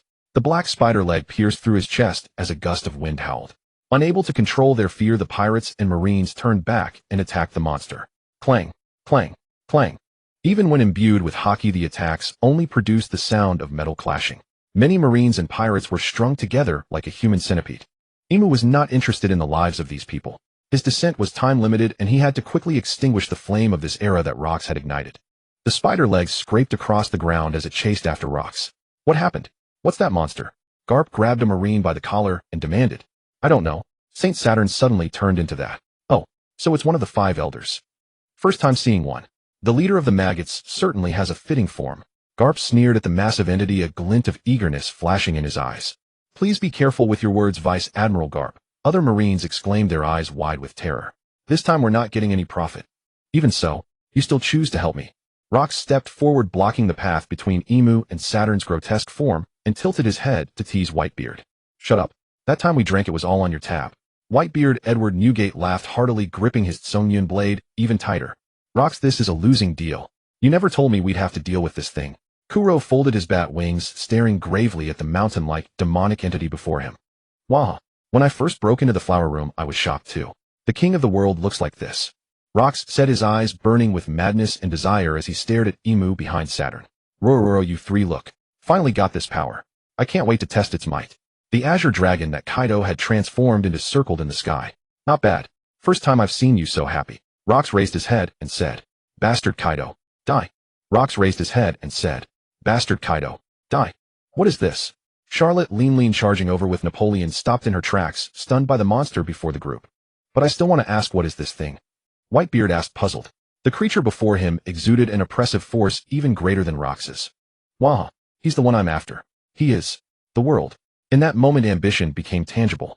In the sky, a violent collision tore a pitch-black abyss across the heavens, and oppressive fear uniformly engulfed the area above God Valley. Conqueror's hockey, as if materialized, flowed from Emu's body, and the ground splintered with spiderweb-like cracks from the legs. Hey, the Rat King from the sewers. You came here to kill me, didn't you? Rox, carrying his blade on his shoulder, laughed fearlessly and questioned. I didn't expect it to be you. David Jones. Emu's eyes showed rare fluctuation, as if recalling the reckless man from 800 years ago. You've mistaken me. I've never even met that guy. But promises are meant to be kept. Hearing this, Ku Luo suddenly looked at Rox with great interest. Speak up. Speak up. Rox ignored Ku Luo's expression of wanting to hear gossip, still grinning wildly, with one eye larger than the other. Precisely because of this, I need to erase you people from history. Emu conjured countless spider legs from demonic energy, thrusting them like spears toward the group. Rox's arm muscles bulged, and immense power extended through his arm to the Western-style saber. A flash of cold light, and the spider leg that thrust forward was sliced cleanly across. The purple-black spider leg with specks of cold light flew high into the air, as if burned by black flames, dissipating into the atmosphere. Rox leaped high, the pressure of Conqueror's hockey radiating from his body, dark red, lightning serpents coiling around his long blade. Die! Monster! Rox slashed heavily at Emu's neck, and black, demonic energy materialized into a massive long sword that appeared in the air. Heavenly Punishment Sword. The sword instantly lengthened, its sharp edge also wrapped in sinister Conqueror's hockey. The blade pierced Rox's abdomen, and dark red blood flowed down his trousers. Rox's domineering, violent, and destructive sword technique also struck Emu, and half of his body vanished in the attack. Black flame clouds gently caressed Emu's body. Unlike the slow regeneration of Garling and the God's Knights, Emu's body fully recovered in mere seconds. Rox! Ku Luo nimbly dodged the spider leg attacks, then kicked off the ground, leaping upward and grabbing Rox's feather cloak. Bat wings spread amidst Rox's pained grunt, pulling him back from the pierced long blade. Close behind Ku Luo, several more spider legs came. Whitebeard charged forward, the blade of Murakamadjiri, glowing with white light, and struck heavily at the pursuing spider legs. On the spider legs, harder than steel cracks appeared out of nowhere. The tremor fruit. Haven't seen it in many years. Emu's cold gaze swept over Whitebeard. This was a very dangerous ability, but it also inflicted considerable damage on the user's body. Without an extremely strong physique, one could never unleash its power. Many who had obtained this tremor fruit could not withstand its erosion of the body and died early, never making a name for themselves. Rox, don't act like a brute. This guy is immortal. If we fight a war of attrition, we'll lose for sure. Ku Luo gathered a constantly writhing blood orb in his hand, and under his control, strands of blood extended into the hollow hole in Rox's abdomen, helping him heal the wound. This guy's ability is really strange. Rock struggled to stand up again and said. Kaido spewed scorching dragon breath while Imu manifested a massive demonic energy, which like a Pokemon's Jengar revealed an evil grin. Easily blocking Kaido's attack, several spider legs slammed into Charlotte Lean, but the sharp spider spines failed to pierce her skin. Napoleon Breakblade. Charlotte Lean's flaming long sword severed several spider legs. Saturn's evil eye activated, and an invisible wave struck her chest, leaving not even a white mark, completely painless. My world is not yet complete. The demonic energy burning like black flames forged a massive iron hammer and swung it toward the group. Rox charged forward, his great sword wrapped in Conqueror's haki clashing with the demonic iron hammer. The shockwave of the collision spread across most of God Valley.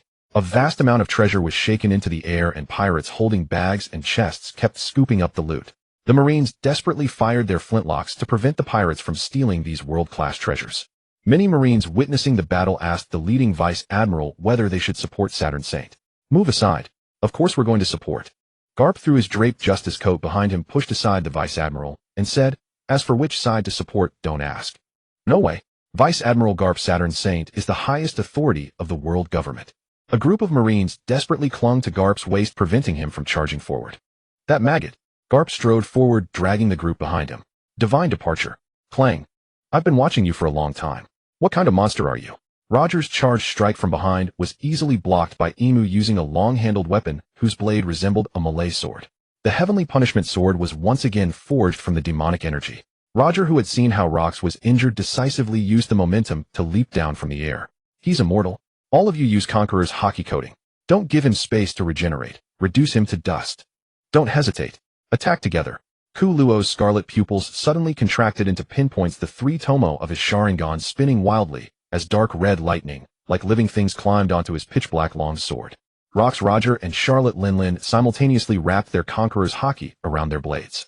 The incredibly hard rock beneath their feet shattered inch by inch, and spiderweb-like cracks spread for hundreds of meters. Magma from deep underground burst through the fissures, igniting instantly upon contact with the Conqueror's haki, lightning turning into a rain of fire across the sky.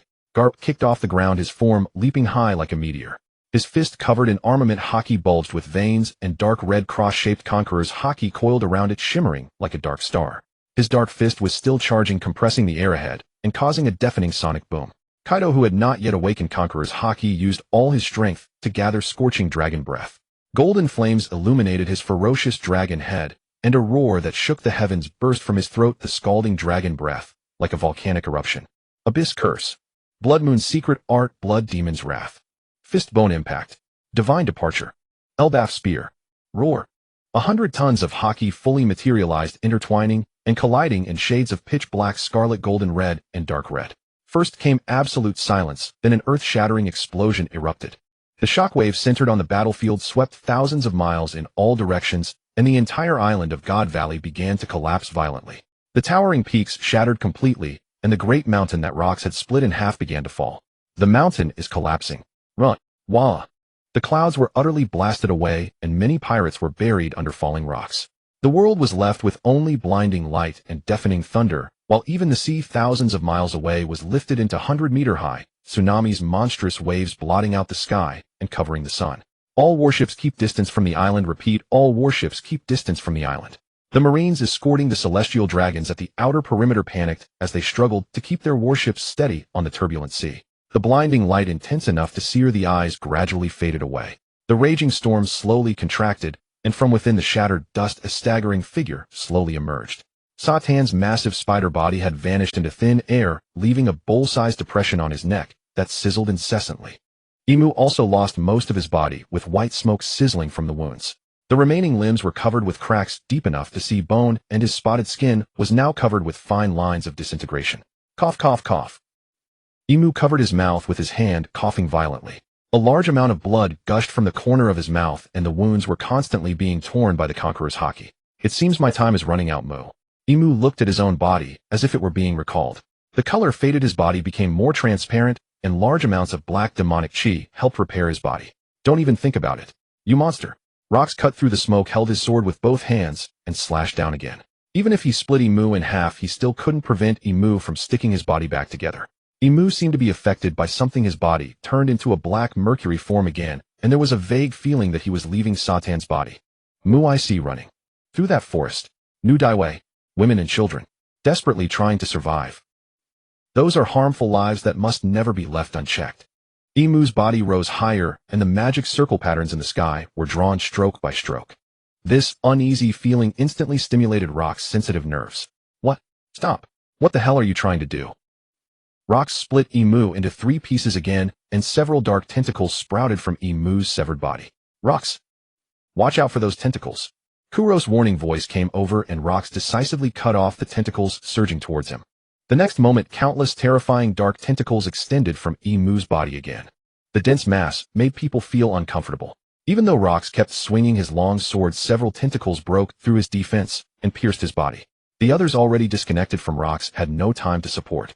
Ugh. What is this? It doesn't hurt at all. Rox reached out to grab these strange hands that were wriggling like locusts, trying to pull them out. Rest assured, the one who will wipe out your clan is yourself. Go and slaughter your own wife and children. Hey Zhuangjipe. The coldness in Imu's eyes was like ice in the deep sea, releasing orders coldly. How could such a thing? Rox felt something enter his body, a strange, ominous consciousness that wanted to fight for control of his body. Rox's eyes gradually turned white, and sharp fangs grew from his mouth. As long as you disappear, neither Chowi Boi nor Daiwei Chongxi will appear again. The tentacles binding Rox slowly withdrew, and Rox fell helplessly from midair. The man hailed as the overlord of the sea and the world's most vicious pirate fell onto this dust-filled battlefield. Rox's screams made Charlotte Linlin step back in shock and uncertainty, and even Napoleon couldn't help but tremble. Having known Rox for so many years, this man who seemed like the strongest on the sea had actually lost just like that. The green dragon flying in the sky circled anxiously, and Kaido's huge dragon eyes were also filled with disbelief. Whitebeard tightened his grip on the Murakumajeri, frowned, and looked at the unsettling source in the sky. End it. Daiwei's dream. After saying that, Imu could no longer hold on. His body surged into the magic circle and disappeared without a trace, and on the ground a strange magic circle also appeared to recall Satan. Trouble Newgate. Kaido Lingling, help me block Rox. I'm going to save his wife and children, Kuro said with a gloomy face. With a flash of his bat wings, he chased after Ai Lizzie and Dichi. The urgent priority was to get them off this island. Rox could be killed by Imu or by Roger and Garp, but he could not be controlled to kill his own wife and children. That would be too cruel for a hero. Hey Kuro, do you know something? Before Whitebeard finished speaking, Rox in the pit twisted his body abnormally like a zombie. Hey Rox, how are you? What happened up there? Charlotte Linlin rushed forward, first her large figure unusually agile, with a puzzled look on her face. Rox lay on his back on the charred soil. His consciousness was like a drop of ink dropped into clear water, the clear water rapidly turning black. He wanted to call his companions for help, but only a beast-like growl came from his mouth. Whitebeard stepped forward and looked at Rox's face, unable to help but gasp. Now Rox was more like a demon than a man. Fangs that split his mouth, pure white pupils with no consciousness, and curved horns growing from his head. Hey Rox, snap out of it. I'll take you to a doctor right now. Whitebeard stepped forward, pressed down on Rox's hands, and tried to help him up. Rox's demon wings spread out, instantly breaking free from Whitebeard's control. He flew into the air and grabbed Kaido's dragon horns. Whoosh! Rox, what are you doing? Before Kaido could finish, Rox slammed his horn and smashed him hard into the rock. Ugh, it hurts. Kaido was dizzy and couldn't figure out what was happening for a long time. Bastard Rox, why are you attacking your own people? Charlotte Lean wrapped in a headscarf gripped Napoleon and slashed at Rox, questioning him. Rox turned back and struck with a sword wrapped in Conqueror's haki, sending Charlotte Linlin flying. Rox, what the hell happened to you? Whitebeard's broadsword clashed with Rox's broadsword. The powerful collision caused the entire island to tremble again. Ha, it's already a full-scale melee. John chugged the bottle, gulping down the wine, then smashed it forcefully on the ground, saying, Are you ready to evacuate? Ready, Captain John. John's crew pulled handcarts loaded with chests of jewelry and gold ornaments. One last big job, and we'll say goodbye forever, Rox pirates. John wiped the liquor from his mouth, then raised his hands to the sky, spreading his 10 fingers, between which purple arcs of electricity leaped and flickered. Bao Shu was Ci. Come wealth, come wealth, come wealth, treasures gather. Many pirates watched with wide eyes as the treasures beneath their feet or in their arms flew toward the sky. Long, who had run to the coast and was about to call for help upon seeing the naval ships, felt the spear on his back pulled by magnetic force. With a scream, he was dragged back toward the center of the island. No, my treasure. Damn it, the metal is reacting. It's that bastard John. No, my treasure. Damn it, the metal is reacting. It's that bastard John. Treasures are heading southeast, go kill him. Some pirates held on to chests tightly, only to be lifted into the sky by the magnetic force. Members of the Rox pirates recognized that treacherous guy pulling strings behind the scenes. The Roger pirates haven't had any income for a whole year. Don't underestimate our bond with treasure. Jia Ba threw his 2 axes to the ground, grabbed the golden chest with both hands, and slid across the ground, leaving 2 deep furrows with his feet. Jia Ba threw his 2 axes to the ground, grabbed the golden chest with both hands, and slid across the ground, leaving 2 deep furrows with his feet. Lei Li also pulled 2 treasure chests with both hands. Out of the corner of his eye, a chest floated past him. He stretched his neck and bit down on the lock with his teeth. As the first mate of the Roger pirates, he was truly afraid of poverty. Every expense of the crew had to go through him, and the Roger pirates truly didn't have a single berry left. Roger as captain could just laugh and joke every day, but as the first mate he had much more to consider. Many paramecia-type devil fruits are rule-based, their effects not acting on the user, making them hard to remove with haki. For example, the toy people turned by Sugar's Hobie no Mi or Charlotte Lean's soul homies. These pirates also couldn't use haki to eliminate the magnetic effect of John's metal attraction. Of course, solving the problem is often straightforward. Swoosh. Booger bomb. Rumble. John's swirling magnetic arcs had attracted a pile of treasure. The sudden violent explosion instantly swallowed his frozen smile. As the smoke from the explosion cleared, the unprepared John was charred black all over, 2 teeth broken off. He swayed and collapsed to the ground. Die, John. You wanted to hoard the treasure all for yourself. Ganzi, wearing a slightly damaged golden armor, walked out, still holding the pose of picking his nose, his eyes greedily fixed on the treasure on the ground. Ganzi, we're all on the same ship. Why did you attack John? Golden Lion Shiki landed steadily from the air, questioning with puzzled eyes. This bastard wants to take it all for himself. He won't think about sharing with us. After all, this is a top-tier treasure worth 10 billion per chest. Ganzi happily stroked the long beard on his chin. When he returned to Beehive Island, he would use these treasures to build a huge golden bar for Miss Shaki, believing that she would definitely leave that shallow man Kuro. How much? This chest is worth 10 billion. Golden Lion Shiki, flying in the air with a cigar clamped in his mouth, his surprised expression gradually turned into greed. Shiki chuckled slyly and said, "Jahaha, you test an officer with this. Which officer can withstand such a test?" His floating ability acted on the treasures all over the ground. Shiki hoisted a chest, and with treasures floating behind him, flew out of the island. His floating ability acted on the treasures all over the ground. Shiki hoisted a chest, and with treasures floating behind him, flew out of the island. Shiki, you bastard, you want to hoard it too. Heavenly Serpent Red Cannon. Ganzi angrily trotted on his chicken legs, chasing while picking his nose. Explosions rang out like fireworks in the air. Golden Lion Shiki looked back and said, "Fool, don't think you can catch me. I'm like a bird ascending to the sky, a fish entering the sea, no longer bound by anything." Jahaha. The flames from the town spread to the woods, and the forest burst into a raging fire. The flames from the town spread to the woods, and the forest burst into a raging fire. Boom. Charlotte Lin was once again sent flying. Falling rubble buried her on the ground. Kaido, flying in the air, forced Demon Rocks to dodge with his scorching dragon breath, and his sharp claws capable of tearing steel swiped at Demon Rocks. Although Demon Rocks had lost his original consciousness, his combat instincts seemed etched in his blood. He raised his blade to block Kaido's claws, then sprinted along the cliff wall. After a somersault in the air, he landed on Kaido's back, and drove his haki-coated longsword straight through Kaido's cyan golden dragon scales. "It hurts. Rocks, you bastard, I'll kill you." Crimson blood dripped hotly onto the ground. The scorching heat withered the surrounding vegetation, spreading a dark red stain on the ground. Kaido in pain rolled along the cliff, twisting his body constantly to throw Rocks off. But Demon Rocks clung tightly to the longsword, his feet firmly planted on Kaido's dragon body, and drove the blade another 3 inches deeper. "Get off him, Rocks." Whitebeard Edward Newgate jumped over from the air, his massive fist wrapped in a white orb, and purple-red haki slammed into Demon Rocks' chest. Demon Rocks, clutching his longsword, was knocked to the ground. The attacks from his former comrades and the cries of his companions caused a faint ripple in Rocks' consciousness. But soon, in the darkness deep within his consciousness, a pair of eyes resembling the Rinnegan opened, glowing red. "Kill them! Kill them! Kill everything of Daiwei! Exterminate everything on this island!" The demon's whispers constantly echoed in Rocks' dazed mind. Reason faded and madness surged again. Roar! Demon Rocks let out a roar to the sky, madly wrapping Conqueror's haki around his blade. "Rocks, it seems you've truly gone mad."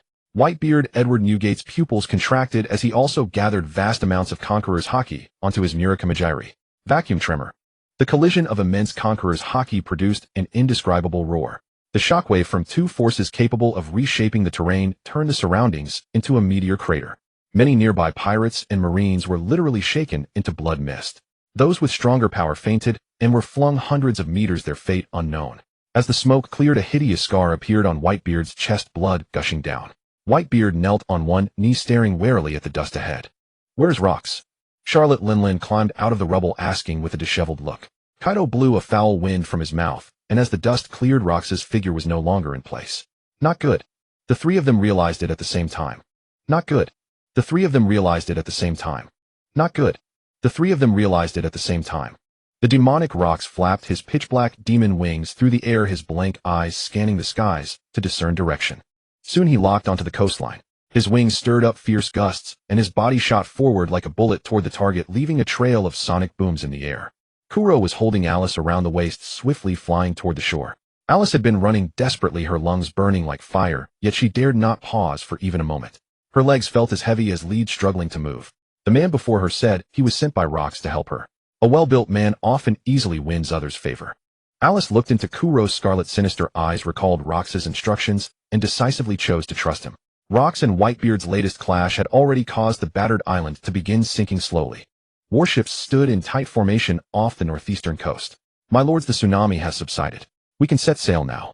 A Marine Rear Admiral addressed several celestial dragons standing on the deck. No. Anyone who dares to sail without permission will be executed.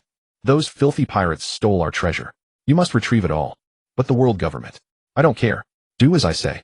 The arrogant celestial dragons gathered there forcibly, demanding the Marines not leave waiting for the rats who had stolen their treasure. The celestial dragons' unreasonable demands and constant curses forced a fawning smile onto the Marine Rear Admiral's face, while veins involuntarily throbbed on his forehead. Some pirates who had escaped their still holding treasure chests above their heads were greeted by cannon fire. Whoosh! Boom! Boom! Boom! Kuro happened to fly there with Alice as a barrage of cannon fire came raining down. He spread his right bat wing in a semicircle, shielding Alice and Teach within. The cannon attacks could not harm them in the slightest. Kuro drew the long blade at his waist. With a flash of sword light, the incoming cannonballs were sliced in two, flying backward. The explosion's firelight reflected Kuro's bloodthirsty grin. It's the Celestial Dragon Slayer. Run. Set sail now. Stay away from that man. The two leading obese celestial dragons nearly cried in terror. Half bent over, they hid beside the deck rail, picked up their jewel-encrusted canes, and struck the Marine commander, urging him impatiently. My lords, our anchors haven't been raised yet. We can't leave. The leading Marine Rear Admiral rubbed his hands in embarrassment, cursing inwardly. You stupid pigs. I told you to leave, but you wouldn't. Now a real menace has come. None of you are going anywhere. The Rear Admiral gave a covert signal to his adjutant, who nodded silently. Scum, you haven't left yet. Kuro casually swung his blade. A magnificent blood-red moon appeared on the sea surface, and the expanding crescent sword energy moved with astonishing speed. The surging waves were instantly split apart. As the light swept past, the celestial dragons' curses, threats, and screams all vanished without a trace. The celestial dragons, the unraised anchors, the complicit marines, the massive warships, and even the reefs in the seawater, all were cleaved in two by that single sword strike. Seconds later, the sound of twisted metal sinking into the sea and the rush of water closing in swept over. The sea surface quietly floated fragments of ornate clothing resembling spacesuits mixed with the wreckage of marine warships. In the distance, the Marine Rear Admiral and his adjutant surfaced, gasping for breath. Luckily, the two had been quick-witted and jumped. Seeing the situation turn sour, they abandoned the nobles and leaped into the sea in advance. The only pity was that after returning, they would certainly lose their positions. Having abandoned the nobles and survived with ordinary soldiers, they would face a court-martial, possibly even execution. The two decided to seize a ship, find an island, and live under assumed names from then on. Kuro sheathed his blade and pulled out a signal flare from his pocket. More accurately, something like a firework. Whoosh! Bang! A brilliant firework traced a red bat emblem in the sky above the northeastern coast, resembling Batman's searchlight. Mage Nolilia, who had been patiently waiting in the north, had already rendezvoused with Giroliosa and Stussy. Seeing the signal Kuro sent, they understood and steered the stolen pirate ship northwest to meet him. Kuro waited idly for Stussy and the others. A foul wind struck from behind, but his blood coalesced into a high-speed defensive vortex, blocking the incoming slash. Above the forest, the familiar figure slowly descended to the ground. No, Jybek, that form of yours, have you already lost? Alice, who had been strong for so long, could no longer hold back. Tears streamed from her eyes as she murmured, I'm sorry. To save us, meeting that guy now is still too soon. She understood this man who had once been bound by the David clan's mission, who sought to reclaim the title of king of the world. His ambition, his dream, they should not end here. Too soon. Rox's plan was not yet complete. The David clan's ambition had not yet reached its ripe moment. He was supposed to find those two legendary fruits, one for Harold and one for himself. One to lead the great Hammer battle group, the other to command the monsters of the Rox pirates. Annihilate the Marines, storm the Holy Land, and and finally fight the man who sat atop the world. But now to protect her and teach, he had encountered that nightmare perched on the throne of the world king far too early. Destiny, how cruel you are. Decades of effort, all for naught. Clang. Kuro flashed in front of Alice, and Teach's blade firmly locking with the demonic Rox's greatsword. 3 against 1, and you couldn't stop him. Are you all messing with me? Kuro cursed the 3 slackers in his mind, his expression growing grave. All the pressure now fell on him. Alice, take Teach and swim into the sea. If you see 3 beautiful women, just say my name. Kuro commanded blood snakes to bind Rox, as he spoke hoarsely to Alice. Jibek, I will avenge you. Alice cast a lingering last look at Rox, then hugged Teach tightly, wiped her tears resolutely, and leaped into the water without hesitation. Teach clung tightly to his mother's clothes, his big eyes fixed on the monster-like man on the shore. Almost at the same moment Alice jumped into the water, the demonic Rox wrapped his longsword in black-red hockey ready to swing. Kuro's blade was also coated in Conqueror's hockey. With a screech that tore through the air, he thrust his longsword straight at the strike point of Rox's blade. The demonic Rox's battle instinct, detecting danger, kicked in. He turned his blade sideways, firmly blocking Kuro's thrust. Don't leave, Rox. I can fight you all day. Rox, I can fight you all day. The razor-sharp blade sliced through the air, steel clashing against steel, emitting sparks. Ku Luo and Demon Luo Kusi moved like 2 black shadows, colliding relentlessly in the sky. Clang, clang, clang. Demon Luo Kusi slammed down his blade with immense force from above. Ku Luo, blocking the strike, pressed his stance low, and the ground beneath him cracked like a spiderweb.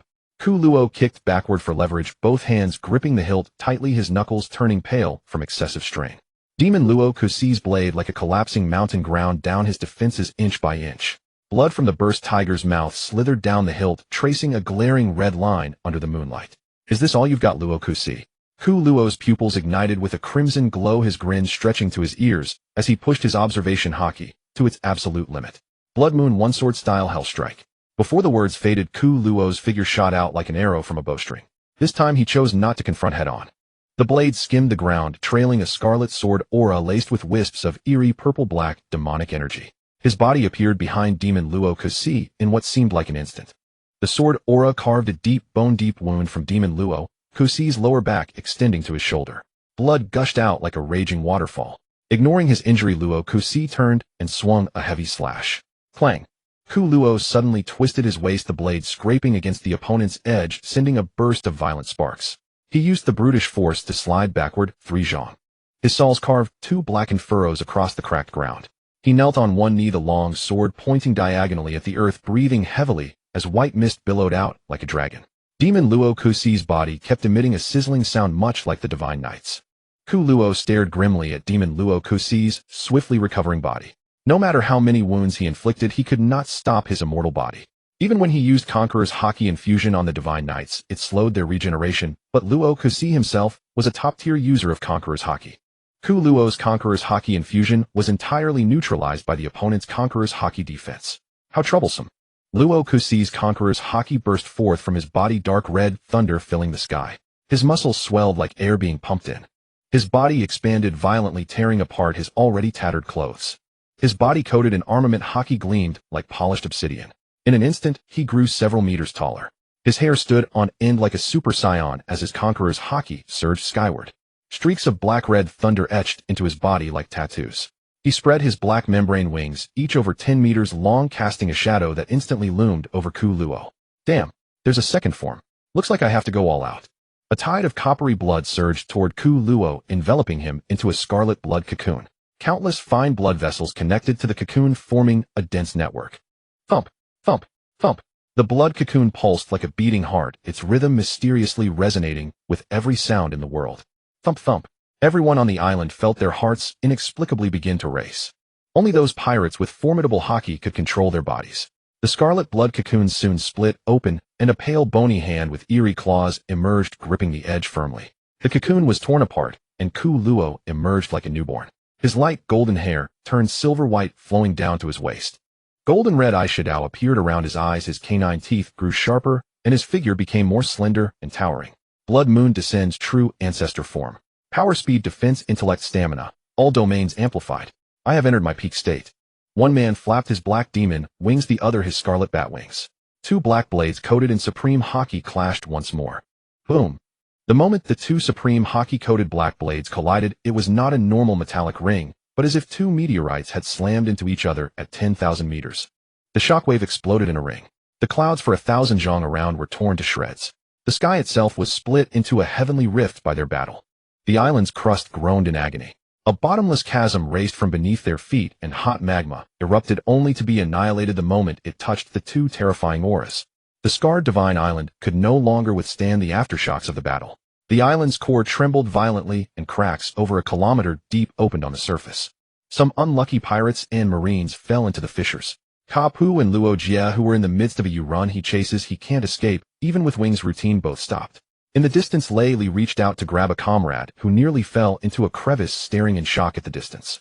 "What are you doing, Niu Gaite? You nearly made me fall into the magma." Pu Luo Mishio Si carried Xia Luo Te Ling Ling, who had been caught in a sudden fissure, out of the abyss hundreds of meters deep.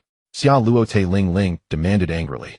She had truly almost faced death. The boiling magma bubbles nearly splashed onto her face. "It wasn't me. Don't slander me." Whitebeard Ai de Huan Yogai Te waved a hand behind him without turning around. He had been slashed across the chest by Luo Kasi earlier, and though the wound had scabbed, the feeling of being betrayed by a brother gnawed at him. The entire island was split in two. Ku Luo and Demon Luo Kusi separated, panting. A massive wound diagonally crossed Ku Luo's chest, revealing his internal organs. Demon Luo Kusi's chest also bore a wound that nearly cleaved him in two. White steam rose from the wound, obscuring the broken fangs of Luo Kusi. Ku Luo's mythical Zoan physique, combined with his undying body and the boost from the true ancestor form, barely matched Luo Kusi's recovery speed. There's definitely something wrong with the Davy family's body. Whether it was Luo Kusi's vast reserves of conqueror's haki or his cannon-like swordsmanship, both stemmed from his terrifying physique.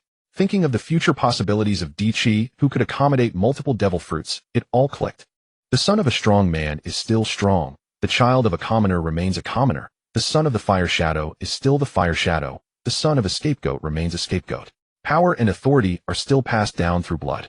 The bloodline theory has arrived, children. Ku Luo's chest wound knitted together with intertwining flesh and scarlet muscles reconnecting. The two men silently leaned against opposite sides, waiting for their wounds to heal. Through his observation haki, Ku Luo sensed that Gu Luo Li O Sa and the others had already picked up Ai Li Si and Di Chi and were far away. There was no point in him staying here to hold off Demon Luo Kusi. Moreover, he had no weakness to the sea, so he didn't fear Luo Kusi pursuing him. Continuing to stay would only benefit other pirates. Tears suddenly streamed from Luo Kusi's eyes, and his sorrowful emotion infected Ku Luo's observation haki. Ku Luo's observation haki perceived a special voice. "Thank you, Ku Luo. Thank you for saving Ai Li Si and Di Chi. Go. Sail the seas with my unrealized dream." Ku Luo widened his eyes in surprise. He looked up to see Luo Kusi's tear-streaked face and his body trembling as he desperately held himself in place. "Hurry, I'm about to lose control. Farewell, Luo Kusi. I will carry your dream to the sea until I sit on the throne of the world king." Recalling the years they had spent together, Ku Luo spoke with melancholy. His body dissolved into blood roses drifting in the wind, leaving only a bouquet of white flowers on the ground, a tribute to the world's most ferocious pirate. After completely losing track of Kuramatsu, Rocks could no longer suppress the demon consciousness within him and was once again taken over. Deep within the darkness of his mind, those eyes of the king of the world flared once more, crimson pupils like twin blood moons hanging in the boundless void, their cold words becoming orders he must obey. Next, exterminate all life on this island. The possessed Rocks threw back his head and let out a terrifying shriek, a sound not of any human, but more like a demon from the deepest depths of hell roaring in fury. His milky white eyes locked onto numerous life signatures like a hawk, and his towering figure transformed into a storm of destruction as he soared back toward the forest. The ground trembled, the sky burned, and death hung heavy in the air. "Run out. If we stay on this island, we're all going to die." The pirates and marines on the island no longer cared about their opposing allegiances, each consumed by a single desire to survive and escape this hellish island alive. The aftermath of the catastrophic battle was an insurmountable obstacle for ordinary people seeking survival. Steal a nearby boat and get out of here immediately. Genax pushed a small cart piled high with treasures plundered from the world noble's vault, the golden glitter of jewelry blazing painfully bright under the firelight. He roared to Kira Basuda and Babel behind him, sweat mingled with blood streaming down his forehead. What about Rock's ship?" Babel served not only as a combatant, but also as a crewman aboard the Rock's pirates. Unlike Genax and the four-armed marksman Kira Basuda, who had joined later, Babel was personally recruited by Rocks when he passed through Fishman Island. "You idiot, who the hell wants to go back?" Kira Basuda's enormous ghost spirit on his back carried several treasure chests. He had joined the Rocks pirates to get rich, and now that he had his wealth, who would want to return to living on the edge of death? Aboard a drifting ship on the sea surface, Jinbi Shiki deposited his plundered treasures into the storage room before making his way alone to the bow. Stretching out both hands, he inhaled deeply the damp sea breeze thick with the scent of gunpowder and blood, then narrowed his eyes in ecstasy. Jihia, the Rock's pirates are about to become history. From now on, this era belongs to me. Jihia. As a fellow Conqueror's Haki wielder and one of Rock's trusted commanders, he knew intimately the Conqueror's Haki of those companions. He could sense that Rock's Conqueror's Haki was engaged in relentless combat. Rock's must be in grave trouble, and that was splendid news. It would be best if every last one of those monsters perished on this island. Then there would be no rival left, and Hishiki would become the pirate king of this era. Jihia, farewell, you fools. His manic laughter echoed across the skies of God Valley. Vice Admiral Garp, what should we do now? Garp's direct adjutant Bogayert held a din mushy and asked lazily while leaning against a tree. Though he had merely wandered around God Valley without doing anything, leaving one way and returning the same, his sword never even drawn from its scabbard. Just tell me, after walking around God Valley, has my seniority increased, or what? Behind him, the Hound Commander warship was directing stranded Marine soldiers aboard. The surviving Marines bore faces of sheer terror, some still trembling, clearly shaken to their core by the aftermath of the earlier battle. Get as many Marines and survivors aboard as possible. No boats. Then go steal the pirates' ships. Garp said into the din mushy while picking his nose with his other hand, his tone as casual as if discussing the day's weather. Hey Roger, how's it going over there? Nothing much, just some vicious dog won't leave me alone. Tell Rayleigh and the others to set sail as soon as they're aboard and wait for me at sea. Nearby, Roger glared at Garp with his characteristic deadfish eyes seething. That mad dog had been chasing him for half the day, causing him to lose contact with his companions. His beloved straw hat had been knocked askew during the battle, and he vowed that one day he would gift it to Garp's family, telling their children to become pirates and rival this mad dog. Damn you, Roger, surrender right now. Upon hearing Roger's curse, Garp charged forward with his fist raised, but Roger pushed his face away with his foot. Wait, Garp, don't you hear something? A bone-chilling shriek echoed from afar, piercing through the dense layers of forest and striking every eardrum. The earth began to tremble violently, as though some ancient leviathan was awakening, and suffocating pressure permeated the air, the terrifying manifestation of solidified Conqueror's Haki. The demonic Rocks, now towering like a miniature giant, stomped a slow-running pirate to death with one foot and slashed a line of Marines and pirates in half with a horizontal sweep of his greatsword. The demonic Rocks slaughtered the lives before him with the cold, expressionless demeanor of a butcher in a slaughterhouse. Stop this. Rocks, how have you become like this? Many of the pirates who had sailed alongside Rocks from Honeyford Island never expected to find themselves the victims of his massacre. The screams of the dying drew Roger and Garp's attention. Both turned simultaneously, and the sight of Rocks' exposed fangs and milky white eyes froze them in shock. Is this Rocks? How has he become like this? Seeing his former acquaintance, the real Rocks, trapped in the depths of his consciousness, C began to struggle endlessly. Tears streamed uncontrollably down the demonic Rock's face, his tear and snot-covered expression conveying unspeakable agony. Roger, Garp, I beg you. Kill me quickly, please. Through the D-Clan's rare gift of hearing all things, a special consciousness resonance that linked their minds, the words of the three reached Roger and Garp's thoughts.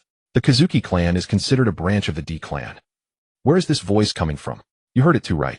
Garp asked in utter disbelief. Yeah, I heard it too, but that plea is completely at odds with his attitude and expression. While projecting the message to kill him, the demonic Rocks brought his greatsword down savagely toward the two of them. Ace and Roger's hand instantly transformed into a black blade to block the demonic Rock's strike, while Garp leaped high into the air and delivered a devastating punch to the demonic Rock's face. Even after taking the punch head-on, the demonic Rocks showed not the slightest flicker of emotion.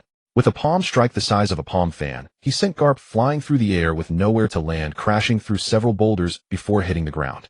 A powerful upward slash from the demonic Rocks sent Roger gliding along the blade's trajectory, smashing through numerous trees before embedding himself deep into the cliff face.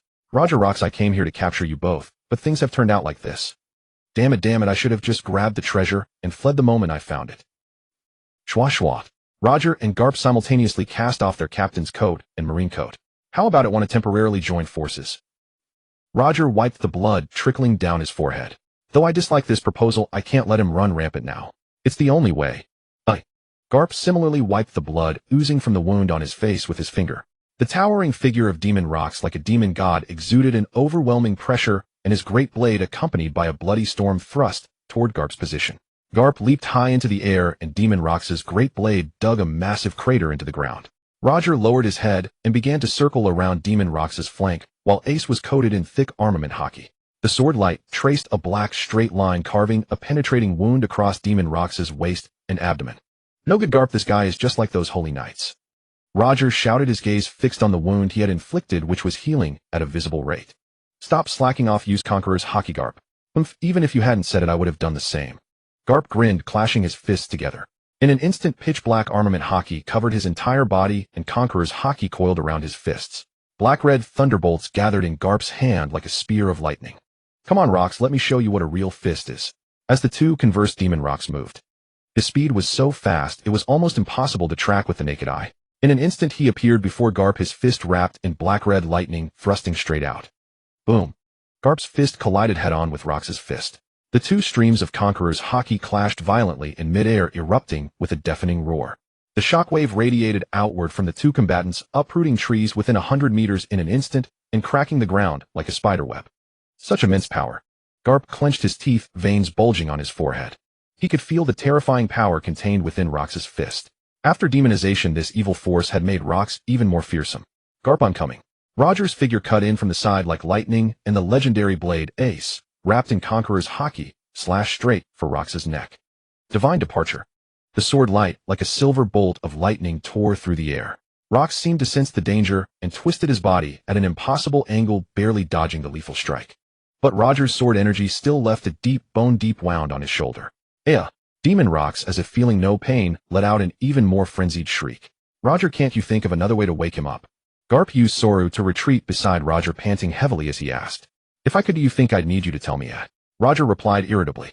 Both of their super intellects told them that they needed to use super strength. Demon Rox gripped his sword with both hands. An intangible pressure emanated from his body, and his wild Conqueror's Haki surged madly into the blade. An unprecedented sense of oppression triggered the survival instincts of Roger and Garp, signaling danger. Not good. Garp's face changed drastically. Fall back. But it was too late. Rox thrust his furious slash forward, transforming it into a 100-meter-tall wave of Conqueror's Haki. A devastating storm of sword energy swept out, devouring everything in its path. Fistbone Galaxy Impact. Garp brought both fists out together. Pitch-black armament Haki condensed into solid fist shadows. Two dark red cross-shaped stars gathered in his hands, and two massive Haki shockwaves collided head-on with the enormous sword slash. Boom! The heavens and earth changed color, the sun and moon lost their light. The clash of the two forces triggered a cataclysmic explosion, and the entire God Valley trembled. A distant mountain peak was sheared in half, and the sea surface raised dozens of meter-high waves. Garp was sent flying dozens of meters by the impact, violently spitting a mouthful of blood. His fists trembled slightly. Rox's power had surpassed the scope of his understanding. Hey Garp, are you okay? Garp said nothing, only coughing blood. Roger took a deep breath, and Conqueror's Haki erupted from his body like a volcano. He poured all his power into the blade. The legendary sword, Ace, hummed, and visible black-red lightning coiled around the blade. Divine Departure Ultimate Technique.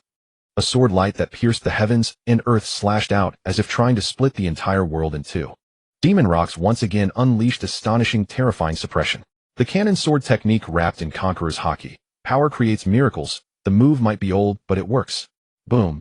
The last remaining peak of God Valley collapsed in the collision of the three D-Clan members. Demon Rox was blasted off to who knows where, but both of them knew well that this monster was not dead.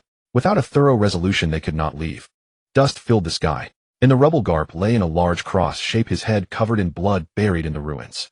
Roger's clothes were tattered and torn. He struggled to stand up and said, "Huff huff. Garp, did you know about that before? That black monster of the government. Even justice would be in awe of it, right?" Roger and Garp both used the limited time to recover their strength as quickly as possible. The two rivals turned allies began to chat casually. "Huff huff, I think so too." Garp replied wearily, "If you weren't a Marine, would you consider coming to my side? I'll make you my vice captain." Roger found an intact stone to sit on and said, "Don't talk nonsense. If I left, who would protect the Marines?" Garp looked up at the sky. A fine rain began to fall from the misty clouds. The two were silent for a moment. Then, as if suddenly realizing something, Roger said, "Mass. The problem might be mass, Garp." "Mass? What mass? What are you talking about?" Roger couldn't be bothered to explain what mass meant to Garp, and said bluntly, "Armament Haki is at least something that devil fruits cannot suppress, and we've both wrapped it with Conqueror's Haki. It can't be useless."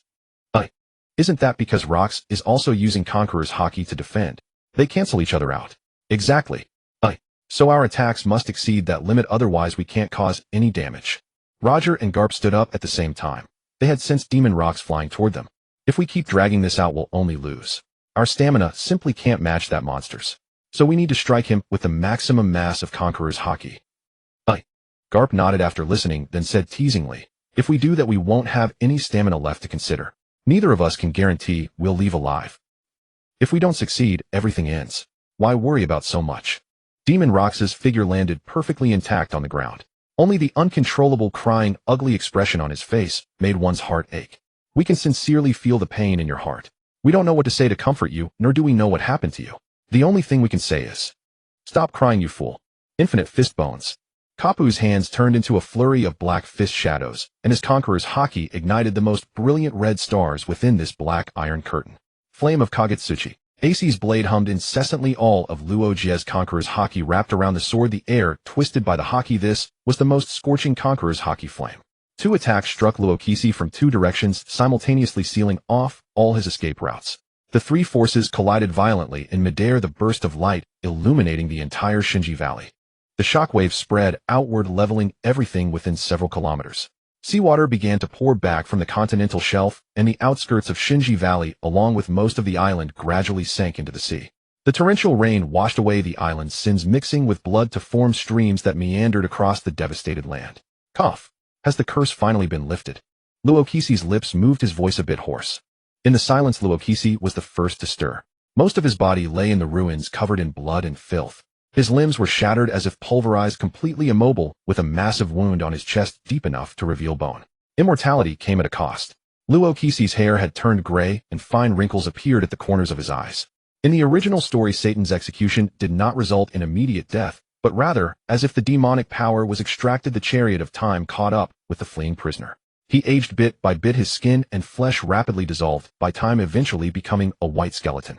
Everything the demon gave had already been marked with a price. That pure demonic consciousness had been completely annihilated in that cataclysmic attack. Those eyes, once burning with destruction and madness, became clear again. The rain falling from the sky hit his face. The wreckage of his body and the extreme exhaustion from several fierce battles made him long to rest in peace. Not far away, Luo Jie leaned sideways against a rock, his head drooping, his face pale as paper. Large patches of blood stained his clothes, his straw hat soaked in muddy water, and AC stood carelessly thrust into the ground. Kapu's clothes were torn, revealing large muscles, and he lay face down unconscious. His arms were swollen, his palms split, and the joints of his fists faintly showed bone. The slight rise and fall of their chests proved that these two, who looked like corpses, were still alive. Wahaha, how infuriating. Luokisi let out a self-deprecating laugh. The destruction of his body and the ravaging of the Conqueror's spear within him had brought him to a final flash of life. Apart from the Ope no Mi, even the best ship doctor could not heal him. This once prosperous island, after enduring battle after battle, finally welcomed a brief moment of peace. Just then, brief footsteps sounded in the rain. Jalin and Swomatsi slowly walked out of the mud, their faces wearing that arrogant disdain for all other life. Jalin's gaze first locked onto Luokisi, who lay motionless on the ground. This guy had given him a sword wound that kept him lying down from beginning to end in Shinji Valley, allowing him to sit at the same table as the sword-drawing King Bogart the whole time. How pathetic, Luokisi. Jalin sneered with a mocking smile, slowly drawing his sword from his waist. The five elders had ordered the gods' knights to clean up and eliminate all remaining survivors in Shinji Valley. He tilted his head to signal Swomatsi to deal with Luo Jie and Kapu. I'll run. Luo Jie, Kapu, you can't die here. Luokisi's voice was even weaker than the sound of rain hitting the ground. Jalin, saint with the excitement of killing a strong one, stood before Luokisi, the straight blade aimed at his chest. Kid, what do you think you're doing to our captain? A startling voice came from the air. Jalin looked up in astonishment. Floating on a thundercloud sat a tall woman, a large sword resting on her shoulder. Beside her coiled a massive dragon, its huge eyes fixed intently on his movements. On the dragon's head stood a man as small as a giant, holding a den mushi in his hand. Hey Kuluo, we found Luokisi, but it looks like he's about to die. Whitebeard finished speaking and leaped down from the air, creating a small crater on the ground. Get lost, celestial dragon, before I lose my temper. Kaiduo and Xia Luo Lingling stood together beside Whitebeard. You? Before Jalin could finish, Swomatsi tugged at his clothes, signaling him not to act rashly. He knew full well how powerful that crescent-mustached man was. In the distance, Layli and Jabba were sprinting over. If they didn't leave now, they wouldn't be able to. Jalin gritted his teeth and decisively retreated with Swomatsi. Jabba and Layli arrived. They were all men of the sea, familiar with each other. After exchanging greetings, one carried Kapu, the other carried Luo Jie, and they hurried toward the coast without stopping. Cough. I didn't expect you to save me, but I'm about to die. Luo Qixi said with difficulty, lying on the ground. Luo Qixi, you fool, you even cut me once. Whitebeard turned his body away, refusing to look at Luo Qixi's miserable state. Kaiduo and Xia Luo Lingling wanted to speak, but didn't know what to say. Even Kuluo on the Den Den Mushi was silent. I'm sorry about that, Newgate. If I get the chance, I'll treat you to a drink. Lingling, your talent is the strongest I've ever seen. Don't waste it. Kaiduo, congratulations on getting the power you wanted, but remember, hockey transcends everything. Kuluo, I didn't expect we'd meet again so soon. Cough. I have a treasure buried beneath the Fengchao Island. Take care of Alisai for me. And next time you see Kapu and Luo Jia, thank them for me for stopping me when I went berserk. Cough. All of you leave. Shinji Valley is my homeland. Let me rest with my homeland. A man's words are kind at the end of his life. As his words fell, Luo Qixi's chest stopped rising, and his life force completely vanished. This world-striding overlord ended his tumultuous life. The three silently dug a grave, buried Luo Qixi, and quickly left the island that was about to collapse. Luo Jia and Kapu, as if sensing something, woke up on their shoulders and asked, "Where is Luo Qixi?" He was saved by Newgate and the others. I see. Luo Jia, lying on Layli's shoulder, said to Kapu, "You damn dog, next time we meet, we'll be enemies. Next time we meet, I'll definitely send you to Tujin prison." Kapu, lying on Xiaoba's shoulder, retorted without backing down. Layli and Xiaoba exchanged a glance and shook their heads. These two were like a pair of bickering lovers whenever they met. Calm down, Long. What are you doing? The young man, with a face full of grief and indignation, pressed the gun against the colonel's head and said, "You bastard, do you know who you're backing? Now immediately let those civilians board the ship and leave here. Whoever dares to object, I will execute them right now." The last group of ragged civilians on the shore revealed a glimmer of longing in their numb eyes. This was the final redemption for this incompetent man who couldn't even protect a baby in this human slaughter competition. Long, don't think it's over. Disobeying orders will land you in a court-martial. Colonel Ai Liliko looked helplessly at the crowd of civilians boarding the ship. Long was still too young, and did he really think the celestial dragons would let these people live? Perhaps dying in Shinji-gu would be a better release for them. I wish for nothing more. Colonel Ai Liliko looked at Long's young yet righteous face, his lips twitching twice, but ultimately saying nothing. Once didn't he join the navy filled with justice as well? Now he had come to protect those world nobles who defiled justice. How ironic. Holy Land, Mali Chaoya. The pure white marble buildings glowed with an almost blinding radiance under the sunlight. Mist drifted slowly through the gaps between the structures like flowing sacred springs. From a distance, it resembled not a mortal capital, but a divine garden suspended in the sky, so majestic that one dared not look up, so pure that it seemed to hold no trace of dust. Yet this holy land, like a paradise on earth, was discussing the darkest events of humanity. Order: the Navy headquarters required G-11 branch to cooperate with CP-6, execute a secret mission. Silence all informed slaves and civilians in Shinji-gu. All informed Navy personnel, agents, and everyone involved in the event are ordered to keep silent. Violators will be executed. Order CP-0 to destroy all lists of participants in the hunting competition. The island's location, area, population, and all related intelligence must be erased. Satan sat on the sofa leaning on his cane, saying each chilling order behind, which meant countless people would die for it. The other four Wu Lao Xing listened to Satan's arrangements without a ripple of emotion, and after a series of seconding voices, the massive institution of the world government began to operate like a precise machine. Like a stage curtain falling, gradually obscured by thick fog. A few days later, the World Economic Newspaper. News coups blanketed the sky, delivering newspapers everywhere. Rocks Pirates annihilated. Hero Ka. Who crushes Rocks Pirates? The Rocks Pirates have been defeated. Luo Qixi is dead. These villains have finally been punished. Kapu, Kapu, Kapu, Hero Kapu. Countless civilians cheered, celebrating and shouting Kapu's name, rejoicing in the collapse of the Rocks Pirates. Whitewashing peace is an art. The high-ranking figures, hearing the reports of all is peaceful from below, couldn't help but feel a bit more at ease. The lowly people, even slaves working for the Celestial Dragons, would puff out their chests with pride at the sight of Navy ships. Grand Line Navy Headquarters. Ugh. Nonsense. Kapu, wrapped in bandages, jumped out of bed after reading the newspaper, tore it to shreds, and roared like a thunderous bell. Kapu, you idiot, quiet down. He needs rest. Zhangguo put his finger to his lips, pushed open the door, and whispered. He was nearing her due date, and had already been admitted to the hospital. It was precisely because he was about to give birth that Zhangguo was jumping for joy, which was why he didn't go to Shinji-gu. Kapu, don't be angry either. The world government is a massive organization, plus the soldiers of the member states, tens of millions in total. How could you possibly keep track of all their actions? Even if I sensed the madness of the higher-ups, I could only turn a blind eye. Zhangguo knew this was a knot in Kapu's heart, and patiently persuaded him. You're the one with this problem, Zhangguo. Just a bastard who only wants to climb the ladder. Kapu lunged from the bed, kicked Zhanghua in the waist, grabbed his afro, and started pounding his head. Shut up. What can you change standing only at the foot of the cliff? Zhanghua countered with a punch to Kapu's face. The two of them with lumps on their heads crashed into each other. If you also get tainted, I'll kill you. With a relative like you, isn't it reassuring? Kapu took a coat from the rack and walked out the door. As he passed by Zhanghua faced the sunlight from the window, his glasses reflecting the light, and said, Kapu, you're not going to quit the Navy, are you? I still have a lot of things to protect at the foot of the cliff. Kapu walked out without looking back. In a tavern of a member state in the west, Blue Ku Luo, Whitebeard Kai Duo, and Xia Luo Ling Ling silently held the newspapers in their hands. The originally lively tavern fell into a low pressure, making others afraid to make a sound, fearing those terrifyingly powerful individuals might suddenly attack. Mo Jin C must have taken a lot of money from the world government, even being able to say such twisted truth. Ku Luo stared at the newspaper with contempt. The Rocks pirates burning, killing, and looting in Shun Jigu, doing all kinds of evil.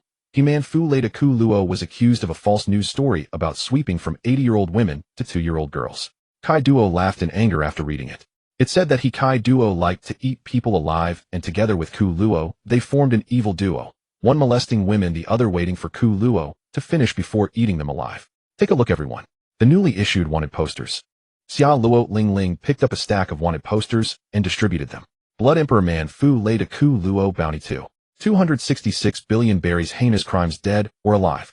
Whitebeard AI de Huan Yo Gaite Bounty 2. 034 billion berries, heinous crimes, dead or alive. Great Destroyer Xia Luo Ling Ling Bounty 1. 845 billion berries, heinous crimes, dead or alive. Evil Dragon Kai Duo Bounty 1.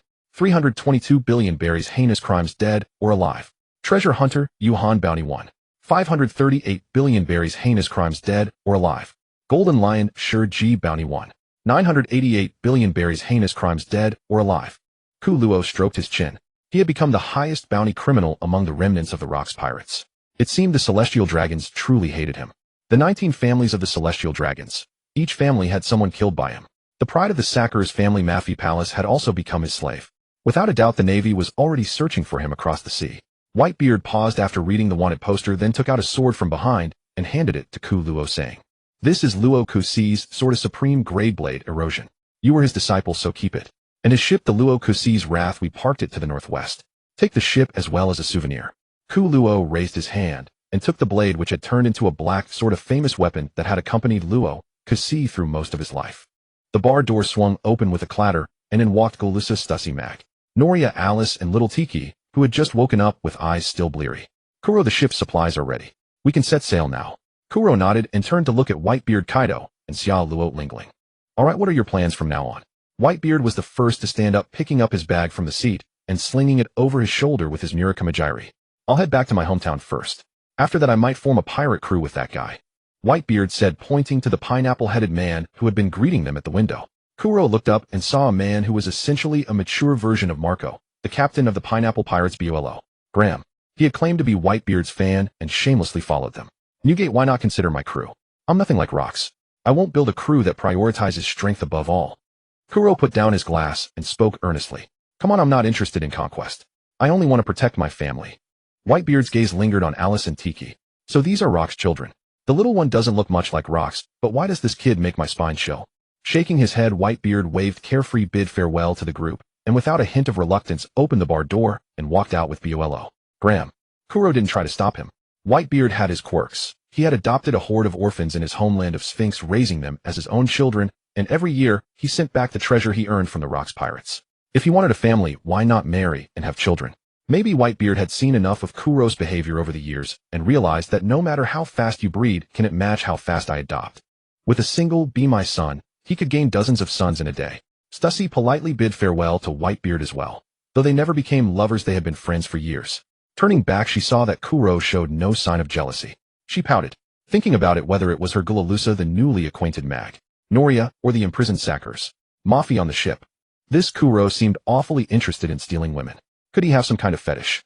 Like shining a flashlight at midnight to study the weaknesses of married women, the impotent husband. Kuro didn't notice Stussy's expression and continued talking with the others. Xia Luo Lingling picked up a pudding from the table and ate it, then asked Kaido and Kuro. By the way, Kaido, you owe me a lifetime of gratitude. And you, Kuro, you promised me a devil fruit and never delivered. Kaido, I've always seen you as a little brother. Why don't you join my crew and work under me? Kaido's face darkened instantly. He had started as a slave laborer for a king, then became a lackey in the Rocks Pirates where John Shiki and the others constantly called him a brat, a horned brat. Kuro's invitation meant he'd be a subordinate again.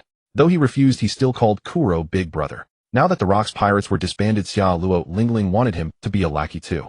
If he wanted to be a subordinate, he wouldn't have been training day and night acting as a punching bag for Kuro and Whitebeard, challenging powerful pirates one after another, growing stronger step by step. Though Kuro was essentially his peer, Kuro could grow stronger by sleeping around and having children, while Kaido truly grew stronger by hovering on the edge of life and death. A fierce unwillingness burned within him. He absolutely refused to be a subordinate anymore. The fact is, I won that devil fruit battle. Just wait, Lingling. I'll form a pirate crew that worships violence, and then I'll defeat all of you. Kaido raised his head, his eyes blazing with a fierce flame, the shape of ambition. Oh, you're pretty cocky, but you'll never beat me. I'll get back what's mine sooner or later. Xia Luo Lingling stomped onto the table, staring at Kaido and shouting, "Bring it on. I'll kill you myself." Kaido chuckled and transformed into a dragon. Amid the horrified gazes of the other patrons, his claws tore through the roof, and he flew away into the sky. As everyone knows, I don't keep my promises. Lingling, I'm not returning that fruit either. Kuro said, watching Lingling's chest heave with fury, and tested the waters. Bastard, no. Both of you owe me a huge favor. Xia Luo Lingling grabbed Kuro by the collar like he was a scoundrel. Alright, I owe you a favor. It's getting late. Let's go upstairs and have a farewell bang. Who knows when we'll see each other again. Kuro tried to pacify her, thinking he shouldn't take too much of a loss, so he took Xia Luo Lingling's hand and headed upstairs. Watching Kuro and Xia Luo Lingling flirt and sneak off to fool around upstairs, Glulusa and Stussy couldn't help but roll their eyes. Conqueror's haki is the embodiment of will. In other words, those who possess it are stubborn individuals who steadfastly pursue their own beliefs and goals. Lingling's dream was grand, to build a nation where all races could coexist, enjoying sweets together. Whitebeard wanted to roam the seas freely with his family. Kaido aimed to gather thugs and establish a pirate crew built on the principle of violence. Kuro sought to build a family that would rule the world and stand above all. There are many paths in this world, and each person has their own. As the famous philosopher Patrick Star once said, "Friend, we seem to be drifting apart. We were happy together in the past, but now we can't coexist. We should go our separate ways. That's life, you know." 2 hours later, Kuro came down the stairs refreshed with Lingling. He nodded at Longbread, who was packing luggage, and then said to Lingling, "Time to part ways. I don't want to be the last one crying, so I'll give you the right to weep. Eat less sweets, more vegetables, keep your figure. I'll come visit you when I have the chance." Kuro, with his left arm around Glulusa and his right around Stussy, walked toward the bar door, followed by Mag, Noria, and Alice. "Get lost, you dog." Xia Luo Lingling instinctively reached for a small cake on the table, then hesitated and pulled her hand back. Tap, tap, tap. The sound of high heels on wooden planks echoed across the deck. Before them lay the boundless azure sea. Aboard the Luo Kusiji knew how on this familiar ship the formidable presences of the past were missing. Stussy carried 2 boxes in her arms, her fingertips painted vermilion to match her lips. She walked across the deck with measured steps, her long legs sheathed in black stockings, her expression serene. She wore a sharply tailored white suit jacket, the neckline cut, just so, revealing delicate pale collarbones. With a cat-like gait, she approached Kuro's room and gently knocked. Creak. The wooden door opened. Gloriosa, wrapped in a pristine white towel, opened it, her long hair cascading like silk over her bare back. "Making love at dawn, Gloriosa? You're full of energy," Stussy complained disapprovingly. On this ship, besides the few women and Kuro, there was no one else. Sailing the sea was not something you could just set sails and forget. Especially on this sea, Kuro, with the highest bounty, was the prime target. If the Marines discovered his whereabouts, even Kong himself would have to personally capture this demon who killed a celestial dragon. "Stop complaining, Stussy. I'll get dressed and relieve you. Kuro is inside." With that, Gloriosa swept her hair up high and strode toward the dressing room to find clothes. The air was thick with a strange hormone-stimulating scent. Stussy frowned, pulled an expensive perfume from her pocket, and sprayed it into the air. This man's energy seemed inexhaustible. Stussy stepped inside, and a high-pitched scream echoed in her ears. Kuro lounged lazily on the bed with Marg, Noria sitting in his lap, gently lighting the cigar in his mouth. Kuro's left hand idly toyed with her red hair, while his right hand explored her body. On the floor lay Saturals. Mafigo, barely clothed, unconscious and limp. No need to say more. She had clearly been overwhelmed. Stussy made her judgment. This kind of absurd scene was not the first time, and her tolerance had grown considerably. "Stussy, something on your mind?" Kuro took a puff of the cigar Shiki had stored on the ship, reclining against the pillow with the lazy air of a post-coital sage. "Mark." Noria obediently slid off him, crawled behind, lifted Kuro's head onto her chest, and began massaging his temples with her fingers. "These are the 2 devil fruits we grabbed from Shunjigu. Take a look." Stussy silently grumbled about how thoroughly this woman had been trained. During these days on the ship, this naive woman was no match for the seasoned sailors. They had quickly uncovered her background. She had met a scumbag, borne him 2 children, lost them at Shunji-gu, and was lucky enough to be rescued by another scumbag. Kuro tilted his head, picked up the 2 boxes, opened them one by one, and compared them with the devil fruit encyclopedia in his mind. Well, Hibi no Mi model Yamada no Orochi. And this one, Inu no Mi model Cerberus. Truly the treasures of the celestial dragons are all premium goods. Kuro licked his lips with satisfaction. He had collected 3 devil fruits so far. The Logia Mori no Mi, the Cabe no Mi, and the Doa and no Mi had been eaten by Elsa and Kelly respectively, while the Mori no Mi was reserved for Nero. These 2 would nicely supplement his collection. Good Stussy. But the lab and funds I promised you will have to be postponed. For now the Marines are hunting down the remnants of the Luo Kes pirates all over the sea. Fengchao Island is no longer safe. Once I find a secure stronghold, I'll build you a lab. Kuro sincerely painted a big pie and tossed it over. Anyone who had worked regularly knew that the pie got rounder, the talk of benefits grew narrower, and the talk of dedication became loftier. Oh, come on. I'm already on your ship. There's no room for regret. How about coming to my room tonight? You can do whatever you want. Stussy's beguiling peach blossom eyes winked at Kuro. Her body moved like a nimble butterfly, and after releasing her charm, she walked out the door. Kuro gazed greedily at her retreating figure. A scientific thief. She was one of the few educated people in the pirate world. Her academic credentials must be impressive. I demand a thorough investigation of your education.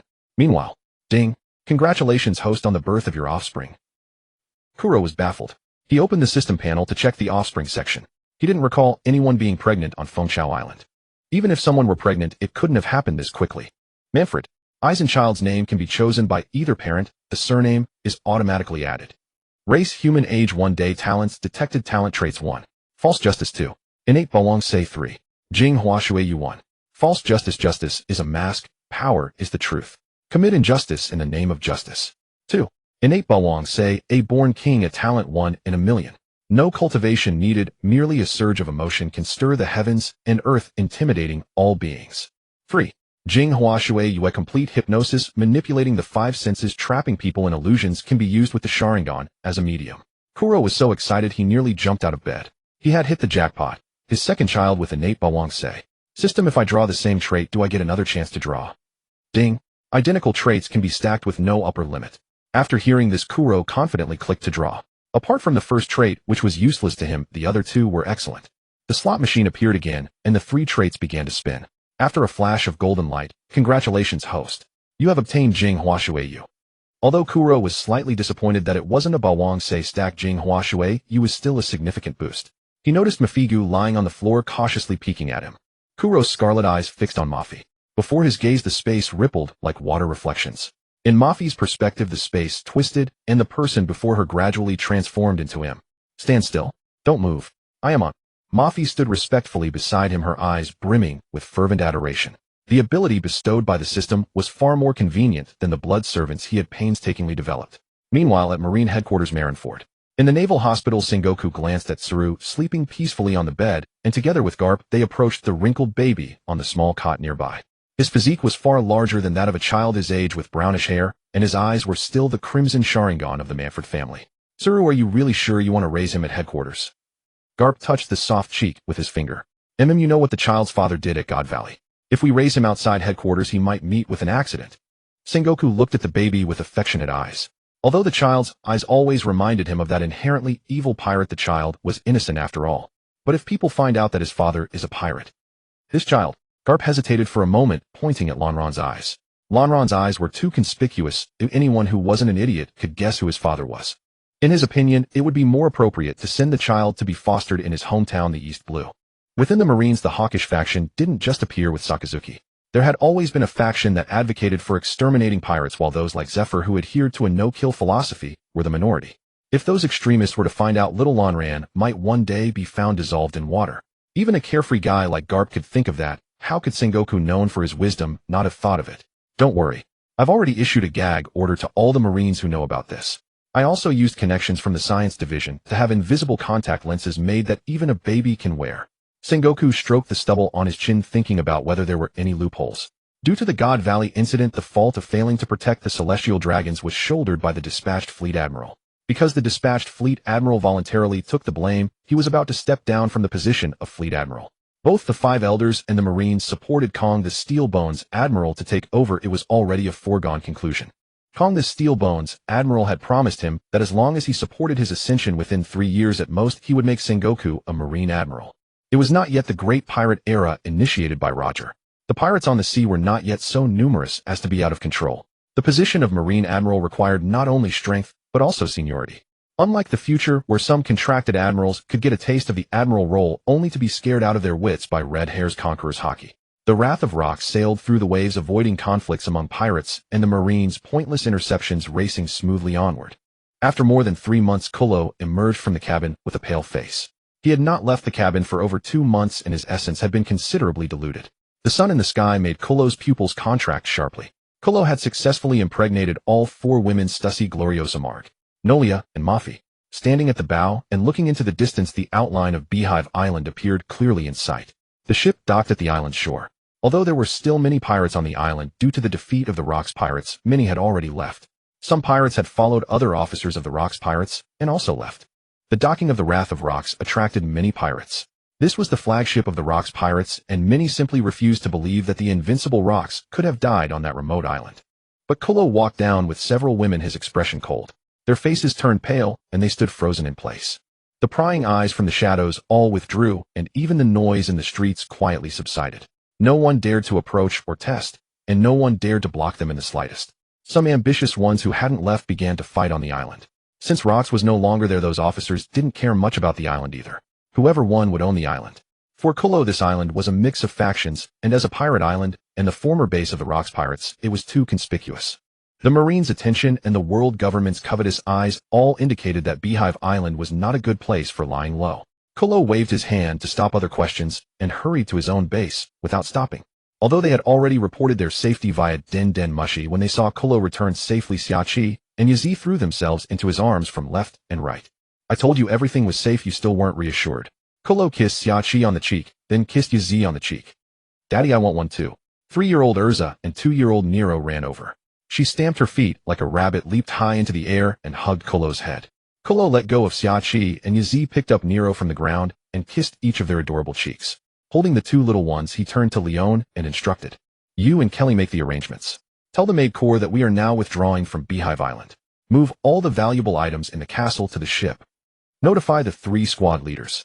Leave some people on Beehive Island to maintain contact. The liquor business has probably been targeted by those vermin. I'll abandon it directly. Direct the dispatched intelligence agents to go silent and wait for reactivation. For the weapon production line, dismantle what can be dismantled and destroy what cannot. Kolo patiently finished instructing everything handling his assets. These measures caused him great losses, but this was what was needed to cut off the limb to save the body. He was not like those old bachelors. Edward Newgate of the Whitebeard Pirates, Shiki the Golden Lion Kaido, who were lawless outlaws without any weaknesses, living for themselves alone. He had a family, a wife, children. A man with bonds was the easiest to control, meaning he had weaknesses. How Rox died had taught Kolo a profound lesson. Kolo handed the 2 mythical Zoan devil fruits to Yazi for safekeeping. He was going to dig up the treasure that Rox had promised him. After Kolo had gathered the 3 squad leaders, he waved his hand and led them to the banquet hall beneath Skull Rock. In the past, this was where the officers discussed matters. Little did they know that Rox had hidden the treasure right under their feet. Following the clues given by Rox, boom, Kolo punched and shattered a tall stone tablet in the banquet hall. The innermost basement entrance with a heavy iron door was already rusty. Kolo gave a signal. Buffalo Tucker exerted his arms and pushed open the heavy iron door. Stone steps extended downward, and a cool, damp air rushed in. The deeper they went, the more they could smell the odor of rotting wood. At the end of the basement, the space suddenly opened up. Neatly stacked gold chests, sea charts marked with secret routes, rare artifacts from around the world, and journals recording the sea's hidden secrets were all classified and quietly displayed in the room. The golden light shone brightly, illuminating the entire dark basement. On the stone platform in the center, 3 well-sealed wooden boxes were placed. Kolo stepped forward and opened one. Inside lay a beautifully colored, enchanting devil fruit. Kuluo gently picked up the fruit, carefully examining its patterns, then picked up the other 2 to observe as he spoke. Paramecia twist fruit, bird fruit, mythical Zoan model flame, bird Logia paper fruit. What a fitting collection for you. Luokisi. Although the Luokisi pirate crew had only been established for a few years, Luokisi had been roaming the seas with the original 6 members since early times, just without hoisting a pirate flag. He must have obtained even more devil fruits, but he had probably sold off the weaker ones, leaving only the finest 3. Stop dawdling. All of you come and carry these away. Ku Luo shot a glance, and Buffalo Tucker Lamar immediately led a group of subordinates forward to haul away the gold and jewels. Ku Luo naturally wouldn't trust them to move the devil fruits. If someone stole and ate one along the way, even killing the thief wouldn't undo the loss. Gecko Jessen, dressed in a white suit, unconsciously rubbed his palm with his fingers. Before him, a mountain of wealth. Whoever possessed it could raise a new banner on the seas, with plenty of desperados willing to die for him. At worst, with these treasures, one could live a life of debauchery and ease for the rest of his days. Gecko Jessen's face, illuminated by the overwhelming golden light, seemed to twitch with barely restrained greed. He glanced at the figure with light golden hair ahead, then rubbed his own covetous face. A super great pirate with a bounty of 266 billion berries, whose formidable strength was enough to suppress Gecko Jessen's inner agitation, making him bend down, obediently lift a chest of jewels, and walk outside. Gecko Jessen carried the heavy chest of jewels out of the Skull Rock cave entrance. The salty sea wind filled his lungs, but it could not blow away the ambition surging in his eyes. Put down the chest. You few follow me. He handed the chest to a trusted subordinate waiting outside, lowering his voice. Go to every dock and tavern on Beehive Island, spread the word. Say that Luo Kisi's treasure has appeared right beneath Skull Rock. Tell Iron Hook, Doom, Blood-Eyed Luo, Bone Crusher, Queen, and every pirate crew that has a name. All of them come here. Several trusted subordinates' pupils contracted. Boss, you're going to. A monster with a bounty of 266 billion berries. We can't swallow him alone. Jason licked his dry lips, his fingers nervously rubbing the cuffs of his white suit, speaking with a manic expression. But what if all the pirates on Beehive Island surround him? Can Manfred Colo, no matter how strong, kill everyone on the entire island? But the captain has been pretty good to us. He even pays a base salary every month. There's extra subsidies for going out on raids, and our division has many slaves he rescued. I'm afraid they. A trusted pirate hesitated, saying, You have to understand, for other pirate crews the captain takes the lion's share of the earnings, and the rest split what's left. If they didn't get any money, everyone starves together. The Manfred pirates are already quite generous for paying a base salary. You fool. Even if we only get a quarter this time, it's a fortune beyond anything you've ever seen in your life. Great wealth comes from risk, understand? A sinister light flashed in Jessen's eyes. Besides, we're just using our numbers to force him to share. If we really wanted to kill him, we might not even be able to do it. Those slaves who want to join, let them join. Those who don't, kill them. The news spread like a plague through the dark corners of Beehive Island.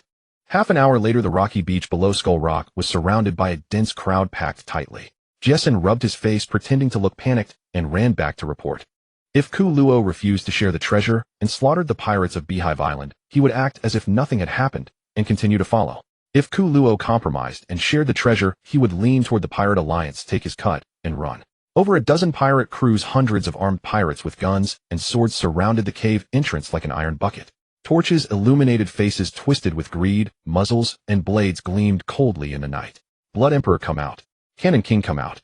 Iron Hook Duoin stood at the front of the crowd, his captain's coat flapping in the night wind, his voice deliberately high-pitched.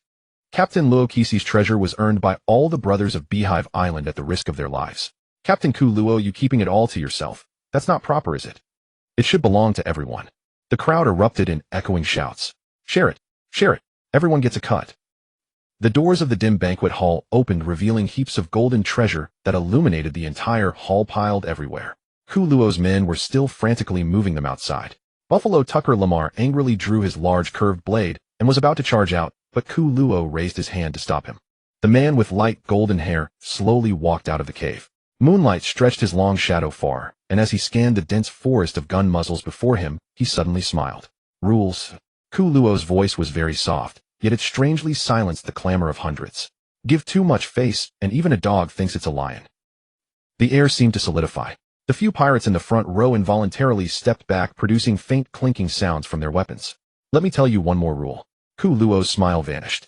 Those scarlet pupils gleamed with an inorganic light in the darkness.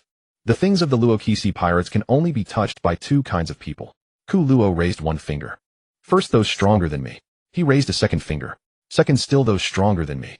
Suddenly, unnatural waves rose on the sea surface. In the darkness of the banquet facing the crowd, the Sharingan in Ku Luo's eyes began to spin, and a wave of invisible water flow shattered.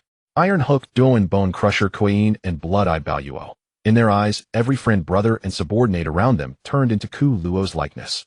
Each one stared at them with vicious expressions, malice in their eyes, as if they wanted to skin and bone them. You? What have you done? Iron Hook Duoin, seeing the many Ku Luos surrounding them, raised his blade gun and cannon and attacked them. Blood-Eye Baluo grabbed one of the Ku Luos by the neck and blew his head off with a gunshot. Iron Hook Duoin felt the situation was bizarre. These guys were supposed to be their subordinates, probably controlled by that bastard Ku Luo with some strange ability. So he had been mainly on the defensive, trying to charge forward to kill Ku Luo. Bone Crusher Queen was a muscular brute with several knife wounds on his body. He decided to go on a killing spree, casually crushing 2 people's heads and charging into the crowd, hitting anyone in sight. Behind Ku Luo, Gecko Jessen's face instantly turned pale and his legs trembled involuntarily. Because before him appeared an extremely bizarre scene. Iron Hook Duoin, Blood-Eye Baluo, and Bone Crusher Queen, as if possessed by some evil, were slaughtering their own subordinates.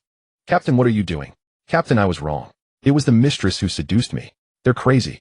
They've gone mad. Kill them." This bizarre scene sent chills down even the spines of Ku Luo's own subordinates. And those pirates, blinded by greed and now raising their weapons, finally remembered the truth they had deliberately forgotten. Standing before them was the Blood Emperor Manfred Kulo with a bounty of 266 billion berries. Kuro silently watched this massacre performance. Iron Hook Duoin, convinced that his men were under Kuro's control, resolutely charged at Kuro. Iron Hook Duoin kicked away 2 approaching men, his 2-meter-long iron hook whirring loudly. "Go to hell, you monster." In reality, Iron Hook Duoin hurled his rusty iron hook, piercing Blood-Eye Barrow's shoulder blade before dragging him back. "Up. Quinn, save me. That bastard Duoin is under control." Bone Crusher Quinn heard the familiar voice and turned around. Seeing Kuro being dragged on the ground and Blood-Eye Barrow dead, he assumed Iron Hook Duoin had found the real body. Bone Crusher Quinn kicked off the ground, leaped into the air, and landed heavily with a flying kick, crushing Blood-Eye Barrow's head in his horrified eyes. "What a great pirate, haha, dead, just like that. I laugh at rocks for being so foolish, letting someone like this." Before Iron Hook Duoin finished, the headless corpse turned into Blood-Eye Barrow's body. The perfectly coordinated Bone Crusher Quinn gradually transformed into Kuro, a crooked, sinister smile on his lips, as if mocking Duoin's foolishness. "How is this possible? How could it be Barrow? Kill you." Enraged by the trickery, Iron Hook Duoin charged at Bone Crusher Quinn with his iron hook. The surrounding pirates also began to notice their own enemies appearing one after another in the crowd. The civilians they had killed, the captains they had betrayed, the merchants they had plundered, the women they had raped to death. These avengers, or those seeking revenge, once again began to slaughter each other. Before Kuro, it was as if 2 worlds coexisted, one busily hauling treasure, the other transformed into a sure slaughterhouse. Kuro lifted his head as if breathing in the wonderfully sweet-scented air, then suddenly asked the gecko behind him, "Gecko, how long have you been with me?" Jason's Adam's apple bobbed. "3 years. Kuro nodded, then took out a fruit covered in spiral patterns from his pocket, the bird fruit, mythical Zoan flame bird form, and tossed it lightly in his palm. "Then you should remember why I chose you from among the fighting pirates 3 years ago." Gecko Jason's face changed drastically, cold sweat involuntarily beading on his forehead. He wiped it with the white sleeve of his suit and said, "It's because of loyalty, my lord. Among those pirates, I was the most loyal. The day you chose me, I was so happy I couldn't sleep for a whole day and night." Gecko Jason forced a flattering smile onto his face, but his tense muscles made his expression quite strange. "Loyalty? Not necessarily. I just think you have no scruples when it comes to doing things a good knife for dirty work." Kuro put the devil fruit back into his pocket, took a step forward, and said with a playful smile. Buffalo Tucker Lamar and Quick Blade Fonue Kojiro exchanged a glance, both sensing something amiss. They subtly stepped in front of Gecko Jason. "Oh, by the way, I forgot to tell you a secret known only to Rocks and a few executives. My observation hockey is at the island covering level." As soon as Kuro finished speaking, Gecko Jason's tense muscles instantly twisted into a beast form. His thick tail, coated in armament hockey, stabbed violently toward Kuro's back like a lance. Clang! Buffalo Tucker Lamar's large curved knife, like a buffalo horn, and Fonue Kojiro's sharp, long sword simultaneously crossed in front of Kuro, blocking Jason's attack. "Jason, how dare you? Traitor! I really misjudged you, Jason." Tucker Lamar completed his beast transformation and forcefully knocked Jason back. "What did I do wrong? I just don't want to be a dog for others like you too." Jason hung upside down on a pillar speaking. His betrayal had been exposed, and he had to escape. That monster below was not someone he could defeat. "You swore to follow me by the sea back then, and now you just decide not to?" Pirates have their own code of honor. Kuro stepped out, stopping the 2 who were about to attack. Blood congealed behind him into 4 thick, flowing blood tentacles, stirring up rubble and a violent wind pressure. Ow! The blood tentacles pierced Gecko's limbs, pulling him down from the air. Kuro's fingers glowed with an eerie red light and plunged into Gecko Jason's chest. Life extraction. Countless crimson energies were drawn out of Jason's body. Amidst his screams and wails, his hair turned gray, his skin sagged, his face became covered in wrinkles, and his teeth began to loosen. Kuro pulled his fingers out. Jason, now like an 80-year-old man, fell from the air. With a crack, his leg bones broke, and he writhed in agony on the ground. Although he only had a few days of life left, and would die even if left here, those who often traveled through worlds knew that one must uproot the weeds and leave no chance for the enemy. Kuro would never do such a foolish thing. He waved his hand, and Tucker Lamar walked over from behind, lifted the old man Jason high, and slammed him onto the ground like a firecracker. After one slam, Jason was already dead. To be safe, Tucker Lamar lifted him again and slammed him once more. Take him out and cremate him later. The battle outside had basically ended. The ground was littered with severed limbs and arms, blood flowing in rivulets. Iron Hook Duoin's left arm was completely severed. It had been ripped off by Bone Crusher Quinn when he killed him. Fortunately, he had poisoned his iron hook before coming, and he managed to drag it out until Quinn died of poison. Kuro used his observation haki to sense, confirming that all those who had besieged him were dead. He then led his men carrying all kinds of treasures and walked past Iron Hook Duoin. You bastard, you devil. The mirror flower water moon illusion was actively dispelled by Kuro. The horrific bloody scene all around stimulated Duoin's mind. Oh, all his comrades had died here.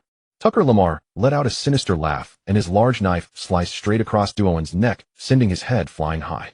After dealing with the Gecko Hive, Island was left with only a few scattered cowardly pirates with no ambitions shivering on the island. After transferring all the treasures, Kuro led everyone aboard 10 ships and set sail once more. Carrie held Catherine, who had a pacifier in her mouth, along with Leonomy, as they discussed sailing routes and supply points around a large round table.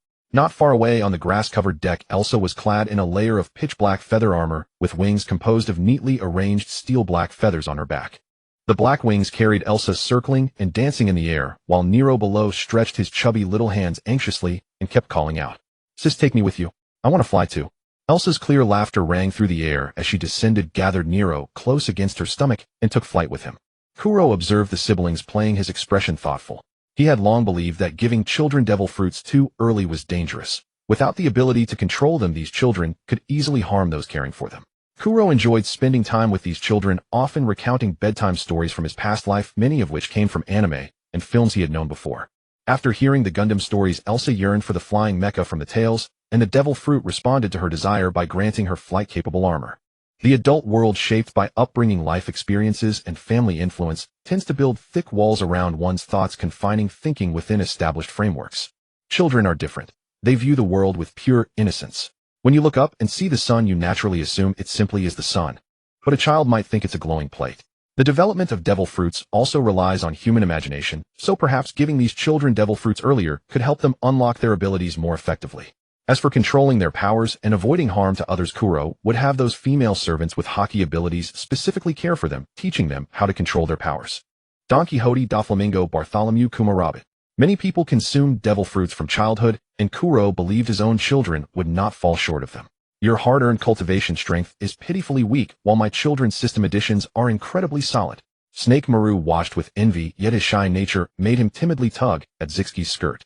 A smile appeared on Zixki's radiant face as she picked up Snake Maru and planted 2 enthusiastic kisses on his cheeks, then carried him over to join the siblings' playful antics. Compared to Elsa's cheerful disposition and Nero's energetic nature, Snake Maru was indeed rather refined and shy. "Your Highness, are we returning to the kingdom of Yulia?" Yazzie, dressed in a white long skirt, gently sat beside Kuro and handed him the juice she was holding.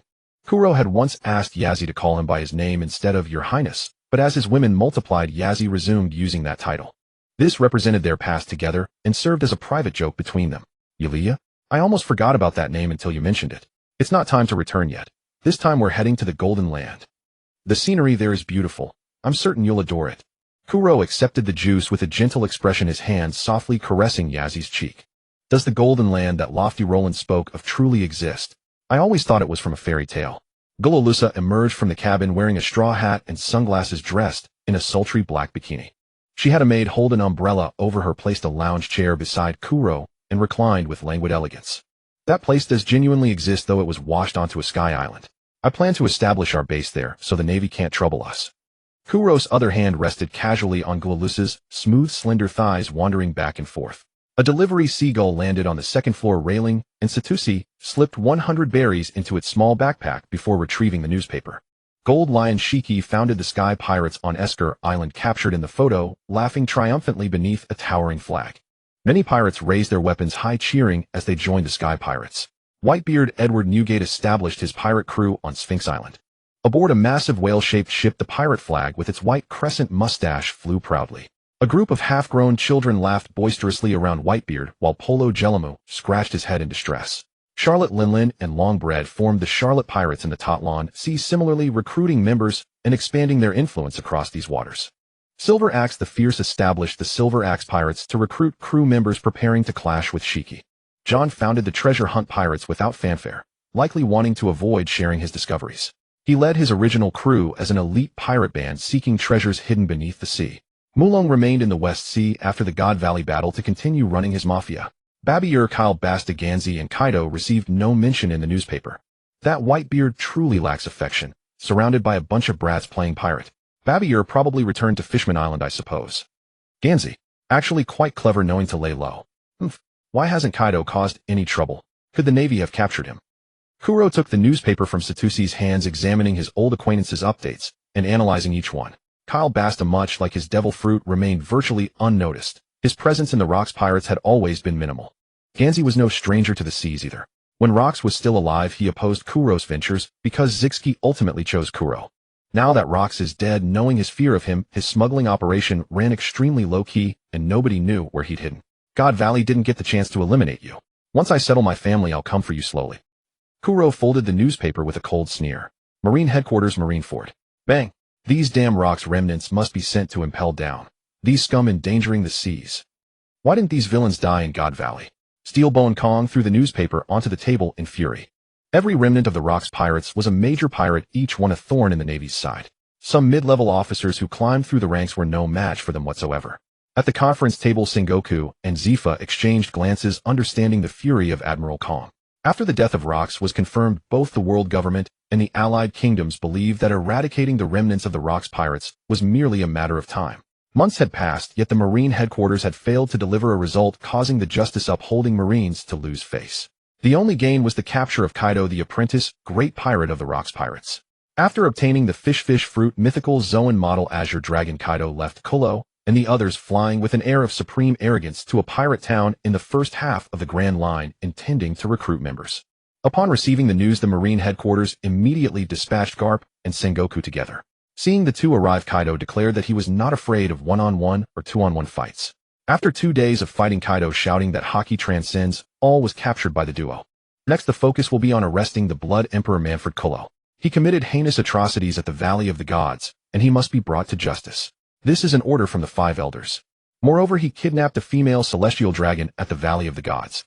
The higher-up's instruction is to rescue her at all costs. CP agents will cooperate with our operation. Kong, his expression stern, said. Next week, the seconded marshal would retire, and he would become the new Marine Marshal. He must add luster to his martial record.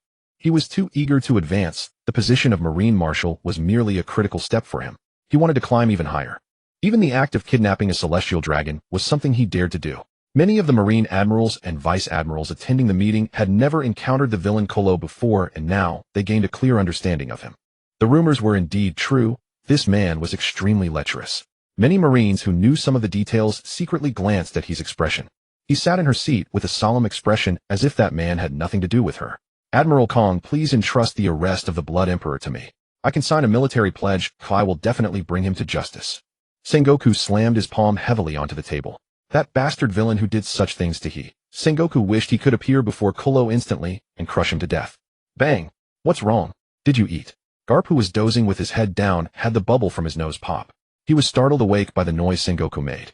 Garp, wake up. All you know is eating all day. This is a meeting. Be serious. Kong slammed the table in fury. Clear palm prints had already appeared on the table. If he did it a couple more times, the table would need to be replaced. One more thing. Due to Rock's death, many ambitious men from the 4 seas have set sail. They are burning, killing, and looting their way toward the New World. This is the information summarized by the 4 seas and Grand Line branches. He interrupted the conversation between the two, distributing the information on the table as she spoke, and explained. Among them, there are 2 notable pirate crews that are relatively famous. One is the leader of the 8 treasure navy of the Flower Country, Zhuiji Qingjiao. The other is the captain of the Walder Pirates, Bandi Warda. The tricky part is that Zhuiji Qingjiao is a user of all 3 types of hockey and the 12th generation pillar of the 8 treasure navy. According to the Flower Country's request, he cannot be killed, he can only be arrested. The World Destroyer Bandy Warda is a user of the Momo fruit proficient in armament hockey. His ability is to increase the speed and size of objects, allowing him to generate destructive power in multiples. He is extremely troublesome. Both of these individuals are beyond the capacity of the 4 Cs and Grand Line branches to handle. They request support from headquarters. After speaking, he handed the profiles of the 2 to Kong, who picked them up and examined them carefully. What? Only arrest, no killing. In battle, weapons are blind. Aren't our Marines' lives too? Exactly. We are not Vice Admiral Zifa, who can handle such discretion. A Navy commander acting as a pirate. I think this is official piracy. Watch your words. The Flower Country is a member of the world government. The Marine officers below began discussing agitatedly. Kong slapped the table twice to signal everyone to be quiet. First, issue a bounty notice. Zhuai Ji Qingjiao bounty 542 million berries. The World Destroyer Bandy Warda 500 million berries, heinous crimes, dead or alive. After speaking, Kong then gestured to Sengoku, Garp, and Zifa, and said, "We cannot let these pirates reach the New World. It would be best if they killed each other. If they gather, they will become another Rocks pirates. Garp, you go arrest Zhuai Ji Qingjiao. Sengoku, you go arrest Bandy Warda. As for arresting the Blood Emperor Manfred Kulo, that will be left to Zifa." Sengoku was disappointed that he was not the one to capture that villain, but disobeying orders was not his style. In the end, he nodded in agreement with Zifa. After hearing the arrangements, Garp picked his nose and immediately retorted, No. What's this Qingjiao or Hongjiao? I want to arrest Roger." Bang, bang, clang. Kong slammed 2 heavy palms onto the conference table again. This time the table, which had endured countless slaps, could no longer hold up. The corners broke, several cracks appeared on the surface, and it completed its mission battered and scarred. "Damn you, Garp. Follow orders. After you catch Qingjiao, I'll let you go after Roger." Kong finally compromised. He didn't understand what Roger had done to Garp to make that stubborn fool so fixated on him. "All right, brother Kong, I guarantee I'll complete the mission." Garp grinned, showing his teeth, saluted with a smile, turned around, opened the door, and dashed out like a flash. Garp, that bastard. The meeting's not over yet. Kong was so angry he wanted to slam the table again, but after groping for it and finding nothing, he awkwardly put his hands into his pockets. "Admiral Kong, please don't be angry. Garp is just like that." Sengoku also tried to appease him helplessly. "Forget it. One more thing. Next week the seconded marshal will retire, and I will be promoted to marshal. All allied kingdoms will send representatives to attend the ceremony. It is imperative to ensure their safety. Notify all other base commanders that except for duty personnel, all officers of field grade and above must attend. After the oath, I will present my administration policy. It must be broadcast live, and all Marines must watch it and write an 800-word reflection after viewing. I want 108 cannon salutes, and the ceremonial band must arrange the music." Kong elaborated for 2.5 hours. Even Sengoku was drowsy, and many officers envied that bastard Garp for running away so fast. "Oh, one more thing." Kong found a water cup from somewhere, took a sip to moisten his mouth, and said, "I have already recommended to the 5 elders that Sengoku, Garp, and Zifa be promoted to the rank of admiral." After coating the ships, one after another set sail toward the Fishman Island 10,000 meters below. In the past, when they were with the Rocks pirates, Shiki would always carry the ships over there by flying. Having returned from God Valley, Kuro was in a hurry to get back to Beehive Island and didn't linger long at Fishman Island. This time he came to fully appreciate the beauty of this enchanting island.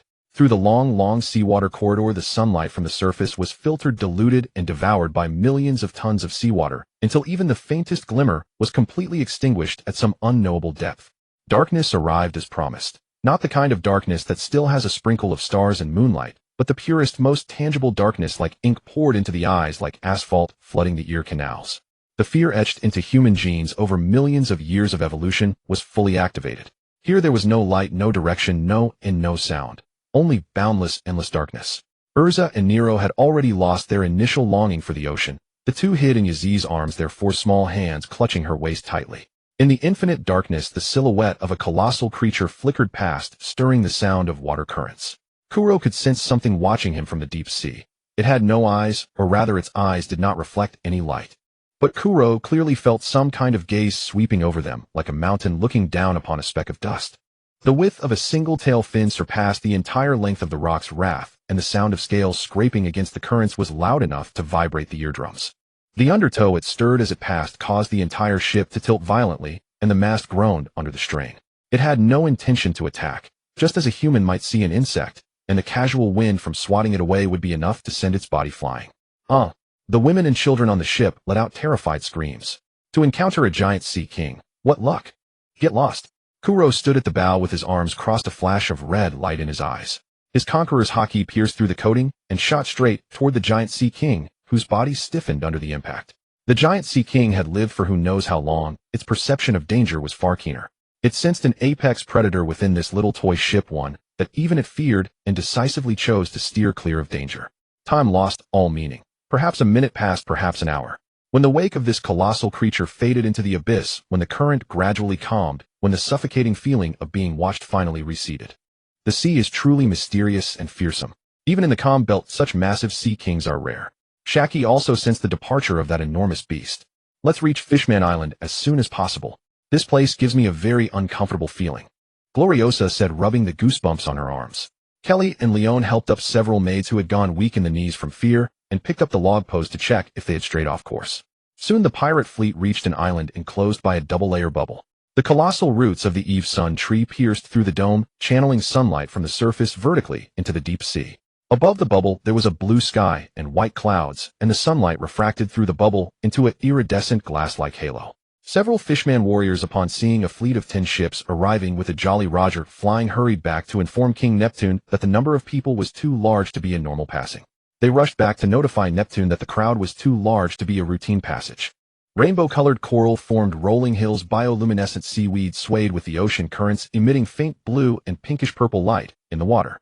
Mermaid tails swept by stirring circles of golden ripples.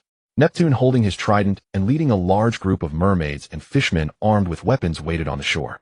When he saw the familiar ships, he breathed a sigh of relief and said, "So it's Mr. Kuro.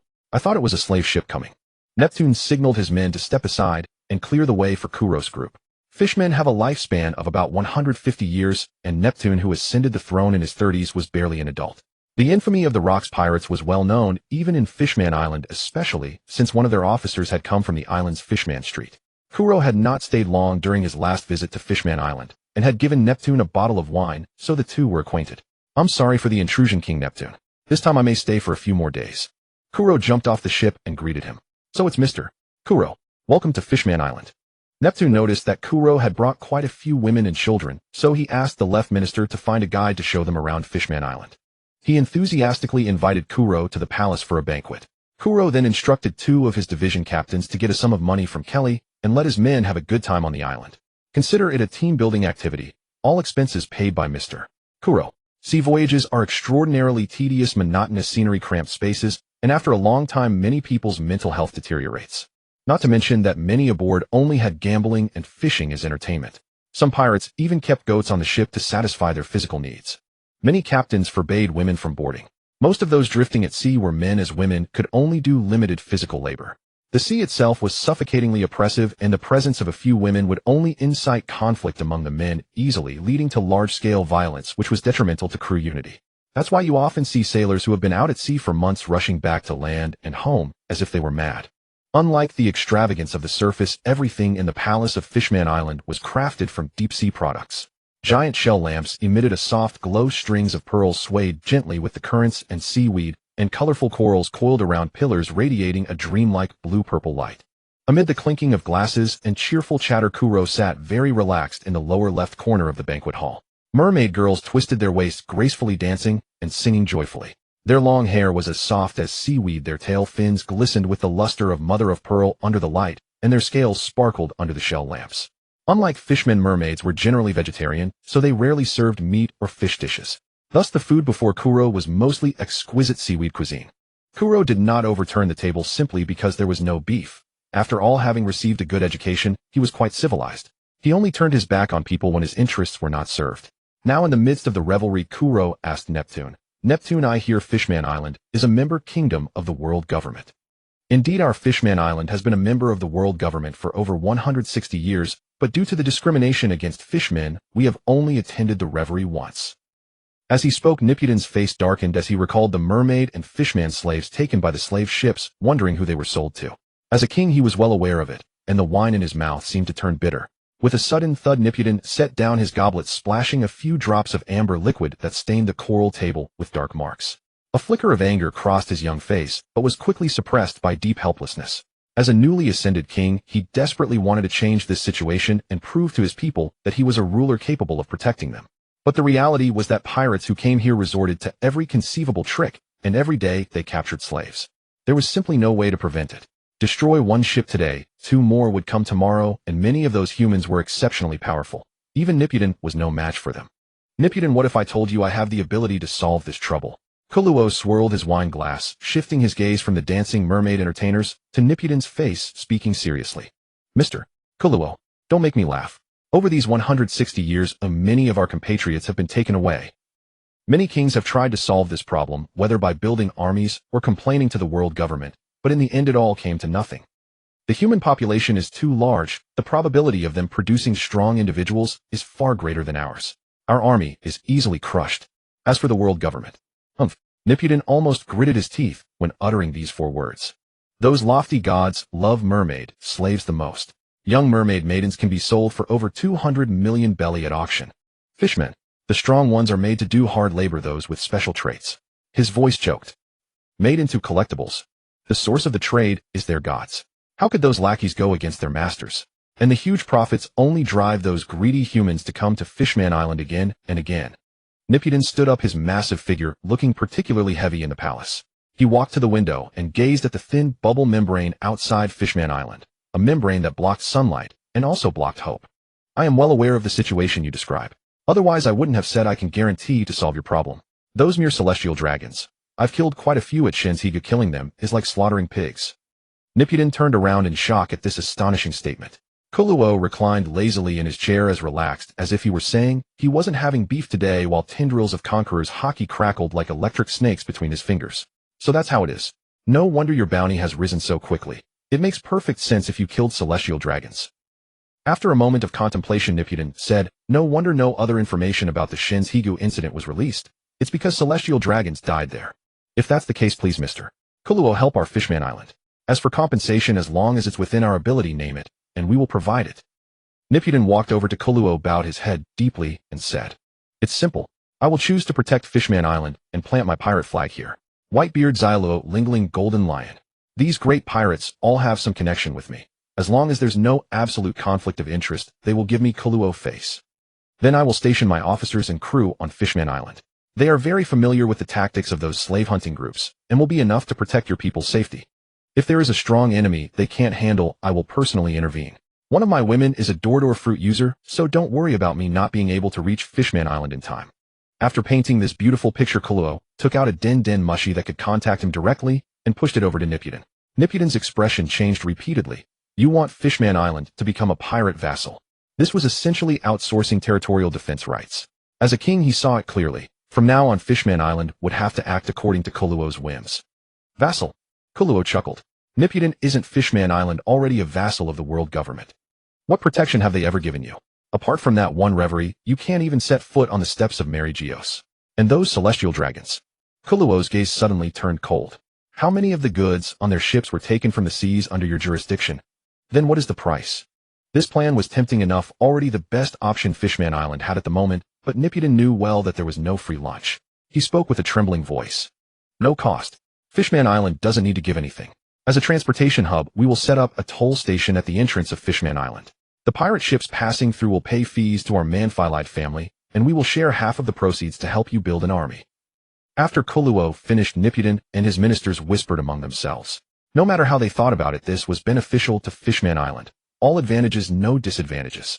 Of course, to give both sides peace of mind, my Manphilite family will form a marriage alliance with your royal family. Kuluo, like a devil tempting a deal, revealed the most important goal, as if it were just an extra. Marriage alliance. But I have no queen, no children yet. Nippuden also thought the marriage alliance was a good idea. It would deeply bind the two sides and strengthen exchanges. But unfortunately, he was not yet married, and the royal family had no other members. He said anxiously, look at you getting anxious again. Wait until you have a daughter. I'm not in a hurry. Kuluo raised his hand to calm Nippuden and spoke slowly, word by word. What do you mean, Mr. Kuluo?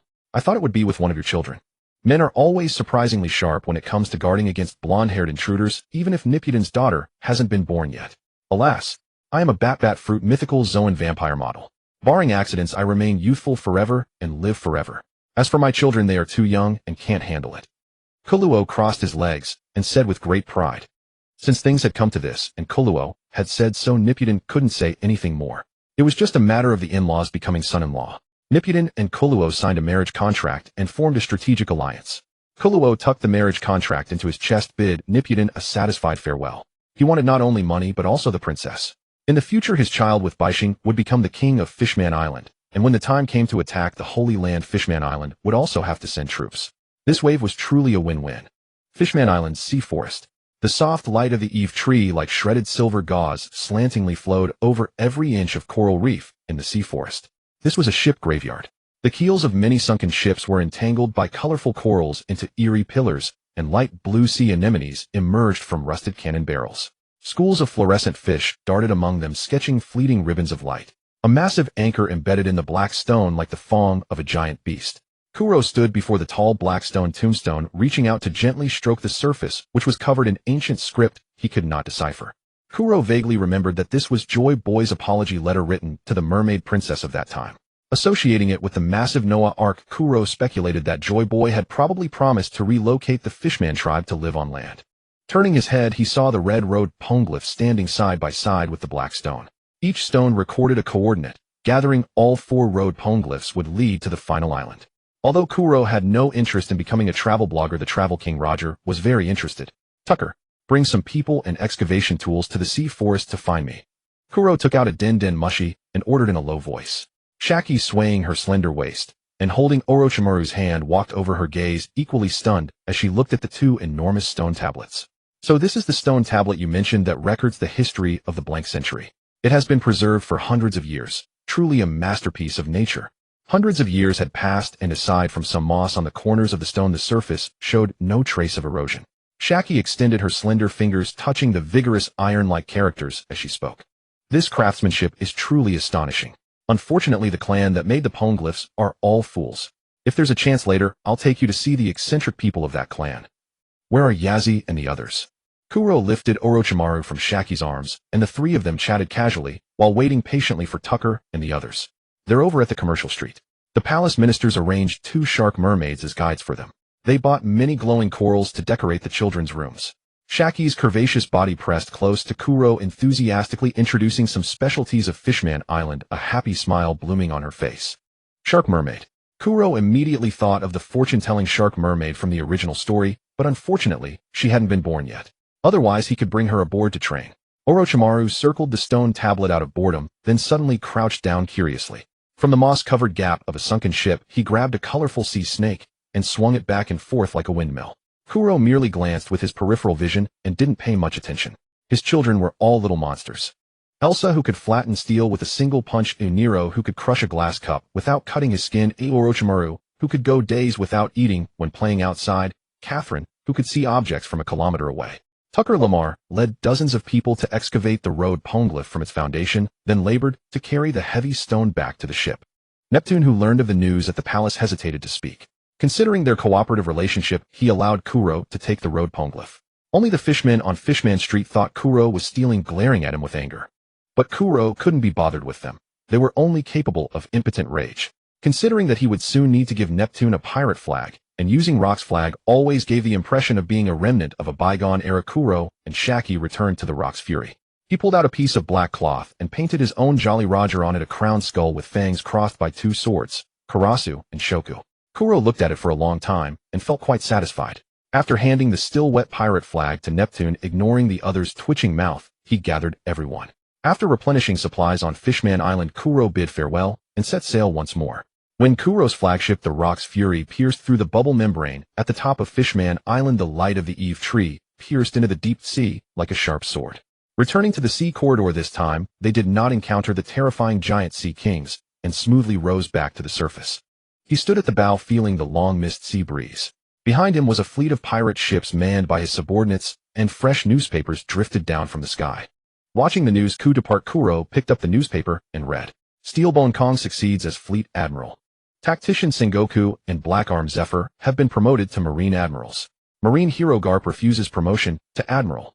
According to this station, Hero Garp stated that rank is not about high or low, but about dedicating oneself to the people. Kuro's face darkened. That bastard Garp would say something like that. That would be a ghost tale. Morgans really would say anything for money. Master, the forward scout ship has sent a message. Head maid Leone hurried over, her golden fur shimmering in the sunlight. A marine patrol ship has been spotted 30 nautical miles ahead. They haven't approached, just trailing outside firing range. Kuro sneered. The Marines are patient. Keep the fleet in formation and head to Jaya at full speed. Marine Headquarters, Marineford. In Fleet Admiral Kong's office, a classified intelligence report was slammed heavily onto the desk. Good, this lawless madman has finally appeared. Get Zephyr here. Saru, who was making a PPT, looked up, picked up the file from the table, and her body trembled slightly. That man had appeared again. Bang! The office door was pushed open and a tall figure stood against the light. His purple hair stood up like steel needles, his muscles were like granite, and his bronze skin exuded toughness. Wearing a purple suit and a marine coat draped over his back, Zephyr walked in and saluted. Zephyr, look at this intelligence. The Blood Emperor was spotted near the Sabaody archipelago a day ago. He must be arrested. Also fix your hairstyle. You're an admiral, I'm the fleet admiral. Don't use the same hairstyle as me. Kong glanced in the mirror, internally complaining, what rank are you to use the same hairstyle as me? Then he said to Zephyr. Zephyr was also frustrated. The neighbor lady said her circuit breaker tripped, so he went to fix it and got electrocuted. Understood, Fleet Admiral. I'll go arrest that inherently evil brat Kuro right now. Zephyr joined the Marines at 14. It took him 14 years to master the 6 powers and become a non-commissioned officer at 28 and master hockey and become a commissioned officer at 34 and achieve great military exploits to become an admiral at 38. Meanwhile, that deserter king had an absurdly fast promotion speed. He just emerged from Uran Island. His fleet is massive and limited in speed. Zfa slammed a sea chart onto the table, his fingers stabbing emphatically at the waters between the Xiangbidi archipelago and Daos Island. I will intercept him here. Give me the 10 fastest warships. 2 days later, the sea surface was eerily silent. There was no wind, no waves, even the seabirds shunned the place. Ku Luo's fleet, like a colossal black serpent, slowly slithered across the mirror-like sea surface. We are already at the edge of the woofing belt. The wind is very weak. If we continue along this route, we will sail very slowly, and the supplies on the ship may not last until we reach the next island. Kylie bit a pen, and along with the maids, she held a sea chart to calculate the distance and daily consumption of supplies. Their 1,000-person fleet consumed a huge amount of food and fresh water each day. Master Sisters, the Navy is here. The lookout D. Yuan cried out in panic. Everyone turned to look behind. Walking to the stern, Ku Luo raised a telescope and aimed it at their flagship. On the calm sea surface, several giant Navy warships engraved with the word Justice and flying seagull flags suddenly emerged from the horizon like steel behemoths. On the leading flagship, Zfa, with a brilliant smile, fixed his eyes on the distant Ku Luo. The cannons were all turned around their black barrels, aiming directly at the Rock's Wrath and other affiliated ships. Zfa, how interesting, I didn't expect it to be you again. Why do you keep targeting an old friend? Ku Luo said with a slight grin. The two ships faced off at a distance of 100 meters. Without using a loudspeaker, Zfa's voice rolled across the sea like thunder. Ku Luo, surrender. This time I won't give you a chance to escape. Zfa picked up several cannonballs and hurled them toward the pirates. Boom, boom. One of Ku Luo's large ships was precisely hit. Gunpowder exploded with a roar, and the burning flames caused many to cry out in agony, while others hurriedly fetched water to extinguish the fire. Kaskapu. Fire back. Ku Luo, momentarily dazed, snapped out of it and barked. Hundreds of cannons roared simultaneously, and shells blanketed the Navy fleet like a curtain of rain. Likewise, many Navy warships were hit by shells, but their armor was much thicker than the pirates' ships. Braving the rain of cannon fire, Zfa roared loudly. Who do you think I am? Bring the ship closer. Ku Luo slowly raised his hand, and a pitch-black long blade flew out of its sheath. Bloodlight swirled on the blade, and Conqueror's hockey coiled unceasingly. Want to catch me? That depends on whether you have the ability. Leave your life in this sea, Zfa. The next second, the battle erupted without warning. Zfa moved first. He did not have the power of a devil fruit. All his life, he had specialized in physical arts and armament and observation hockey, honing his physical strength to the peak of human limits. With a flicker, he leaped into the air, using Jeppo, crossing hundreds of meters of sea surface like a black meteor. He clenched his right fist, which was covered in top-tier armament hockey condensed like black iron and as dark as ink. Without any fancy moves, he threw a simple punch directly at Ku Luo's head. This punch, though without earth-shattering phenomena, contained the absolute power to shatter islands and crush the sea. Where the fist wind passed, the air was violently compressed and exploded, producing deafening sonic booms. Even space itself was twisted into fine cracks by this pure physical power. Ku Luo's eyes turned icy cold. His Sharingan precisely captured every flow of hockey on the fist. Instead of retreating, he advanced. Blood Moon. Sky-shattering slash. He raised his hand and sent a dozens-meter-long scarlet sword aura as a greeting. The blade light and the iron fist collided with a thunderous impact. There was no extra sound of collision, only a deafening roar that could rupture eardrums. The dark red sword light and the black hockey exploded instantly, and a terrifying shockwave radiated in all directions from the two of them. The shock wave erupted from the two ships, pressing a huge depression in the sea surface for 100 meters around, which then rebounded into a tens of meters high wall of water. Kuluo's flagship was struck like lightning, the entire ship shifting backward 10 meters, its keel groaning under the strain. "We can't fight on the ship, or it will break apart," Kuluo thought, spreading his bat wings behind him, and flew into the sky to confront ZFA, who was suspended in the air using Jeppo. Blood Moon Secret Art. Hellstrike. A scarlet sword aura mixed with eerie ghostly chi slashed towards ZFA. ZFA's body instinctively dodged, but he immediately realized the danger. The sea surface was split into a bottomless chasm, and huge waves surged hundreds of meters high. The surrounding Navy warships were swept by the sword aura, instantly shattering planks and snapping masts. Several ships were capsized and sank to the bottom. A large number of Navy soldiers sank into the sea with the warships. Despicable. ZFA gritted his teeth, his fists covered in even denser armament hockey like two hard blocks of obsidian. Kuluo once again swung a sword aura toward a warship. ZFA crossed his wrists in front of him, his arms covered in black-purple hockey-like armor. He flashed to block the warship, and countless sparks burst out at the collision point, emitting a huge sizzling sound. His strong muscles bulged rapidly as he exerted force to lift the slash and send it flying into the air. The black armament hockey faded, leaving a sword scar on his bronze skin accompanied by sharp pain. It had only been a year or two since his last meeting with Kuluo. Last time he couldn't even injure him. His improvement was too fast. Ha ha ha ha, ZFA, why have your fists turned so soft? Can't even block my slash. You're not getting old, are you? Going downhill at just over 30. Kuluo, like a spitting cobra, continuously used trash talk to provoke ZFA. Paper art. Martial body. ZFA's body, through the life return technique, became much thinner, making him more agile and incredibly fast. Six King's gun. Dark edge. ZFA used shave to appear in front of Kuluo, slamming both hands heavily onto Kuluo's chest. A powerful wrist force turned into a white ring on Kuluo's chest, and the massive impact sent Kuluo flying backward 100 meters. Cough. Cough is expected of an admiral. I really underestimated you. Kuluo spat out a mouthful of blood.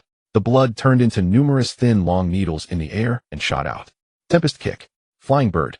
A blue-white kick shaped like a seagull sliced through the incoming sharp blood needles. Countless scarlet slashes were crazily unleashed by Kuluo, while ZFA's black fists also rained down.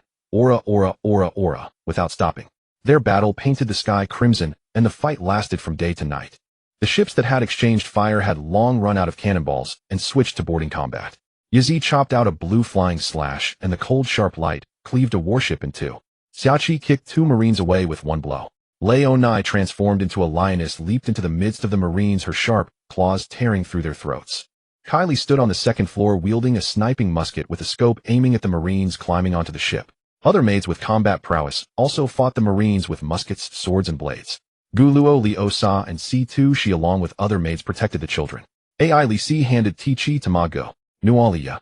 Then, wearing her own gauntlets, she attacked the Marines together with Sa Chiaer Si. Ma Fei. The swift slash cut straight through the crowd of Marines, cleaving dozens of them in two as blood sprayed across the sky. Yujetsu, 1,000 hours of rain. Yazi leaped into the air, thrusting her longsword forward as countless blue-white sword-like projectiles rained down like a fine drizzle.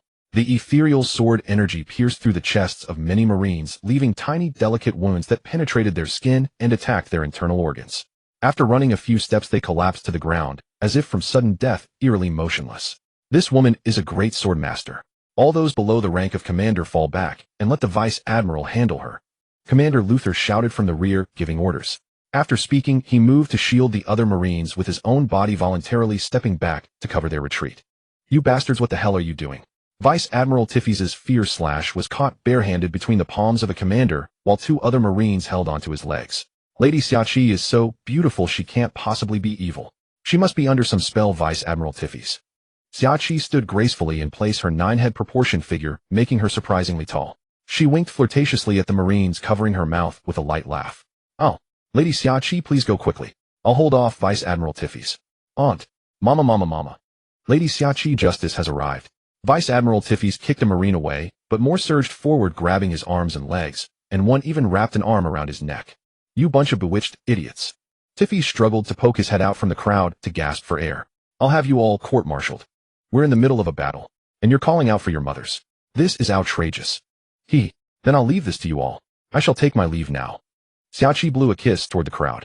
Even more Marines had hearts in their eyes, piling layer upon layer to bury Vice Admiral Tiffy's, making this newcomer understand what it meant to be overwhelmed by men. Alice's paired gloves extended 3 sharp claw blades. Moving as agilely as a cat, she left deep, bone-deep gashes across the chests of one Marine after another. Whether Marines or Celestial Dragons, they were all enemies of her David clan. The months that had passed had not washed away the pain of Rox's death. Instead, the hatred had become even more deeply etched. Only the blood of her enemies could soothe her rage. With a sharp cry, Alice continued to slaughter the Marines. "Are you Lady Seychelles Mafi?" Before the Marine could finish speaking, Mafi's long sword severed his head. It rolled twice on the ground, eyes wide with unshaken bewilderment. "Wait, Lady Mafi, calm down. I'm here to save you." Another Marine dropped his sword and waved his hands. Before coming here, headquarters had issued orders. Aside from capturing Kuro, the most important task was to rescue this celestial dragon. Kuro had thrown Seychelles Mafi's deep-sea contract into the ocean, forcibly severed her arm, and after the contract dissipated, reattached it. Unlike Shanks, who had gambled his arm on the future. A trace of light energy gathered in Mafi's mouth. The focused flare cannon carrying scorching heat fired toward the crowd of Marines. Boom! The explosion engulfed many Marines. Due to her status as a celestial dragon, not even a vice admiral dared to strike her. Leon lifted a Marine and slammed him heavily onto the ground. Another Marine wielding a longsword appeared behind her, aiming for her unguarded back. Bang! A bullet struck his brow precisely. Kelly adjusted her sunglasses and nodded at Leon, whose eyes held gratitude as she caught her breath. The other combat-capable maids were also fighting the Marines. Gion used the Ujutsu-style sword technique against a Marine. Yazzie, finding her adorable and clever, had not only taught her swordsmanship personally, but also offered to take her as a disciple. At only 10 years old, she was still capable of cutting a Marine's throat. Using a sword to protect those who should be protected was the principle she upheld when she joined the Maid Corps. Inside the room, Stussy and Gloriosa, along with the children and maids without combat abilities, waited patiently for the battle outside to end. Several Marines climbed up the stern of the ship, intending to take Kuro's family hostage. They kicked open doors and searched room by room. Stussy and Gloriosa exchanged a glance. They warned the maids in the room not to make a sound, then opened the door themselves. Bang bang. Swoosh swoosh. Stussy fired a flintlock and Gloriosa shot snake arrows, both attacking the Marines. Urza suddenly broke free from a maid's hold and ran outside on her short little legs. "Danger, Lady Urza." The maid's face turned pale instantly. If anything happened to Urza, she would be dead for sure. "Urza, get back here." Stussy noticed immediately and was also terrified. If something went wrong, she wouldn't know how to face Kuro and Yazzie. "Bad guy." Urza charged at a round-faced, bearded Marine. The Marine saw a little being rushing at him and instinctively kicked. Oh. Fist met foot and the round-faced Marine let out a pig-like squeal. His shinbone bent at a 90-degree angle with jagged bone piercing through the skin.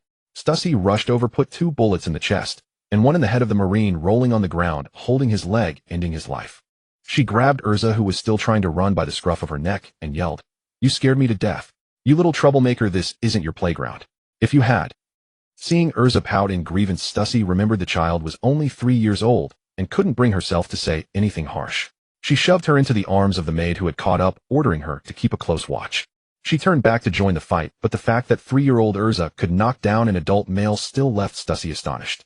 This child reminded her of the concept of bloodline factors proposed by some old friends of hers. Later she might discuss with Kuro about modifying the bloodline factors of the child in her womb.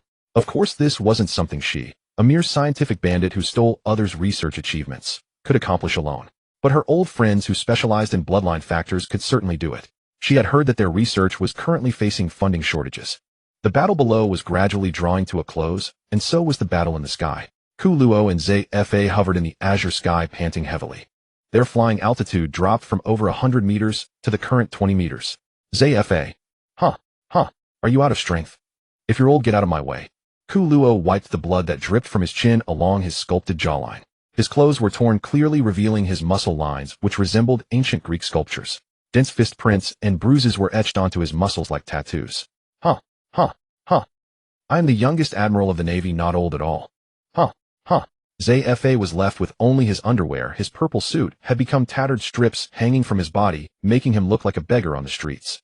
His whole body was covered with knife wounds, and the oozing blood seemed to have turned him into a figure of blood. The two were locked in a stalemate, neither able to overpower the other.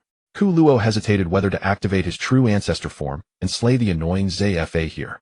But activating the true ancestor form would leave him weak for a period, and after a day and a night the Navy's reinforcements were already on their way.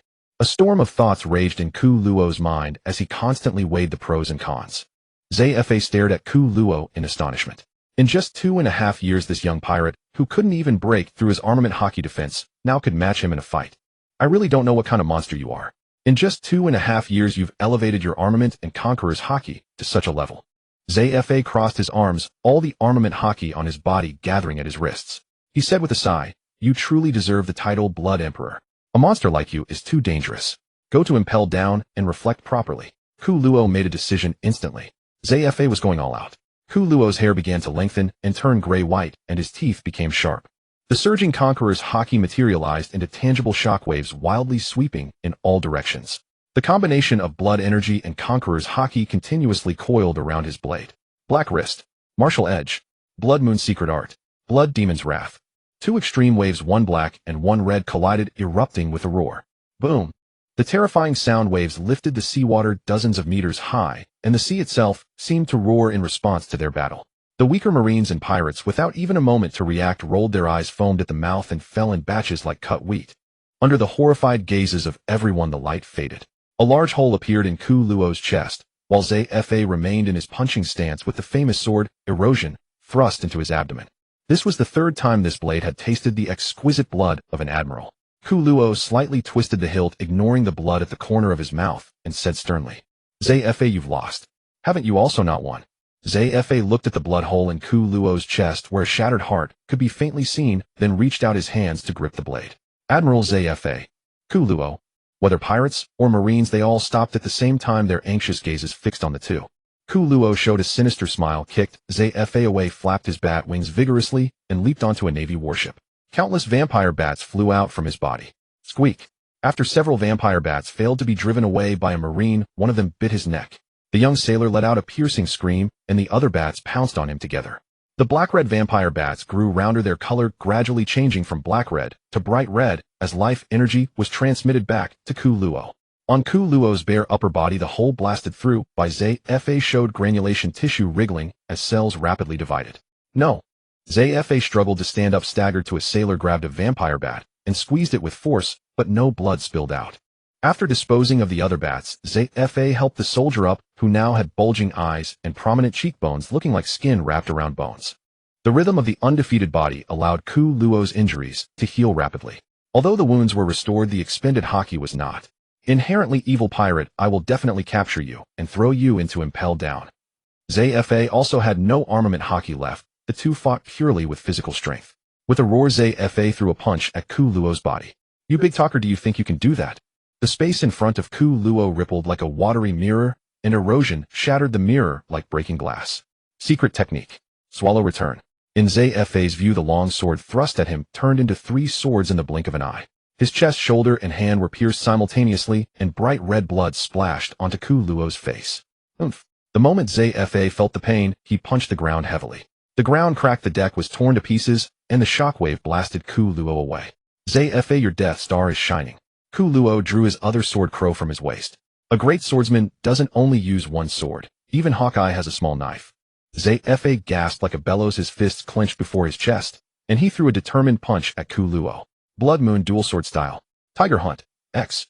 Ku Luo pushed off the ground, his body turning into a streak of light. Crow was wrapped in scarlet blood energy, while Erosion blazed with pitch-black, ghostly flames. 2 beams of light, one black and one red, formed a cross-shaped sword energy that instantly appeared behind Zfa. 2 wounds, one vertical and one horizontal, appeared on Zfa's chest. Zfa, covered in wounds, could no longer hold on. His eyes rolled back, losing all resistance, and he collapsed to the ground. Blood slowly seeped through his clothes, spreading a circle of crimson on the ground. How is this possible? The Black Wrist Admiral actually lost. A Marine covered his head in horror, his face full of disbelief. An admiral meant the highest combat power in the Navy, an absolute force that could suppress the sea. Over the years, only rocks had been arrogant enough to kill 2 admirals in a row, and everyone said it was because the 2 admirals were old that they lost to pirates. But Admiral Zfa was a young admiral who had just taken office. Impossible, absolutely impossible. I'm hallucinating. How could an admiral lose? Amid the complaints and unease of others, Ku Luo walked over to Zfa with his blade in hand, stepped on Zfa's body, and raised his sword with both hands to strike at Zfa's neck. Great divine dragon. A huge golden Buddha palm descended from the sky.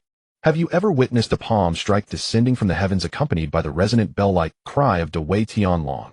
Kolo looked up to see a colossal golden palm print falling from the sky. Crimson blood pool. A ring of diffusing blood mist appeared beneath Kolo's feet, and his entire body melted into a mobile pool of blood. As the golden palm print descended, the warship's keel shattered, and the hull splintered into fragments. Zifa was dragged to the ocean floor by the sinking vessel, while several skilled sailors nearby jumped into the water without hesitation. This is a meritorious deed that has saved a fleet admiral's life. When he remembers this favor in the future, he won't hesitate to grant you some leniency, perhaps transferring you to headquarters as a civilian captain. They are truly eager to advance their careers. Sengoku, I never expected you to arrive so swiftly. Kolo returned aboard the Lowtown Fury, his body reconstructing drop by drop from the scattered blood. He gazed upward at a star shining brilliantly against the night sky. Sengoku had been maintaining constant communication with Zifa's fleet. Upon hearing that Zifa's forces were losing ground, he immediately abandoned his own navy and used the moonwalk technique to arrive ahead of time. No one understood better than he how perilous this man could be. If he had been even a moment later, two fleet admirals would have become one. His massive golden form radiated boundless Buddhist light that illuminated the entire night sky. With unmistakable loathing on his face, he declared, "Vile traitor, rebel, treacherous villain, give me your life." Sengoku, with his glowing afro and hand radiating golden energy, thrust his palm toward the Lowtown Fury. A colossal golden palm print, fingers pressed together, descended over the surrounding waters. Rain Moon style 100 birds form. Yazi suddenly appeared, leaping before Kolo as a massive bird-shaped slash severed the enormous golden Buddhist palm. There's another expert. Sengoku narrowed his eyes, studying the woman who had appeared beside Kolo. She had been at Manfred Kolo's side since before he rose to prominence, and although she had only intervened sporadically, always appearing as an ordinary swordsman, she turned out to be a legendary great swordsman. Much like the Sword Saint, she would never reveal her true strength until she drew her blade. "Are you alright, Kolo?" Shaki leaped to Kolo's side, as well glancing warily at Sengoku in the distance, and asking with concern. "I'm fine. I dodged in time." Kolo had already fought Zifa for a full day and night, leaving both sides completely exhausted. Another battle against Sengoku would surely mean defeat. Kolo gestured to Kelly standing beneath the flagpole. She nodded and swept her hands through the air, opening massive spatial gates that appeared in the surrounding space. "Until next time, Sengoku. I've left you a little gift." Kolo snapped his fingers and turned, leading his fleet toward the spatial gates. "Don't even think about it. You." Sengoku moved to intercept, but stopped in astonishment as the surrounding naval forces raised their muskets, aiming directly at him with expressions of pure hatred, as if he were their greatest enemy. If they weren't Zifa's direct subordinate, Sengoku would have suspected they were on someone's payroll. Bang, bang, bang. Gunfire erupted. The musket balls struck Sengoku like mere tickling, yet every time he attempted to intercept, Kolo's fleet, naval forces continually stood between them. Aware that they were under control and unwilling to harm them, Sengoku unleashed his Conqueror's Haki as an invisible shockwave that radiated outward from his position. Countless controlled naval personnel collapsed with rolling eyes, but Kolo's ship had already crossed through the spatial gate. Only Kolo remained, offering a warm wave before the portal sealed behind them. "Ayart, someday I will definitely capture you." Sengoku roared in impotent fury. Big news, big news. Morgans rubbed the photographs he had obtained with visible delight. Images captured accidentally by his news seagulls during their delivery routes. Fleet Admiral Zifa battles the Crimson Emperor Manfred Kolo. Director, the world government agents previously instructed us not to report on scandals involving the world government and navy. The subordinate looked troubled at the headline handed to him by the director. "I am the man who will become the king of news. The truth is the right of every commoner to know. However, when power chokes the truth's throat, perhaps we can make some concessions. That will cost extra." Morgans held his head high and spoke pointedly. The office door opened as a casually dressed staff member entered to report the message from the world government states. Noticing his hesitant manner, Morgans immediately interrupted, knowing it could only be bad news. "Just say it. I won't blame you. You insatiable greedy vulture, we won't be blackmailed by you anymore. If you dare publish this, the CP will hunt you down across the world." The office atmosphere instantly turned frozen. Morgan's chest heaved violently as his teeth ground audibly through the air. "I am an albatross lineage, not a vulture. These arrogant fellows never understand respect. Get that news published. If anyone wants to capture me, let them try." The following day, the newsbirds departed from the relay station with newspapers carrying the new bounty notices and publications across the world. Crimson Emperor Manfred Kolo versus Fleet Admiral Black Arm Zifa. Black Arm Zifa suffers crushing defeat. Shocking internal corruption deals within the Navy Admiralty. Admiral promotion through bribery. In the Sphinx Sea, after reading the newspaper, Bolo Graham hurried to find Whitebeard. Newgate, look quickly. The Crimson Emperor has caused a major incident. Whitebeard's towering figure sat firmly in his specially crafted chair, drinking wine, while several children played marbles beneath his feet. Buellogram's eyes flashed with helplessness.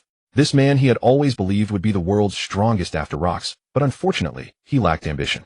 He gathered a bunch of kids as sons with the entire ship, filled with cries of "Pops," all day long. But wasn't that exactly the kind of man Buellogram approved of? Loyal and righteous, he gave these unfortunate children a home where they were all family to one another. "We are family,"